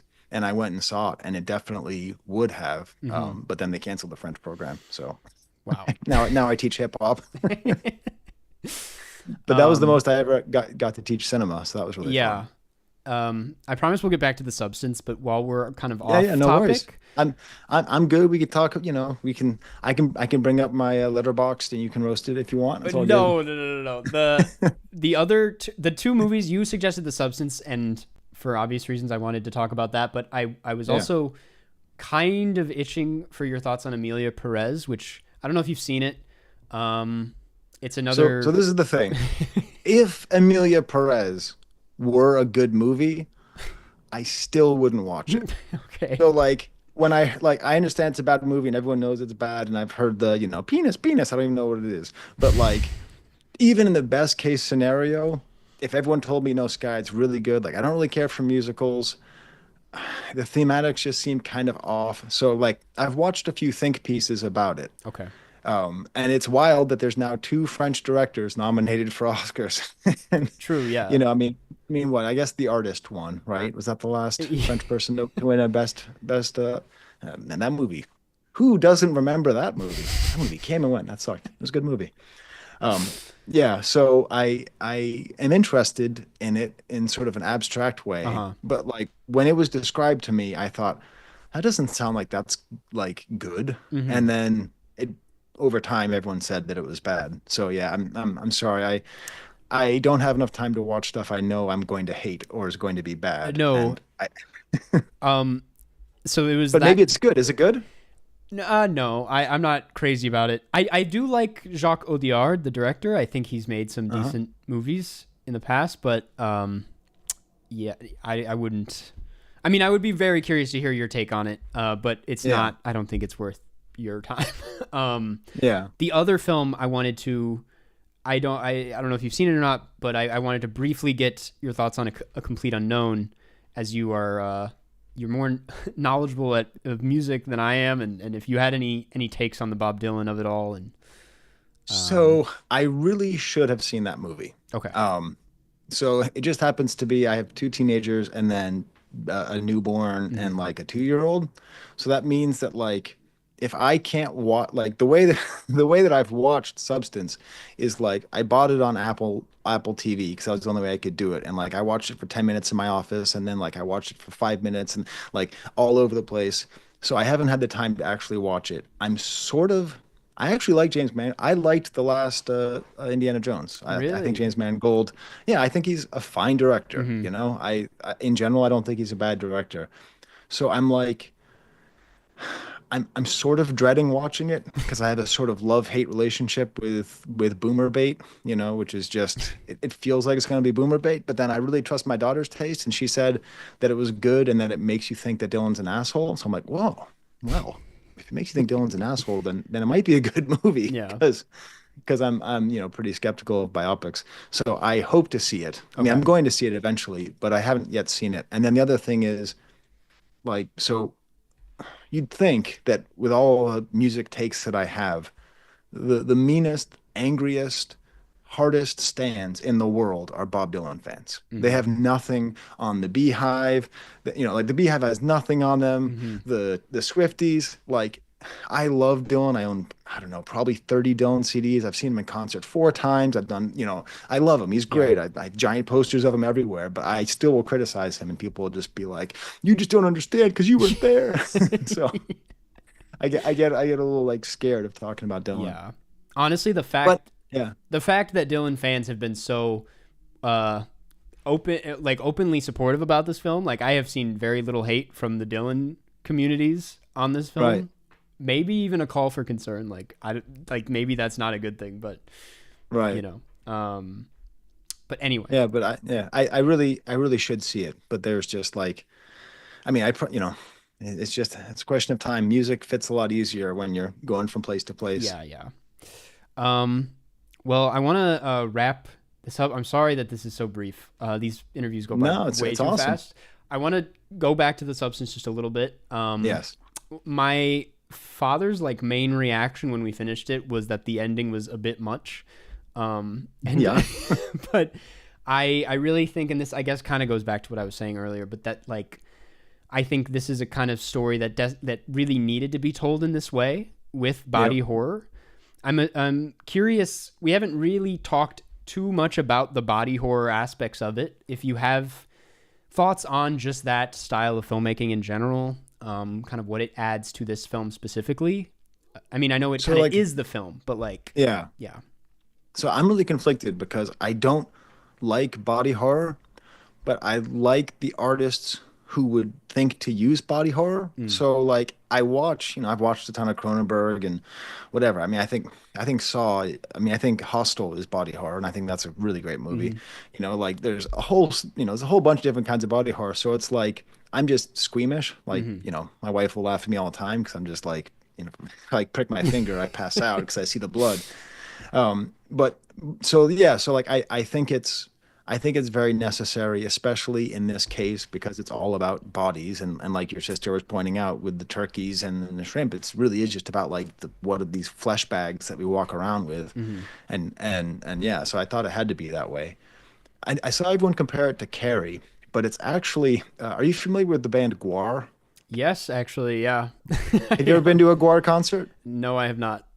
Okay, so when you go to a Guar concert, there are a bunch of art school kids who started a heavy metal band, and they get dressed up in these huge costumes, and they just cover the audience in fake blood and semen. Like the entire, like you leave, and it's like you're just absolutely drenched. Yeah. So I thought it was like Carrie meets Guar, and I really enjoyed that that Wow. mixture.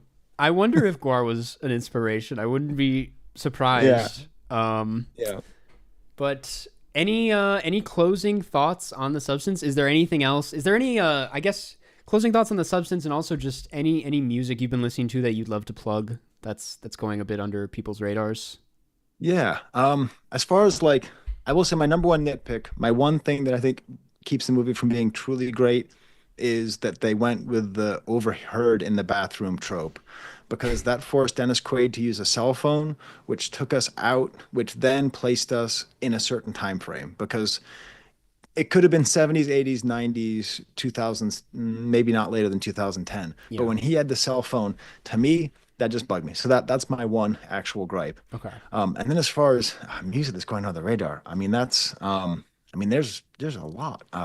So, I mean, I guess, well, you know what? The Oakley album, I would say that because Really? Blady is on that, if you haven't heard it, it's French. It's very in keeping. I think that if your audience, because there's this weird thing where there's sort of like internet movies and internet music, and it's like part of the culture. So it's like, anyway, someday I'm going to do a video called Tartovsky is Death Grips, and it's just all going to make sense because it's like there's the Venn diagram is just a big circle. So I think if you're a Karsten Runquist fan and you hear the new Oakley album, I think that you're going to say like, oh, this is a really good recommendation. I don't know what you think about that, Karsten. Absolutely. Yeah. My fans are like, they weirdly like, I don't talk about music ever, but when I do it, I feel like everyone kind of has the same taste weirdly. And I do think they would like, I have to. Okay, Lou is actually how it's pronounced. Oh, yes. okay. You have to make that Death Grips Tarkovsky. That is a really crazy connection. But I'm seeing it. Yeah. And also rest in peace, Death Grips, I guess. Broke up, but.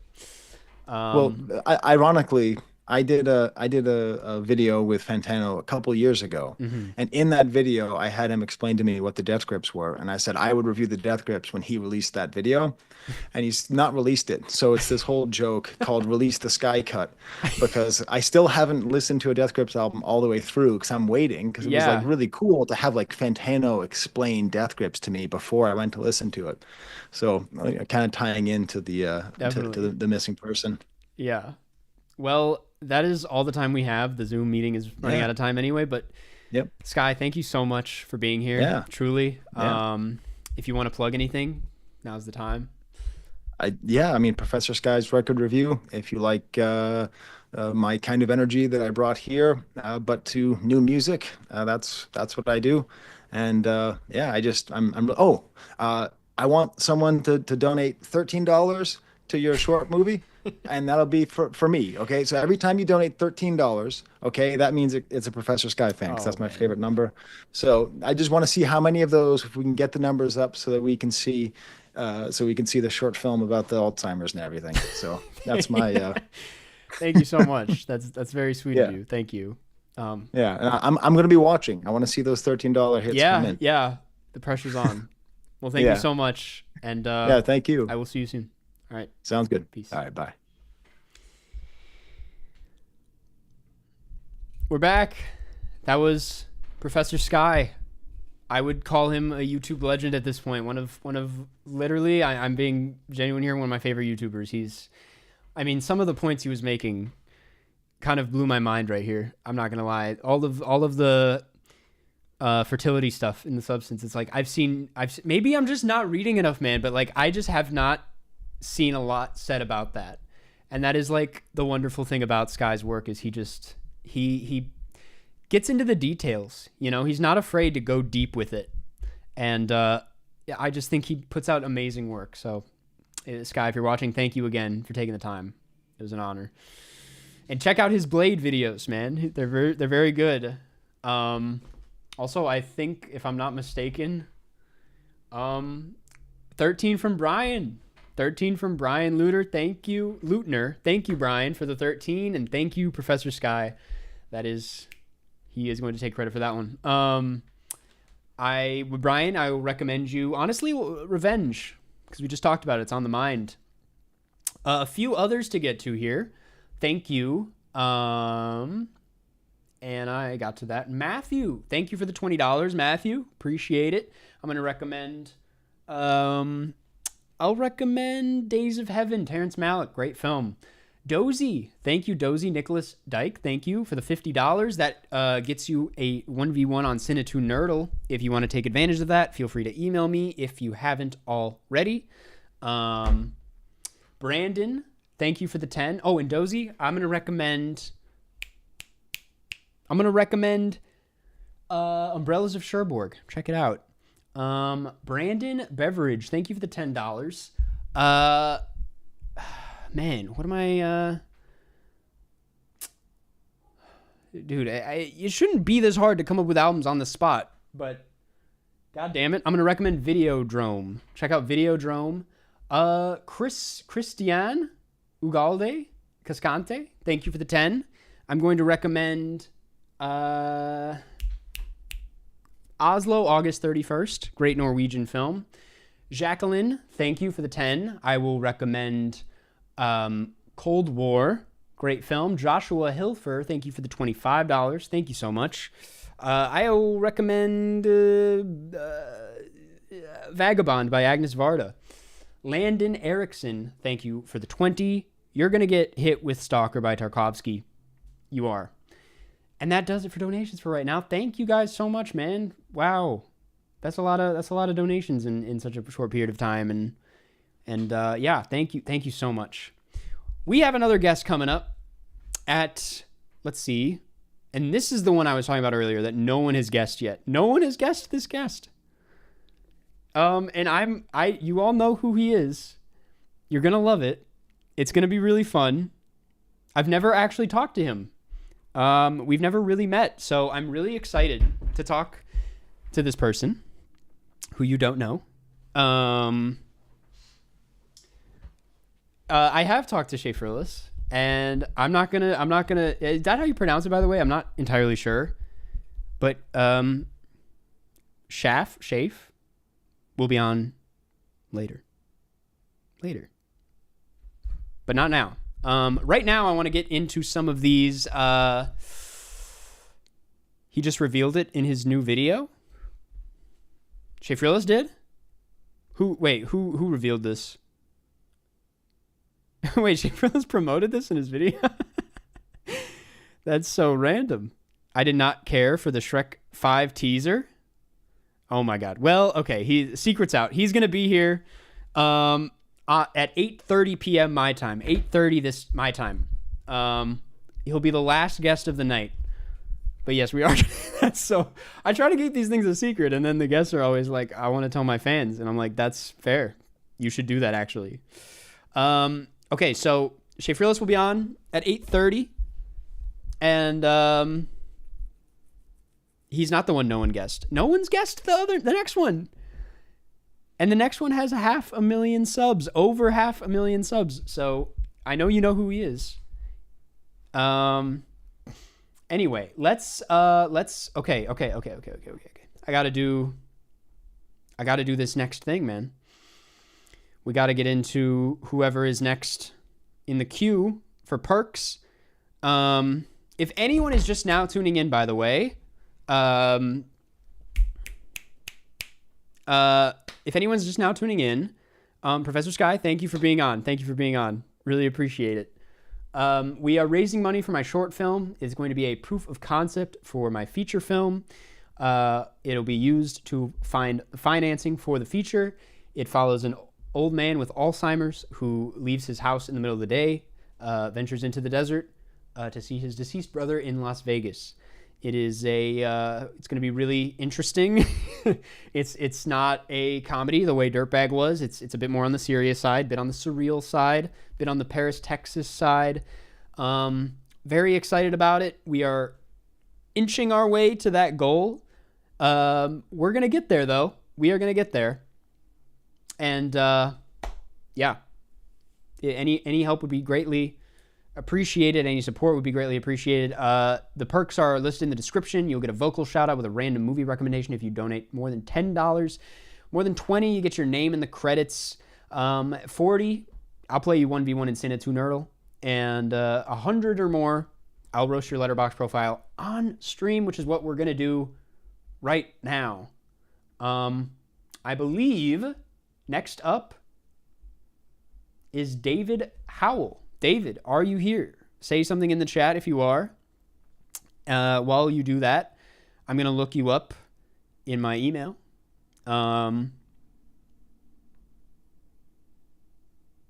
Okay, yes. I do have your email.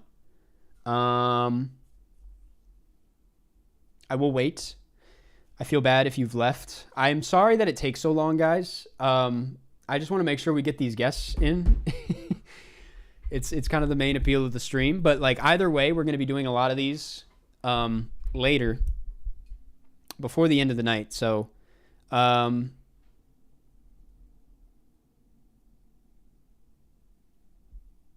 If David's not here, I might skip ahead. Because I don't want him to just miss it. While we wait, Karsten. Is Karsten here? This is really truly just such a I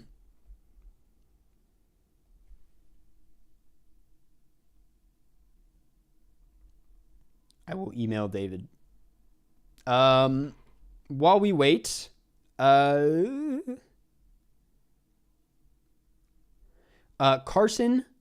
I did not receive a email from, but Carson, if you are here, if you want to get in on the perks, you can email me at the link in the description, runquistcarson@gmail.com. Liam, is Liam here? If you are,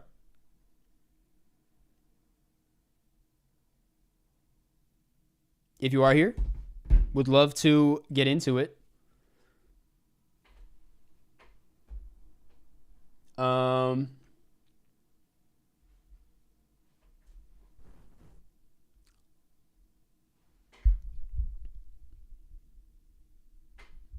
Okay, Liam, I will go ahead and do that then. Let me just make sure.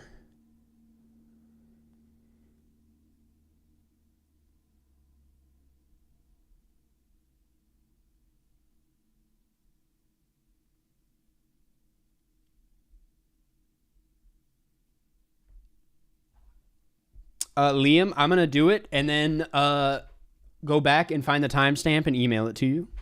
Enjoy, it's basic. Let's not say that. We're going to do this right now. Tell your film club I said hello. Shout out to film clubs. They're very important. Got to keep those film clubs alive in high school, I will be honest, or college, wherever you are. Or honestly, outside of it. Everybody should have a film club. It's a good place. Okay. We're looking at Liam's profile. Liam, lost somewhere in David Lynch's hair, aren't we all? Off the bat, love the customized posters. They all go very well together. This is an underrated stalker poster.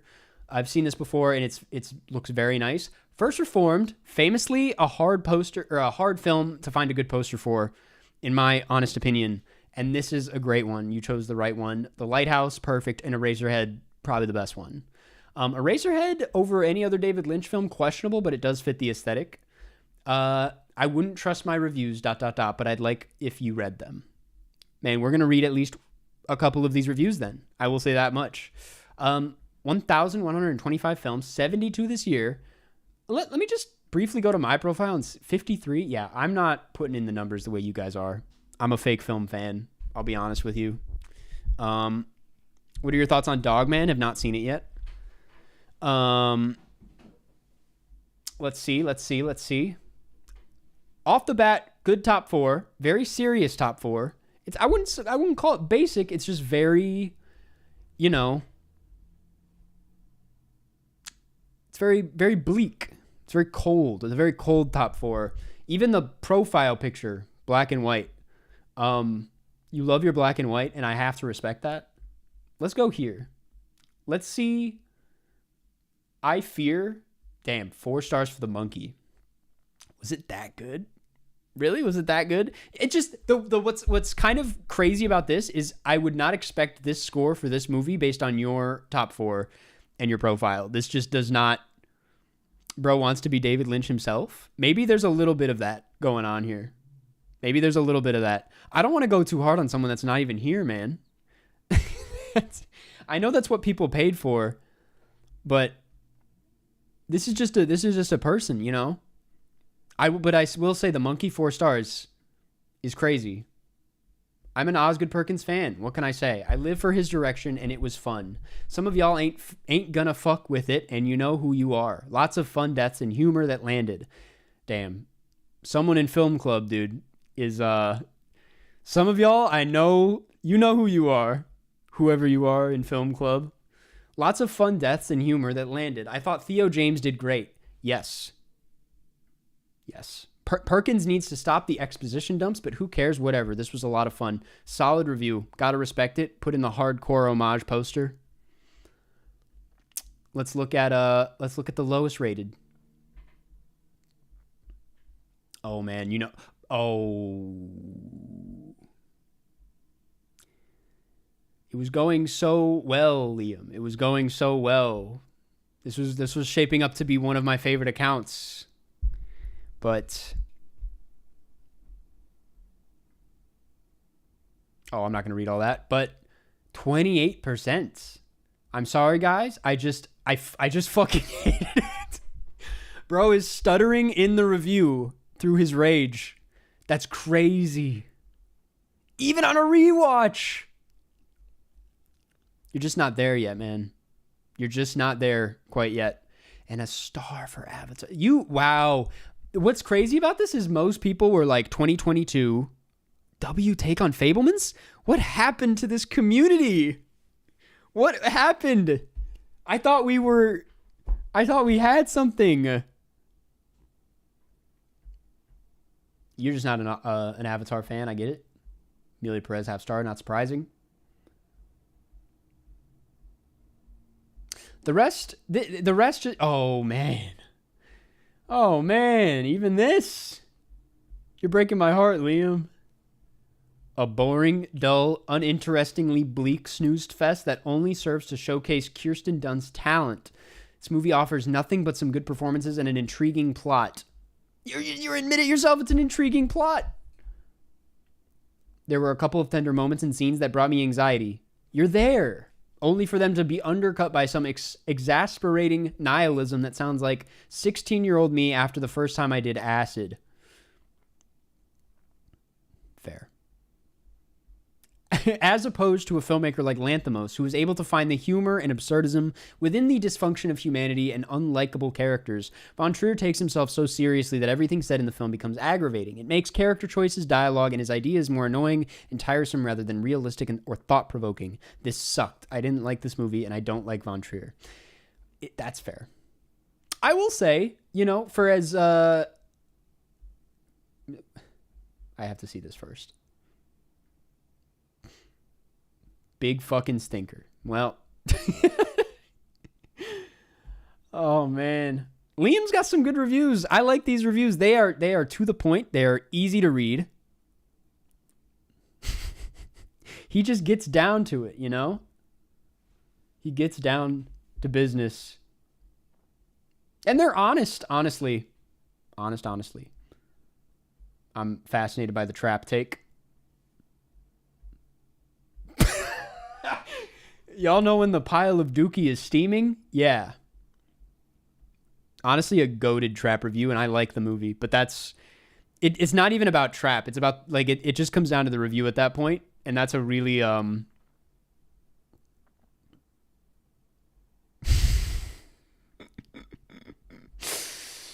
man. This guy is in film club. I love it, to be honest. This is like, I wish I still had this energy, man. I wish I was still bringing this kind of heat. Like, Liam is doing it for the love of the game, dog. Liam, great profile. Keep doing your thing. Keep loving black and white. And thank you for the generous donation. I hope you have a good film club meeting. We stand Liam. I liked this I had a good time with this for some reason. Maybe I'm just going a little crazy in here. Maybe I'm just a little loopy. We are at the 6 p.m. mark. But, where's Sky Record Review? I just search exactly that into YouTube and we already talked to him though. You just missed it. I'm sorry. Yeah, I should stop doing the fade. Okay, 6:16. We have time for one more. We probably have time for one more. Justin Brennan. Justin, are you here? I'm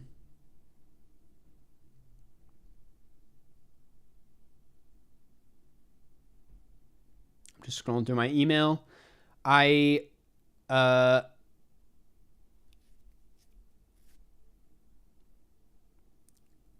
I don't think I got an email from Justin.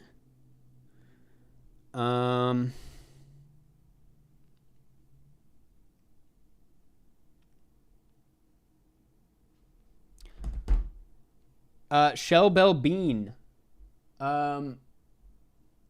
Which one are you? Are you... If you donated 100, if you could submit, or not submit, but like email me at the email in the description, runquistkarsten@gmail.com, for proof of the submission.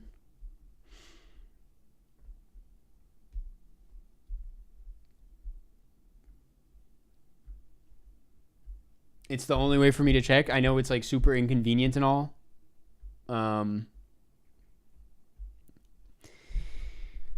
Oh man, or Dozy if you want to get in on it too.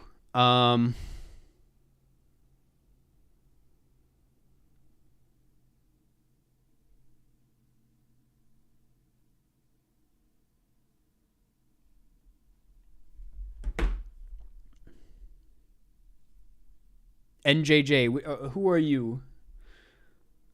I mean, I guess we'll see it in a second. Anyway.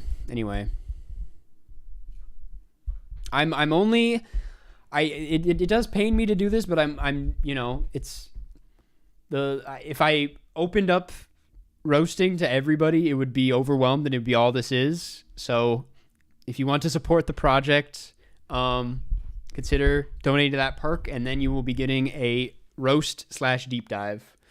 Thank you for understanding. I'm gonna watch Happy Go Lucky by Mike Lee. That's a great watch. I haven't actually seen it, but like that's a good one to pick. Top 3 trilogies before Lord of the Rings, and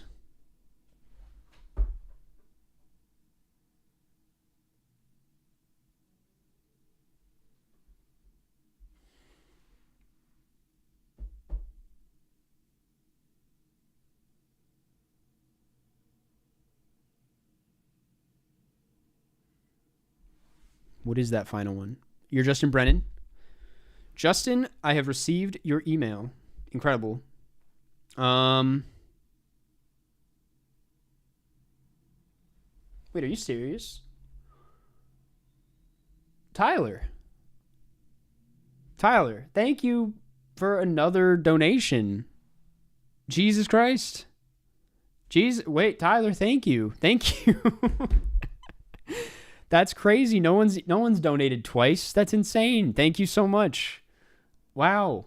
Another day, another donation. Thank you. Wow. This does entitle you to, I guess, another Cinenerdle round, which we could get into after this next guest, but I don't have time for it now. But Justin Brennan, let me get this in now. Not feeling Cinenerdle, that is all good. We'll do the Letterboxd though.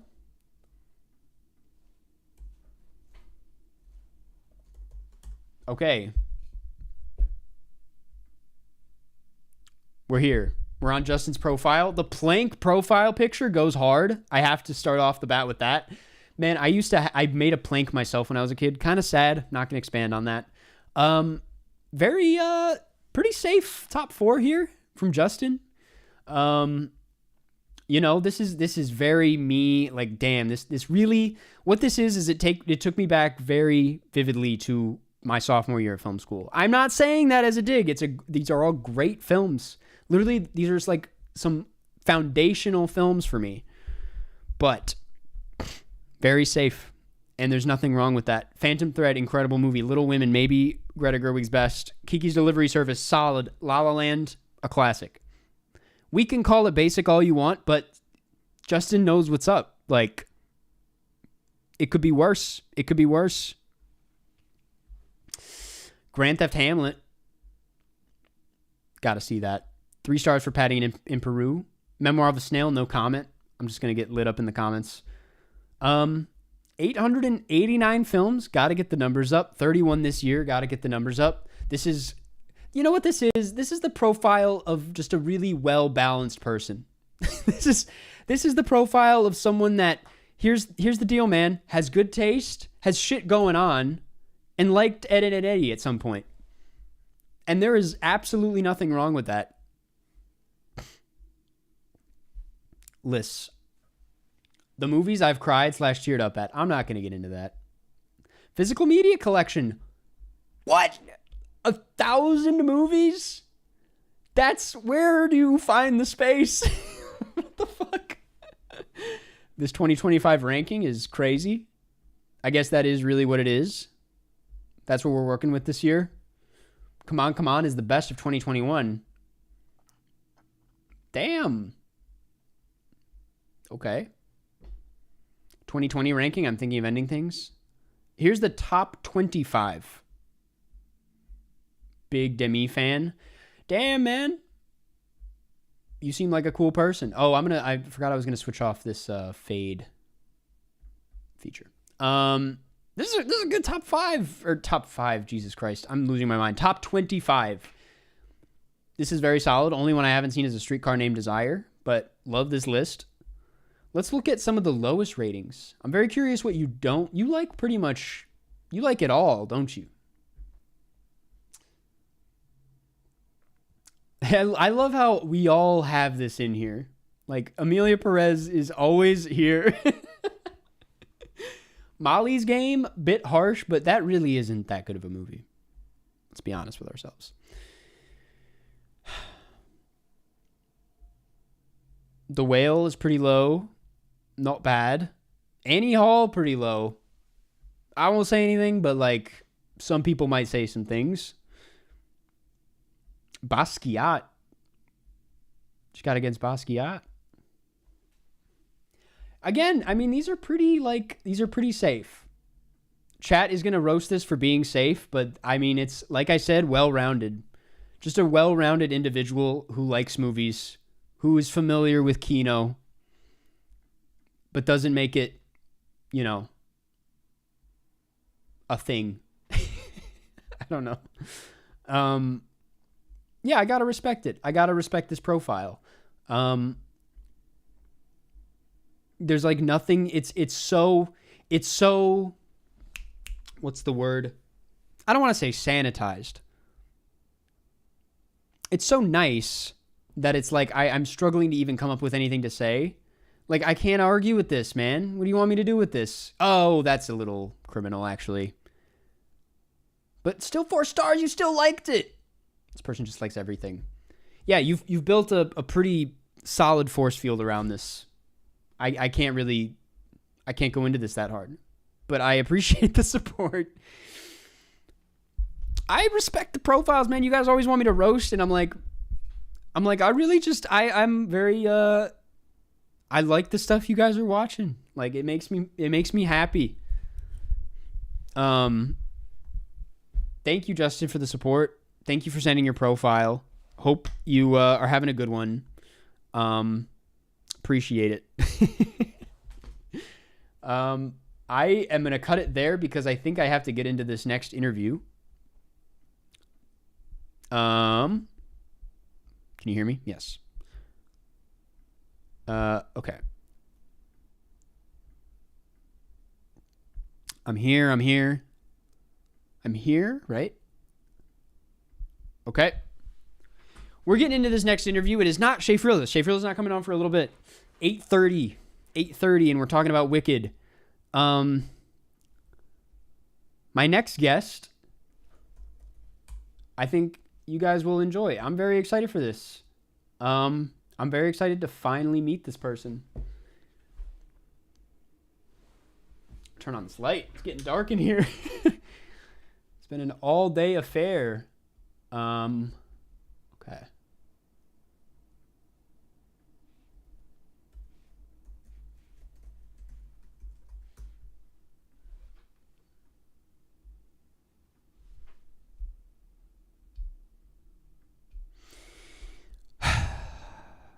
Is it Francis Ford Coppola? I wish. Seeing the kind of press he was doing for Megalopolis, I wouldn't have been surprised if it was in the realm of possibilities to get Francis. I'm like, he's doing everything. He was going on anything and everything. You won't see this. I am. But I am wondering if I should be watching less movies, as I have primarily started this year. I have a consistent schedule of minimum 1 movie every weekday, 4 to 5 movies every weekend. That's solid, man. That's solid. Okay, the guest is here. Let's get into it.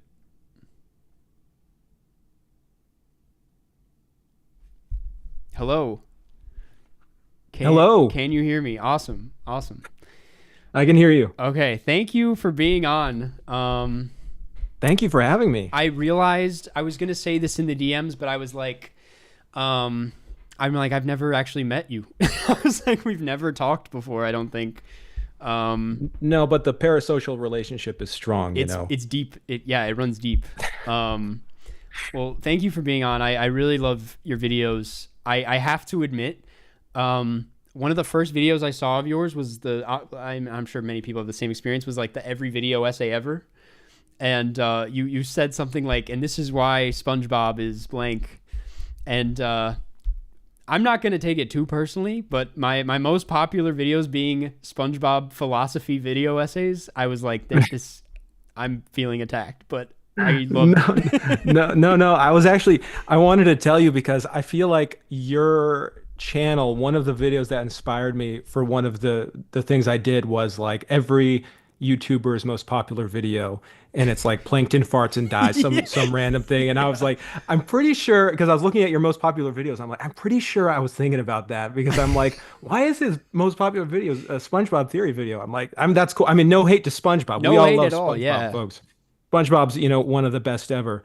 I do feel like, and I got to put this out there, I feel like people are disappointed because they were expecting Shafrillis right now, because I was watching, I was watching his newest video. It just came out, and it said he was going to be on this stream now. Oh, man, yeah. I had a bunch of people come in, they were like, where is he? And I'm like, I'm playing Cinenerdle. Like, he's not here yet. No, but he's a good fellow. I've never met him. No, yeah. I assume he's a good person. So what are we talking about today, Karsten? What's going on? We're talking about Dune Part 2. I kind of went through and assigned a Best Picture nominee to everybody, and I went with this for you because you talk a lot about books, and I wanted to kind of pick your brain about this one specifically, as I feel like, I don't know, I've actually never really like seen you talk about Frank Herbert or Dune or like any of that. For good reason. Okay, and this is why I did this. But I wanted to I talked to you briefly. I didn't want to take too much time away. I know you recently had a child. Congratulations. Had to acknowledge. He's fine. Okay. He's fine. Don't worry about him. The baby can wait, man. No, we've bんwatching Eraserhead together in like 10-minute increments. He loves it. That's incredible. I'm like, this is what you're doing to me. Yeah. Well, what are your thoughts on Dune as a whole? Like, what's your experience with, like, was it a book first situation? Was it the Lynch movie? Was it this Denis thing? Look, I would love to talk about this, but frankly, there's more important stuff going on right now, which is Dune 2 still has a chance. Stay in line, everyone. Dune 2 can still win this thing, okay? Now, just hold on. I know you're tired. I know your throat's hurting. Just rest your voice. I'll talk to the children for a second, okay? Because I have to explain this. Dune Part 2. All right. I don't know if you guys can see this. Dune Part 2 still has a chance, okay? Because we're analyzing the voters right now, okay? We've got four types of Oscar voters. We've got the old man, right? And he's voting for Conclave. Number 1, Conclave. We've got the old British guy. That's the second type, right? All right. He's voting for Emilia Perez. No one knows why. And then we've got the third type, which is the new type of voters. This is the cool young person. They're voting for Honora. They're voting for Dune Part 2, and they're voting for the substance. And then we've got the fourth type. What's the fourth type? It's the nerd. It's the person who's actually watching all these movies. This is the person we actually like and can trust to do their homework. And what do nerds like? Dune. They like Dune. Nerds like Dune. So I broke it down. I mean, this isn't scientific, but it's mostly scientific. We've got 60% going for the old man right here. We've got We've got 40% for the old British guy. We've got 20% for the cool young person. 10%, that's the nerd. Now, this is how it all breaks down. I'm not going to do my math here, but look, we've got Honora on the bottom here. Honora cancels out this Honora, right? We've got Honora on the bottom. That cancels out. Again, this is scientific. Conclave gets canceled out in some other way. Amelia Perez canceled out by the other categories. Now, this is ranked choice voting. We've talked about this. Everyone knows ranked choice voting. That means Dune, it's like it's the middle guy. It's the person that's not really totally offensive. And that's what it's going to come down to. And now you might be thinking, okay, but still, this is unrealistic. We're forgetting about the Timothée Chalamet wild card. All right, people know Adrian Brody's going to win this thing for Best Actor, but Timothée Chalamet is really likable. How do we honor him? How do we recognize him? We put Dune Part 2 Best Picture winner, set up Dune Part 3, and it's beautiful. That's what's going to happen. So that's my little spiel. I hope you guys don't mind. Thank you for taking over the stream. I just want to give people hope. Dune Part 2 still has a chance. Don't count it out. Damn. And I thought I had the actual Oscar expert on here earlier, but you know this shit by heart. This is crazy. I've been paying attention. I will say the one thing you got wrong, the old British guy, he's going to write in Wallace and Gromit, Vengeance Most Foul. And that's going to sneak in there. That's not happening. That's not happening. That movie is trash. You're simply joking here. You're like, this baby's not watching Wallace and Gromit, it's watching Eraserhead. It's a fine film. I'm running on 2 hours of sleep, I have a baby.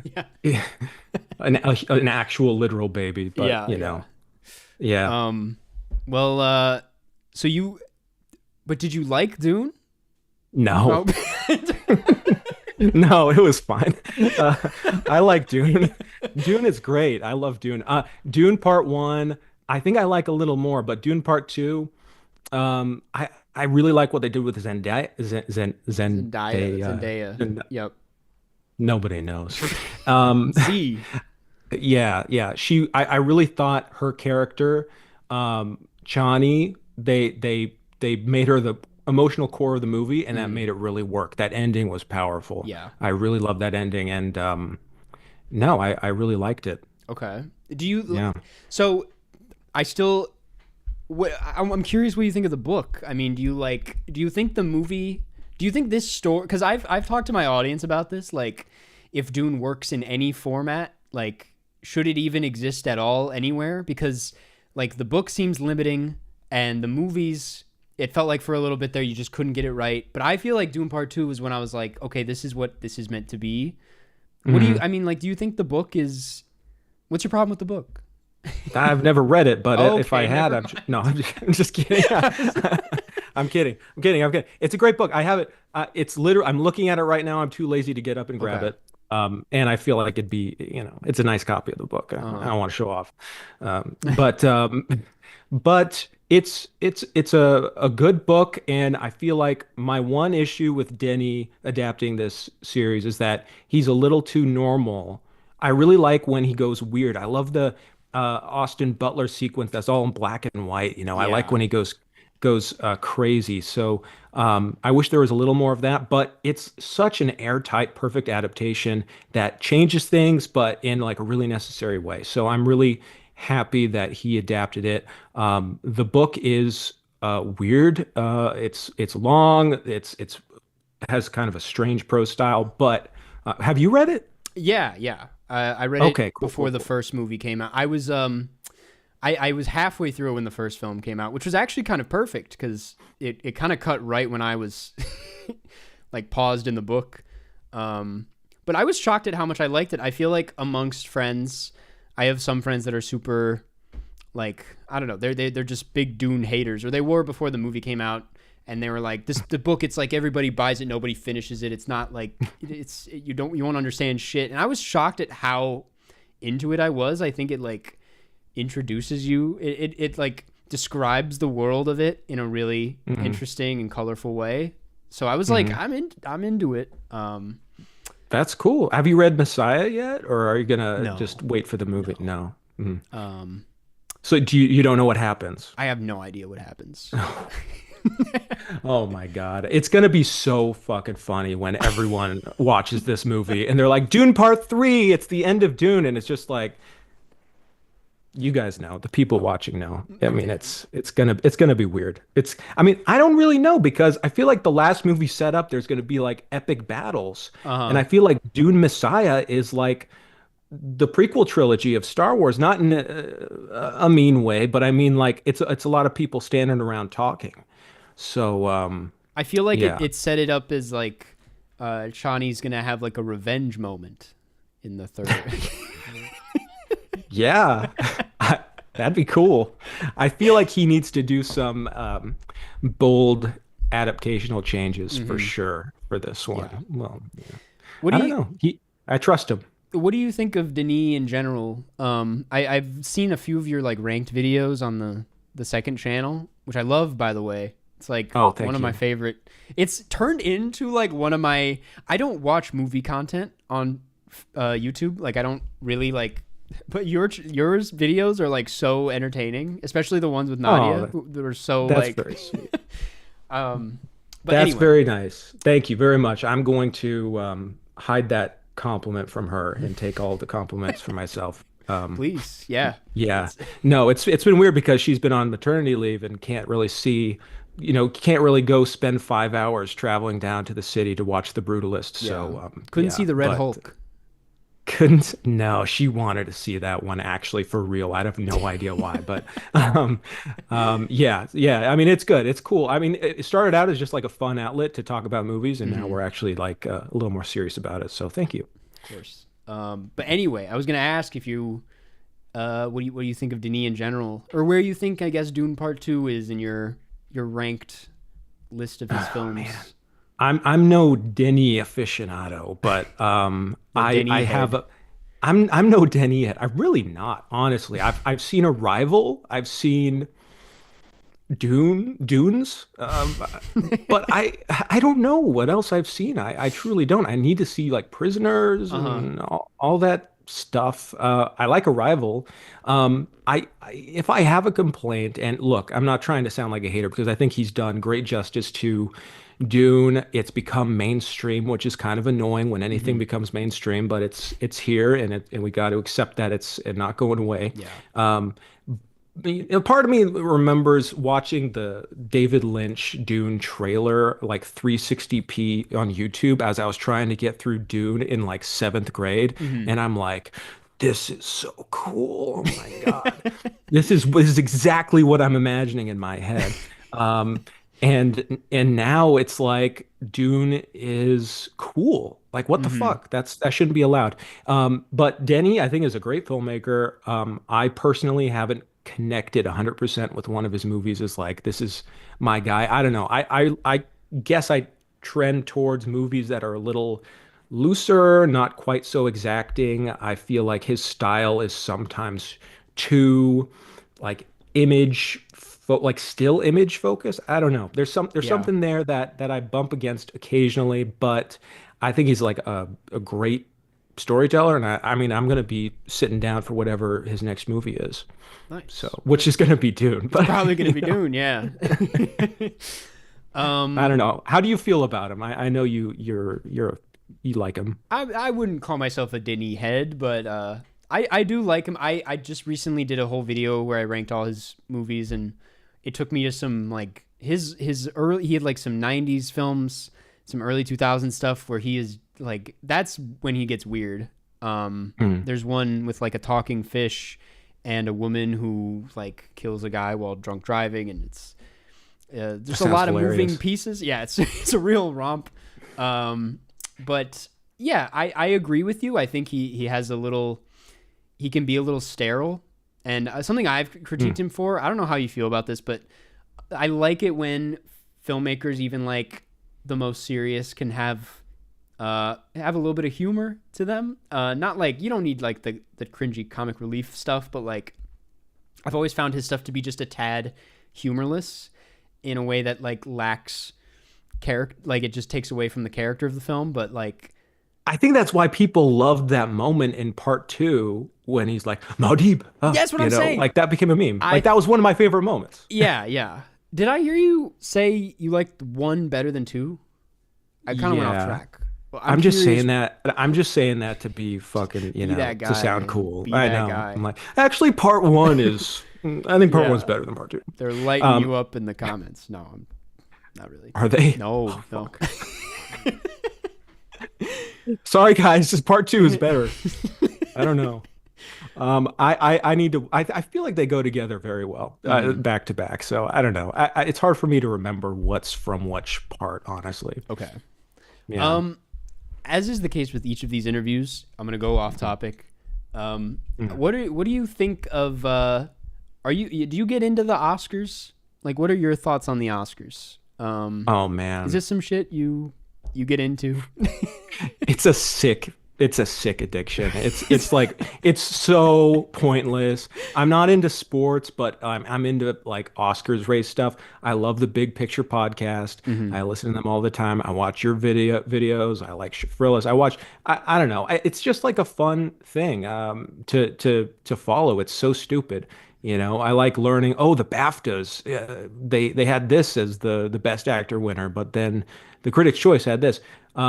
So yeah, I'm a little into it, but I don't have super like original opinions on it. I think Anora's probably going to win Best Picture or Conclave. I'm rooting for Anora because I don't see any hope for The Brutalist. I think The Brutalist is my favorite movie of the year, but really, yeah, I don't know. I had. What about you? I think sick addiction is the perfect way to put it. Yeah, I told myself I wasn't gonna. I'm always like, I'm not gonna become like the awards guy on my channel, and then I'm just like, well, there's just so much. I just want to. What else is there to talk about right now? Nothing more important. It's stupid, but it's fun. It is fun, and I was just talking to, I forget who it was. I think Thomas Flight, and we were saying it's like they matter at the end of the day. Like, I feel like, it's how most people like couldn't even bother with films that aren't just like being presented at them when they open up streaming services. So like to have some sort of guide at the end of the year, even if we like disagree with the whole thing, is like, it's something to keep us, I guess, engaged with it. Not us, but like, I don't know. Do you know what's sad though? Because I was watching that, like on Twitter, they were like posting the responses from Academy voters, like the random Academy voters, and they're like, I'm not going to sit down and watch Dune Part 2. Like, come on. And they have all the free streaming service. But you know what's sad? I feel like I'd be that person a little bit. I want to see these movies, but if it's like in a rubric, like I got to watch these movies, I'd be like, I don't know. Listen, like I'm a bad person. Dune 2 specifically is such a tall ask for people because it's like you got to watch 1 and you got to watch, like, if you haven't seen 1, no one's going to jump into 2. I don't think you need to, but like whatever. And The Brutalist, like most people aren't going to watch it. And it's a shame, obviously. I think the Academy voters should at least watch the Best Picture nominees for sure. But I just did my video where I watched every Oscar nominee. I know. Yeah. In general, and I'm like, this is a lot to ask of people. Like, I know that they don't have to. I don't know how you do that. I mean, that's like your video is like out. How long was that video? It was 40 minutes. Yeah. Which is like a lot for me. I know some people go way longer, but I'm like, that's not. I go 30 seconds every video. I know. It's a lot. Can I ask, maybe this is like overstepping, but like, what is your like workflow with with your videos? Because like you strike while the iron is hot a lot of the time with like the topics. So I'm like, do you just go? Do you have a plan? Like, I'm very curious. Okay. It's embarrassing. No, there's no plan whatsoever. It comes, I make the videos like an hour before I post, or not an hour, but I spend time. I just scroll Twitter all day, and then I'm like, oh man, fuck, I have a video I have to make tomorrow. I guess I'll make it about this, and that's how it happens. And I've just been doing that for almost 5 years now. Yeah. So yeah, it's very random. I kind of envy the other creators who have like ideas and a flow and premeditate their vision. Yeah. I envy you because I'm like, that sounds very nice, but also like to be, I don't know, that funny that often is a crazy. Like I could never. No. My videos are more of comment. They're more of a comment than a joke. And I kind of live by the Joseph Stalin quote. I think this is Joseph Stalin. Great guy. No, I'm Joseph Stalin. I believe he said, quantity has a quality all of its own. And that made me feel better about my output, which is a lot and of low quality. So, but it balances out. If I put enough out there and bombard people enough, then something will stick. Yeah. Shit, I lost my train of thought. You've been doing this for a while. You've been like I know, grinding. I'm surprised. This is nuts. It's honestly, I've hit kind of a flow state in the last few hours. It was really bad 4 hours in, but I'm doing okay. But anyway, I was gonna ask you, and again, this has nothing to do with the movie, more about what we were just talking about. But like, do you feel the kind of frustration that I am currently having, where it's like I want to be off Twitter very badly, but like I feel like for what you do, you have to kind of like tap into what is being talked about. Do you feel like almost a weird, like you're being forced to be on Twitter? Okay. Yeah, no, it feels, I'm like, man, I should spend time with my son, but Twitter's important for daddy's work, gotta pay the bills by Daddy's knowing scrolling.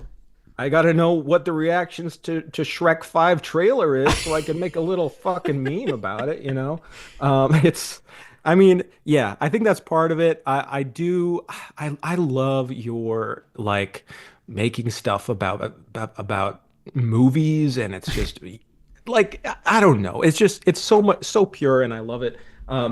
I guess, but that's the thing I think with YouTubers or anyone making stuff online, is that the grass is greener for everyone on the other side, because everyone's system is different. We're all doing very different stuff, and we all work differently, and there's no rules, and it's just you get trapped in your own framework. And you don't really I don't know, it's weird. I was sorry, I keep reading chat. Someone's spamming man. That sounds like one of my viewers. Yeah. Nice. The intellectuals. How shit, what was I gonna ask? What are some I guess we could talk about The Brutalist a little bit. Hell yeah. How do you feel about because I guess Brutalist and Dune both share very lengthy run times. Do you have any thoughts on like the length of things these days as someone who makes very short videos? Intermissions. Put intermissions in your movies. It changes everything. Yeah. Oh my God. The Brutalist intermission was a godsend. I mean, it makes you think. You can talk to your friends about it. You can go get a popcorn. It's good for the theaters because you're playing a super long movie in their theater anyways. But hey, if you're going to go buy, concessions, it's fantastic. I think Killers of the Flower Moon would have been like Best Picture winners, or would have been up there, if it had an intermission. Don't you? I feel like I love that movie, but I think a big reason why people dismissed it was because it didn't have one. No, absolutely. I don't know about you, but like, I don't know, getting like some of the older folks in my life to like go see these movies, especially when I like really like them and I know they would like. I'm like, I know you'll like I know they'll like The Brutalist. Yeah, I know that has an intermission, but it's still like it's a tall ask. But like, I do think the intermission helps. I'm like, you get to get up and go to the bathroom, and and what I love about that intermission is that it narratively ties into the movie. It's like a bold image, and it's like boom. It's not just like all that tension is building up to that moment. You get the image, and you get the release of, hey, I can fucking go pee now. It's great. God, I love The Brutalist so much. Yeah, a lot more than Dune. Dune is fine. Yeah, Dune is fine. No, dude, I know I'm supposed to talk about Dune. I love Dune. Dune is actually, I really like Dune. Yeah, and I wish that it had more nominations, but I really think they messed it up by making it the whole trilogy thing, because now people are going to be reading Dune years from now, and they're going to be like, wait, why is it ending on part 2? That's so random. Yeah. I feel like it just simply didn't need to do that. Like, I feel like Wicked, it will get away with a part 1, part 2 situation. Unless Wicked is a trilogy, and then they'll just remake The Wizard of Oz. I don't know how any of that works. I think they should just extend it. I feel like there should be 3 parts to Wicked, and the last part will just be one song, the final song in the show, but cut up into like 10-second intervals, like they did throughout that movie. Big Wicked fan. I think Wicked's great. I saw that. Yeah, I wanted to. I mean, I'm gonna talk to Shay Frills a little bit about it, but like, that was, I don't know why it was surprising, just because I I know your like taste in literature at least, and I feel like you're a big like Western guy, and your films, like your film taste kind of aligns in the same way, and like Wicked is just so I feel like out there for what I've expected you to resonate with, but man, what do I know? You know what? You don't know anything. I don't know nothing shit about the you. human heart. You know, maybe I love it because I think it was one of the last movies that I saw with Nadia before she gave birth, and she loved it. She loves Wicked. So maybe that's part of it. I like seeing her enjoy it. I like Defying Gravity. I like that, you know, big moment. I like Popular. Popular is fun, you know. Yeah, I don't know. It's a fun time.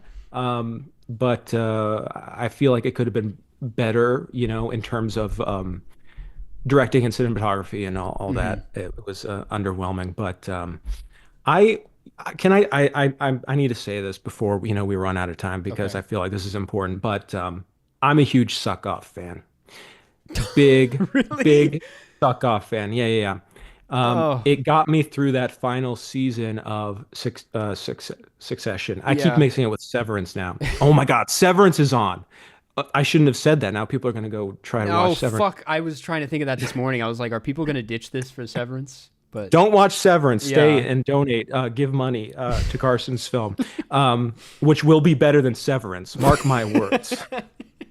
I swear it will. And I forgot what I was fucking saying. Suck Off. Suck Off. Yes, Suck Off was so great. You and your friend, really fun energy, but I miss it dearly. So I would like to petition you both to continue with Suck Off, and just imagine there's another season. We'll just watch it again. Yeah, I mean, no. Just invent. There's another plots. Season. That's not a bad idea. We write our and just own... be like, man, can you believe what Connor did this episode? That was crazy. And Kendall, you know, had a meltdown. I would watch that. That genuinely, that actually kind of surprises me. I had no idea you would listen to Suck. I many months later was like, let me just like put on an episode and just like go back to those times. And well, first of all, like I can't listen to my own stuff, so that was part of why this happened, but I like turned it off so fast because I was like, this is insufferable. We're just laughing the whole time.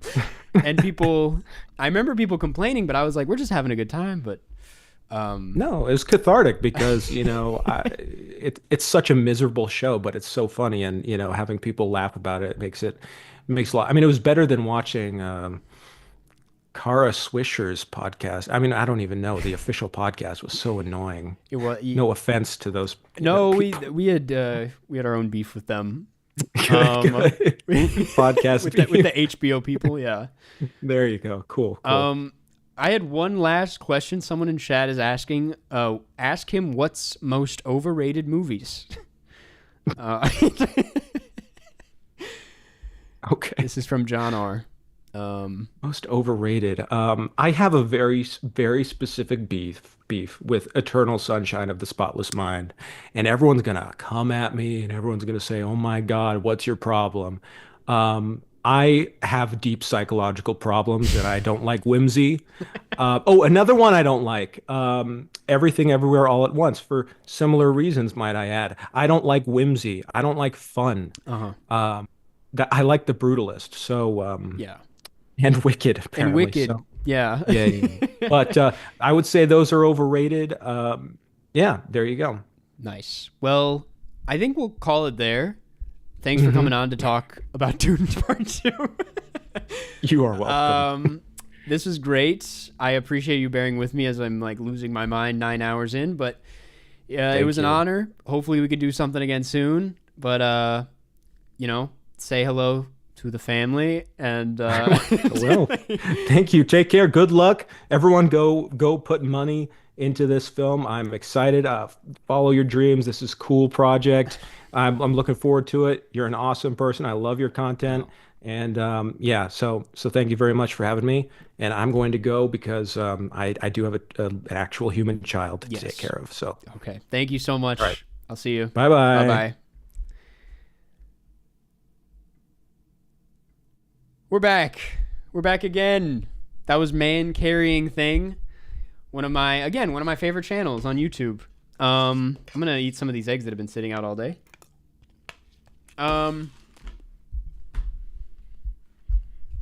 Yeah, one of my favorites.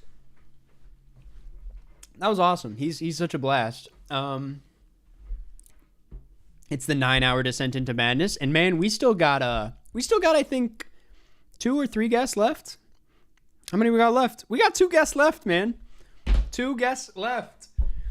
One of them, no one's guessed yet. The other one, we all know who it is. He's the final guest. Shay Phillips is not next. Shay Phillips is on at 8:30. Next guest is on at 7:30. Some of you may be familiar with his channel. He's another new favorite of mine, and I'm very excited to talk to him. I have met him before. But he's doing a lot of great Oscar-related stuff. Let's look at some donations if we got any. That would be cool. It's okay if not, though. And then we'll get into some of these perks, man. Damn, we do. Oh my gosh. Jesus, man. Oh, we're almost halfway there. Oh, we're probably not going to hit the goal tonight, but oh my God, if we got halfway there, that would be beautiful. Oh, yes, man. Oh, that made me happy. Shelly Shinohara, thank you for the $10. Appreciate it. I am going to recommend Corpse Bride. Oh, Landon. Oh, someone guessed it. That's crazy. Landon, thank you for the $10. I'm gonna recommend The Third Man. Drew Branch, thank you for the 5. Appreciate it. Candace Kelly with a K, thank you for the 39. I don't know, just shy of the Letterboxd thing. If you want to play, you're like $1 off. I would take it, but I don't know what's going on. Okay, huge shout out though to Joseph Aragon for the 200, man. Thank you, Joseph. That is really crazy. That's really, really crazy. Those eggs be hitting? Yeah. We might not even get to these next 2 guests. Thank you, Joseph. I really appreciate that. You know the deal. RunquistKarsten@gmail.com in the description if you want to play Cinenerdle and then send over your Letterboxd. If you haven't already, I'm assuming you haven't, but like maybe you did. Yes. Okay. Sam and also Joseph, you get what do you get? I'm going to recommend The Heartbreak Kid by Elaine May, one of my favorite movies of all time. It's available on YouTube for free. Sam McGarvey, thank you for the 20. I'm going to recommend to you The Age of Innocence, Martin Scorsese film. Rabar Khan, thank you so much for the 10. I'm going to recommend to you Aggro Drift by Harmony Korine. Jessica Monte Alto, thank you for the 20. Appreciate it. I'm going to recommend to you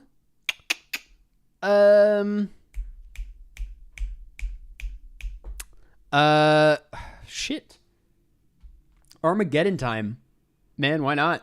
Someone's got to watch it. Elijah Brown, thank you for the 100. Thank you so much. Guys, every time you donate 100, it's like literally the best thing that's ever happened to me. So thank you so much for doing it. It really kind of is insane to me. Thank you for the 100, Elijah. You know the drill. If you haven't already, email the username and we'll get down to it. Don't worry about if you think I'm not going to get to you. I'm going to get to you. We're going to get through all of these Letterboxd and Cinenerdle rounds before the end of the night for sure. But Elijah, thank you so much. I'm going to recommend you. Let's see. Late Spring by Ozu. Andrew Berg, thank you for the $10. Appreciate it. Thank you very much. I'm going to recommend to you Pickpocket by Robert Bresson. James Brendel, very similar to, no, that was Jason, I'm pretty sure. Or, I don't know. This doesn't matter. James Brendel, thank you for the $100. Thank you. I just got your email. What a coincidence. Thank you. We'll be getting to you soon. For your recommendation, I'm going to be recommending you Catch Me If You Can.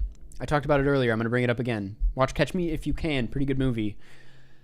Thank you so much. Literally, thank you. And then a few more. Jennifer White, thank you for the 10. I'm going to recommend you Pompoko, the Studio Ghibli film. And Benjamin Burt, thank you for the 30, Benjamin. Appreciate it. How lovely. Thank you.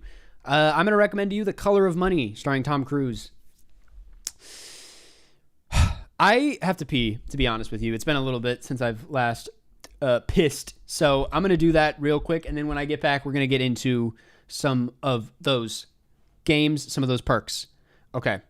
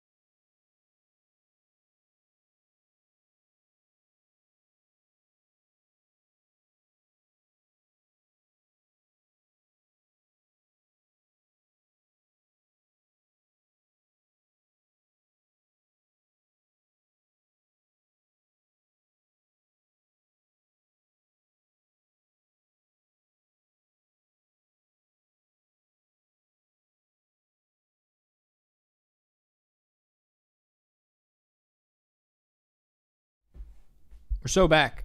We're so back. Oh, man. Guys, we're halfway there. We are halfway there. 3,065. Thank you, Kathleen Brewster, for sending us over the edge with the $150 donation. Kathleen, thank you so much. Wow. Thank you. That's crazy. 51%, man. We're getting there. We're getting there. Oh, I really feel I prepared for so many things today, but not what to eat or how to celebrate. So, you know, we might, it's going to be an interesting final. How much time? Less than 3 hours. Less than 3 hours. Do you like snails? Yeah. Yeah. Do a jumping jack? I'll do a jumping jack. I'm not gonna dance. Twerk for us? Absolutely not. Do a flip. I used to be able to. Probably can't do that anymore.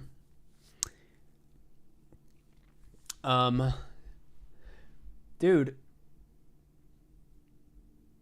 Cinema Joe. Good to see you here, man. Good to see you here. Thank you for showing up. I'm confused. Were you Kathleen Brewster? I'm confused. But thank you for being here. William A. Fleck, thank you. Oh, also Kathleen Brewster. I did not give you a movie recommendation. Your movie recommendation is Playtime by Jacques Tati.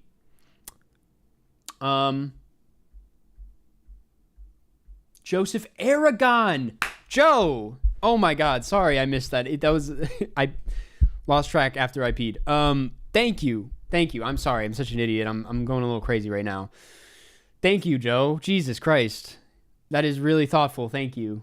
Thank you. Wow. That's very sweet of you. I really appreciate it. William A. Fleck, you get a movie rec as promised, and I'm going to recommend Water Lilies by Celine Sciamma.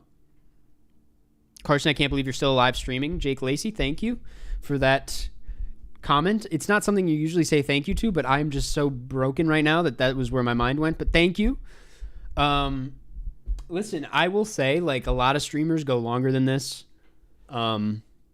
This is weak shit. Some people do this every day, man. I hats off to Twitch streamers and whatnot, because they're this is crazy. Good night from the East Coast, Karsten. Us East Coasters asked you to do a Willem Dafoe impression. That's really hard, man. I'm at the point where you're gonna have to put in a donation for that one. If you put in a donation, I'll do it. At least 10. Because in my state, it's gonna be embarrassing. Coffee? I do have coffee, but if I drink coffee right now, I'm not going to fall asleep tonight. I missed my chance. Okay. We need to get into this perk. What am I doing? Okay.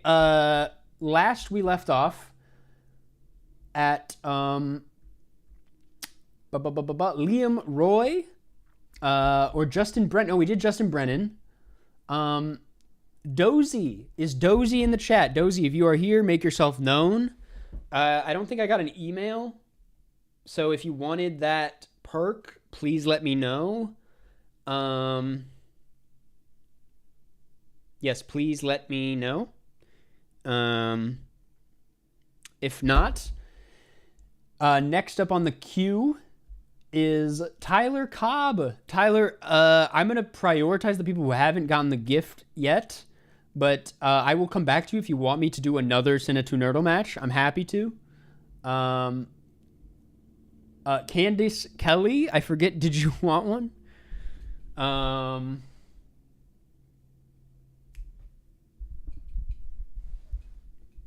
I've not been watching the new White Lotus. Cinema Joe, if you want the perks, let me know. You don't have to, but I'm happy to. Elijah Brown.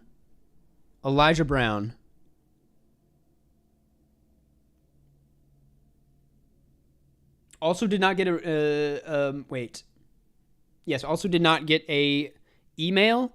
Again, I'll just say it in general. Like, if you wanted the perks, you got to email me. I'm very sorry for how, janky that is. Like, it's really not the best way to do this, but like, it's unfortunately the best solution I had to this.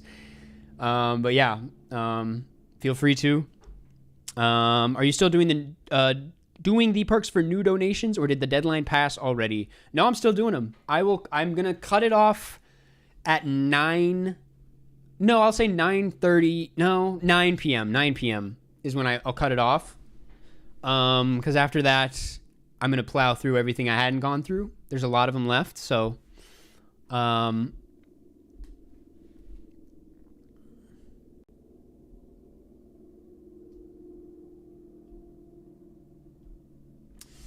Elijah Brown.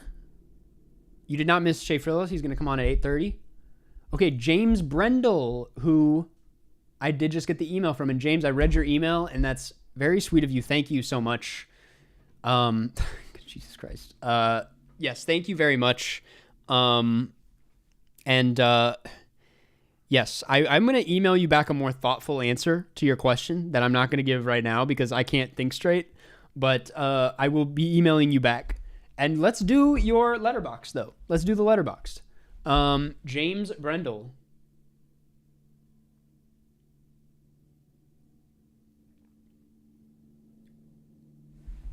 Okay.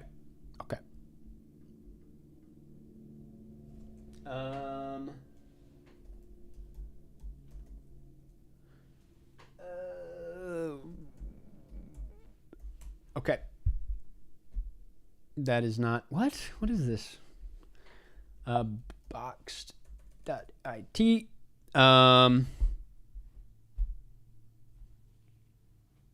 Carson, do a sobriety test? I'll do it, man. I'm I'm so... Honestly, I have a little bit of sparkling wine left. If we hit the goal tonight, I'll have some wine. Yes, that's it. Wait.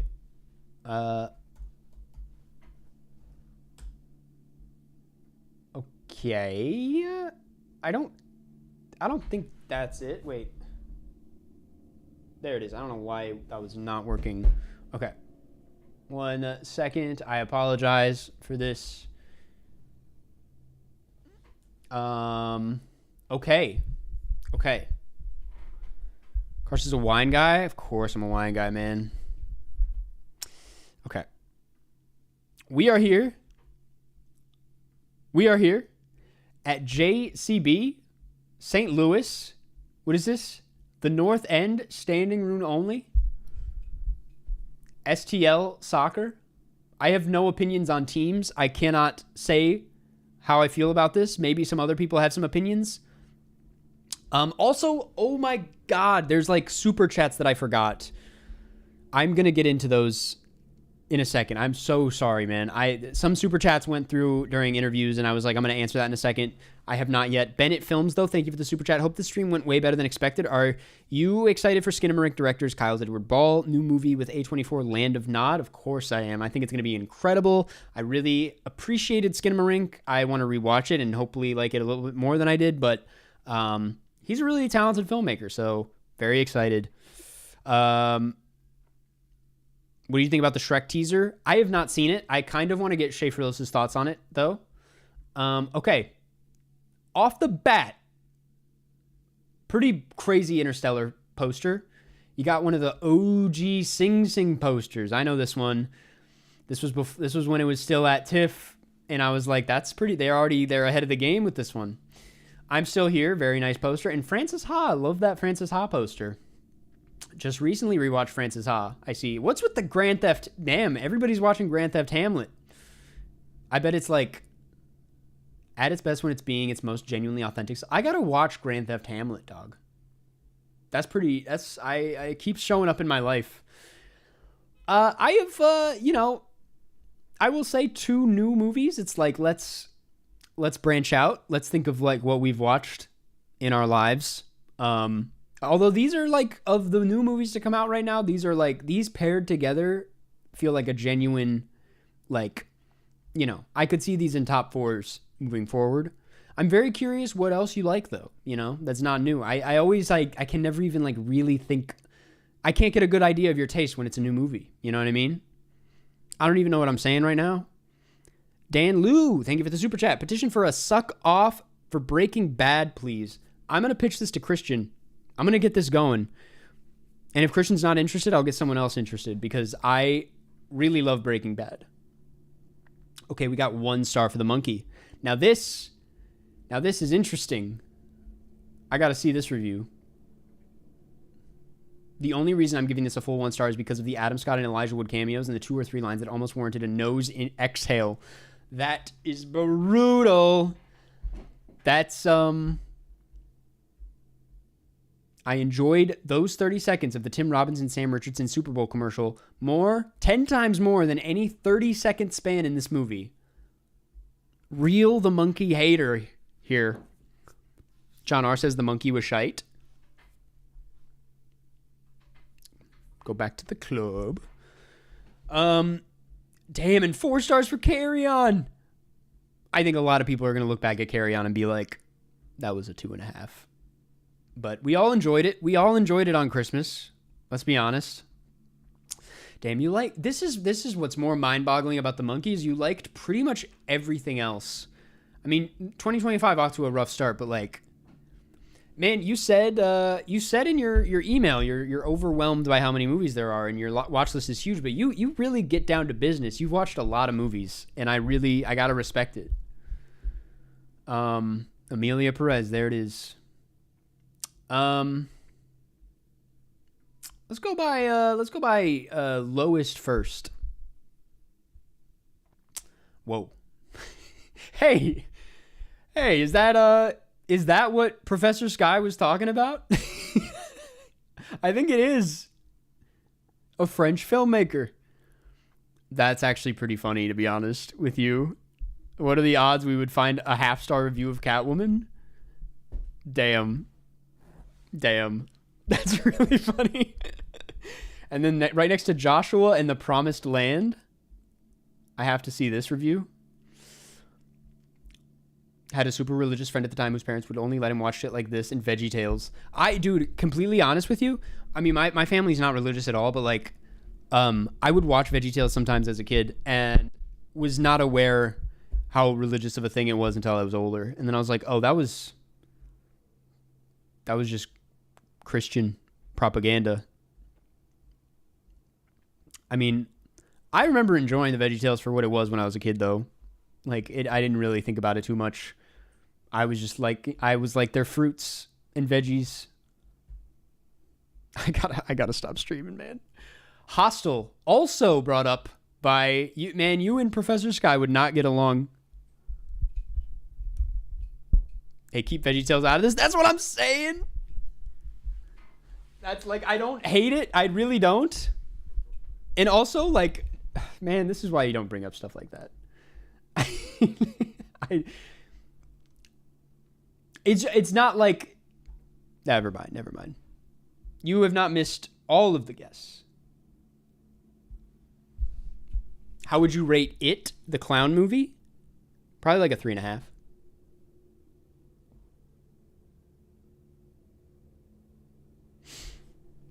Yeah, let's honestly see the substance review. I don't know why this is the most inefficient way to see this information.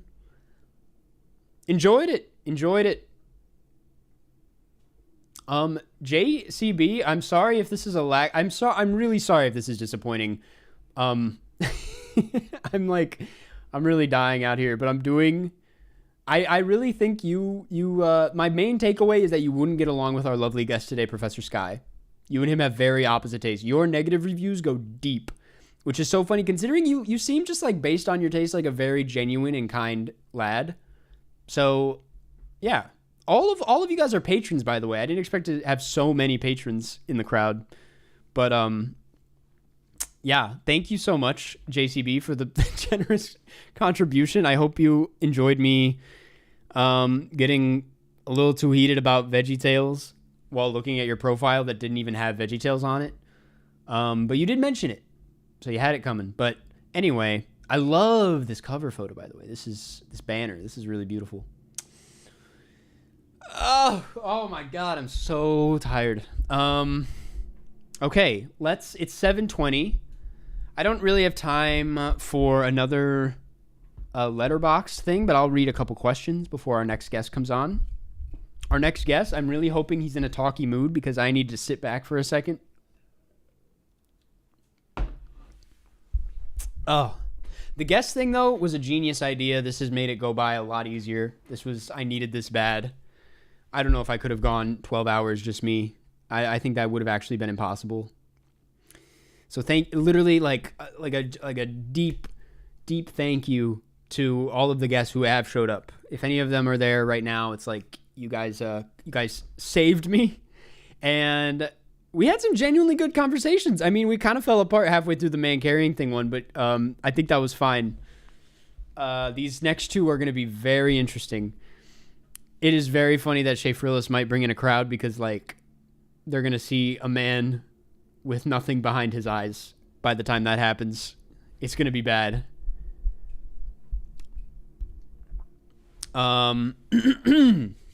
What films have you talked about with guests? We have covered. So the goal was to cover every Best Picture nom. And we are not going to, I don't think, be able to do that. Like, I don't have anybody for Nickel Boys. I don't have anybody for A Complete Unknown. Don't have anybody for Amelia Perez, but I don't know if anyone's really itching for that one. Don't have anyone for, let me check.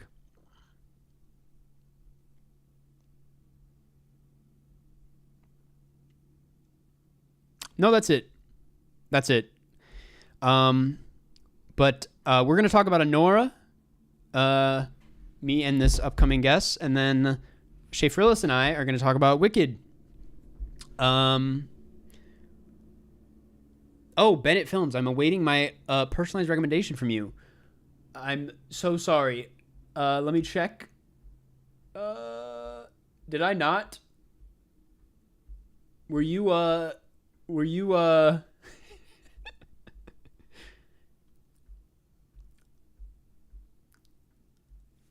Man. Do you know what it was under? Either way, I'll recommend Revenge by Coralie Farja. Apologize.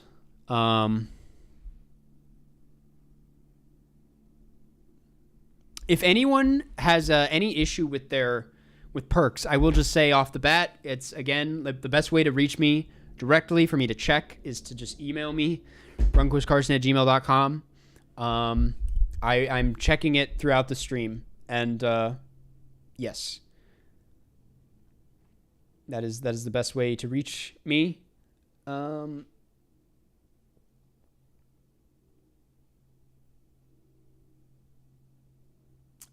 Also, man, I have to acknowledge Tyler Cobb for yet another donation of $109. Tyler, this is absurd, and I don't know what I did to deserve this, so I'm just going to say thank you. I don't know if you're still here. I know you said in your email that you had to go, but I really, really, really appreciate it. Yeah, I really do. Thank you so much. There's nothing else I can really say, but yeah, thank you. And Eugenia Alexieva, thank you for the 5, and I'm deeply sorry for that. William A. Fleck, thank you for the 20. I forget if I sent a recommendation already, but I'm going to recommend Happy Feet.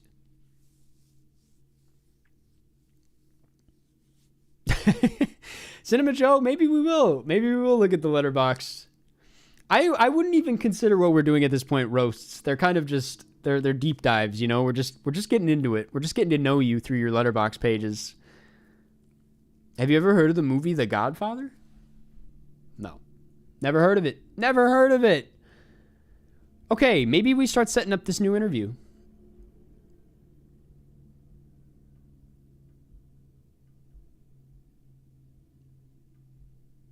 I don't think I've ever been on Zoom this much in my life. That's a lie. Okay, we're here. We're in the Zoom screen. If you were to become a director, what genre would you lean to? I do love like dramedies. Anything that's I wouldn't go full comedy with it, and I wouldn't go full drama. I like a good dramedy. Drama with some humor. Also, I will acknowledge that you stole that question from Big Brain Studios. Everybody get along in the chat, man. We're all community here. We're all friends here. Hey, man, this is also, let me just say, this is just the warm-up. We got the Oscar stream on Sunday. let's acknowledge that there is an Oscar stream on Sunday where I will be reacting to the Oscars, hanging out, making predictions. There's going to be a giveaway. The giveaway is that think. If you guess, there's going to be a Google form where you can put in your prediction for Best Picture, and if you predict it correctly, you only get one submission, by the way. We're going to play by the honor system. If you guess it correctly, you're entered into a drawing where I will choose one lucky person, and you will get a Criterion of your choice for free, not counting box sets because those get insane. Where's the form? It's not up yet. It'll be up during the stream.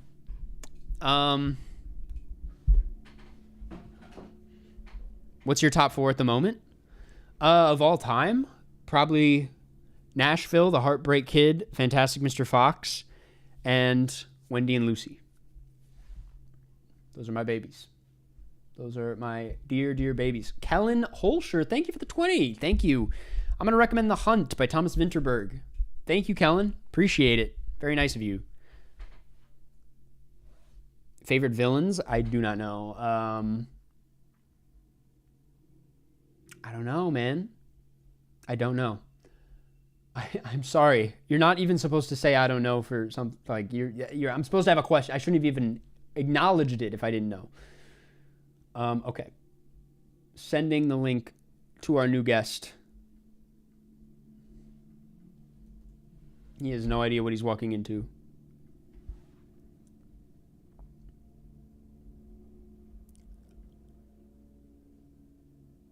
Thoughts on Bad Bunny album? I like it, man. I like it. My roommate does not. He was like, it's a tad boring, and I'm like, no, this is insane. This is really good. It's pulling from so many different styles. Like, I don't know. I'm not like the biggest Bad Bunny guy, so like I'm not gonna sit here and go crazy for it, but like I think it's good. I think it's a good album. Do you like Looney Tunes? I used to, yeah. All my homies hate Bad Bunny. Why, man? What's wrong with Bad Bunny?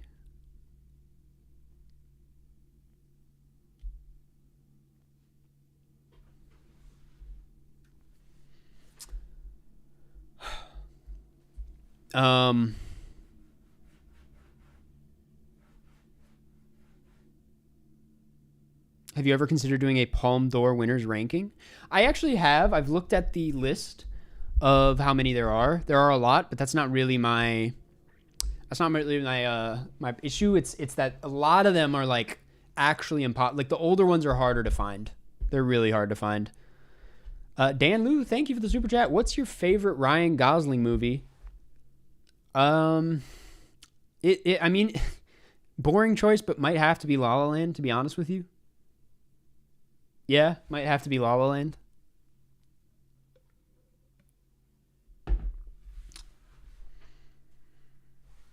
Is there a way to see older super chats?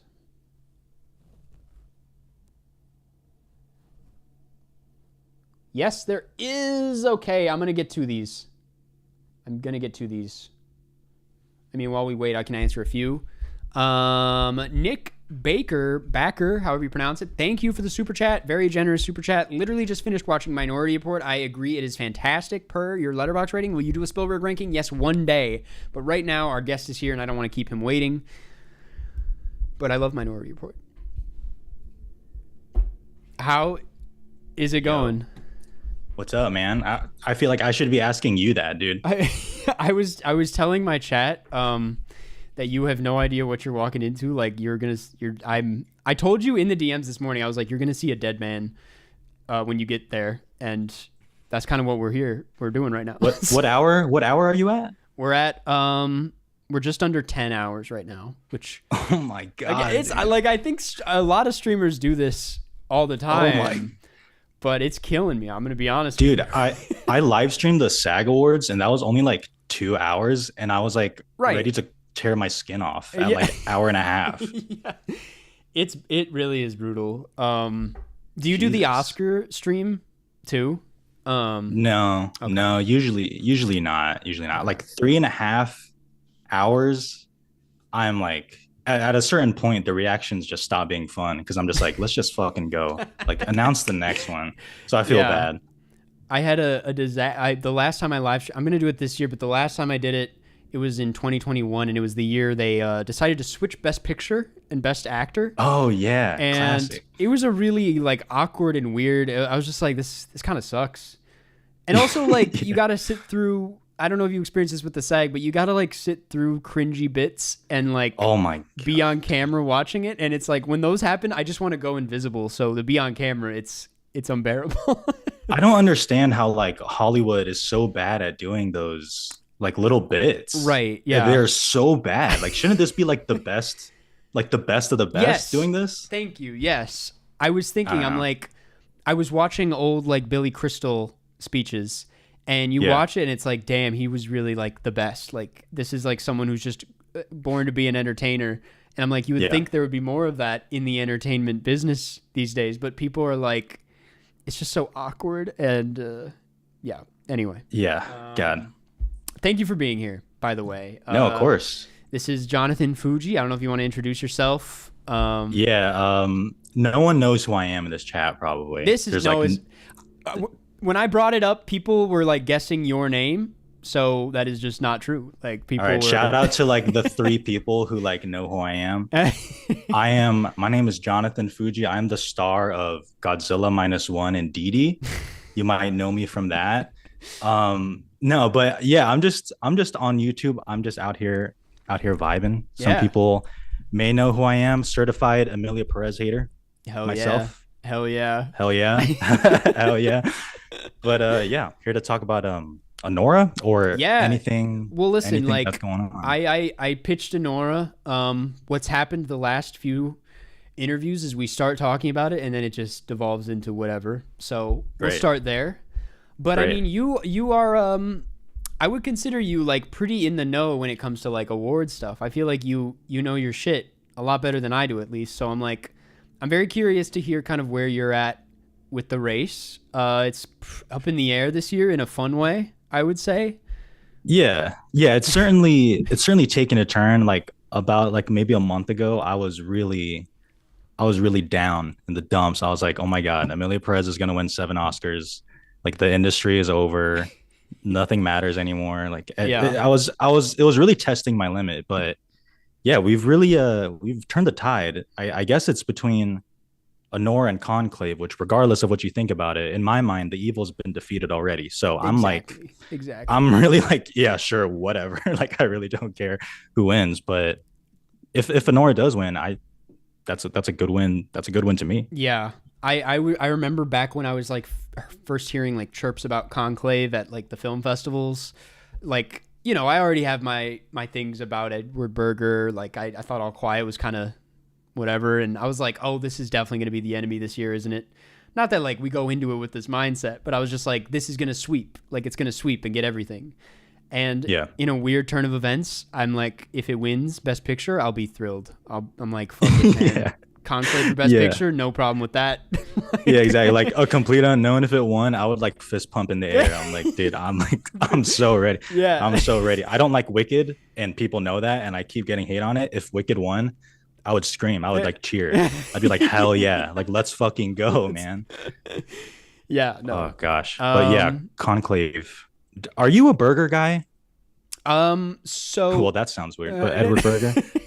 I am as of out at like after Conclave for sure. I think I Okay. enjoyed. I don't know. Did you like Conclave?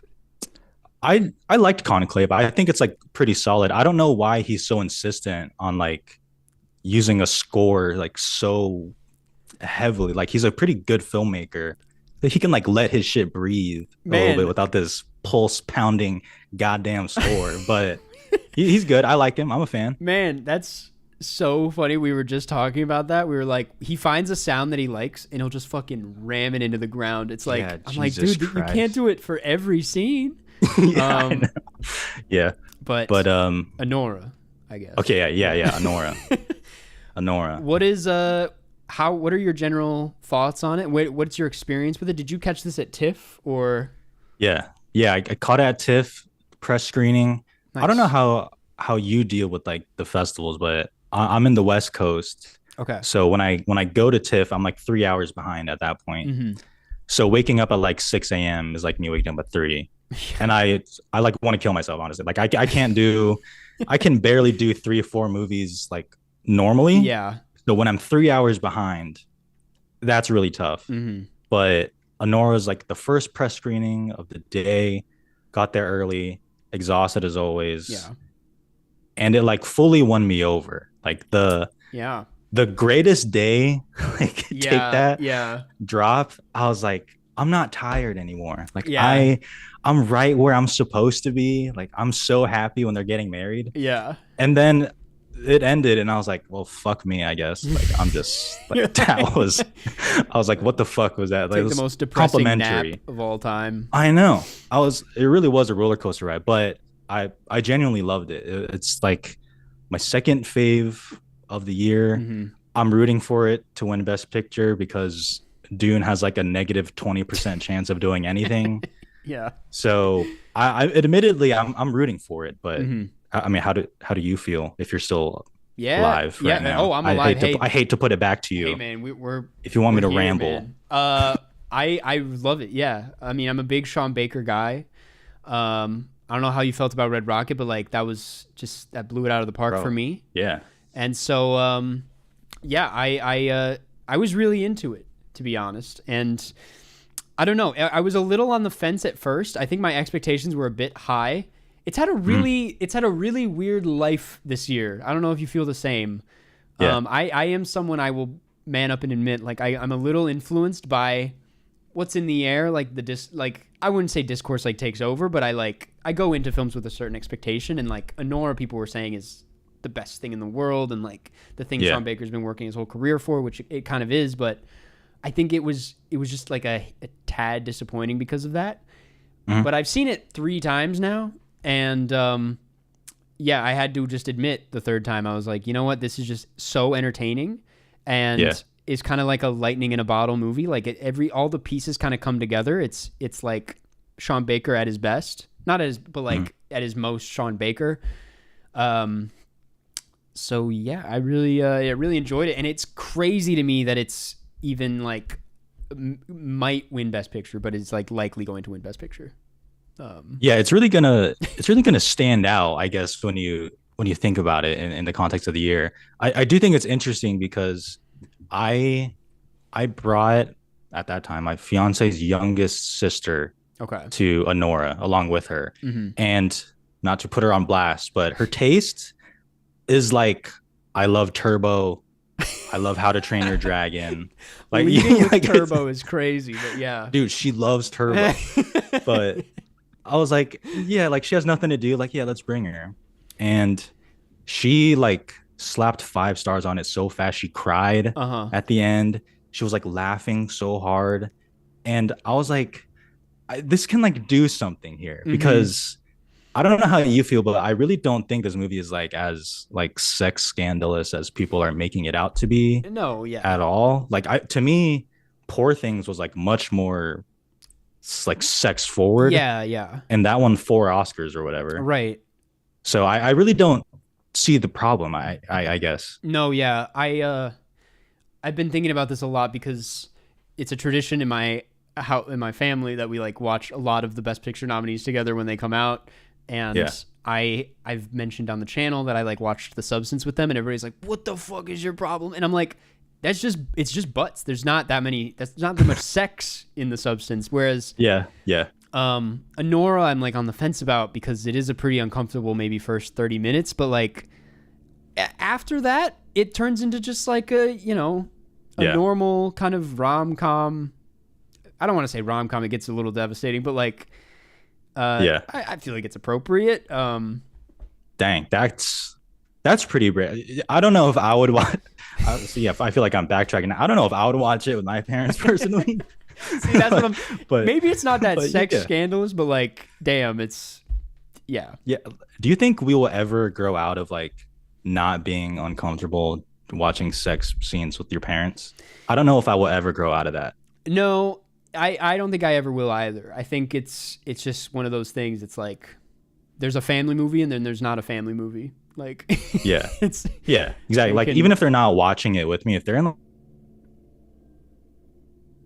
it's already like a little concerning. yeah. But I have a question here from Cinema Joe. shout We out. all love shout out. Jonathan is just mad at the score because it's composed by Volker Bertelmann, who I already know where this is going. Justin Hurwitz's Babylon Yeah. score. Yeah. You're one. Yeah. Can I just say this for anyone not clued in? You're like one of the biggest shooters for Babylon on the internet. Like you go hard Yeah. for Babylon. And Oh I yeah, appreciate I that. go I go Steph Curry with the shots Yeah, for yeah. Babylon, honestly. I don't take no slander at all. It's very disrespectful to me personally. Like I will just if someone insults Babylon, it's like insulting like my people. I'll just be like you're racism or something. I'll pull out that card so fast. Babylon is one of the best of the decade. But yeah, Volker Bertelmann has Babylon's score at his house. So It's just sitting I there. just don't need it. Yeah, Yeah. no. Really just don't need it for this one. It's funny, like I remember that award season. It's like, you know, we were all shooting for Babylon. And then when when it wrapped up, you were like still going. And I was like, yes, we need this, man. We need someone who's gonna keep this film alive past the award Yeah. season, because I feel like it's been exactly. slept on already. Like it's already been kind of pushed aside. And I'm like, it's so much more than that. Criterion Collection coming within the next 3 years. Book it. Dude. Book it here Lock first. it in. Lock it in.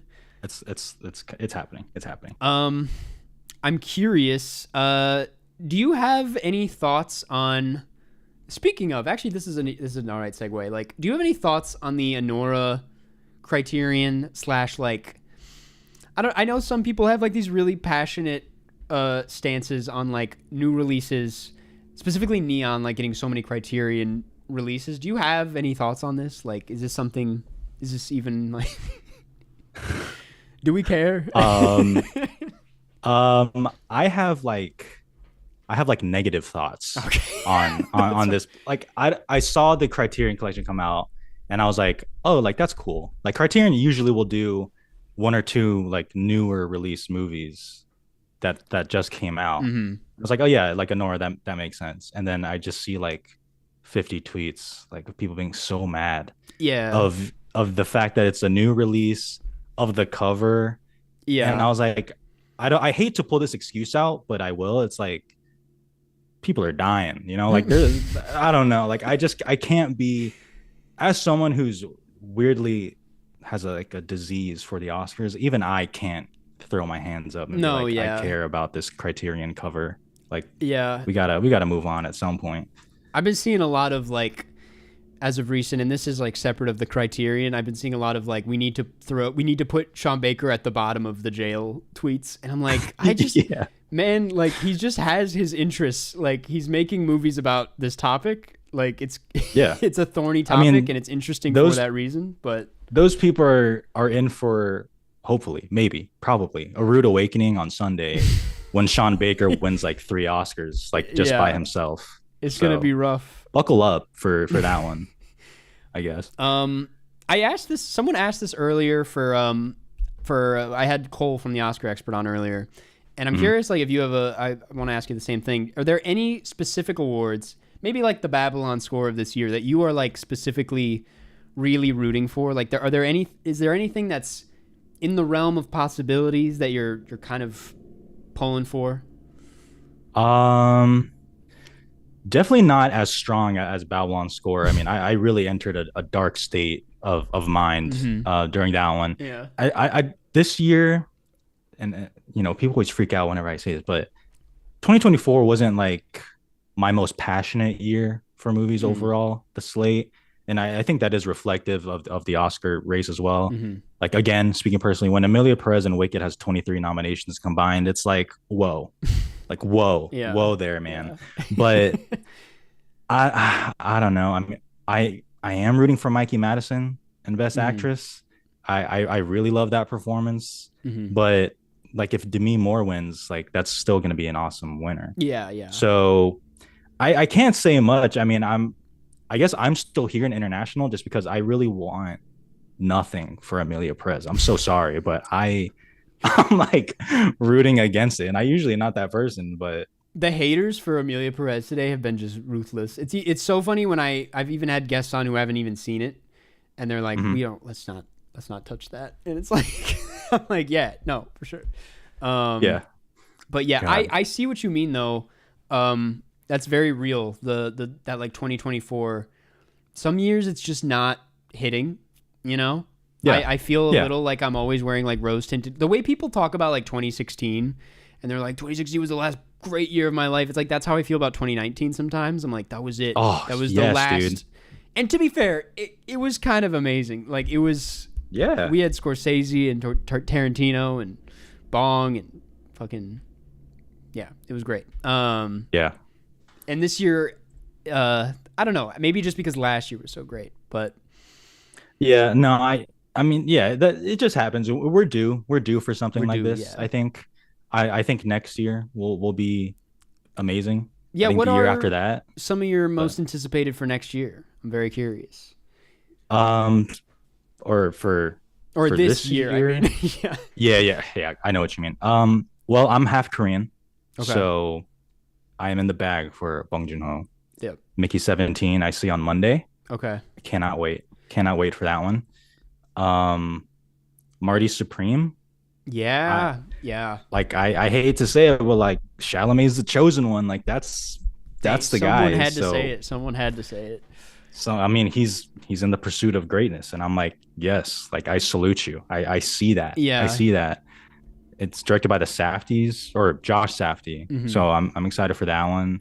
There's a new Park Chan-wook movie coming out. That's right. That's right. So that one I'm incredibly excited for, and Minecraft. Dude, So, like, unironically, Minecraft. Like, it might be Madam Web, we're gonna. which is good. People are gonna keep talking shit about it, and they're gonna make fun of us for this. But like, you're gonna see it. We're all gonna see that movie. Like, we're Dude, gonna hell be yeah. seated for it, Hell yeah. and we're gonna talk about it, and we're gonna be grown-ups about it. So, you know, Yeah, it's literally on my calendar. I'm like, dude, I'm just like marking down the dates for like when I get that screening invite for Minecraft. It's gonna hit like crack. I'm like, oh my god, I can't wait to see it. They dropped like a new trailer today too. Like, I just can't believe. oh my god, I did can't you believe what's happening. Did you see the Shrek 5 thing? I have not seen it. But Yeah. what do you think? I have. I don't want to overreact, but like they might have massacred my boy. They might have. It looks weird. Okay. It looks really weird. I am not a fan of the redesign. Mm-hmm. The animation style looks very weird. Uh-huh. I'm sure Chef Frillis will talk about that. Yeah, yeah. And like, by the way, being sandwiched in between man carrying thing and Chef Frillis, I was like, Carson's trying to set me up. No. Just be like, everyone in the chat's gonna be like, get this accounting intern looking ass out of here. I'm trying to see Chef Frillis. But yeah, I'm not a fan of the teaser. Not a fan. Yeah. I gotta check it out, man. It's all people have been talking about today, and I'm like, I can't check it out. I'm glued to the screen. Are you more excited for Shrek 5, having not seen the teaser, or Toy Story 5? Oh my god, I forgot Toy Story 5 was happening. Oh yeah. Yeah, which one am I more excited for? Damn, probably Toy Story 5. What's so fucked up about the Toy Story films is that like every film after 3, which I guess has just only been one. it's only been one film. Yeah. Like, they proved me wrong. I was like, this doesn't need to exist, and then I watched it and I was like, okay, sure. And I enjoyed it, good and fine. And so I just know they're gonna do that shit with 5. They're gonna find some reason for it to exist, and it's gonna be serviceable, and no one's gonna get that angry about it. But like, damn, you know? Yeah, I said the same. I think Toy Story 3 is legitimately one of like, I agree with Tarantino, one of the best movies like ever made in my opinion. So when 4 came out, I was like, dude, what the hell is this? And then like I was like crying at the end. I was like, oh my god, like, they just got me again. They got me, yeah. But I mean, Shrek. Do you think it's corny if they have All Star in Shrek 5? Oh man, yeah, I do. Yeah, I don't he want does. to hear it. They just like the magical thing about Shrek was just like it captures the moment. Like Shrek 1 and Yeah. 2 had Yeah. banger soundtracks. 2 always gets forgotten about, and I'm just like, Shrek was such an early 2000s thing. It was a gem of that time. It just doesn't work nowadays. Like it's not built for this. So Yeah. all I'm saying is the next year's animated feature category, it's gonna be insane. Yeah, that's gonna be interesting. I mean, Shrek has always been very referential. So, and again, you'll see the teaser. You might be more nervous, but I'm like, what if they do like Not Like Us in the movie or something like that? Yeah. I mean, Like we're capturing the current moment with this movie. yeah, exactly. So, God, I don't know. But yeah, Anora. Yeah. I'm trying to think. So what did you? Yeah, good flick. Good flick. What is you know it? What? No, you say what you're gonna say. Well, I was just gonna say, Yura Borisov, the baldest man in history, was nominated for supporting actor. Yeah. What are your thoughts? Do you agree with that? Like off the top of my head, yes. I can't think of someone. Oh, what's his name? Clarence Macklin. Yeah, Clarence Macklin. He maybe should have taken that spot, in my opinion. In my honest opinion, I think he was probably better. I think Yura? I think it's Yura. Yura was great. He's one of the, especially on a third watch, I watched with my roommate and we both kind of had this thing of like, once he shows up, you can't really take your eyes off him. He's got like a very commanding screen presence, which I love, but yeah. I think you could say the same thing about Clarence and Sing Sing, to be honest. I think he's just tearing up the screen. So yeah, Clarence Macklin is great. I like in Anora, I don't even know if I would go for him like for the supporting. I love, what's his name? Karen Karagulian. He plays Tauros. He's almost like the manager boss dude. Yeah. I walk away from that movie. I'm like, that's the one. Honestly, that's my guy. That's my guy right there. He does deserve the kind of love that Yura's been getting, in my opinion. It's just because he's not bald. He doesn't have that bald I think factor. the bald really does something. Like when you really think about it. But no, I other than that though, I feel good about the supporting actors this year. I'm glad Jeremy Strong is there. Is all I'll say. Same. Yeah. I think I would pick him personally out of the nominees. You're a stronger man than I am. I think deep down I would want to see him on stage more than anybody else. I do think Guy Pearce is my pick at the end of the day. And everyone knows Kieran Culkin's going to get it. And that's just... So we're both not on the Kieran Culkin. Like, should. I've been yelled at in chat a few times for this today. But yeah, I'm kind of like... I'm not saying I don't like his performance. I think he's great. I think it's impressive to play yourself and bring that to a character. I think it's really impressive what he does. And he's like, very charming, and I love watching him. But let's be real with ourselves. Like, you look at the category and it's Speak on it. Damn. Speak on it. Who was really the best actor here? Who really gave the best performance? I don't know if it's Kieran Culkin. Agreed. But whatever. The supporting winners this year are going to be, for me, not ideal. Yeah. Not ideal. I want to ask, I haven't really asked any guests this, but like, I'm curious, what's your favorite scene in Anora? Like, which one hit the hardest for you, would you say? Oh, wow. My favorite, let's see. The wedding montage really gets me, but it is like actually fairly short. Yeah. I might go from when like the gang, Tauros and them go to the house, and it's like, oh gosh, I was gonna say Uncut Gems. Wow, I'm one of those people. But like everyone's like super stressed out, like talking over each other and all the screaming, and then I just thought that was like so like amazingly like well cut, like in the edit, the script, the performances. I mean, the ensemble, they're all like to a T. Yeah. Perfect casting. So I guess I would probably go that one. Okay. Yeah, I honestly might have to agree with you. You did bring the wedding montage to light though, and that's like, I kind of ascended when that came on. No, Like, I go somewhere else. Oh yeah. As soon as I walked out of the theater at TIFF, I was like, "What song was that?" I was like, "I'm getting that. I'm getting that on my phone." I don't know if it's. I think it's that song. The crazy lore of that being Robbie Williams' old band. Williams, like yes, dude. Dude, that's what I'm saying. Everything's connected. It's all everything. connected, We can connect Honora to Better Man to the monkey. Like we can make these leaps here. Easy. Movies are amazing sometimes, dude. Exactly. It is just wow. Do you have any closing thoughts on the Oscars? I don't know. Anything you want to get off your chest about it before we wrap things up here? Anything I want to get off my chest. Well, I know a lot of people, I'll repeat myself. I know a lot of people don't like Honora, or at least they're very loud about it. Mm-hmm. And I hear you. I feel that. Felt that way about Coda. Not a big fan of that one. But again, a few weeks ago, we're in another timeline of like Emilia Perez like running the table. Yeah. So I just want to keep that in mind. And then to the Wicked people, I thought Ariana Grande was great. Cat Valentine, I'll never forget you in Victorious. I'll never forget that. So everyone thinks, all the Ariana stans that don't like me, I'm on your side here. Yeah. I'm legitimately on your side. Forming an alliance. Yeah, I'm a panderer like that. Yeah. Open about it. Well, thank you, Jonathan Fuji. Of course. I'm being told to check super chats, so I might check that really quick to see if there was any. Go for it.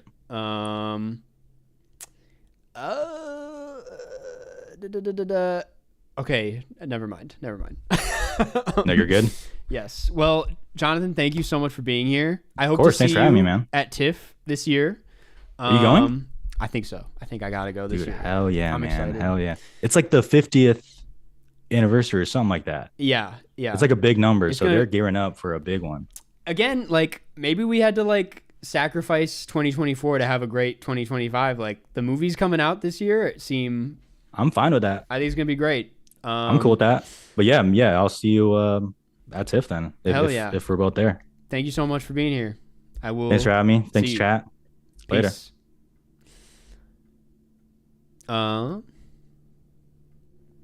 We're back, man. We're back. That was Jonathan Fuji. Very talented YouTuber. Deserves all the love in the world. Makes great videos, great reviews. Very funny lad. Yes. We're back. We have one more guest left. You all know who it is. He will be on at 8:30. Until then, we are going to take care of some of these perks. Michael, I saw your message. I will check my emails for sure. But yes, I did not get an email by someone named Michael. But I'm confused. I'm sorry.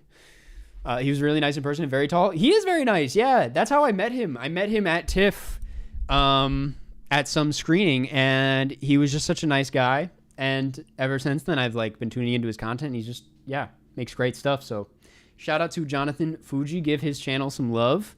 The last guest on tonight is Shafrillis. I'm sorry. I didn't think to get Adam. I mean, there's still time. I could reach out, but fuck. I should have gotten Adam, man. It's not Adam. I hate to disappoint. It's Shafrillis, which I like. I don't know what to tell you, man. These are both like YouTube legends, so I'm sorry. 1 second. Let me get this chat back. Actually, let me finish reading these super chats. I read the Ryan Gosling. Did I get the Ryan Gosling one? I did, right? Yes, I did. Okay. Blinks, I'm so sorry. I missed this massive super chat during Professor Sky. Thank you so much for this incredibly generous super chat. Yo, bro, been watching you the past couple years and have been loving your content. I can't wait to see your short film. Please play Movie Grid Game. Thank you so much. I played the Movie Grid Game earlier today, but maybe I could play the Vulture one too. But thank you, Blinks. I really appreciate it. Liam, thank you for the super chat. Wiley, thank you for the super chat. When are you launching a meme coin? Cars coin? Never. Man, I missed a lot. Gumrod, thank you. Through the Lens, thank you. Been a sub for years. This has made my day. Thank you, man. I appreciate that. Levi Turner, thank you for all of these super chats. Appreciate that support. Name inserted here. I think that's you. Thank you for thank you for the super chat. Can't wait for Everett McGill to get Best Supporting Actor for his Stilgar role. Absolutely. Bennett Films, thank you for the super chat. Hope the stream went way better than expected. And oh yes, I already answered this, but thank you, Bennett Films. Thank you, Dan Liu. Thank you, Dan Liu. My favorite Ryan Gosling movie, La La Land. Cinema Joe, thank you. Levi Turner, you should definitely upload the whole stream. I am planning on it. Michael, my favorite movies is Red Rocket, second is Babylon. Y'all two are the only shooters I got for both movies. Man, if someone's got to shoot for Red Rocket, it'll be me. Thank you so much, Michael. And Ace Zach Reviews, thank you for the $5. The best song in Enora is Yvonne's Hi, Mr. Billy, we are smoking dope in your candy shop. Yes, man. That's like the best line in the entire movie. That is, thank you for saying it. Oh my God, I should have said that. That is the best, man. We are smoking dope in your candy shop. Okay, back to normal chat. We are smoking dope. Okay. Can I say that on YouTube? Top 3 genres: drama, comedy, horror. Fuck it. Karsten, you hyped for Mickey 17? I'm out of my boots hyped. Does people say that? Are you going to add up the money from the super chats to the total donated? Absolutely. That's my plan. I would prefer you donate through GoFundMe. That's my preference. But if you're going to donate through super chat, it is still very welcome. And I'm going to put all of that into the pot. I actually haven't done the math to see like where that puts us. It's helpful though, because GoFundMe does take a fee. So like, you know, it actually is very helpful, super chats. But like, again, GoFundMe at the end of the day would be the best. In your candy shop. Mr. Billy. Matthew Altomare, thank you so much for the 50. Appreciate it. Damn, just logged on to check what donations I missed and opened the page to that. So thank you. Thank you, Matthew. We can play Cinenerdle if you want. If you are interested in that, hit me up in the email, runquistcarsten@gmail.com, and we will get to it, man. Corey Gillum, thank you for the $10. Oh, and Matthew, I'm going to recommend... man, fuck it, Francis Ha. Why not? And Corey Gillum, thank you for the $10. Really appreciate it. I'm going to recommend to you Requiem for a Dream. Giselle Orozco Gomez, thank you for the 25. Thank you. That's very generous of you. I'm going to recommend to you. Why can't I think? Purple Noon. Purple Noon. Great take on Mr. Ripley. Tyler Abshir, thank you for the 20. Really appreciate it. I'm going to recommend to you Killing Them Softly. William Andrews, thank you for the 20. Appreciate it. I am going to recommend to you El Condi, Oscar movie from last year, nominated for Best Cinematography.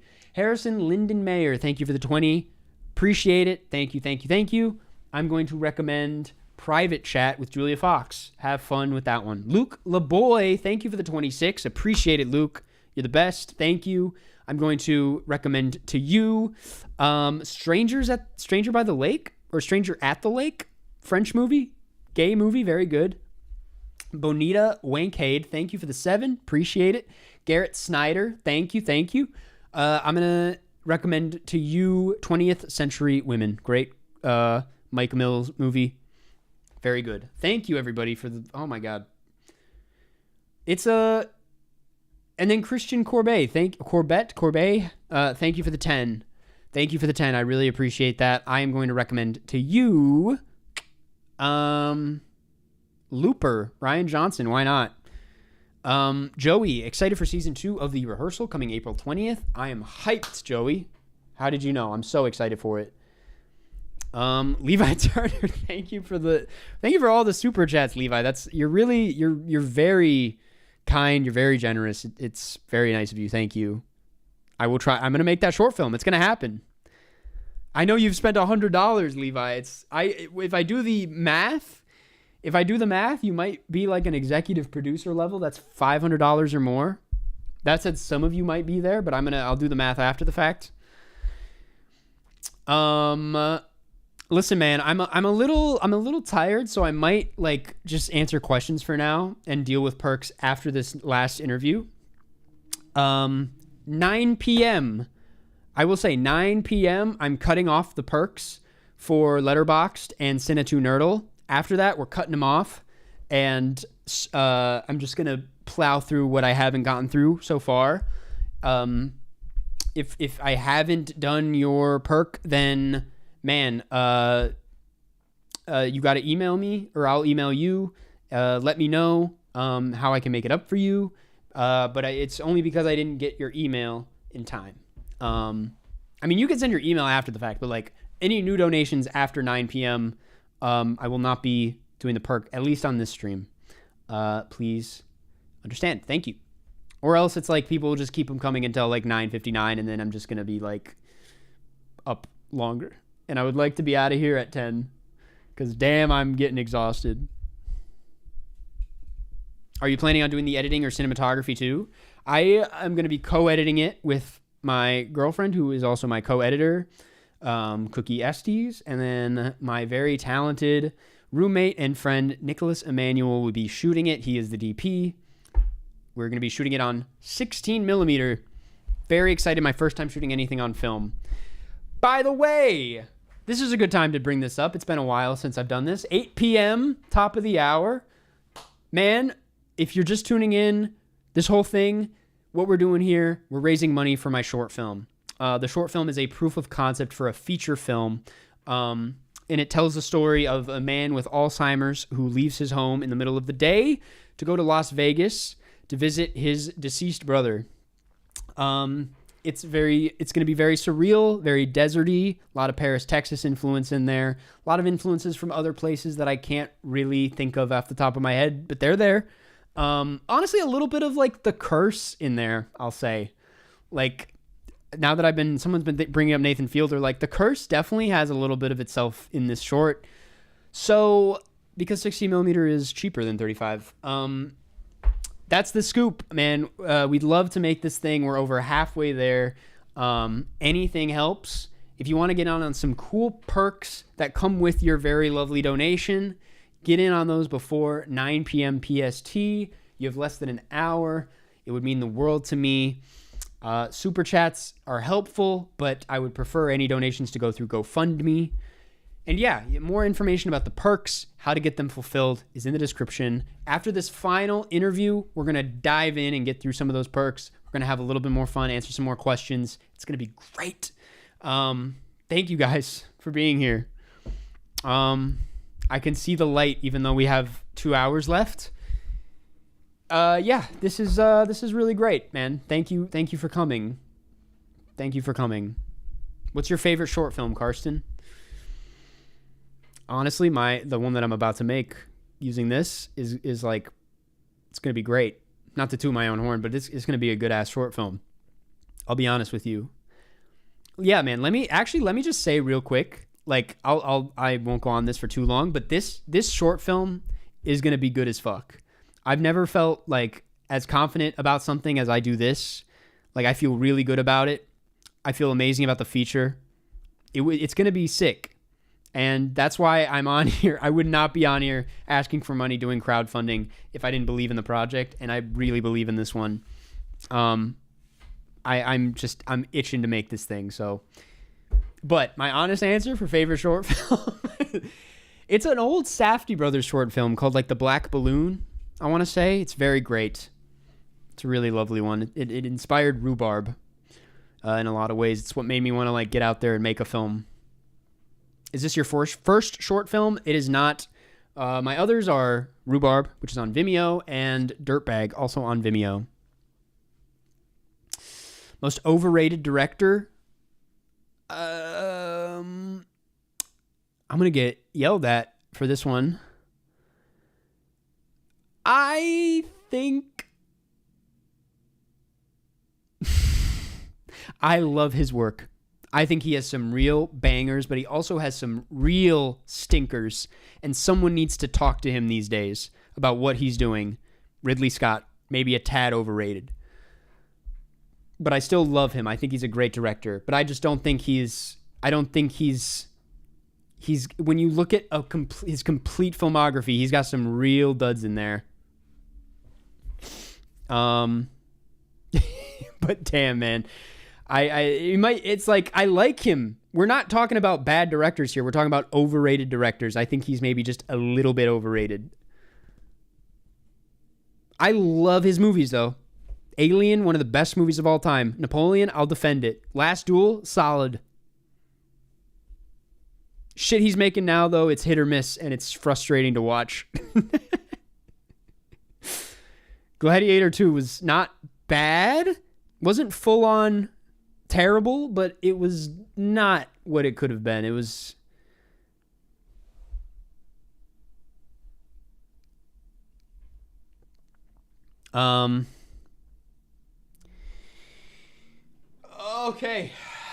okay. Let's answer some more questions. Man, I might actually eat a snack. I actually am kind of hungry. Let me be back in like a second before this. I need to recoup before we have Shea Fearless on. I'll be back in just a second.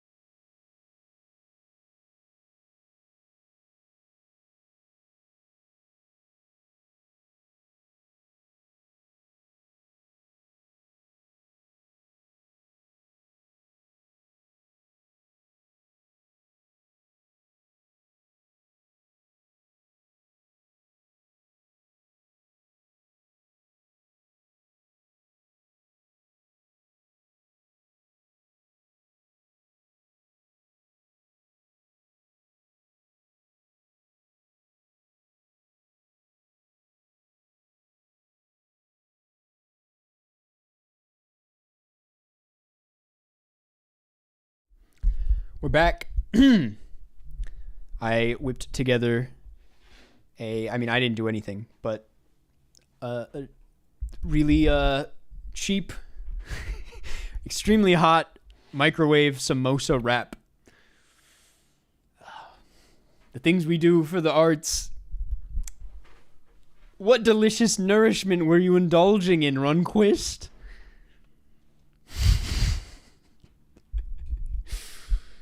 Oh man, this is rough. Man, I missed a few donations while I was out there though. So I want to thank Jonathan Diaz for the $101. Thank you, John. I really appreciate that. I don't know if you go by John, but that's what I'm going with. I really appreciate that. I got your email. People are afraid to play me in Cinenerdle, man. I'm not that good. I've been losing, but I will happily go over your Letterboxd after this next interview. Thank you, though, Jonathan. I'm going to recommend to you Autumn Sonata. Joe Romano, thank you for the 20. Been loving his live streams, and I'm a big fan of the channel. I know how hard it can be to get a short done, so I wish you the best of luck and an amazing time on set. Thank you, Joe. Appreciate it. That means so much, and thank you for the donation. I am going to recommend to you Smiley Face. You get the Smiley Face rec. Christian Corbett, I already thanked you. Great, man. Great. Favorite director of all time. Goes back and forth. I love Jim Jarmusch. I love Kelly Reichardt. I love Robert Bresson and Jacques Demy. I just started what did Hidea watch? Thank you for the super chat. I just started a film YouTube channel. Would be so happy if some of you can check it out. Go check this person's channel out, man. They supported. Check it out. I'm going to take a bite of this and burn my mouth.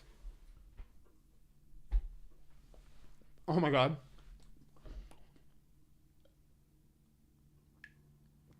I was joking and then it happened. Man, I do not think we'll hit the goal tonight, but if we could get to 4,000, I can see it. I can see it happening. 4,000 would be very cool. Are you excited for the new Iraqi film? Very excited, yes. Very, very excited.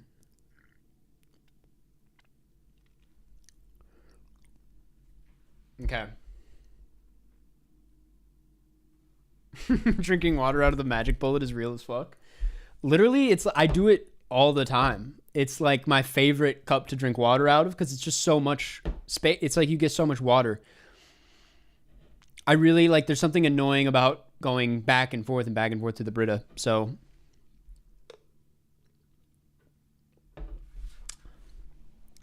you going to Cannes this year? I'm on the fence. You're so lazy, dog. I know. Are you going to watch Look Back? Yes, at some point. I'm on the fence about Cannes, but I'm definitely going to apply for press so that I have the option. But Matt Johnson thoughts, Karsten? I love Matt Johnson, yeah. Blackberry was incredible. Very excited. I actually have not seen Nirvana the Band, the show, so I don't really have any feelings on that, but I've heard it's amazing. I ran into him at TIFF a few years ago, and he was very nice. He was very nice. Really nice guy. Diego Alejandro, thank you for the super chat. Struggling actor here. Wish I could give more, but love your channel. Any tips on what you look for in actors? Diego, thank you. Anything helps. Anything helps. So thank you so much. Any tips for what I look for in actors? I look for a very specific kind of delivery, and I tell them that. I like things that are a bit more on the laid back side, a little bit on the mumbly side. Yeah, I mean, subtlety, everybody's kind of looking for that, but like, to be fair, that's just the kind of stuff that I gravitate towards. So everybody's different though. Honestly, a lot of it comes down to just like if they look interesting and would look interesting for the length of the short. I've been doing the casting process right now, and that's kind of what it's been like. I'm just like, would this be an interesting guy to look at?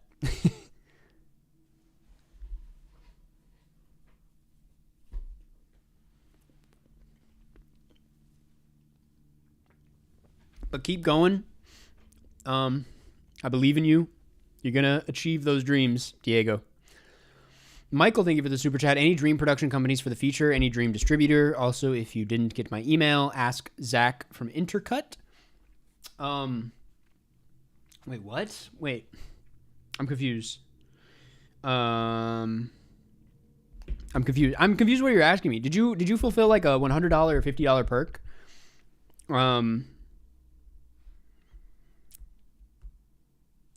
If you could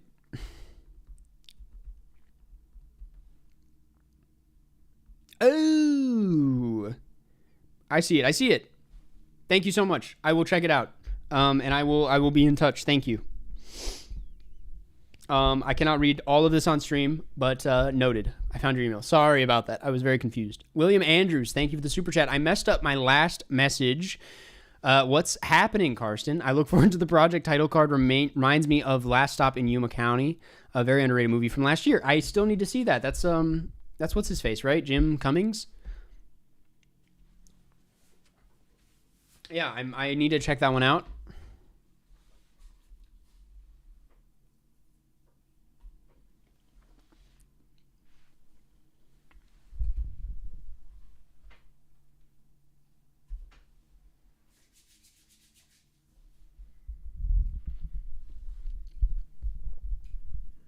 Joey, did you see SpongeBob on 35mm at the Music Box? I did.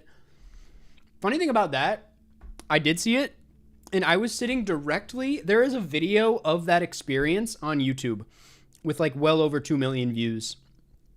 I was sitting directly behind that person filming. They had their phone out the whole time, and I was kind of annoyed, but it wasn't like really that distracting, and also everybody was shouting anyway, so I was like, it's, read the room. If it's fine, it's fine. It was fine.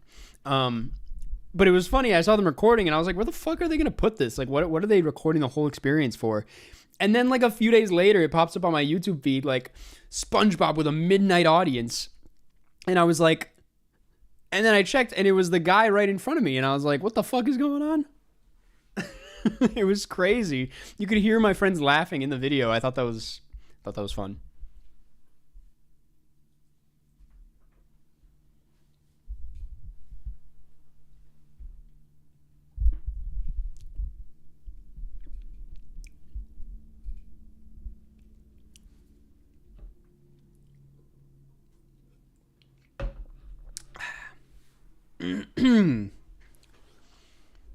Could you beat Northern Lion in Cinenerdle? Probably. I have that kind of confidence these days. Thomas Flight called you out in a bad way. Friend of the channel, friend of the stream, Thomas Flight.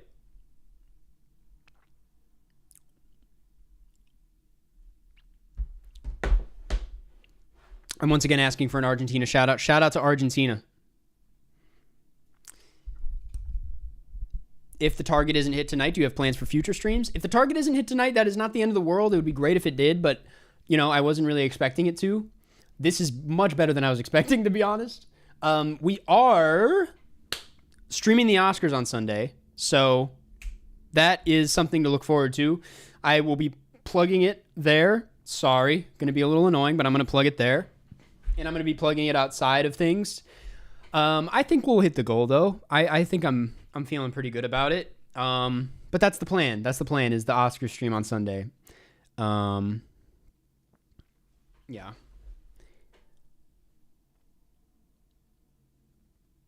I am putting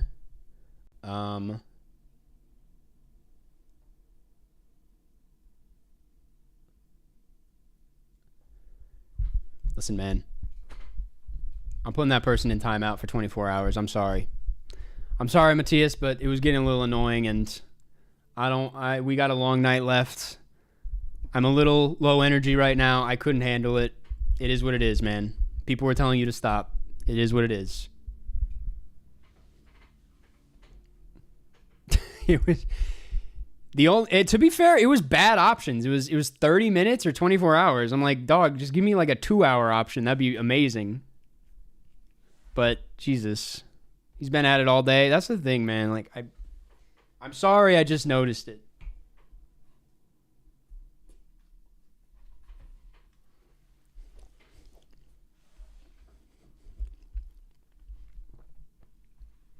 Okay.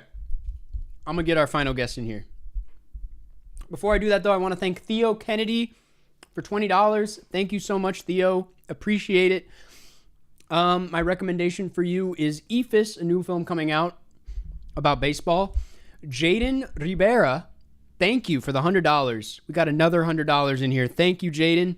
Appreciate it. Made my night. Goddamn. Thank you. My recommendation to you is going to be Career Girls by Mike Lee. Check it out. Check it out. Do you have teeth? Come on. Please don't make that a weird thing. Okay.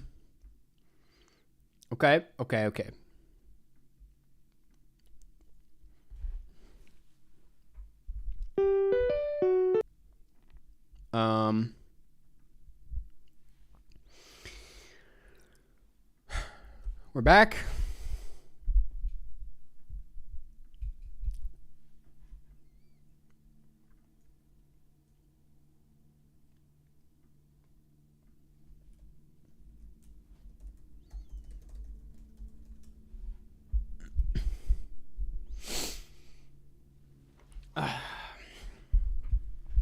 Damn, I literally burned my mouth on that rap. Man, be careful with those Amy's microwave meals. That they'll bite you.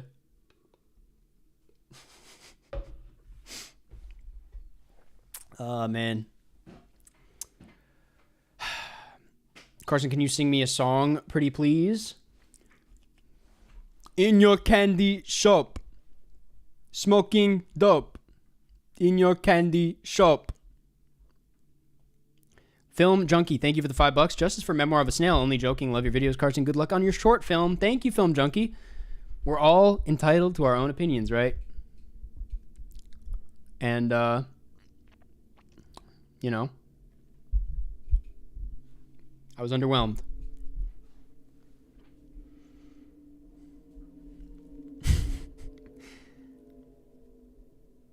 Jaden, I am going to roast your Letterboxd. Don't worry. Make that known. I'm just going to do this interview first, and then we'll roast. But please don't think I'm not going to do it. Everybody, and also if you could send me an email, a link in the description with your info so I can see your page. All right.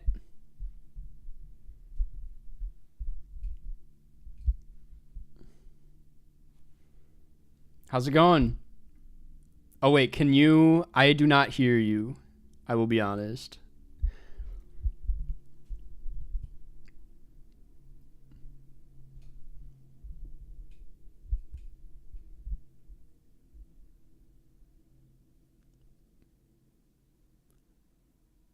No, I don't hear anything. Maybe it's me? No. I do not think so. Wait a second. Wait, let me just test my speak. Yeah, no.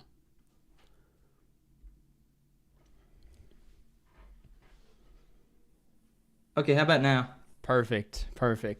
All right, yeah. It's just the input was my headphones for some reason instead of my mic. No worries. Yep. Thank you so much for being here. You're the final. I've been doing these interviews all day, and you're the final guest. You're the headline act. So I apologize if I'm a bit of a dead man right now. But yeah. I appreciate you taking the time. Yeah, it's all good. Yeah, I'm glad to be here. I hope I didn't get too many people on your stream too early, because I just kind of casually mentioned that I was going to be on it during my video about the Shrek trailer today. So, yeah. And I said at 9:30 because I think there was like a miscommunication in the DMs, because you said 9:30 my time, but 9:30 I'm Eastern time, so I was ready 2 hours ago, and then I realized, God. Wait. I am so sorry. Wow, Jesus. That's my okay. bad. Yeah. Oh my God. It's all good. Well, thank you for still being here. I really appreciate it. But yeah, no problem. Yeah, I honestly, can we lead with the Shrek thing? I've been getting messages about it all day, and I haven't had the time to check it out. Can I get your thoughts on the teaser? Yeah. I don't like it. Yeah. I don't like the animation style. I'm referencing Shrek memes. Like that just, I don't know. Yeah. I don't like anything about it really. I was asked, we were talking earlier if they would put All-Star in the film. Do you think they would? Do you think that would be a good idea? Well, it's not a good idea, but I think they will do it. Yeah. Damn. They gotta like nostalgia pander. I don't know. Yeah. Damn. Well, we will talk about what we came here to talk about, which is Wicked. Admittedly, I have not. You did a video on it. I have not watched the video yet, so I actually have no idea how you feel about this film. Was wondering if you could generally or give your general thoughts, how you felt about the film. Because I also I've been like assigning people the films, and I feel like you, more than anyone else I know, you're more tapped into musicals, and I'm very out of touch with them. So I'm wondering, how did you feel about it? Yeah. So I was surprised at how much I loved Wicked. Like I was not like looking forward to it going in. I like agreed with the general consensus that it just looked like visually drab and everything. But watching the movie, it is still kind of visually drab, but everything else I really liked. Like I'm not even like a huge fan of the musical Wicked, but I mean, I feel like they really fleshed out the story a lot better, and splitting it into two parts was actually a good idea because because a lot of people complain that like Wicked is kind of rushed as is. So like I feel like this was very like well paced, and I loved most of the performances. Cynthia and Ariana were like especially great. Ariana was like probably my favorite supporting actress performance of the year. Like I would love for her to win the Oscar, even though it's not happening. But yeah, yeah, she was great. And yeah, I just overall like really love the film. Like I don't think it's perfect or anything, but yeah, I just surprisingly I loved it. Yeah. Does it work as like a musical, would you say? Like, because I know like some people, I know like musical purists, like when they watch like La La Land, they're like, this isn't even, this like they're like, this isn't a real musical.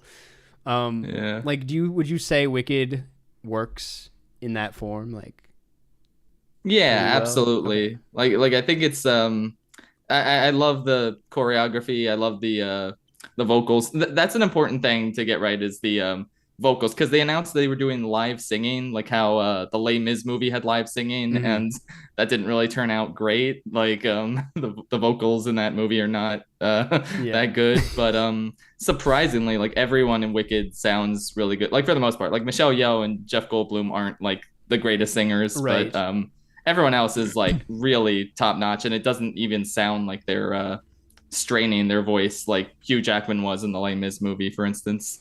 Definitely. So yeah, I think it works really well as a musical. Nice. I've been comparing it a lot to Dune 2, weirdly. Like not this film, but I feel like Wicked Part 2, whatever they call it, is going to be, or wait, they have a name, right? Or... yeah, Wicked for Good. Yeah. Okay. It's named after the one of the final songs in the show. Interesting. Okay. I'm very excited for it. Even though I wasn't like head over heels for this version, I felt like once they ended up in Oz, I was like, this is kind of the Wicked that I was waiting for personally. I know some people feel the exact opposite, that like the school stuff was more fun, but like I'm like super excited for the sequel, part 2, whatever we want to call it. But like, I'm curious, because you are familiar with where the story goes. Like, do you have any thoughts on it? Are you looking forward to it, or?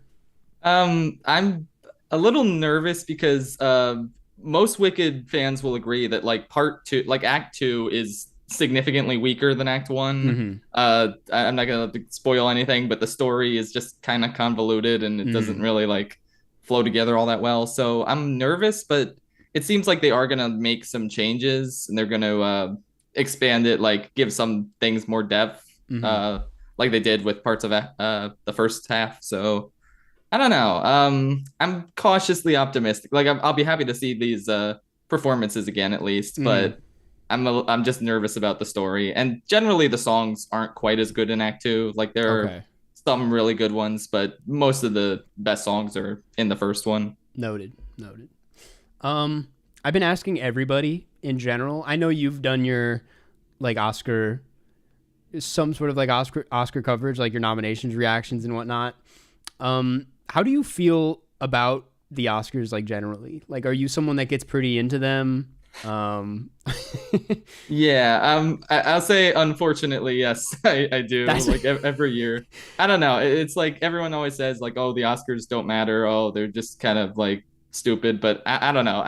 It's like my guilty pleasure. Like I can't help but like get really invested in them. So yeah, I've been like following this whole season, this whole insane tumultuous award season. That's kind of been the vibe to every time I've talked to people about it. They're like, it's like a sick addiction. Like I keep coming back, even though they continue to disappoint me. Yeah. I saw you also did an Amelia Perez video. I still haven't watched that one either. Honestly, I'm like so bummed out by the movie. I can't even watch coverage of it. Like, yeah, that's valid. It's just insane. Like comparing Wicked to Amelia Perez, it's like, how does Amelia Perez have like 3 more nominations? Like, how did it beat Wicked at the Golden Globes for best comedy or musical? Like that. Yeah, it's so insane to me. Like, how do people like this movie? Yeah, I don't get it. That's kind of like, I don't know. I've talked to some people and it's like, I forget who said this earlier today, but like if you go into it with knowing like some of the things that you've read online, like about how it handles its themes, like you're going to like have a bad time with it, like with all of that in the back of your head. But I will say like on its own, it's just not a very good musical. Like, it's just, the music is bad. Yeah. It's just insane. Like all the songs just like abruptly stop, and it's like, why would anyone want to like listen to this on the soundtrack version? Like it's so bad. Yeah, I don't get it. I'm curious, do you of the best picture noms, like what is your pick personally? Like what are you going? I don't know. Definitely Anora. Anora is definitely my favorite, and then I think The Substance is my number 2. Yeah.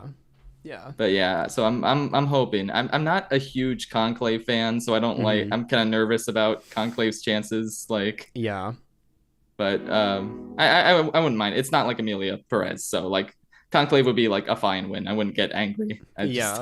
Anything but Amelia Perez, I think, is where I'm at. Definitely. I also want to ask, again, I keep drifting away from Wicked, but I do want to ask because I feel like you do some of the best animation coverage on YouTube. Like a lot of people, myself included, talk big game. They're like, you got to watch like the indies. Like you can't just keep supporting Disney. And then you actually like watch the small independent animated films and cover them in a way that I'm like, damn, I'm glad someone is doing it. Thanks. Yeah. So I'm wondering, I've heard a lot of talk about this year's category being like some of the best bunch in a while. I'm wondering how you feel about this group of films. If there's anything you would have preferred to see.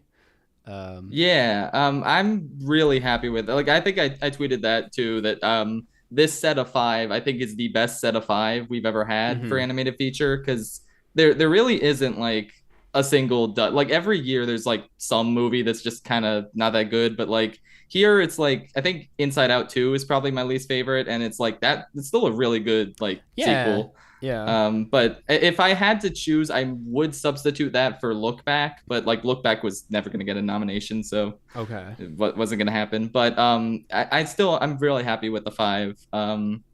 They're all like, for me personally, 8 out of 10s and above. And yeah, it's the boring answer, but I think Wild Robot is my personal favorite out of all of them. Yeah. So I'm hoping that wins. I mean, Flow would also be a really good winner. Like I would love for an indie animated film to win. Like that would be really like mind blowing. Is it true that it was like made by, I don't know how much you know about Flow, but like, was it like a one-man situation? I mean, one man is an extreme, but like, it was like pretty small from what I know. Yeah. I'm not sure how big his team was. But yeah, I think it was a pretty small team if it wasn't just him. Yeah. I'm just shocked that like, I'm very glad Moana 2 didn't sneak in there. It seemed like the obvious thing they would sneak in. Same. But yeah, it's a good crop. I don't know if you've seen the animated shorts this year, but not yet. I wanted to watch them all before. I've only seen Magic Candies so far. I haven't seen the other 4 yet. But Magic Candies was really good. I like that. Yeah. It's honestly a similar situation to the features in my opinion, where it's like there isn't really a weak one. I know some people have some stuff to say about Beautiful Men, but like I think that one's great. And it's also, I think, the first year without any like American nominees in a while. Not ever, but like That's cool. Yeah. Anyway, I'm trying to think. I wanted to open it up to chat for a moment. People are saying locking Look Back for best animated. What did you think of Sing Sing, by the way? Speaking of things that should have gotten a little bit more love. Yeah, absolutely. Sing Sing was like one of my top 5 movies of the year. Like, I really loved it. I'm honestly shocked it didn't get in the picture. Like, it seems like that and A Real Pain, like this whole season, I was like, kind of like took it for granted that, oh yeah, those two will get in the picture. And then that didn't happen. And I keep forgetting that didn't happen. That's kind of crazy. Yeah. But yeah, I love Sing Sing, especially as like a former theater kid. Like, it really spoke to me. Damn. Yeah. Did you ever do like Wicked in theater? Is that like, because that's my only experience with it. I have not seen the actual production, but like I only knew it from theater. And yeah, I never did Wicked in like any theater thing. My friend did though. He said like they did like a showcase of a bunch of songs, and like they didn't actually do like the full Wicked, but he said they did the song One Short Day. So that song is like burned into his memory because of all the time rehearsing it. Damn. But yeah, I've seen the show live though. So I wasn't a huge fan when I saw it live because of the second act and its story, but yeah. This movie has really awakened the Wicked fan in me that I didn't know existed. Ace Zach Reviews wants to know what the best animal in Flow was. He said, I vote the capybara. Yeah, that's fair. I liked the lemur a lot. I liked how he was like playing with all those little doodads. Yeah, he was pretty funny. Honest to God, that's like, I love how much personality the animals have in that movie. Like, it's amazing how entertaining it is for having no dialogue and just being animals. But it's so impressive how distinct like all their personalities are without them having to say anything. It's really cool. Yeah. Milky Cat asked, what do you guys think of about Challengers getting no noms? Did you like Challengers? I forget. Oh yeah, I love Challengers. Yeah, I'm shocked. I can't believe it didn't get like score and cinematography. Yeah, and like anything. That's insane. It's been criminal. I put this out like during my Oscar nom morning thing, and I just have not had the energy to take it down, but I probably should. Yeah. But I should keep it up in protest. Honestly. I'm curious, do you do like a sorry to keep talking about the Oscars, but like do you do like an Oscar live stream each year? Not really. I kind of just like watch it with my friends, and then like a few days later I'll make a video like recapping my thoughts on everything. Mm-hmm. But I've never like live streamed it before. Okay. Yeah.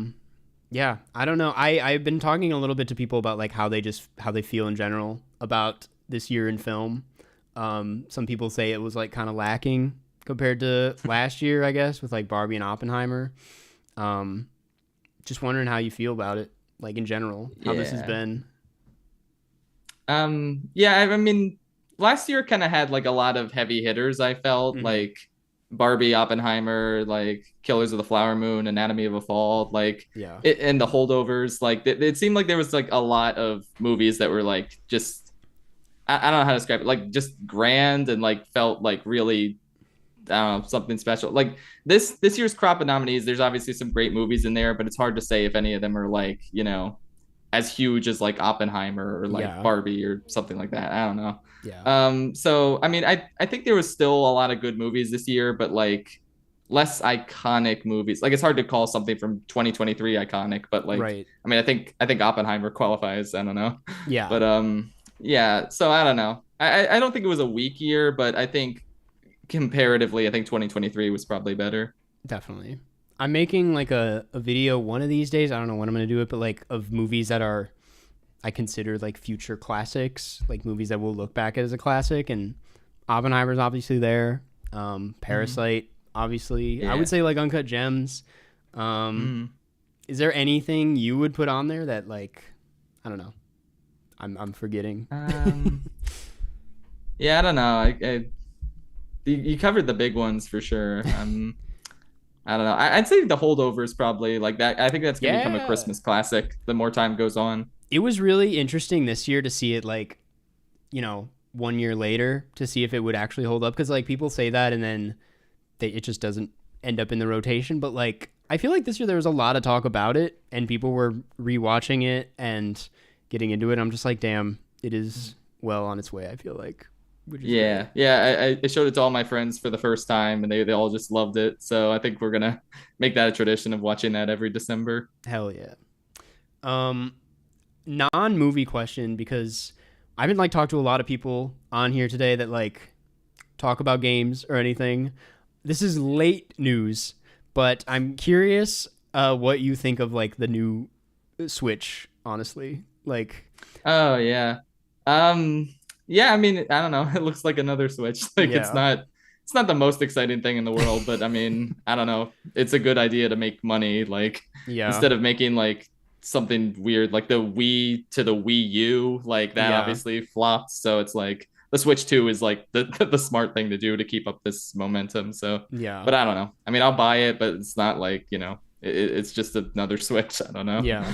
At least for Donkey Kong, to see whatever is Yeah. going on there. Yeah, that'd be great. I don't know if you're like knowledgeable about like Nintendo franchises, but Donkey Kong is like in a weird place right now where he hasn't gotten a new game since like 2014, I and know. no one knows why. Like they just keep re-releasing the same games, and it's like, why? I'm Why can't?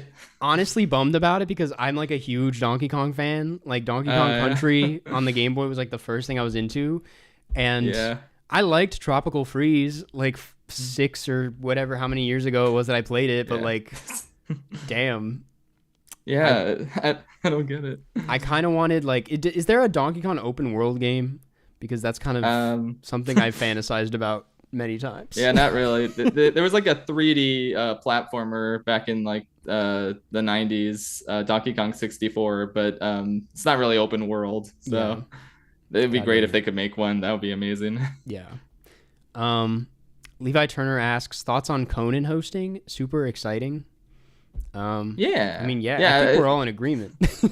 Yeah, it's nice to have someone who's like funny and like passionate and not Jimmy Kimmel. Like Yeah. that's great. It's, So yeah, I'm excited. I was like watching like one of those like, I don't know, promo interviews with Conan, and he's like, yeah, like I'm like very inspired, like the greats, like, Billy Crystal and blah blah blah. And he was like, Jimmy Kimmel, he's done the thing. Like he didn't really have like anything positive to say, or not positive, Yeah. but like I was just like, damn. That's funny. But anyway, I I'm running out of questions. I'm kind of dying here, but I'll let you get back to it. I'm so sorry for keeping you and scheduling the wrong time. No problem. Yeah, I kept myself busy for the past few hours just working. Oh man, This is all good. but yeah, I really appreciate you coming through and for promoting it in your video. I didn't expect that, clearly. Yeah, no problem. But that's very sweet of you. Yeah, So no problem. James, if you have anything to promote, now's the time. Yeah, now just follow me on or get me at YouTube at Schaeferless Productions. Follow me on Twitter, Blue Sky, Letterboxd, all that good stuff. That's about it. Hell yeah. Well, thank you so much for coming, and yeah, I'll see you some other time. Yeah, no problem. Awesome. Thanks for having me. Yeah, peace. Yep, bye. We're back. That was Schaeferless. I still don't know how to pronounce his name. I should have asked. But thank you guys for coming. Well, we're not done yet. What an immaculate joint slay. Absolutely. James is such a sweetheart. That was the last guest of the night, though. That was the last guest. 300 to 4K, really? Wait, that's crazy. Damn. Anyway, thank you guys for I realize I really like, there's some movies I really struggle to talk about, Wicked being one of them. I'm like, I just can't, I ain't got shit for that, I wasn't about to debate it. I'm like, James knows his shit way more than I do, so man, 11 hours. 11 hours. I know that technically means I have less than an hour, but I'm going until 10 o'clock. So, Karsten, special guest tier list based off their conversations. Go. I'm not going to do that, man. You guys can go do that yourselves if you want, but I'm not doing that as the host. Honestly, yeah, if another guest reaches out and wants to do it, like, I'll have them on. But I think it's too late for everybody. This damn West Coast time. Okay, we are going to get through these last perks. I hope everybody's okay with that. We're going to roast some Letterboxd profiles. We're going to analyze Letterboxd profiles. It's going to be a blast.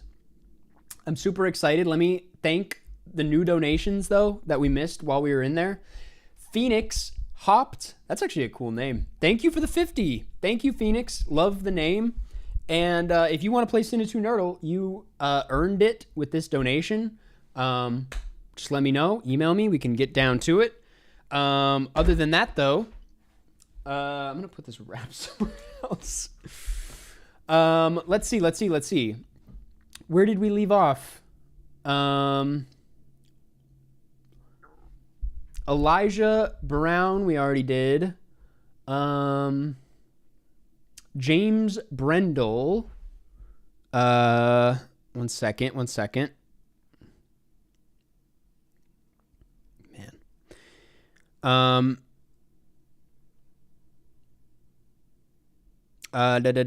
Sorry.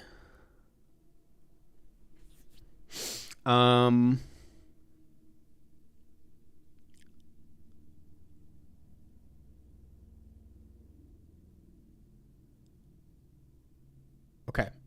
Sorry. I am going through to see who's next.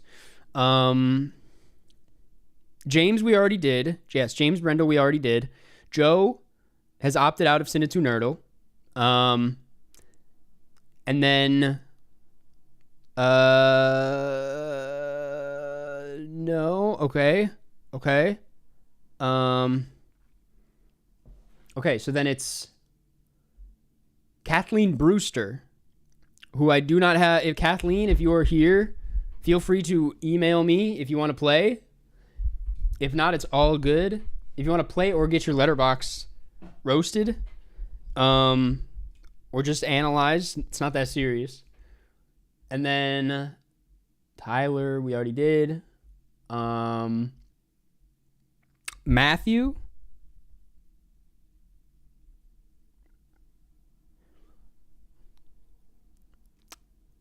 Not going to take me up on the 1v1. That's all good. But thank you for the donation.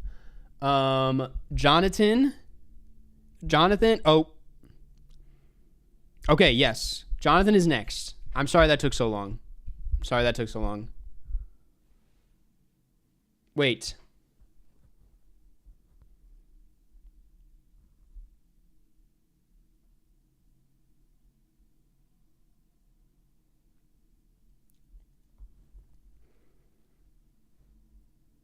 I'm confused.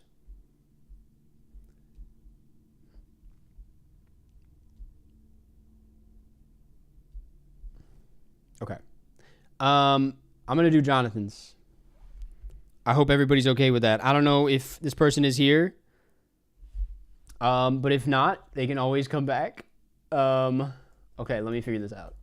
Guys, thank you for being patient with me through this day. This has been very exhausting.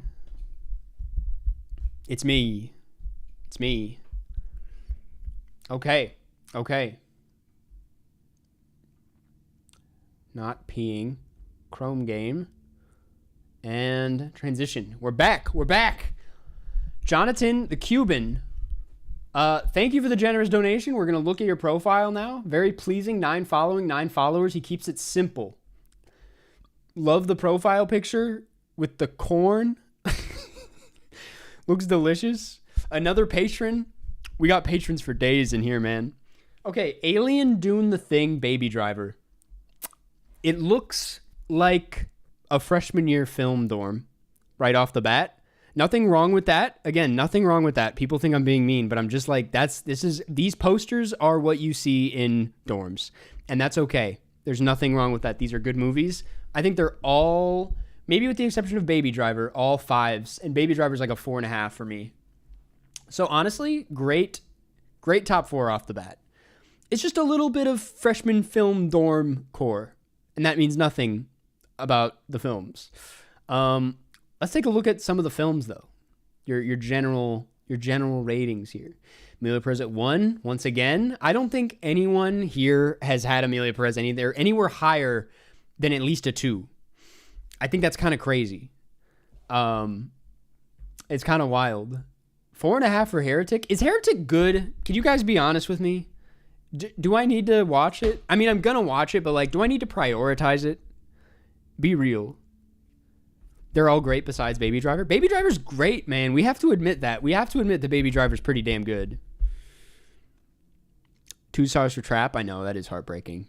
I didn't want to say anything, but Deadpool and Wolverine at 4 and Trap at 2 is a problem. I'm hearing mid. It's got the mid allegations. Let's hear out John. Former Jehovah's Witness here. I want to both share this experience with everyone I know and also secretly keep it to myself. You know what? I feel wrong reading this on stream. I just straight up, I feel wrong about reading that on stream, especially if I don't even know if Jonathan is here.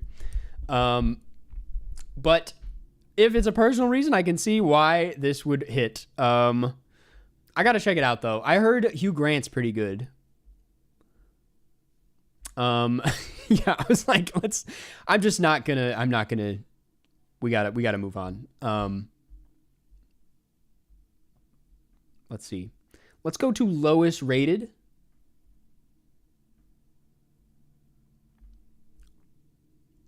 This is my lowest rated.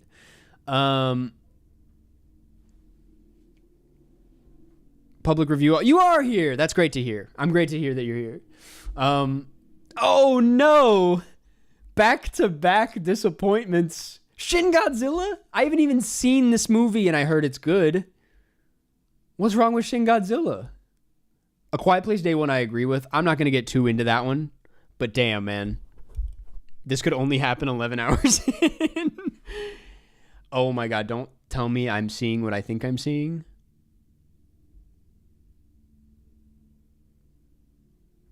Jonathan. We got to have a talk, man. This is crazy. Listen, I can get behind the people. I can get behind the people that are like, it's a 4. It's not the masterpiece you think it is. I'm like, yes, sure, whatever. I'm not upset at that. Maybe it's a little, maybe I overhyped it a tad, but no, it's still actually a 5 out of 5, no doubt. But 2, no review either. No elaboration. No. Damn. I'm sorry, Jonathan. This isn't even a roast. This was just me feeding you to the sharks of chat. But it's all love here. Damn, man. This is crazy. Zone of interest too? Oh, that's sad. Call Me By Your Name. I know there's reasons. We're all going to the World's Fair. I'm not surprised. But damn. Cries and Whispers won. That's not even like, I haven't even, again, another one I haven't even seen. I can't even get that crazy. But I think the theater experience bummed me out. If you want to elaborate, I'd love to hear it, but no worries if not. Camera guy's hands kept accidentally appearing in the film. It's a pretty good joke, actually. Let's see here. It just hurts when, Red Notice is beating Nickel Boys, right? That's the problem. I don't want to be that guy that's like, I don't want to be that guy that's like going so hard on the star ratings, but like, I don't know, Man, other than that, it's solid. It's solid. You don't have any concerning favorites, is what I'll say. Like, no concerning favorites. Very safe. Like, and I'm not going to say safe, but like, I'm not upset. I'm just upset at what you don't like. And maybe that just means you have really high standards for yourself, Maybe that just means you really care. And I prefer a harsh critic than someone that's going to go easy on everything. So, person in front of me was on their phone for a good chunk of Nickel Boys, and yeah, I should drop that Red Notice rating. Listen, you don't have to do what I say, but like, honestly, I will say Nickel Boys, if the theater experience sucks, it might take you out. It's a film that I have to say is like, you have to be in it. You know, you have to be in it because I don't know. It's a very kind of flowy movie. It's a bit difficult. It's difficult to get into the POV perspective to begin with. So when you're brought out of it constantly by an annoying film goer, I can see it being a bit of an irritating slog to get through. But I think you should give it another chance. I genuinely, I say, like, I think you should give it another chance. I think you would really like it. This is making me sad. Next person, please. It's not sad. It's a good profile. This is a good profile. I see the good in everything, man. This is a good profile. New followers, too. Well, Jonathan, thank you so much. I'm sorry if this bummed you out. I'm sorry if this bummed chat out, but I thought it was... I appreciate honesty, you know? We need more honesty, and, like... The man wasn't expecting to get roasted on stream like that. But 3.5 for the gorge? I heard this is... Maybe it's fine. Okay, Jonathan, thank you so much. Genuinely really appreciate it. Hope to see you in the next one. Check out the 2024 ranked. We might be on the same page. That I will. We're definitely on the same page about Dune, to be honest. Also, talk about a comeback for Jane Schoenbrunn. This is crazy. 1 star to 5 star is actually insane. The Substance, I can see that for sure. Heretic, we all know. Nosferatu, solid. Sing Sing, I'm still here. Enora, my old ass. I dropped the rap on the floor. Can't get mad at that. I haven't seen my old ass. I heard it's really good though.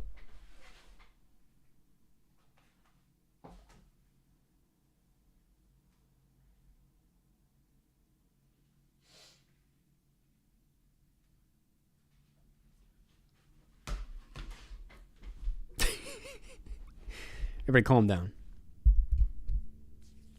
Heretic is still too higher? No, man. No. When it comes to favorites, man, it's like people have their reasons. Things resonate for reasons we can't, like, wrap our heads around. But I have to respect it. What's at the bottom, though? Damn, man. I can't even look. We are on the same page, though. You're right. We are on the same page about that top 10 for sure. Anyway, thank you, Jonathan. I appreciate it. Let's get into the next one. Next one being, I believe, Jaden Ribera. Let me get that link.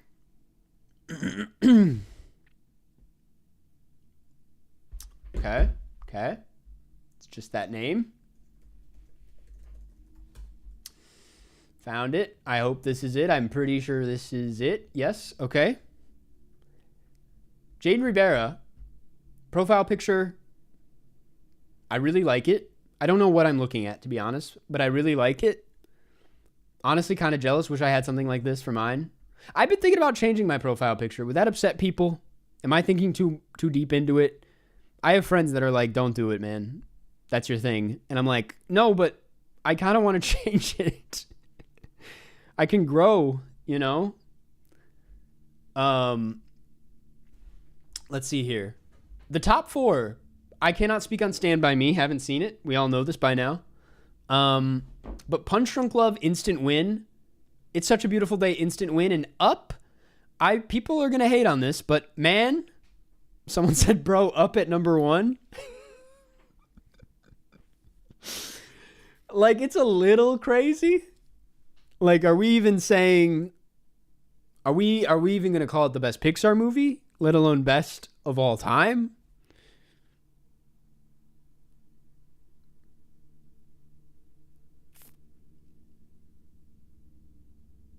I like Up, man. What's going on? I like Up. But damn.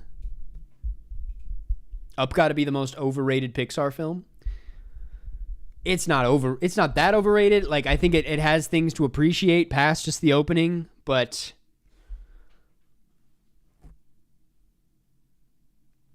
this is the fucked up thing about favorites, man. It's like, it's not bad. We all like Up, but when you put it at the top spot, you know what I will say? You know what I really like about this? And this is just great timing. This poster with this poster on top of it.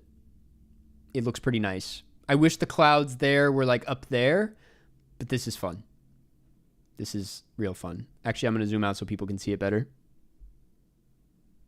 They're looking at Carl. I love it. Oh shit, Werewolf Wednesdays. That's way better. How far are you going to go with that? Is this an actual thing? You should make it an actual thing. There have to be at least 52 werewolf movies. This person clearly has taste. Werewolf Wednesday all day, baby.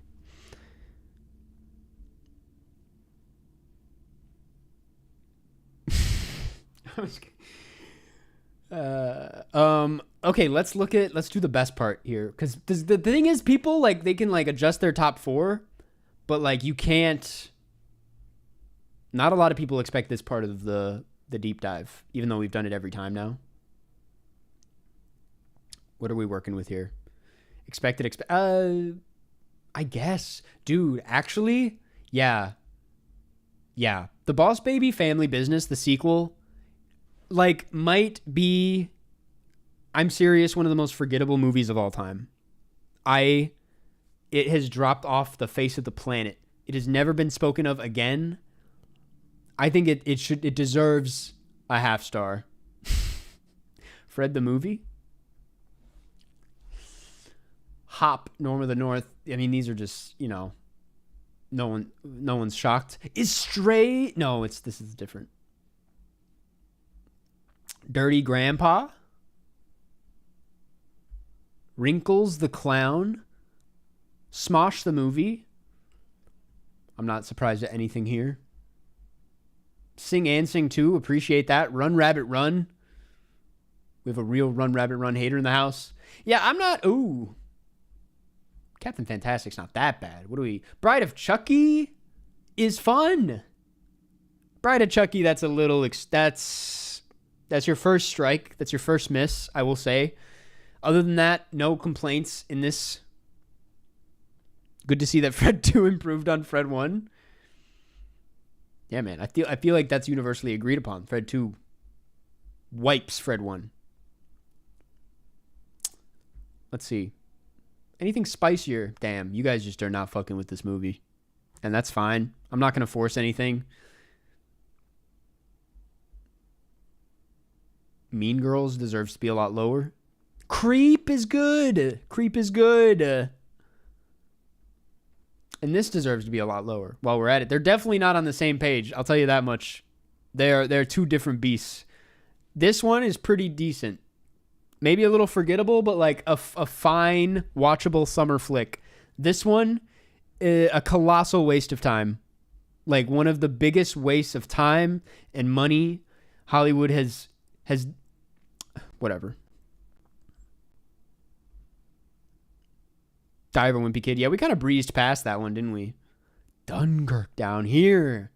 Dunkirk down here in the trenches with birds of prey. Now that's crazy. Licorice Pizza with Mafia right next to Mafia Mama. That was never supposed to happen. This is at 2.5 with a heart. You gave Lion King a heart.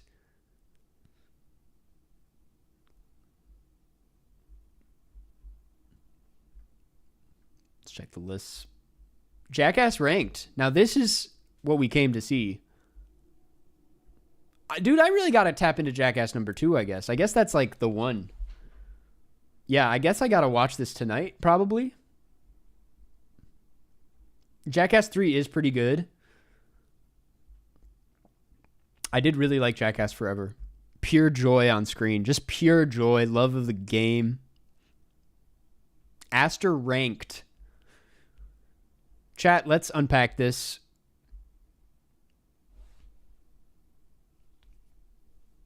Tony Collette Killshot, Mafia Mama. I know. Jackass scares me. Well, you got to grow up. You're missing out. I still need to see Late Night with the Devil. Yeah, what is the consensus? What does chat feel about that? Like, I'm curious. This is a great way to figure out, like, a good vibe for a movie. You guys are all over the place, so I really don't know how to feel.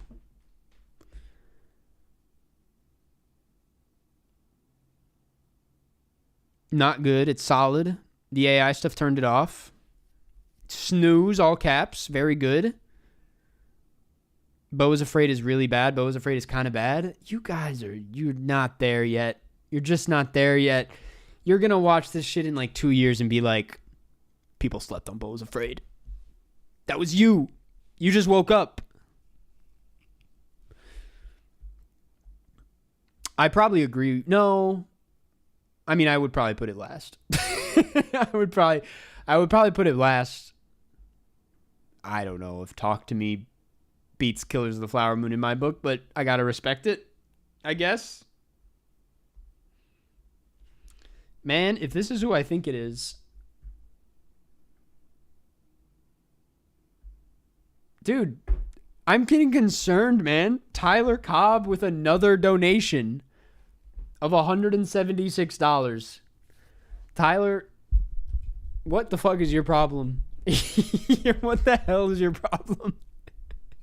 Do not respect anything. Tyler, thank you, man. Thank you. I have to do the math, but I think you might have an executive producer credit at this point. So thank you. Yeah, wow. Thank you. Interview him. If he wants to be interviewed, like, we'll have him. Well, I have to do the math. And you're recommending me movies. You're recommending me movies. That's so funny. You get to do that. At that point, if you've donated that much, you get to fucking recommend me some shit, because damn. But thank you, really. It's very, very sweet of you. While I'm at it, Damien Loya, thank you for the 25. Appreciate it. I'm gonna recommend, because it's on the screen, Anatomy of a Fall. Hope these people are okay with these recs, because Tyler Cobb, you're also gonna get Rotting in the Sun, underrated film. I will say that. Mad respect for this in the top 10. Like, didn't expect that at all. But Rotting in the Sun's a pretty good film. Trevor Gore, thank you for the $10. I'm going to recommend to you Dogtooth. Fahad Al-Fahad, thank you for the $10. I'm going to recommend to you. What are you getting? New film, soundtrack to a coup d'etat. Check it out. That's it for now. Guys. We're so close. I can taste it to 4K. So close, I can taste it. Not Dogtooth. Dogtooth scares me. We got to put the people on, man. Put the people on. Jaden, this is a solid list. You have a few real strange ratings. It's a bit of a strange Letterboxd. But I love the profile picture. It's cool. You seem like an interesting person. I would love to pick apart your brain. Good graph. We haven't been talking about these graphs, but this is solid. This is a good place to be, I will say. People, when it's all down here, I'm like, what's your problem, man? Just stop watching movies. This clearly is not your thing. But Jaden, thank you so much, and thank you for donating. I really appreciate it. It's very sweet of you. Thank you. Okay. Honestly, I think that does it for the Letterboxd reviews. If I missed you, please, instead of getting my attention in chat, Crosif Jonin's here. You a funny cat for real. Right back at you, man. Oh, I'm losing my mind. If I missed your Letterboxd review or I missed your perk, please email me. That is the best way to get in touch with me. Do it like now, so that I don't forget you. Hey, what's up from India? Shout out to India. We got another donation. Just got word on the street that we got another donation from Colin Tobin. Thank you for the 20. Oh my God, we got a few. Did we just hit it? We hit 4,000. Let's go. Oh my God, my neighbor's probably like, shut the fuck up. Colin Tobin, thank you for the $20. I'm gonna recommend Long Legs. Actually, no, that's not a great rec. I mean, it's a good movie, but like, I'm gonna recommend Bay of Angels. Pasha Vafe. I'm gonna recommend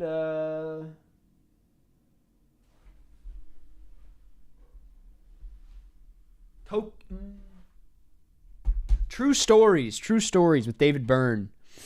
Great movie. Hunter Wilkerson, thank you for the 10. I'm gonna recommend to you Vortex by Gaspar Noé. Have fun with that. Trenton Moyer, thank you for the 25. I'm gonna recommend to you. I'm gonna recommend Three Colors Red. Guys, thank you to this bunch specifically for taking us over the edge. That's really sweet. Thank you, Jonathan Fuji, man. Jonathan Fuji's here. Thank you, Jonathan, for the 50. How sweet of you. You did not have to do that. Thank you.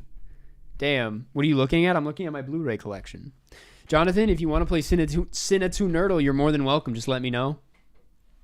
But thank you. My recommendation for you is going to be...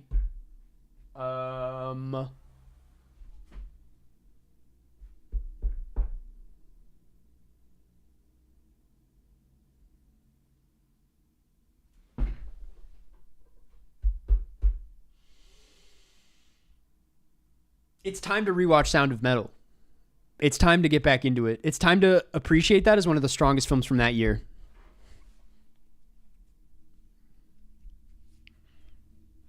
How much is it to look at Letterboxd? It is so. Unfortunately, that perk is technically closed, but I can extend it to 9:30. I do want to cut it off though at a certain point because, you know.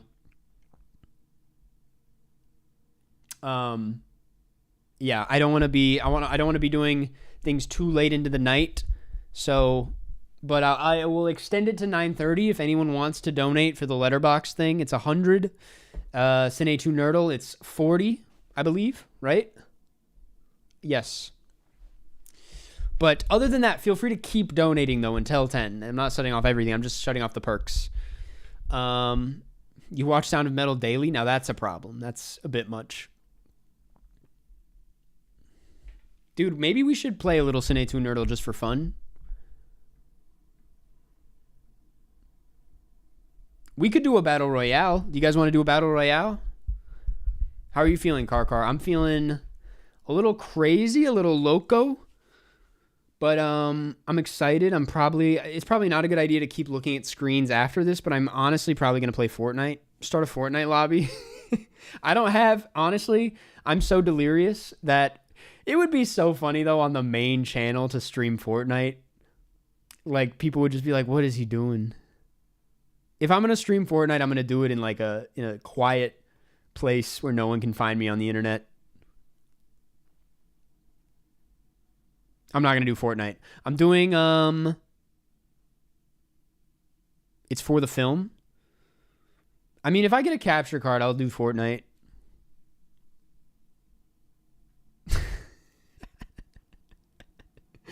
I have a picture of my... Do you guys want to see my... I will show you the Fortnite skin. I took a picture of it yesterday because I was like, isn't this funny? And my girlfriend was like, please do something else with your life. I'm kidding. They did not say that. But that's what I was thinking in my head.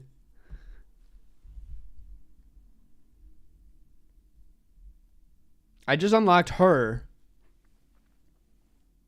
Isn't she cool with the ripped pants? I like the Toon look. It's pretty sick, right? Fortnite Fridays. I considered asking, okay, can I talk about who I was going to ask to be on this stream that I either couldn't find or who said no or who I didn't even bother asking? I was gonna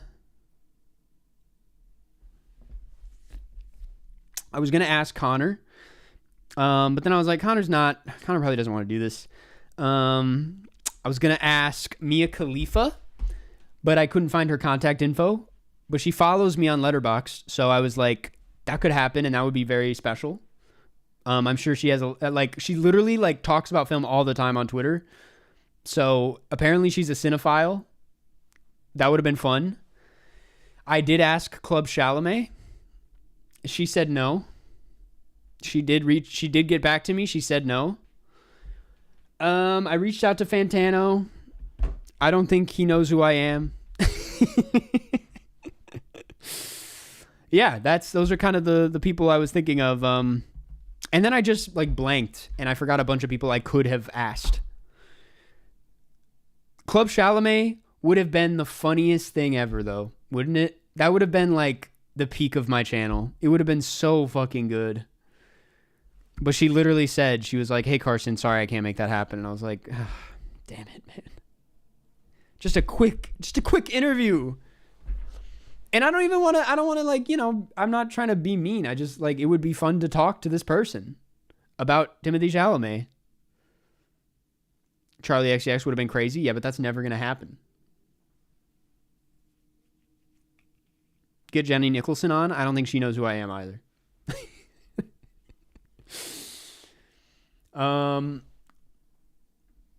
Okay, we should do the, oh my God. Okay, wait, before we do that, man, you guys are coming in fast now. What happened in this we got a last little, there's something about this last hour went kind of crazy. Okay, at 9:30 I'm cutting it off, but Grayson, if you do want the perk, I can do it. But anybody else, 9:30 cut off, like I said. But thank you, Tanner Hiltbrand. Thank you for the $20. I really appreciate it. Your rec is Tampopo. Matthew Henderson, thank you for the $12. Your rec is House. If you haven't seen it, watch it. If you have, rewatch it. Zachary Johnson, thank you for the $10. Your recommendation is the first Lord of the Rings. Go rewatch that or watch it for the first time and have a life-changing experience.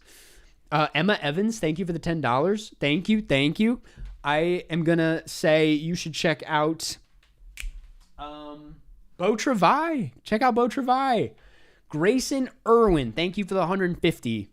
Thank you for the 150. That's really kind of you, Gerwin. Grayson Irwin. Thank you. Losing my goddamn mind. $20 gets you a thank you at the end of the credits, as well as a personalized movie rec. But Grayson, thank you. Your recommendation is Faces by John Cassavetes, another life-changing experience. Grayson, if you want to get in on the perk, just let me know. Email me at the email in the description. But hey, thank you so much. Are you gonna do a physical media collection video anytime soon? I know I like did it well over a year ago, but I haven't gotten a lot more, so I like really don't have much to update on. I'm not like, I don't know. I've been clearly with this short film. I mean, I'm not actually literally, but like I've just been wanting to like put my money into like other things, which nothing against physical media, but I'm just like, I don't know. I've been wanting to, I don't know, get some trips booked, you know, go on some trips, man. Liam, thank you for the super chat. Thank you for the continued support tonight, Liam. Out of Film Club, enjoyed the deep dive, made me laugh. Glad you liked the profile. Sorry for some of the takes, LOL. Liam, not a problem. Thank you for the support. I hope you enjoyed Film Club. Thank you for providing entertainment for the stream at the end of the day. That is what it is. So literally, like, thank you guys. Sean Schiller, thank you for the 100. Just now. Thank you for the 100, Sean. Damn. Thank you. Yeah, wow. As promised, because you got it in before 9:30, if you want to get in on the perks, just email me. Let me know. Just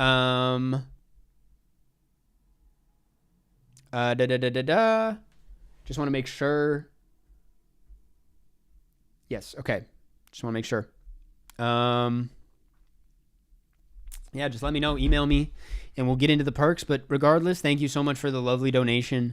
And my recommendation to you is, you know what? We'll do the talented Mr. Ripley. Why not?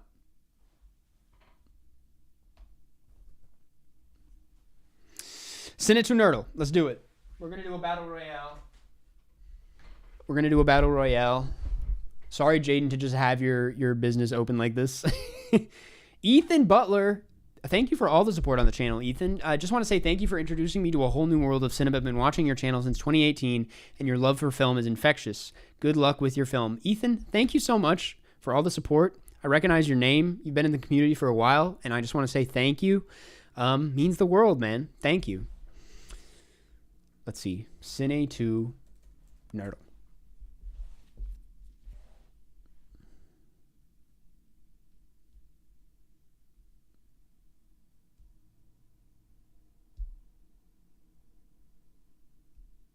Bro, missing the super chats? I got some of the super chats. What are you talking about?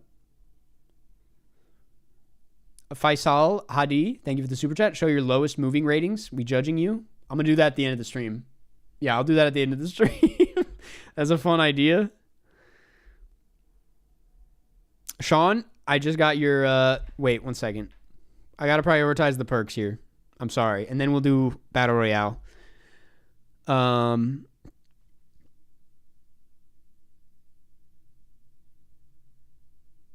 Okay. Doesn't want to do Cinenerdle, but will do a Letterboxd roast. We got Sean in here, man.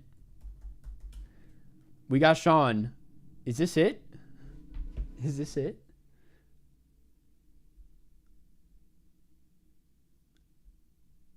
it. You said you're new to Letterboxd, though. And you have so much going on, man. Oh, I guess you're relatively new. Okay. This is what we're looking at here. Meep. Crazy profile picture. I cannot analyze this. I don't know what any of this means. But I like it. It's intriguing. Favorite films are my most recent 5 stars. We have 79 Springs. Have not seen it. I kind of want to see what it's about, though.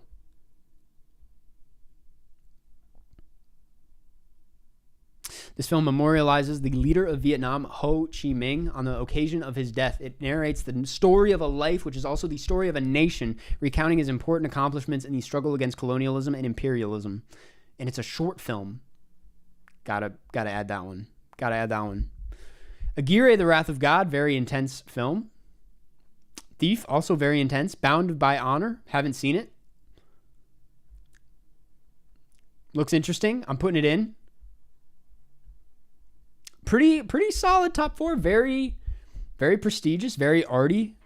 I don't use that word often. I prefer not to. But damn, the Decalogue logs is crazy. They look crazy all bunched together, don't they? I really got to get around to that at some point, though. Meeps must sees. We got to peep this. We got to peep Meep. 12 Angry Men, absolutely. So far, I disagree with nothing. So far, I disagree with absolutely nothing on here. Anchorman is fascinating. If you are here, Meep, if you could elaborate, I need to know why you consider Anchorman: The Legend of Ron Burgundy an essential watch. Climax, thank you. We're probably going to be friends. Yeah, honestly, just in general, oh my God. Based on this list of essentials, we're probably friends. You seem like my kind of person. We'd get along. You have such, it's like diverse, but it's like you just can't disagree with this. I also like that it's alphabetical. Anchorman is epic. Love Exposure mentioned. I need to see that too. You got to see Ghost Dog? I know, man. I watched half of it and like my parents wanted to do something, so I had to cut it short and then I never came back. Oh shit, that's just the homepage. Let's see. Let's see here. Don't Look Up 1 star. With Jackass Forever at 4.5. Again, this is a friend. This is a friend of the channel. 1 star for Old. But we disagree sometimes. Well, Old's not that good, actually. Slow down. It's not that good. Damn, half star for Bohemian Rhapsody. You gotta respect it. You kind of gotta respect it. Let's look at the lowest rated. Levi Turner, thank you for the super chat. Letterboxd is Levi Turner in case I passed 100. Oh man. You may have. I wish there was a way to check this right now. Channel activity.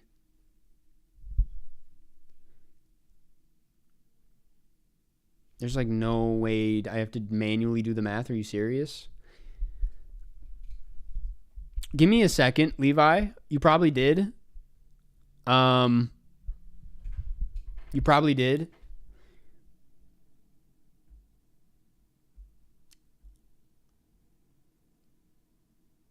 I do not accept Cat in the Hat slander. Yeah, you know, I'm quick to defend it, but I kind of am curious on a rewatch how that thing would go down. Would it go down easy? I don't know.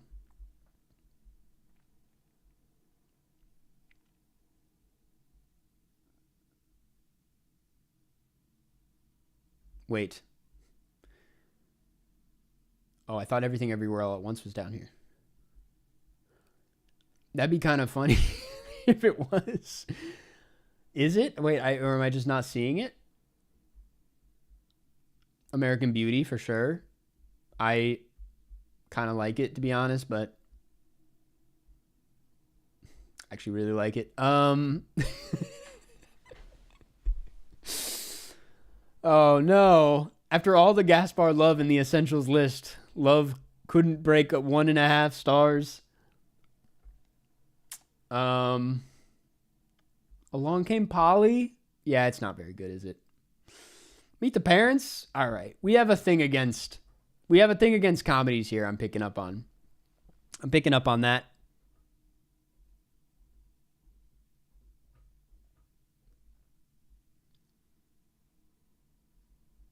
Baby Driver 1.5 is a bit extreme.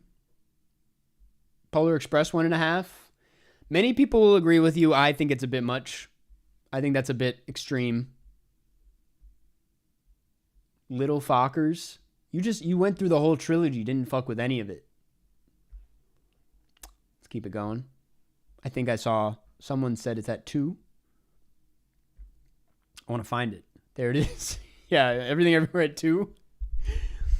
Listen, man, I'm not even going to disagree low key, but I think I would rate it a little bit higher than that, to be honest.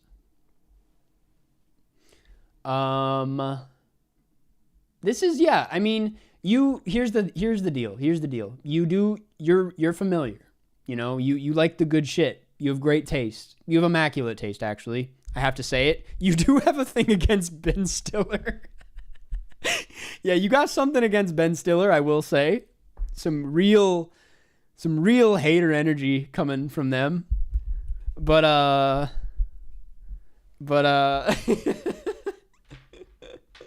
that's okay.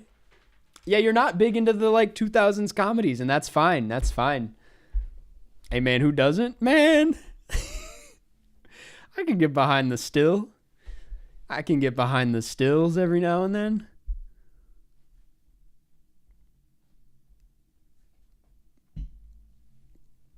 I hated him in Greenberg. Still haven't seen that one.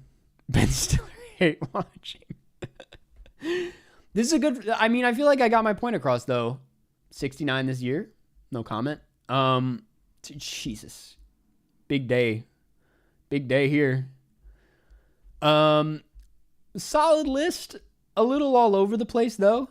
You have really interesting taste though, and I would yeah, I'm sure we would be friends, to be completely honest with you.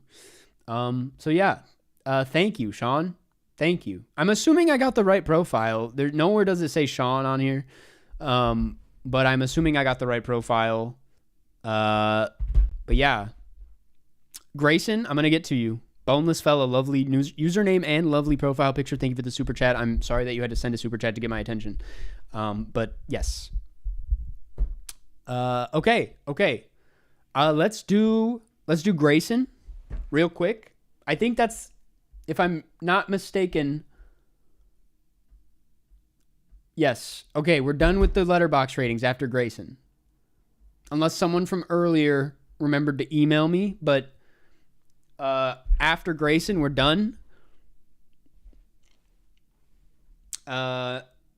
Okay.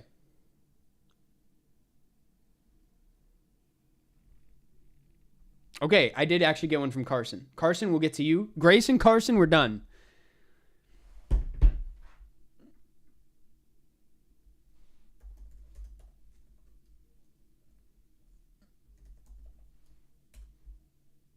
Okay. Grayson Irwin. Kind of stealing my swag with the color profile picture, I'll be honest. I own all the shades of green on Letterboxd. You are not allowed to do this. I'm kidding.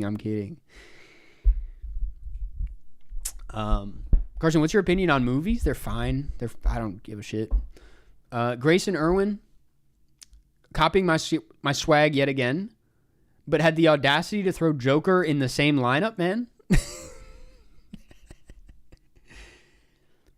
You wanted to throw me off here. You wanted to throw me off with this one. Nickel Boys, 5 stars though, gotta respect it. Joker though is what do you actually think of Joker though? What do you actually think? Like, be honest with me. Let's be real with each other for a second, Grayson. Only following 4 people? I'm honored to be here. Honored to be here. Let's look at these.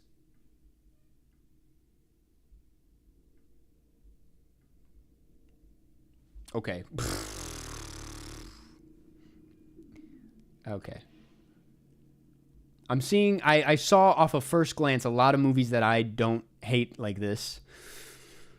One of which is Coco, which I was talking a little bit of shit earlier today about, but like I wasn't on this level, you know. I wasn't half star, you know. That's a bit extreme. Marvel, we're not even gonna touch because I'm not entirely against that. Yesterday, people fucking hate this movie, apparently. I was not aware that Yesterday was so hated. It's not great, but it's not like that bad. Tenet, can't argue with that. That's also a pretty popular take. American Psycho, Down Here in the Trenches is crazy. Babylon, don't let Jonathan Fuji see this. We're gonna start throwing hands here. I guess everything else, I haven't seen JFK, but oh God, dude, come on, man. That's a little crazy, though. That's a little crazy. Tenet is kind of goated. Yeah, that's a little crazy. On the same level as Kung Fu Panda 4? Are we talking? Are we having a serious conversation tonight? Or is this preschool? Yeah, I mean, I'm not surprised. But like Bohemian Rhapsody, this is Killing of a Sacred Deer. Dude, the Dungeons and Dragons, it's not that bad. The Nice Guys? Are we kidding? Man, I'm not like the biggest Nice Guys shooter, but I know it has some insane shooters. The Nice Guys fan base is weirdly out there and very active, so good luck after this stream. Let's look at the top scores, though. Nickel Boys, we love to see it. Ren Fair, we love to see it. Nosferatu, for sure. Talk Radio, interesting. Challengers, of course. Everything Everywhere. It's time for a rewatch. You are like you what, man? Listen, I haven't seen Cherry, but what? What? Are we kidding? I'm sorry. We Live in Time as well. Yeah. Wait, we kind of skipped over We Live in Time. Interesting mind we have here. Interesting mind. The contestant? I heard it was fine. Wait, what is the contestant doing at 5 stars? Now, what is this person going through? You could be talking about this profile, or you could be talking about me. I mean, this is kind of a, and then no bio, nothing. You give us nothing. Just a chaotic group of ratings and nothing. You don't even like review shit.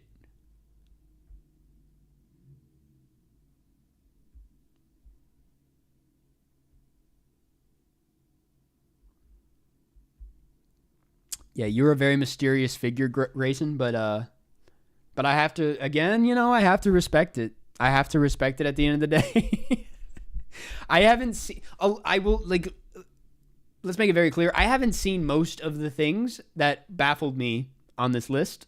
Like, I haven't seen We Live in Time. I haven't seen Cherry. I haven't seen the Kid Cudi movie.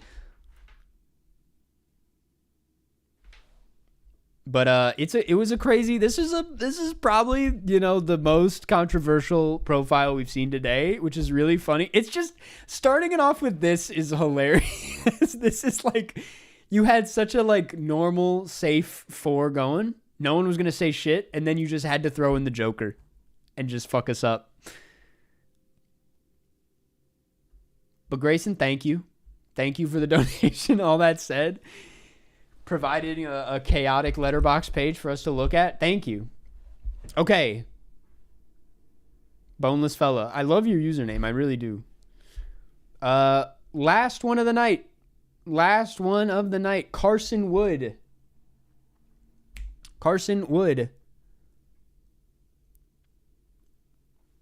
What time is it? Oh my God, we're so close. It's probably going to go over 10, by the way. Okay.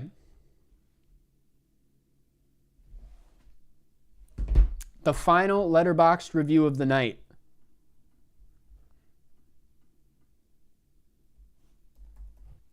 This better be good.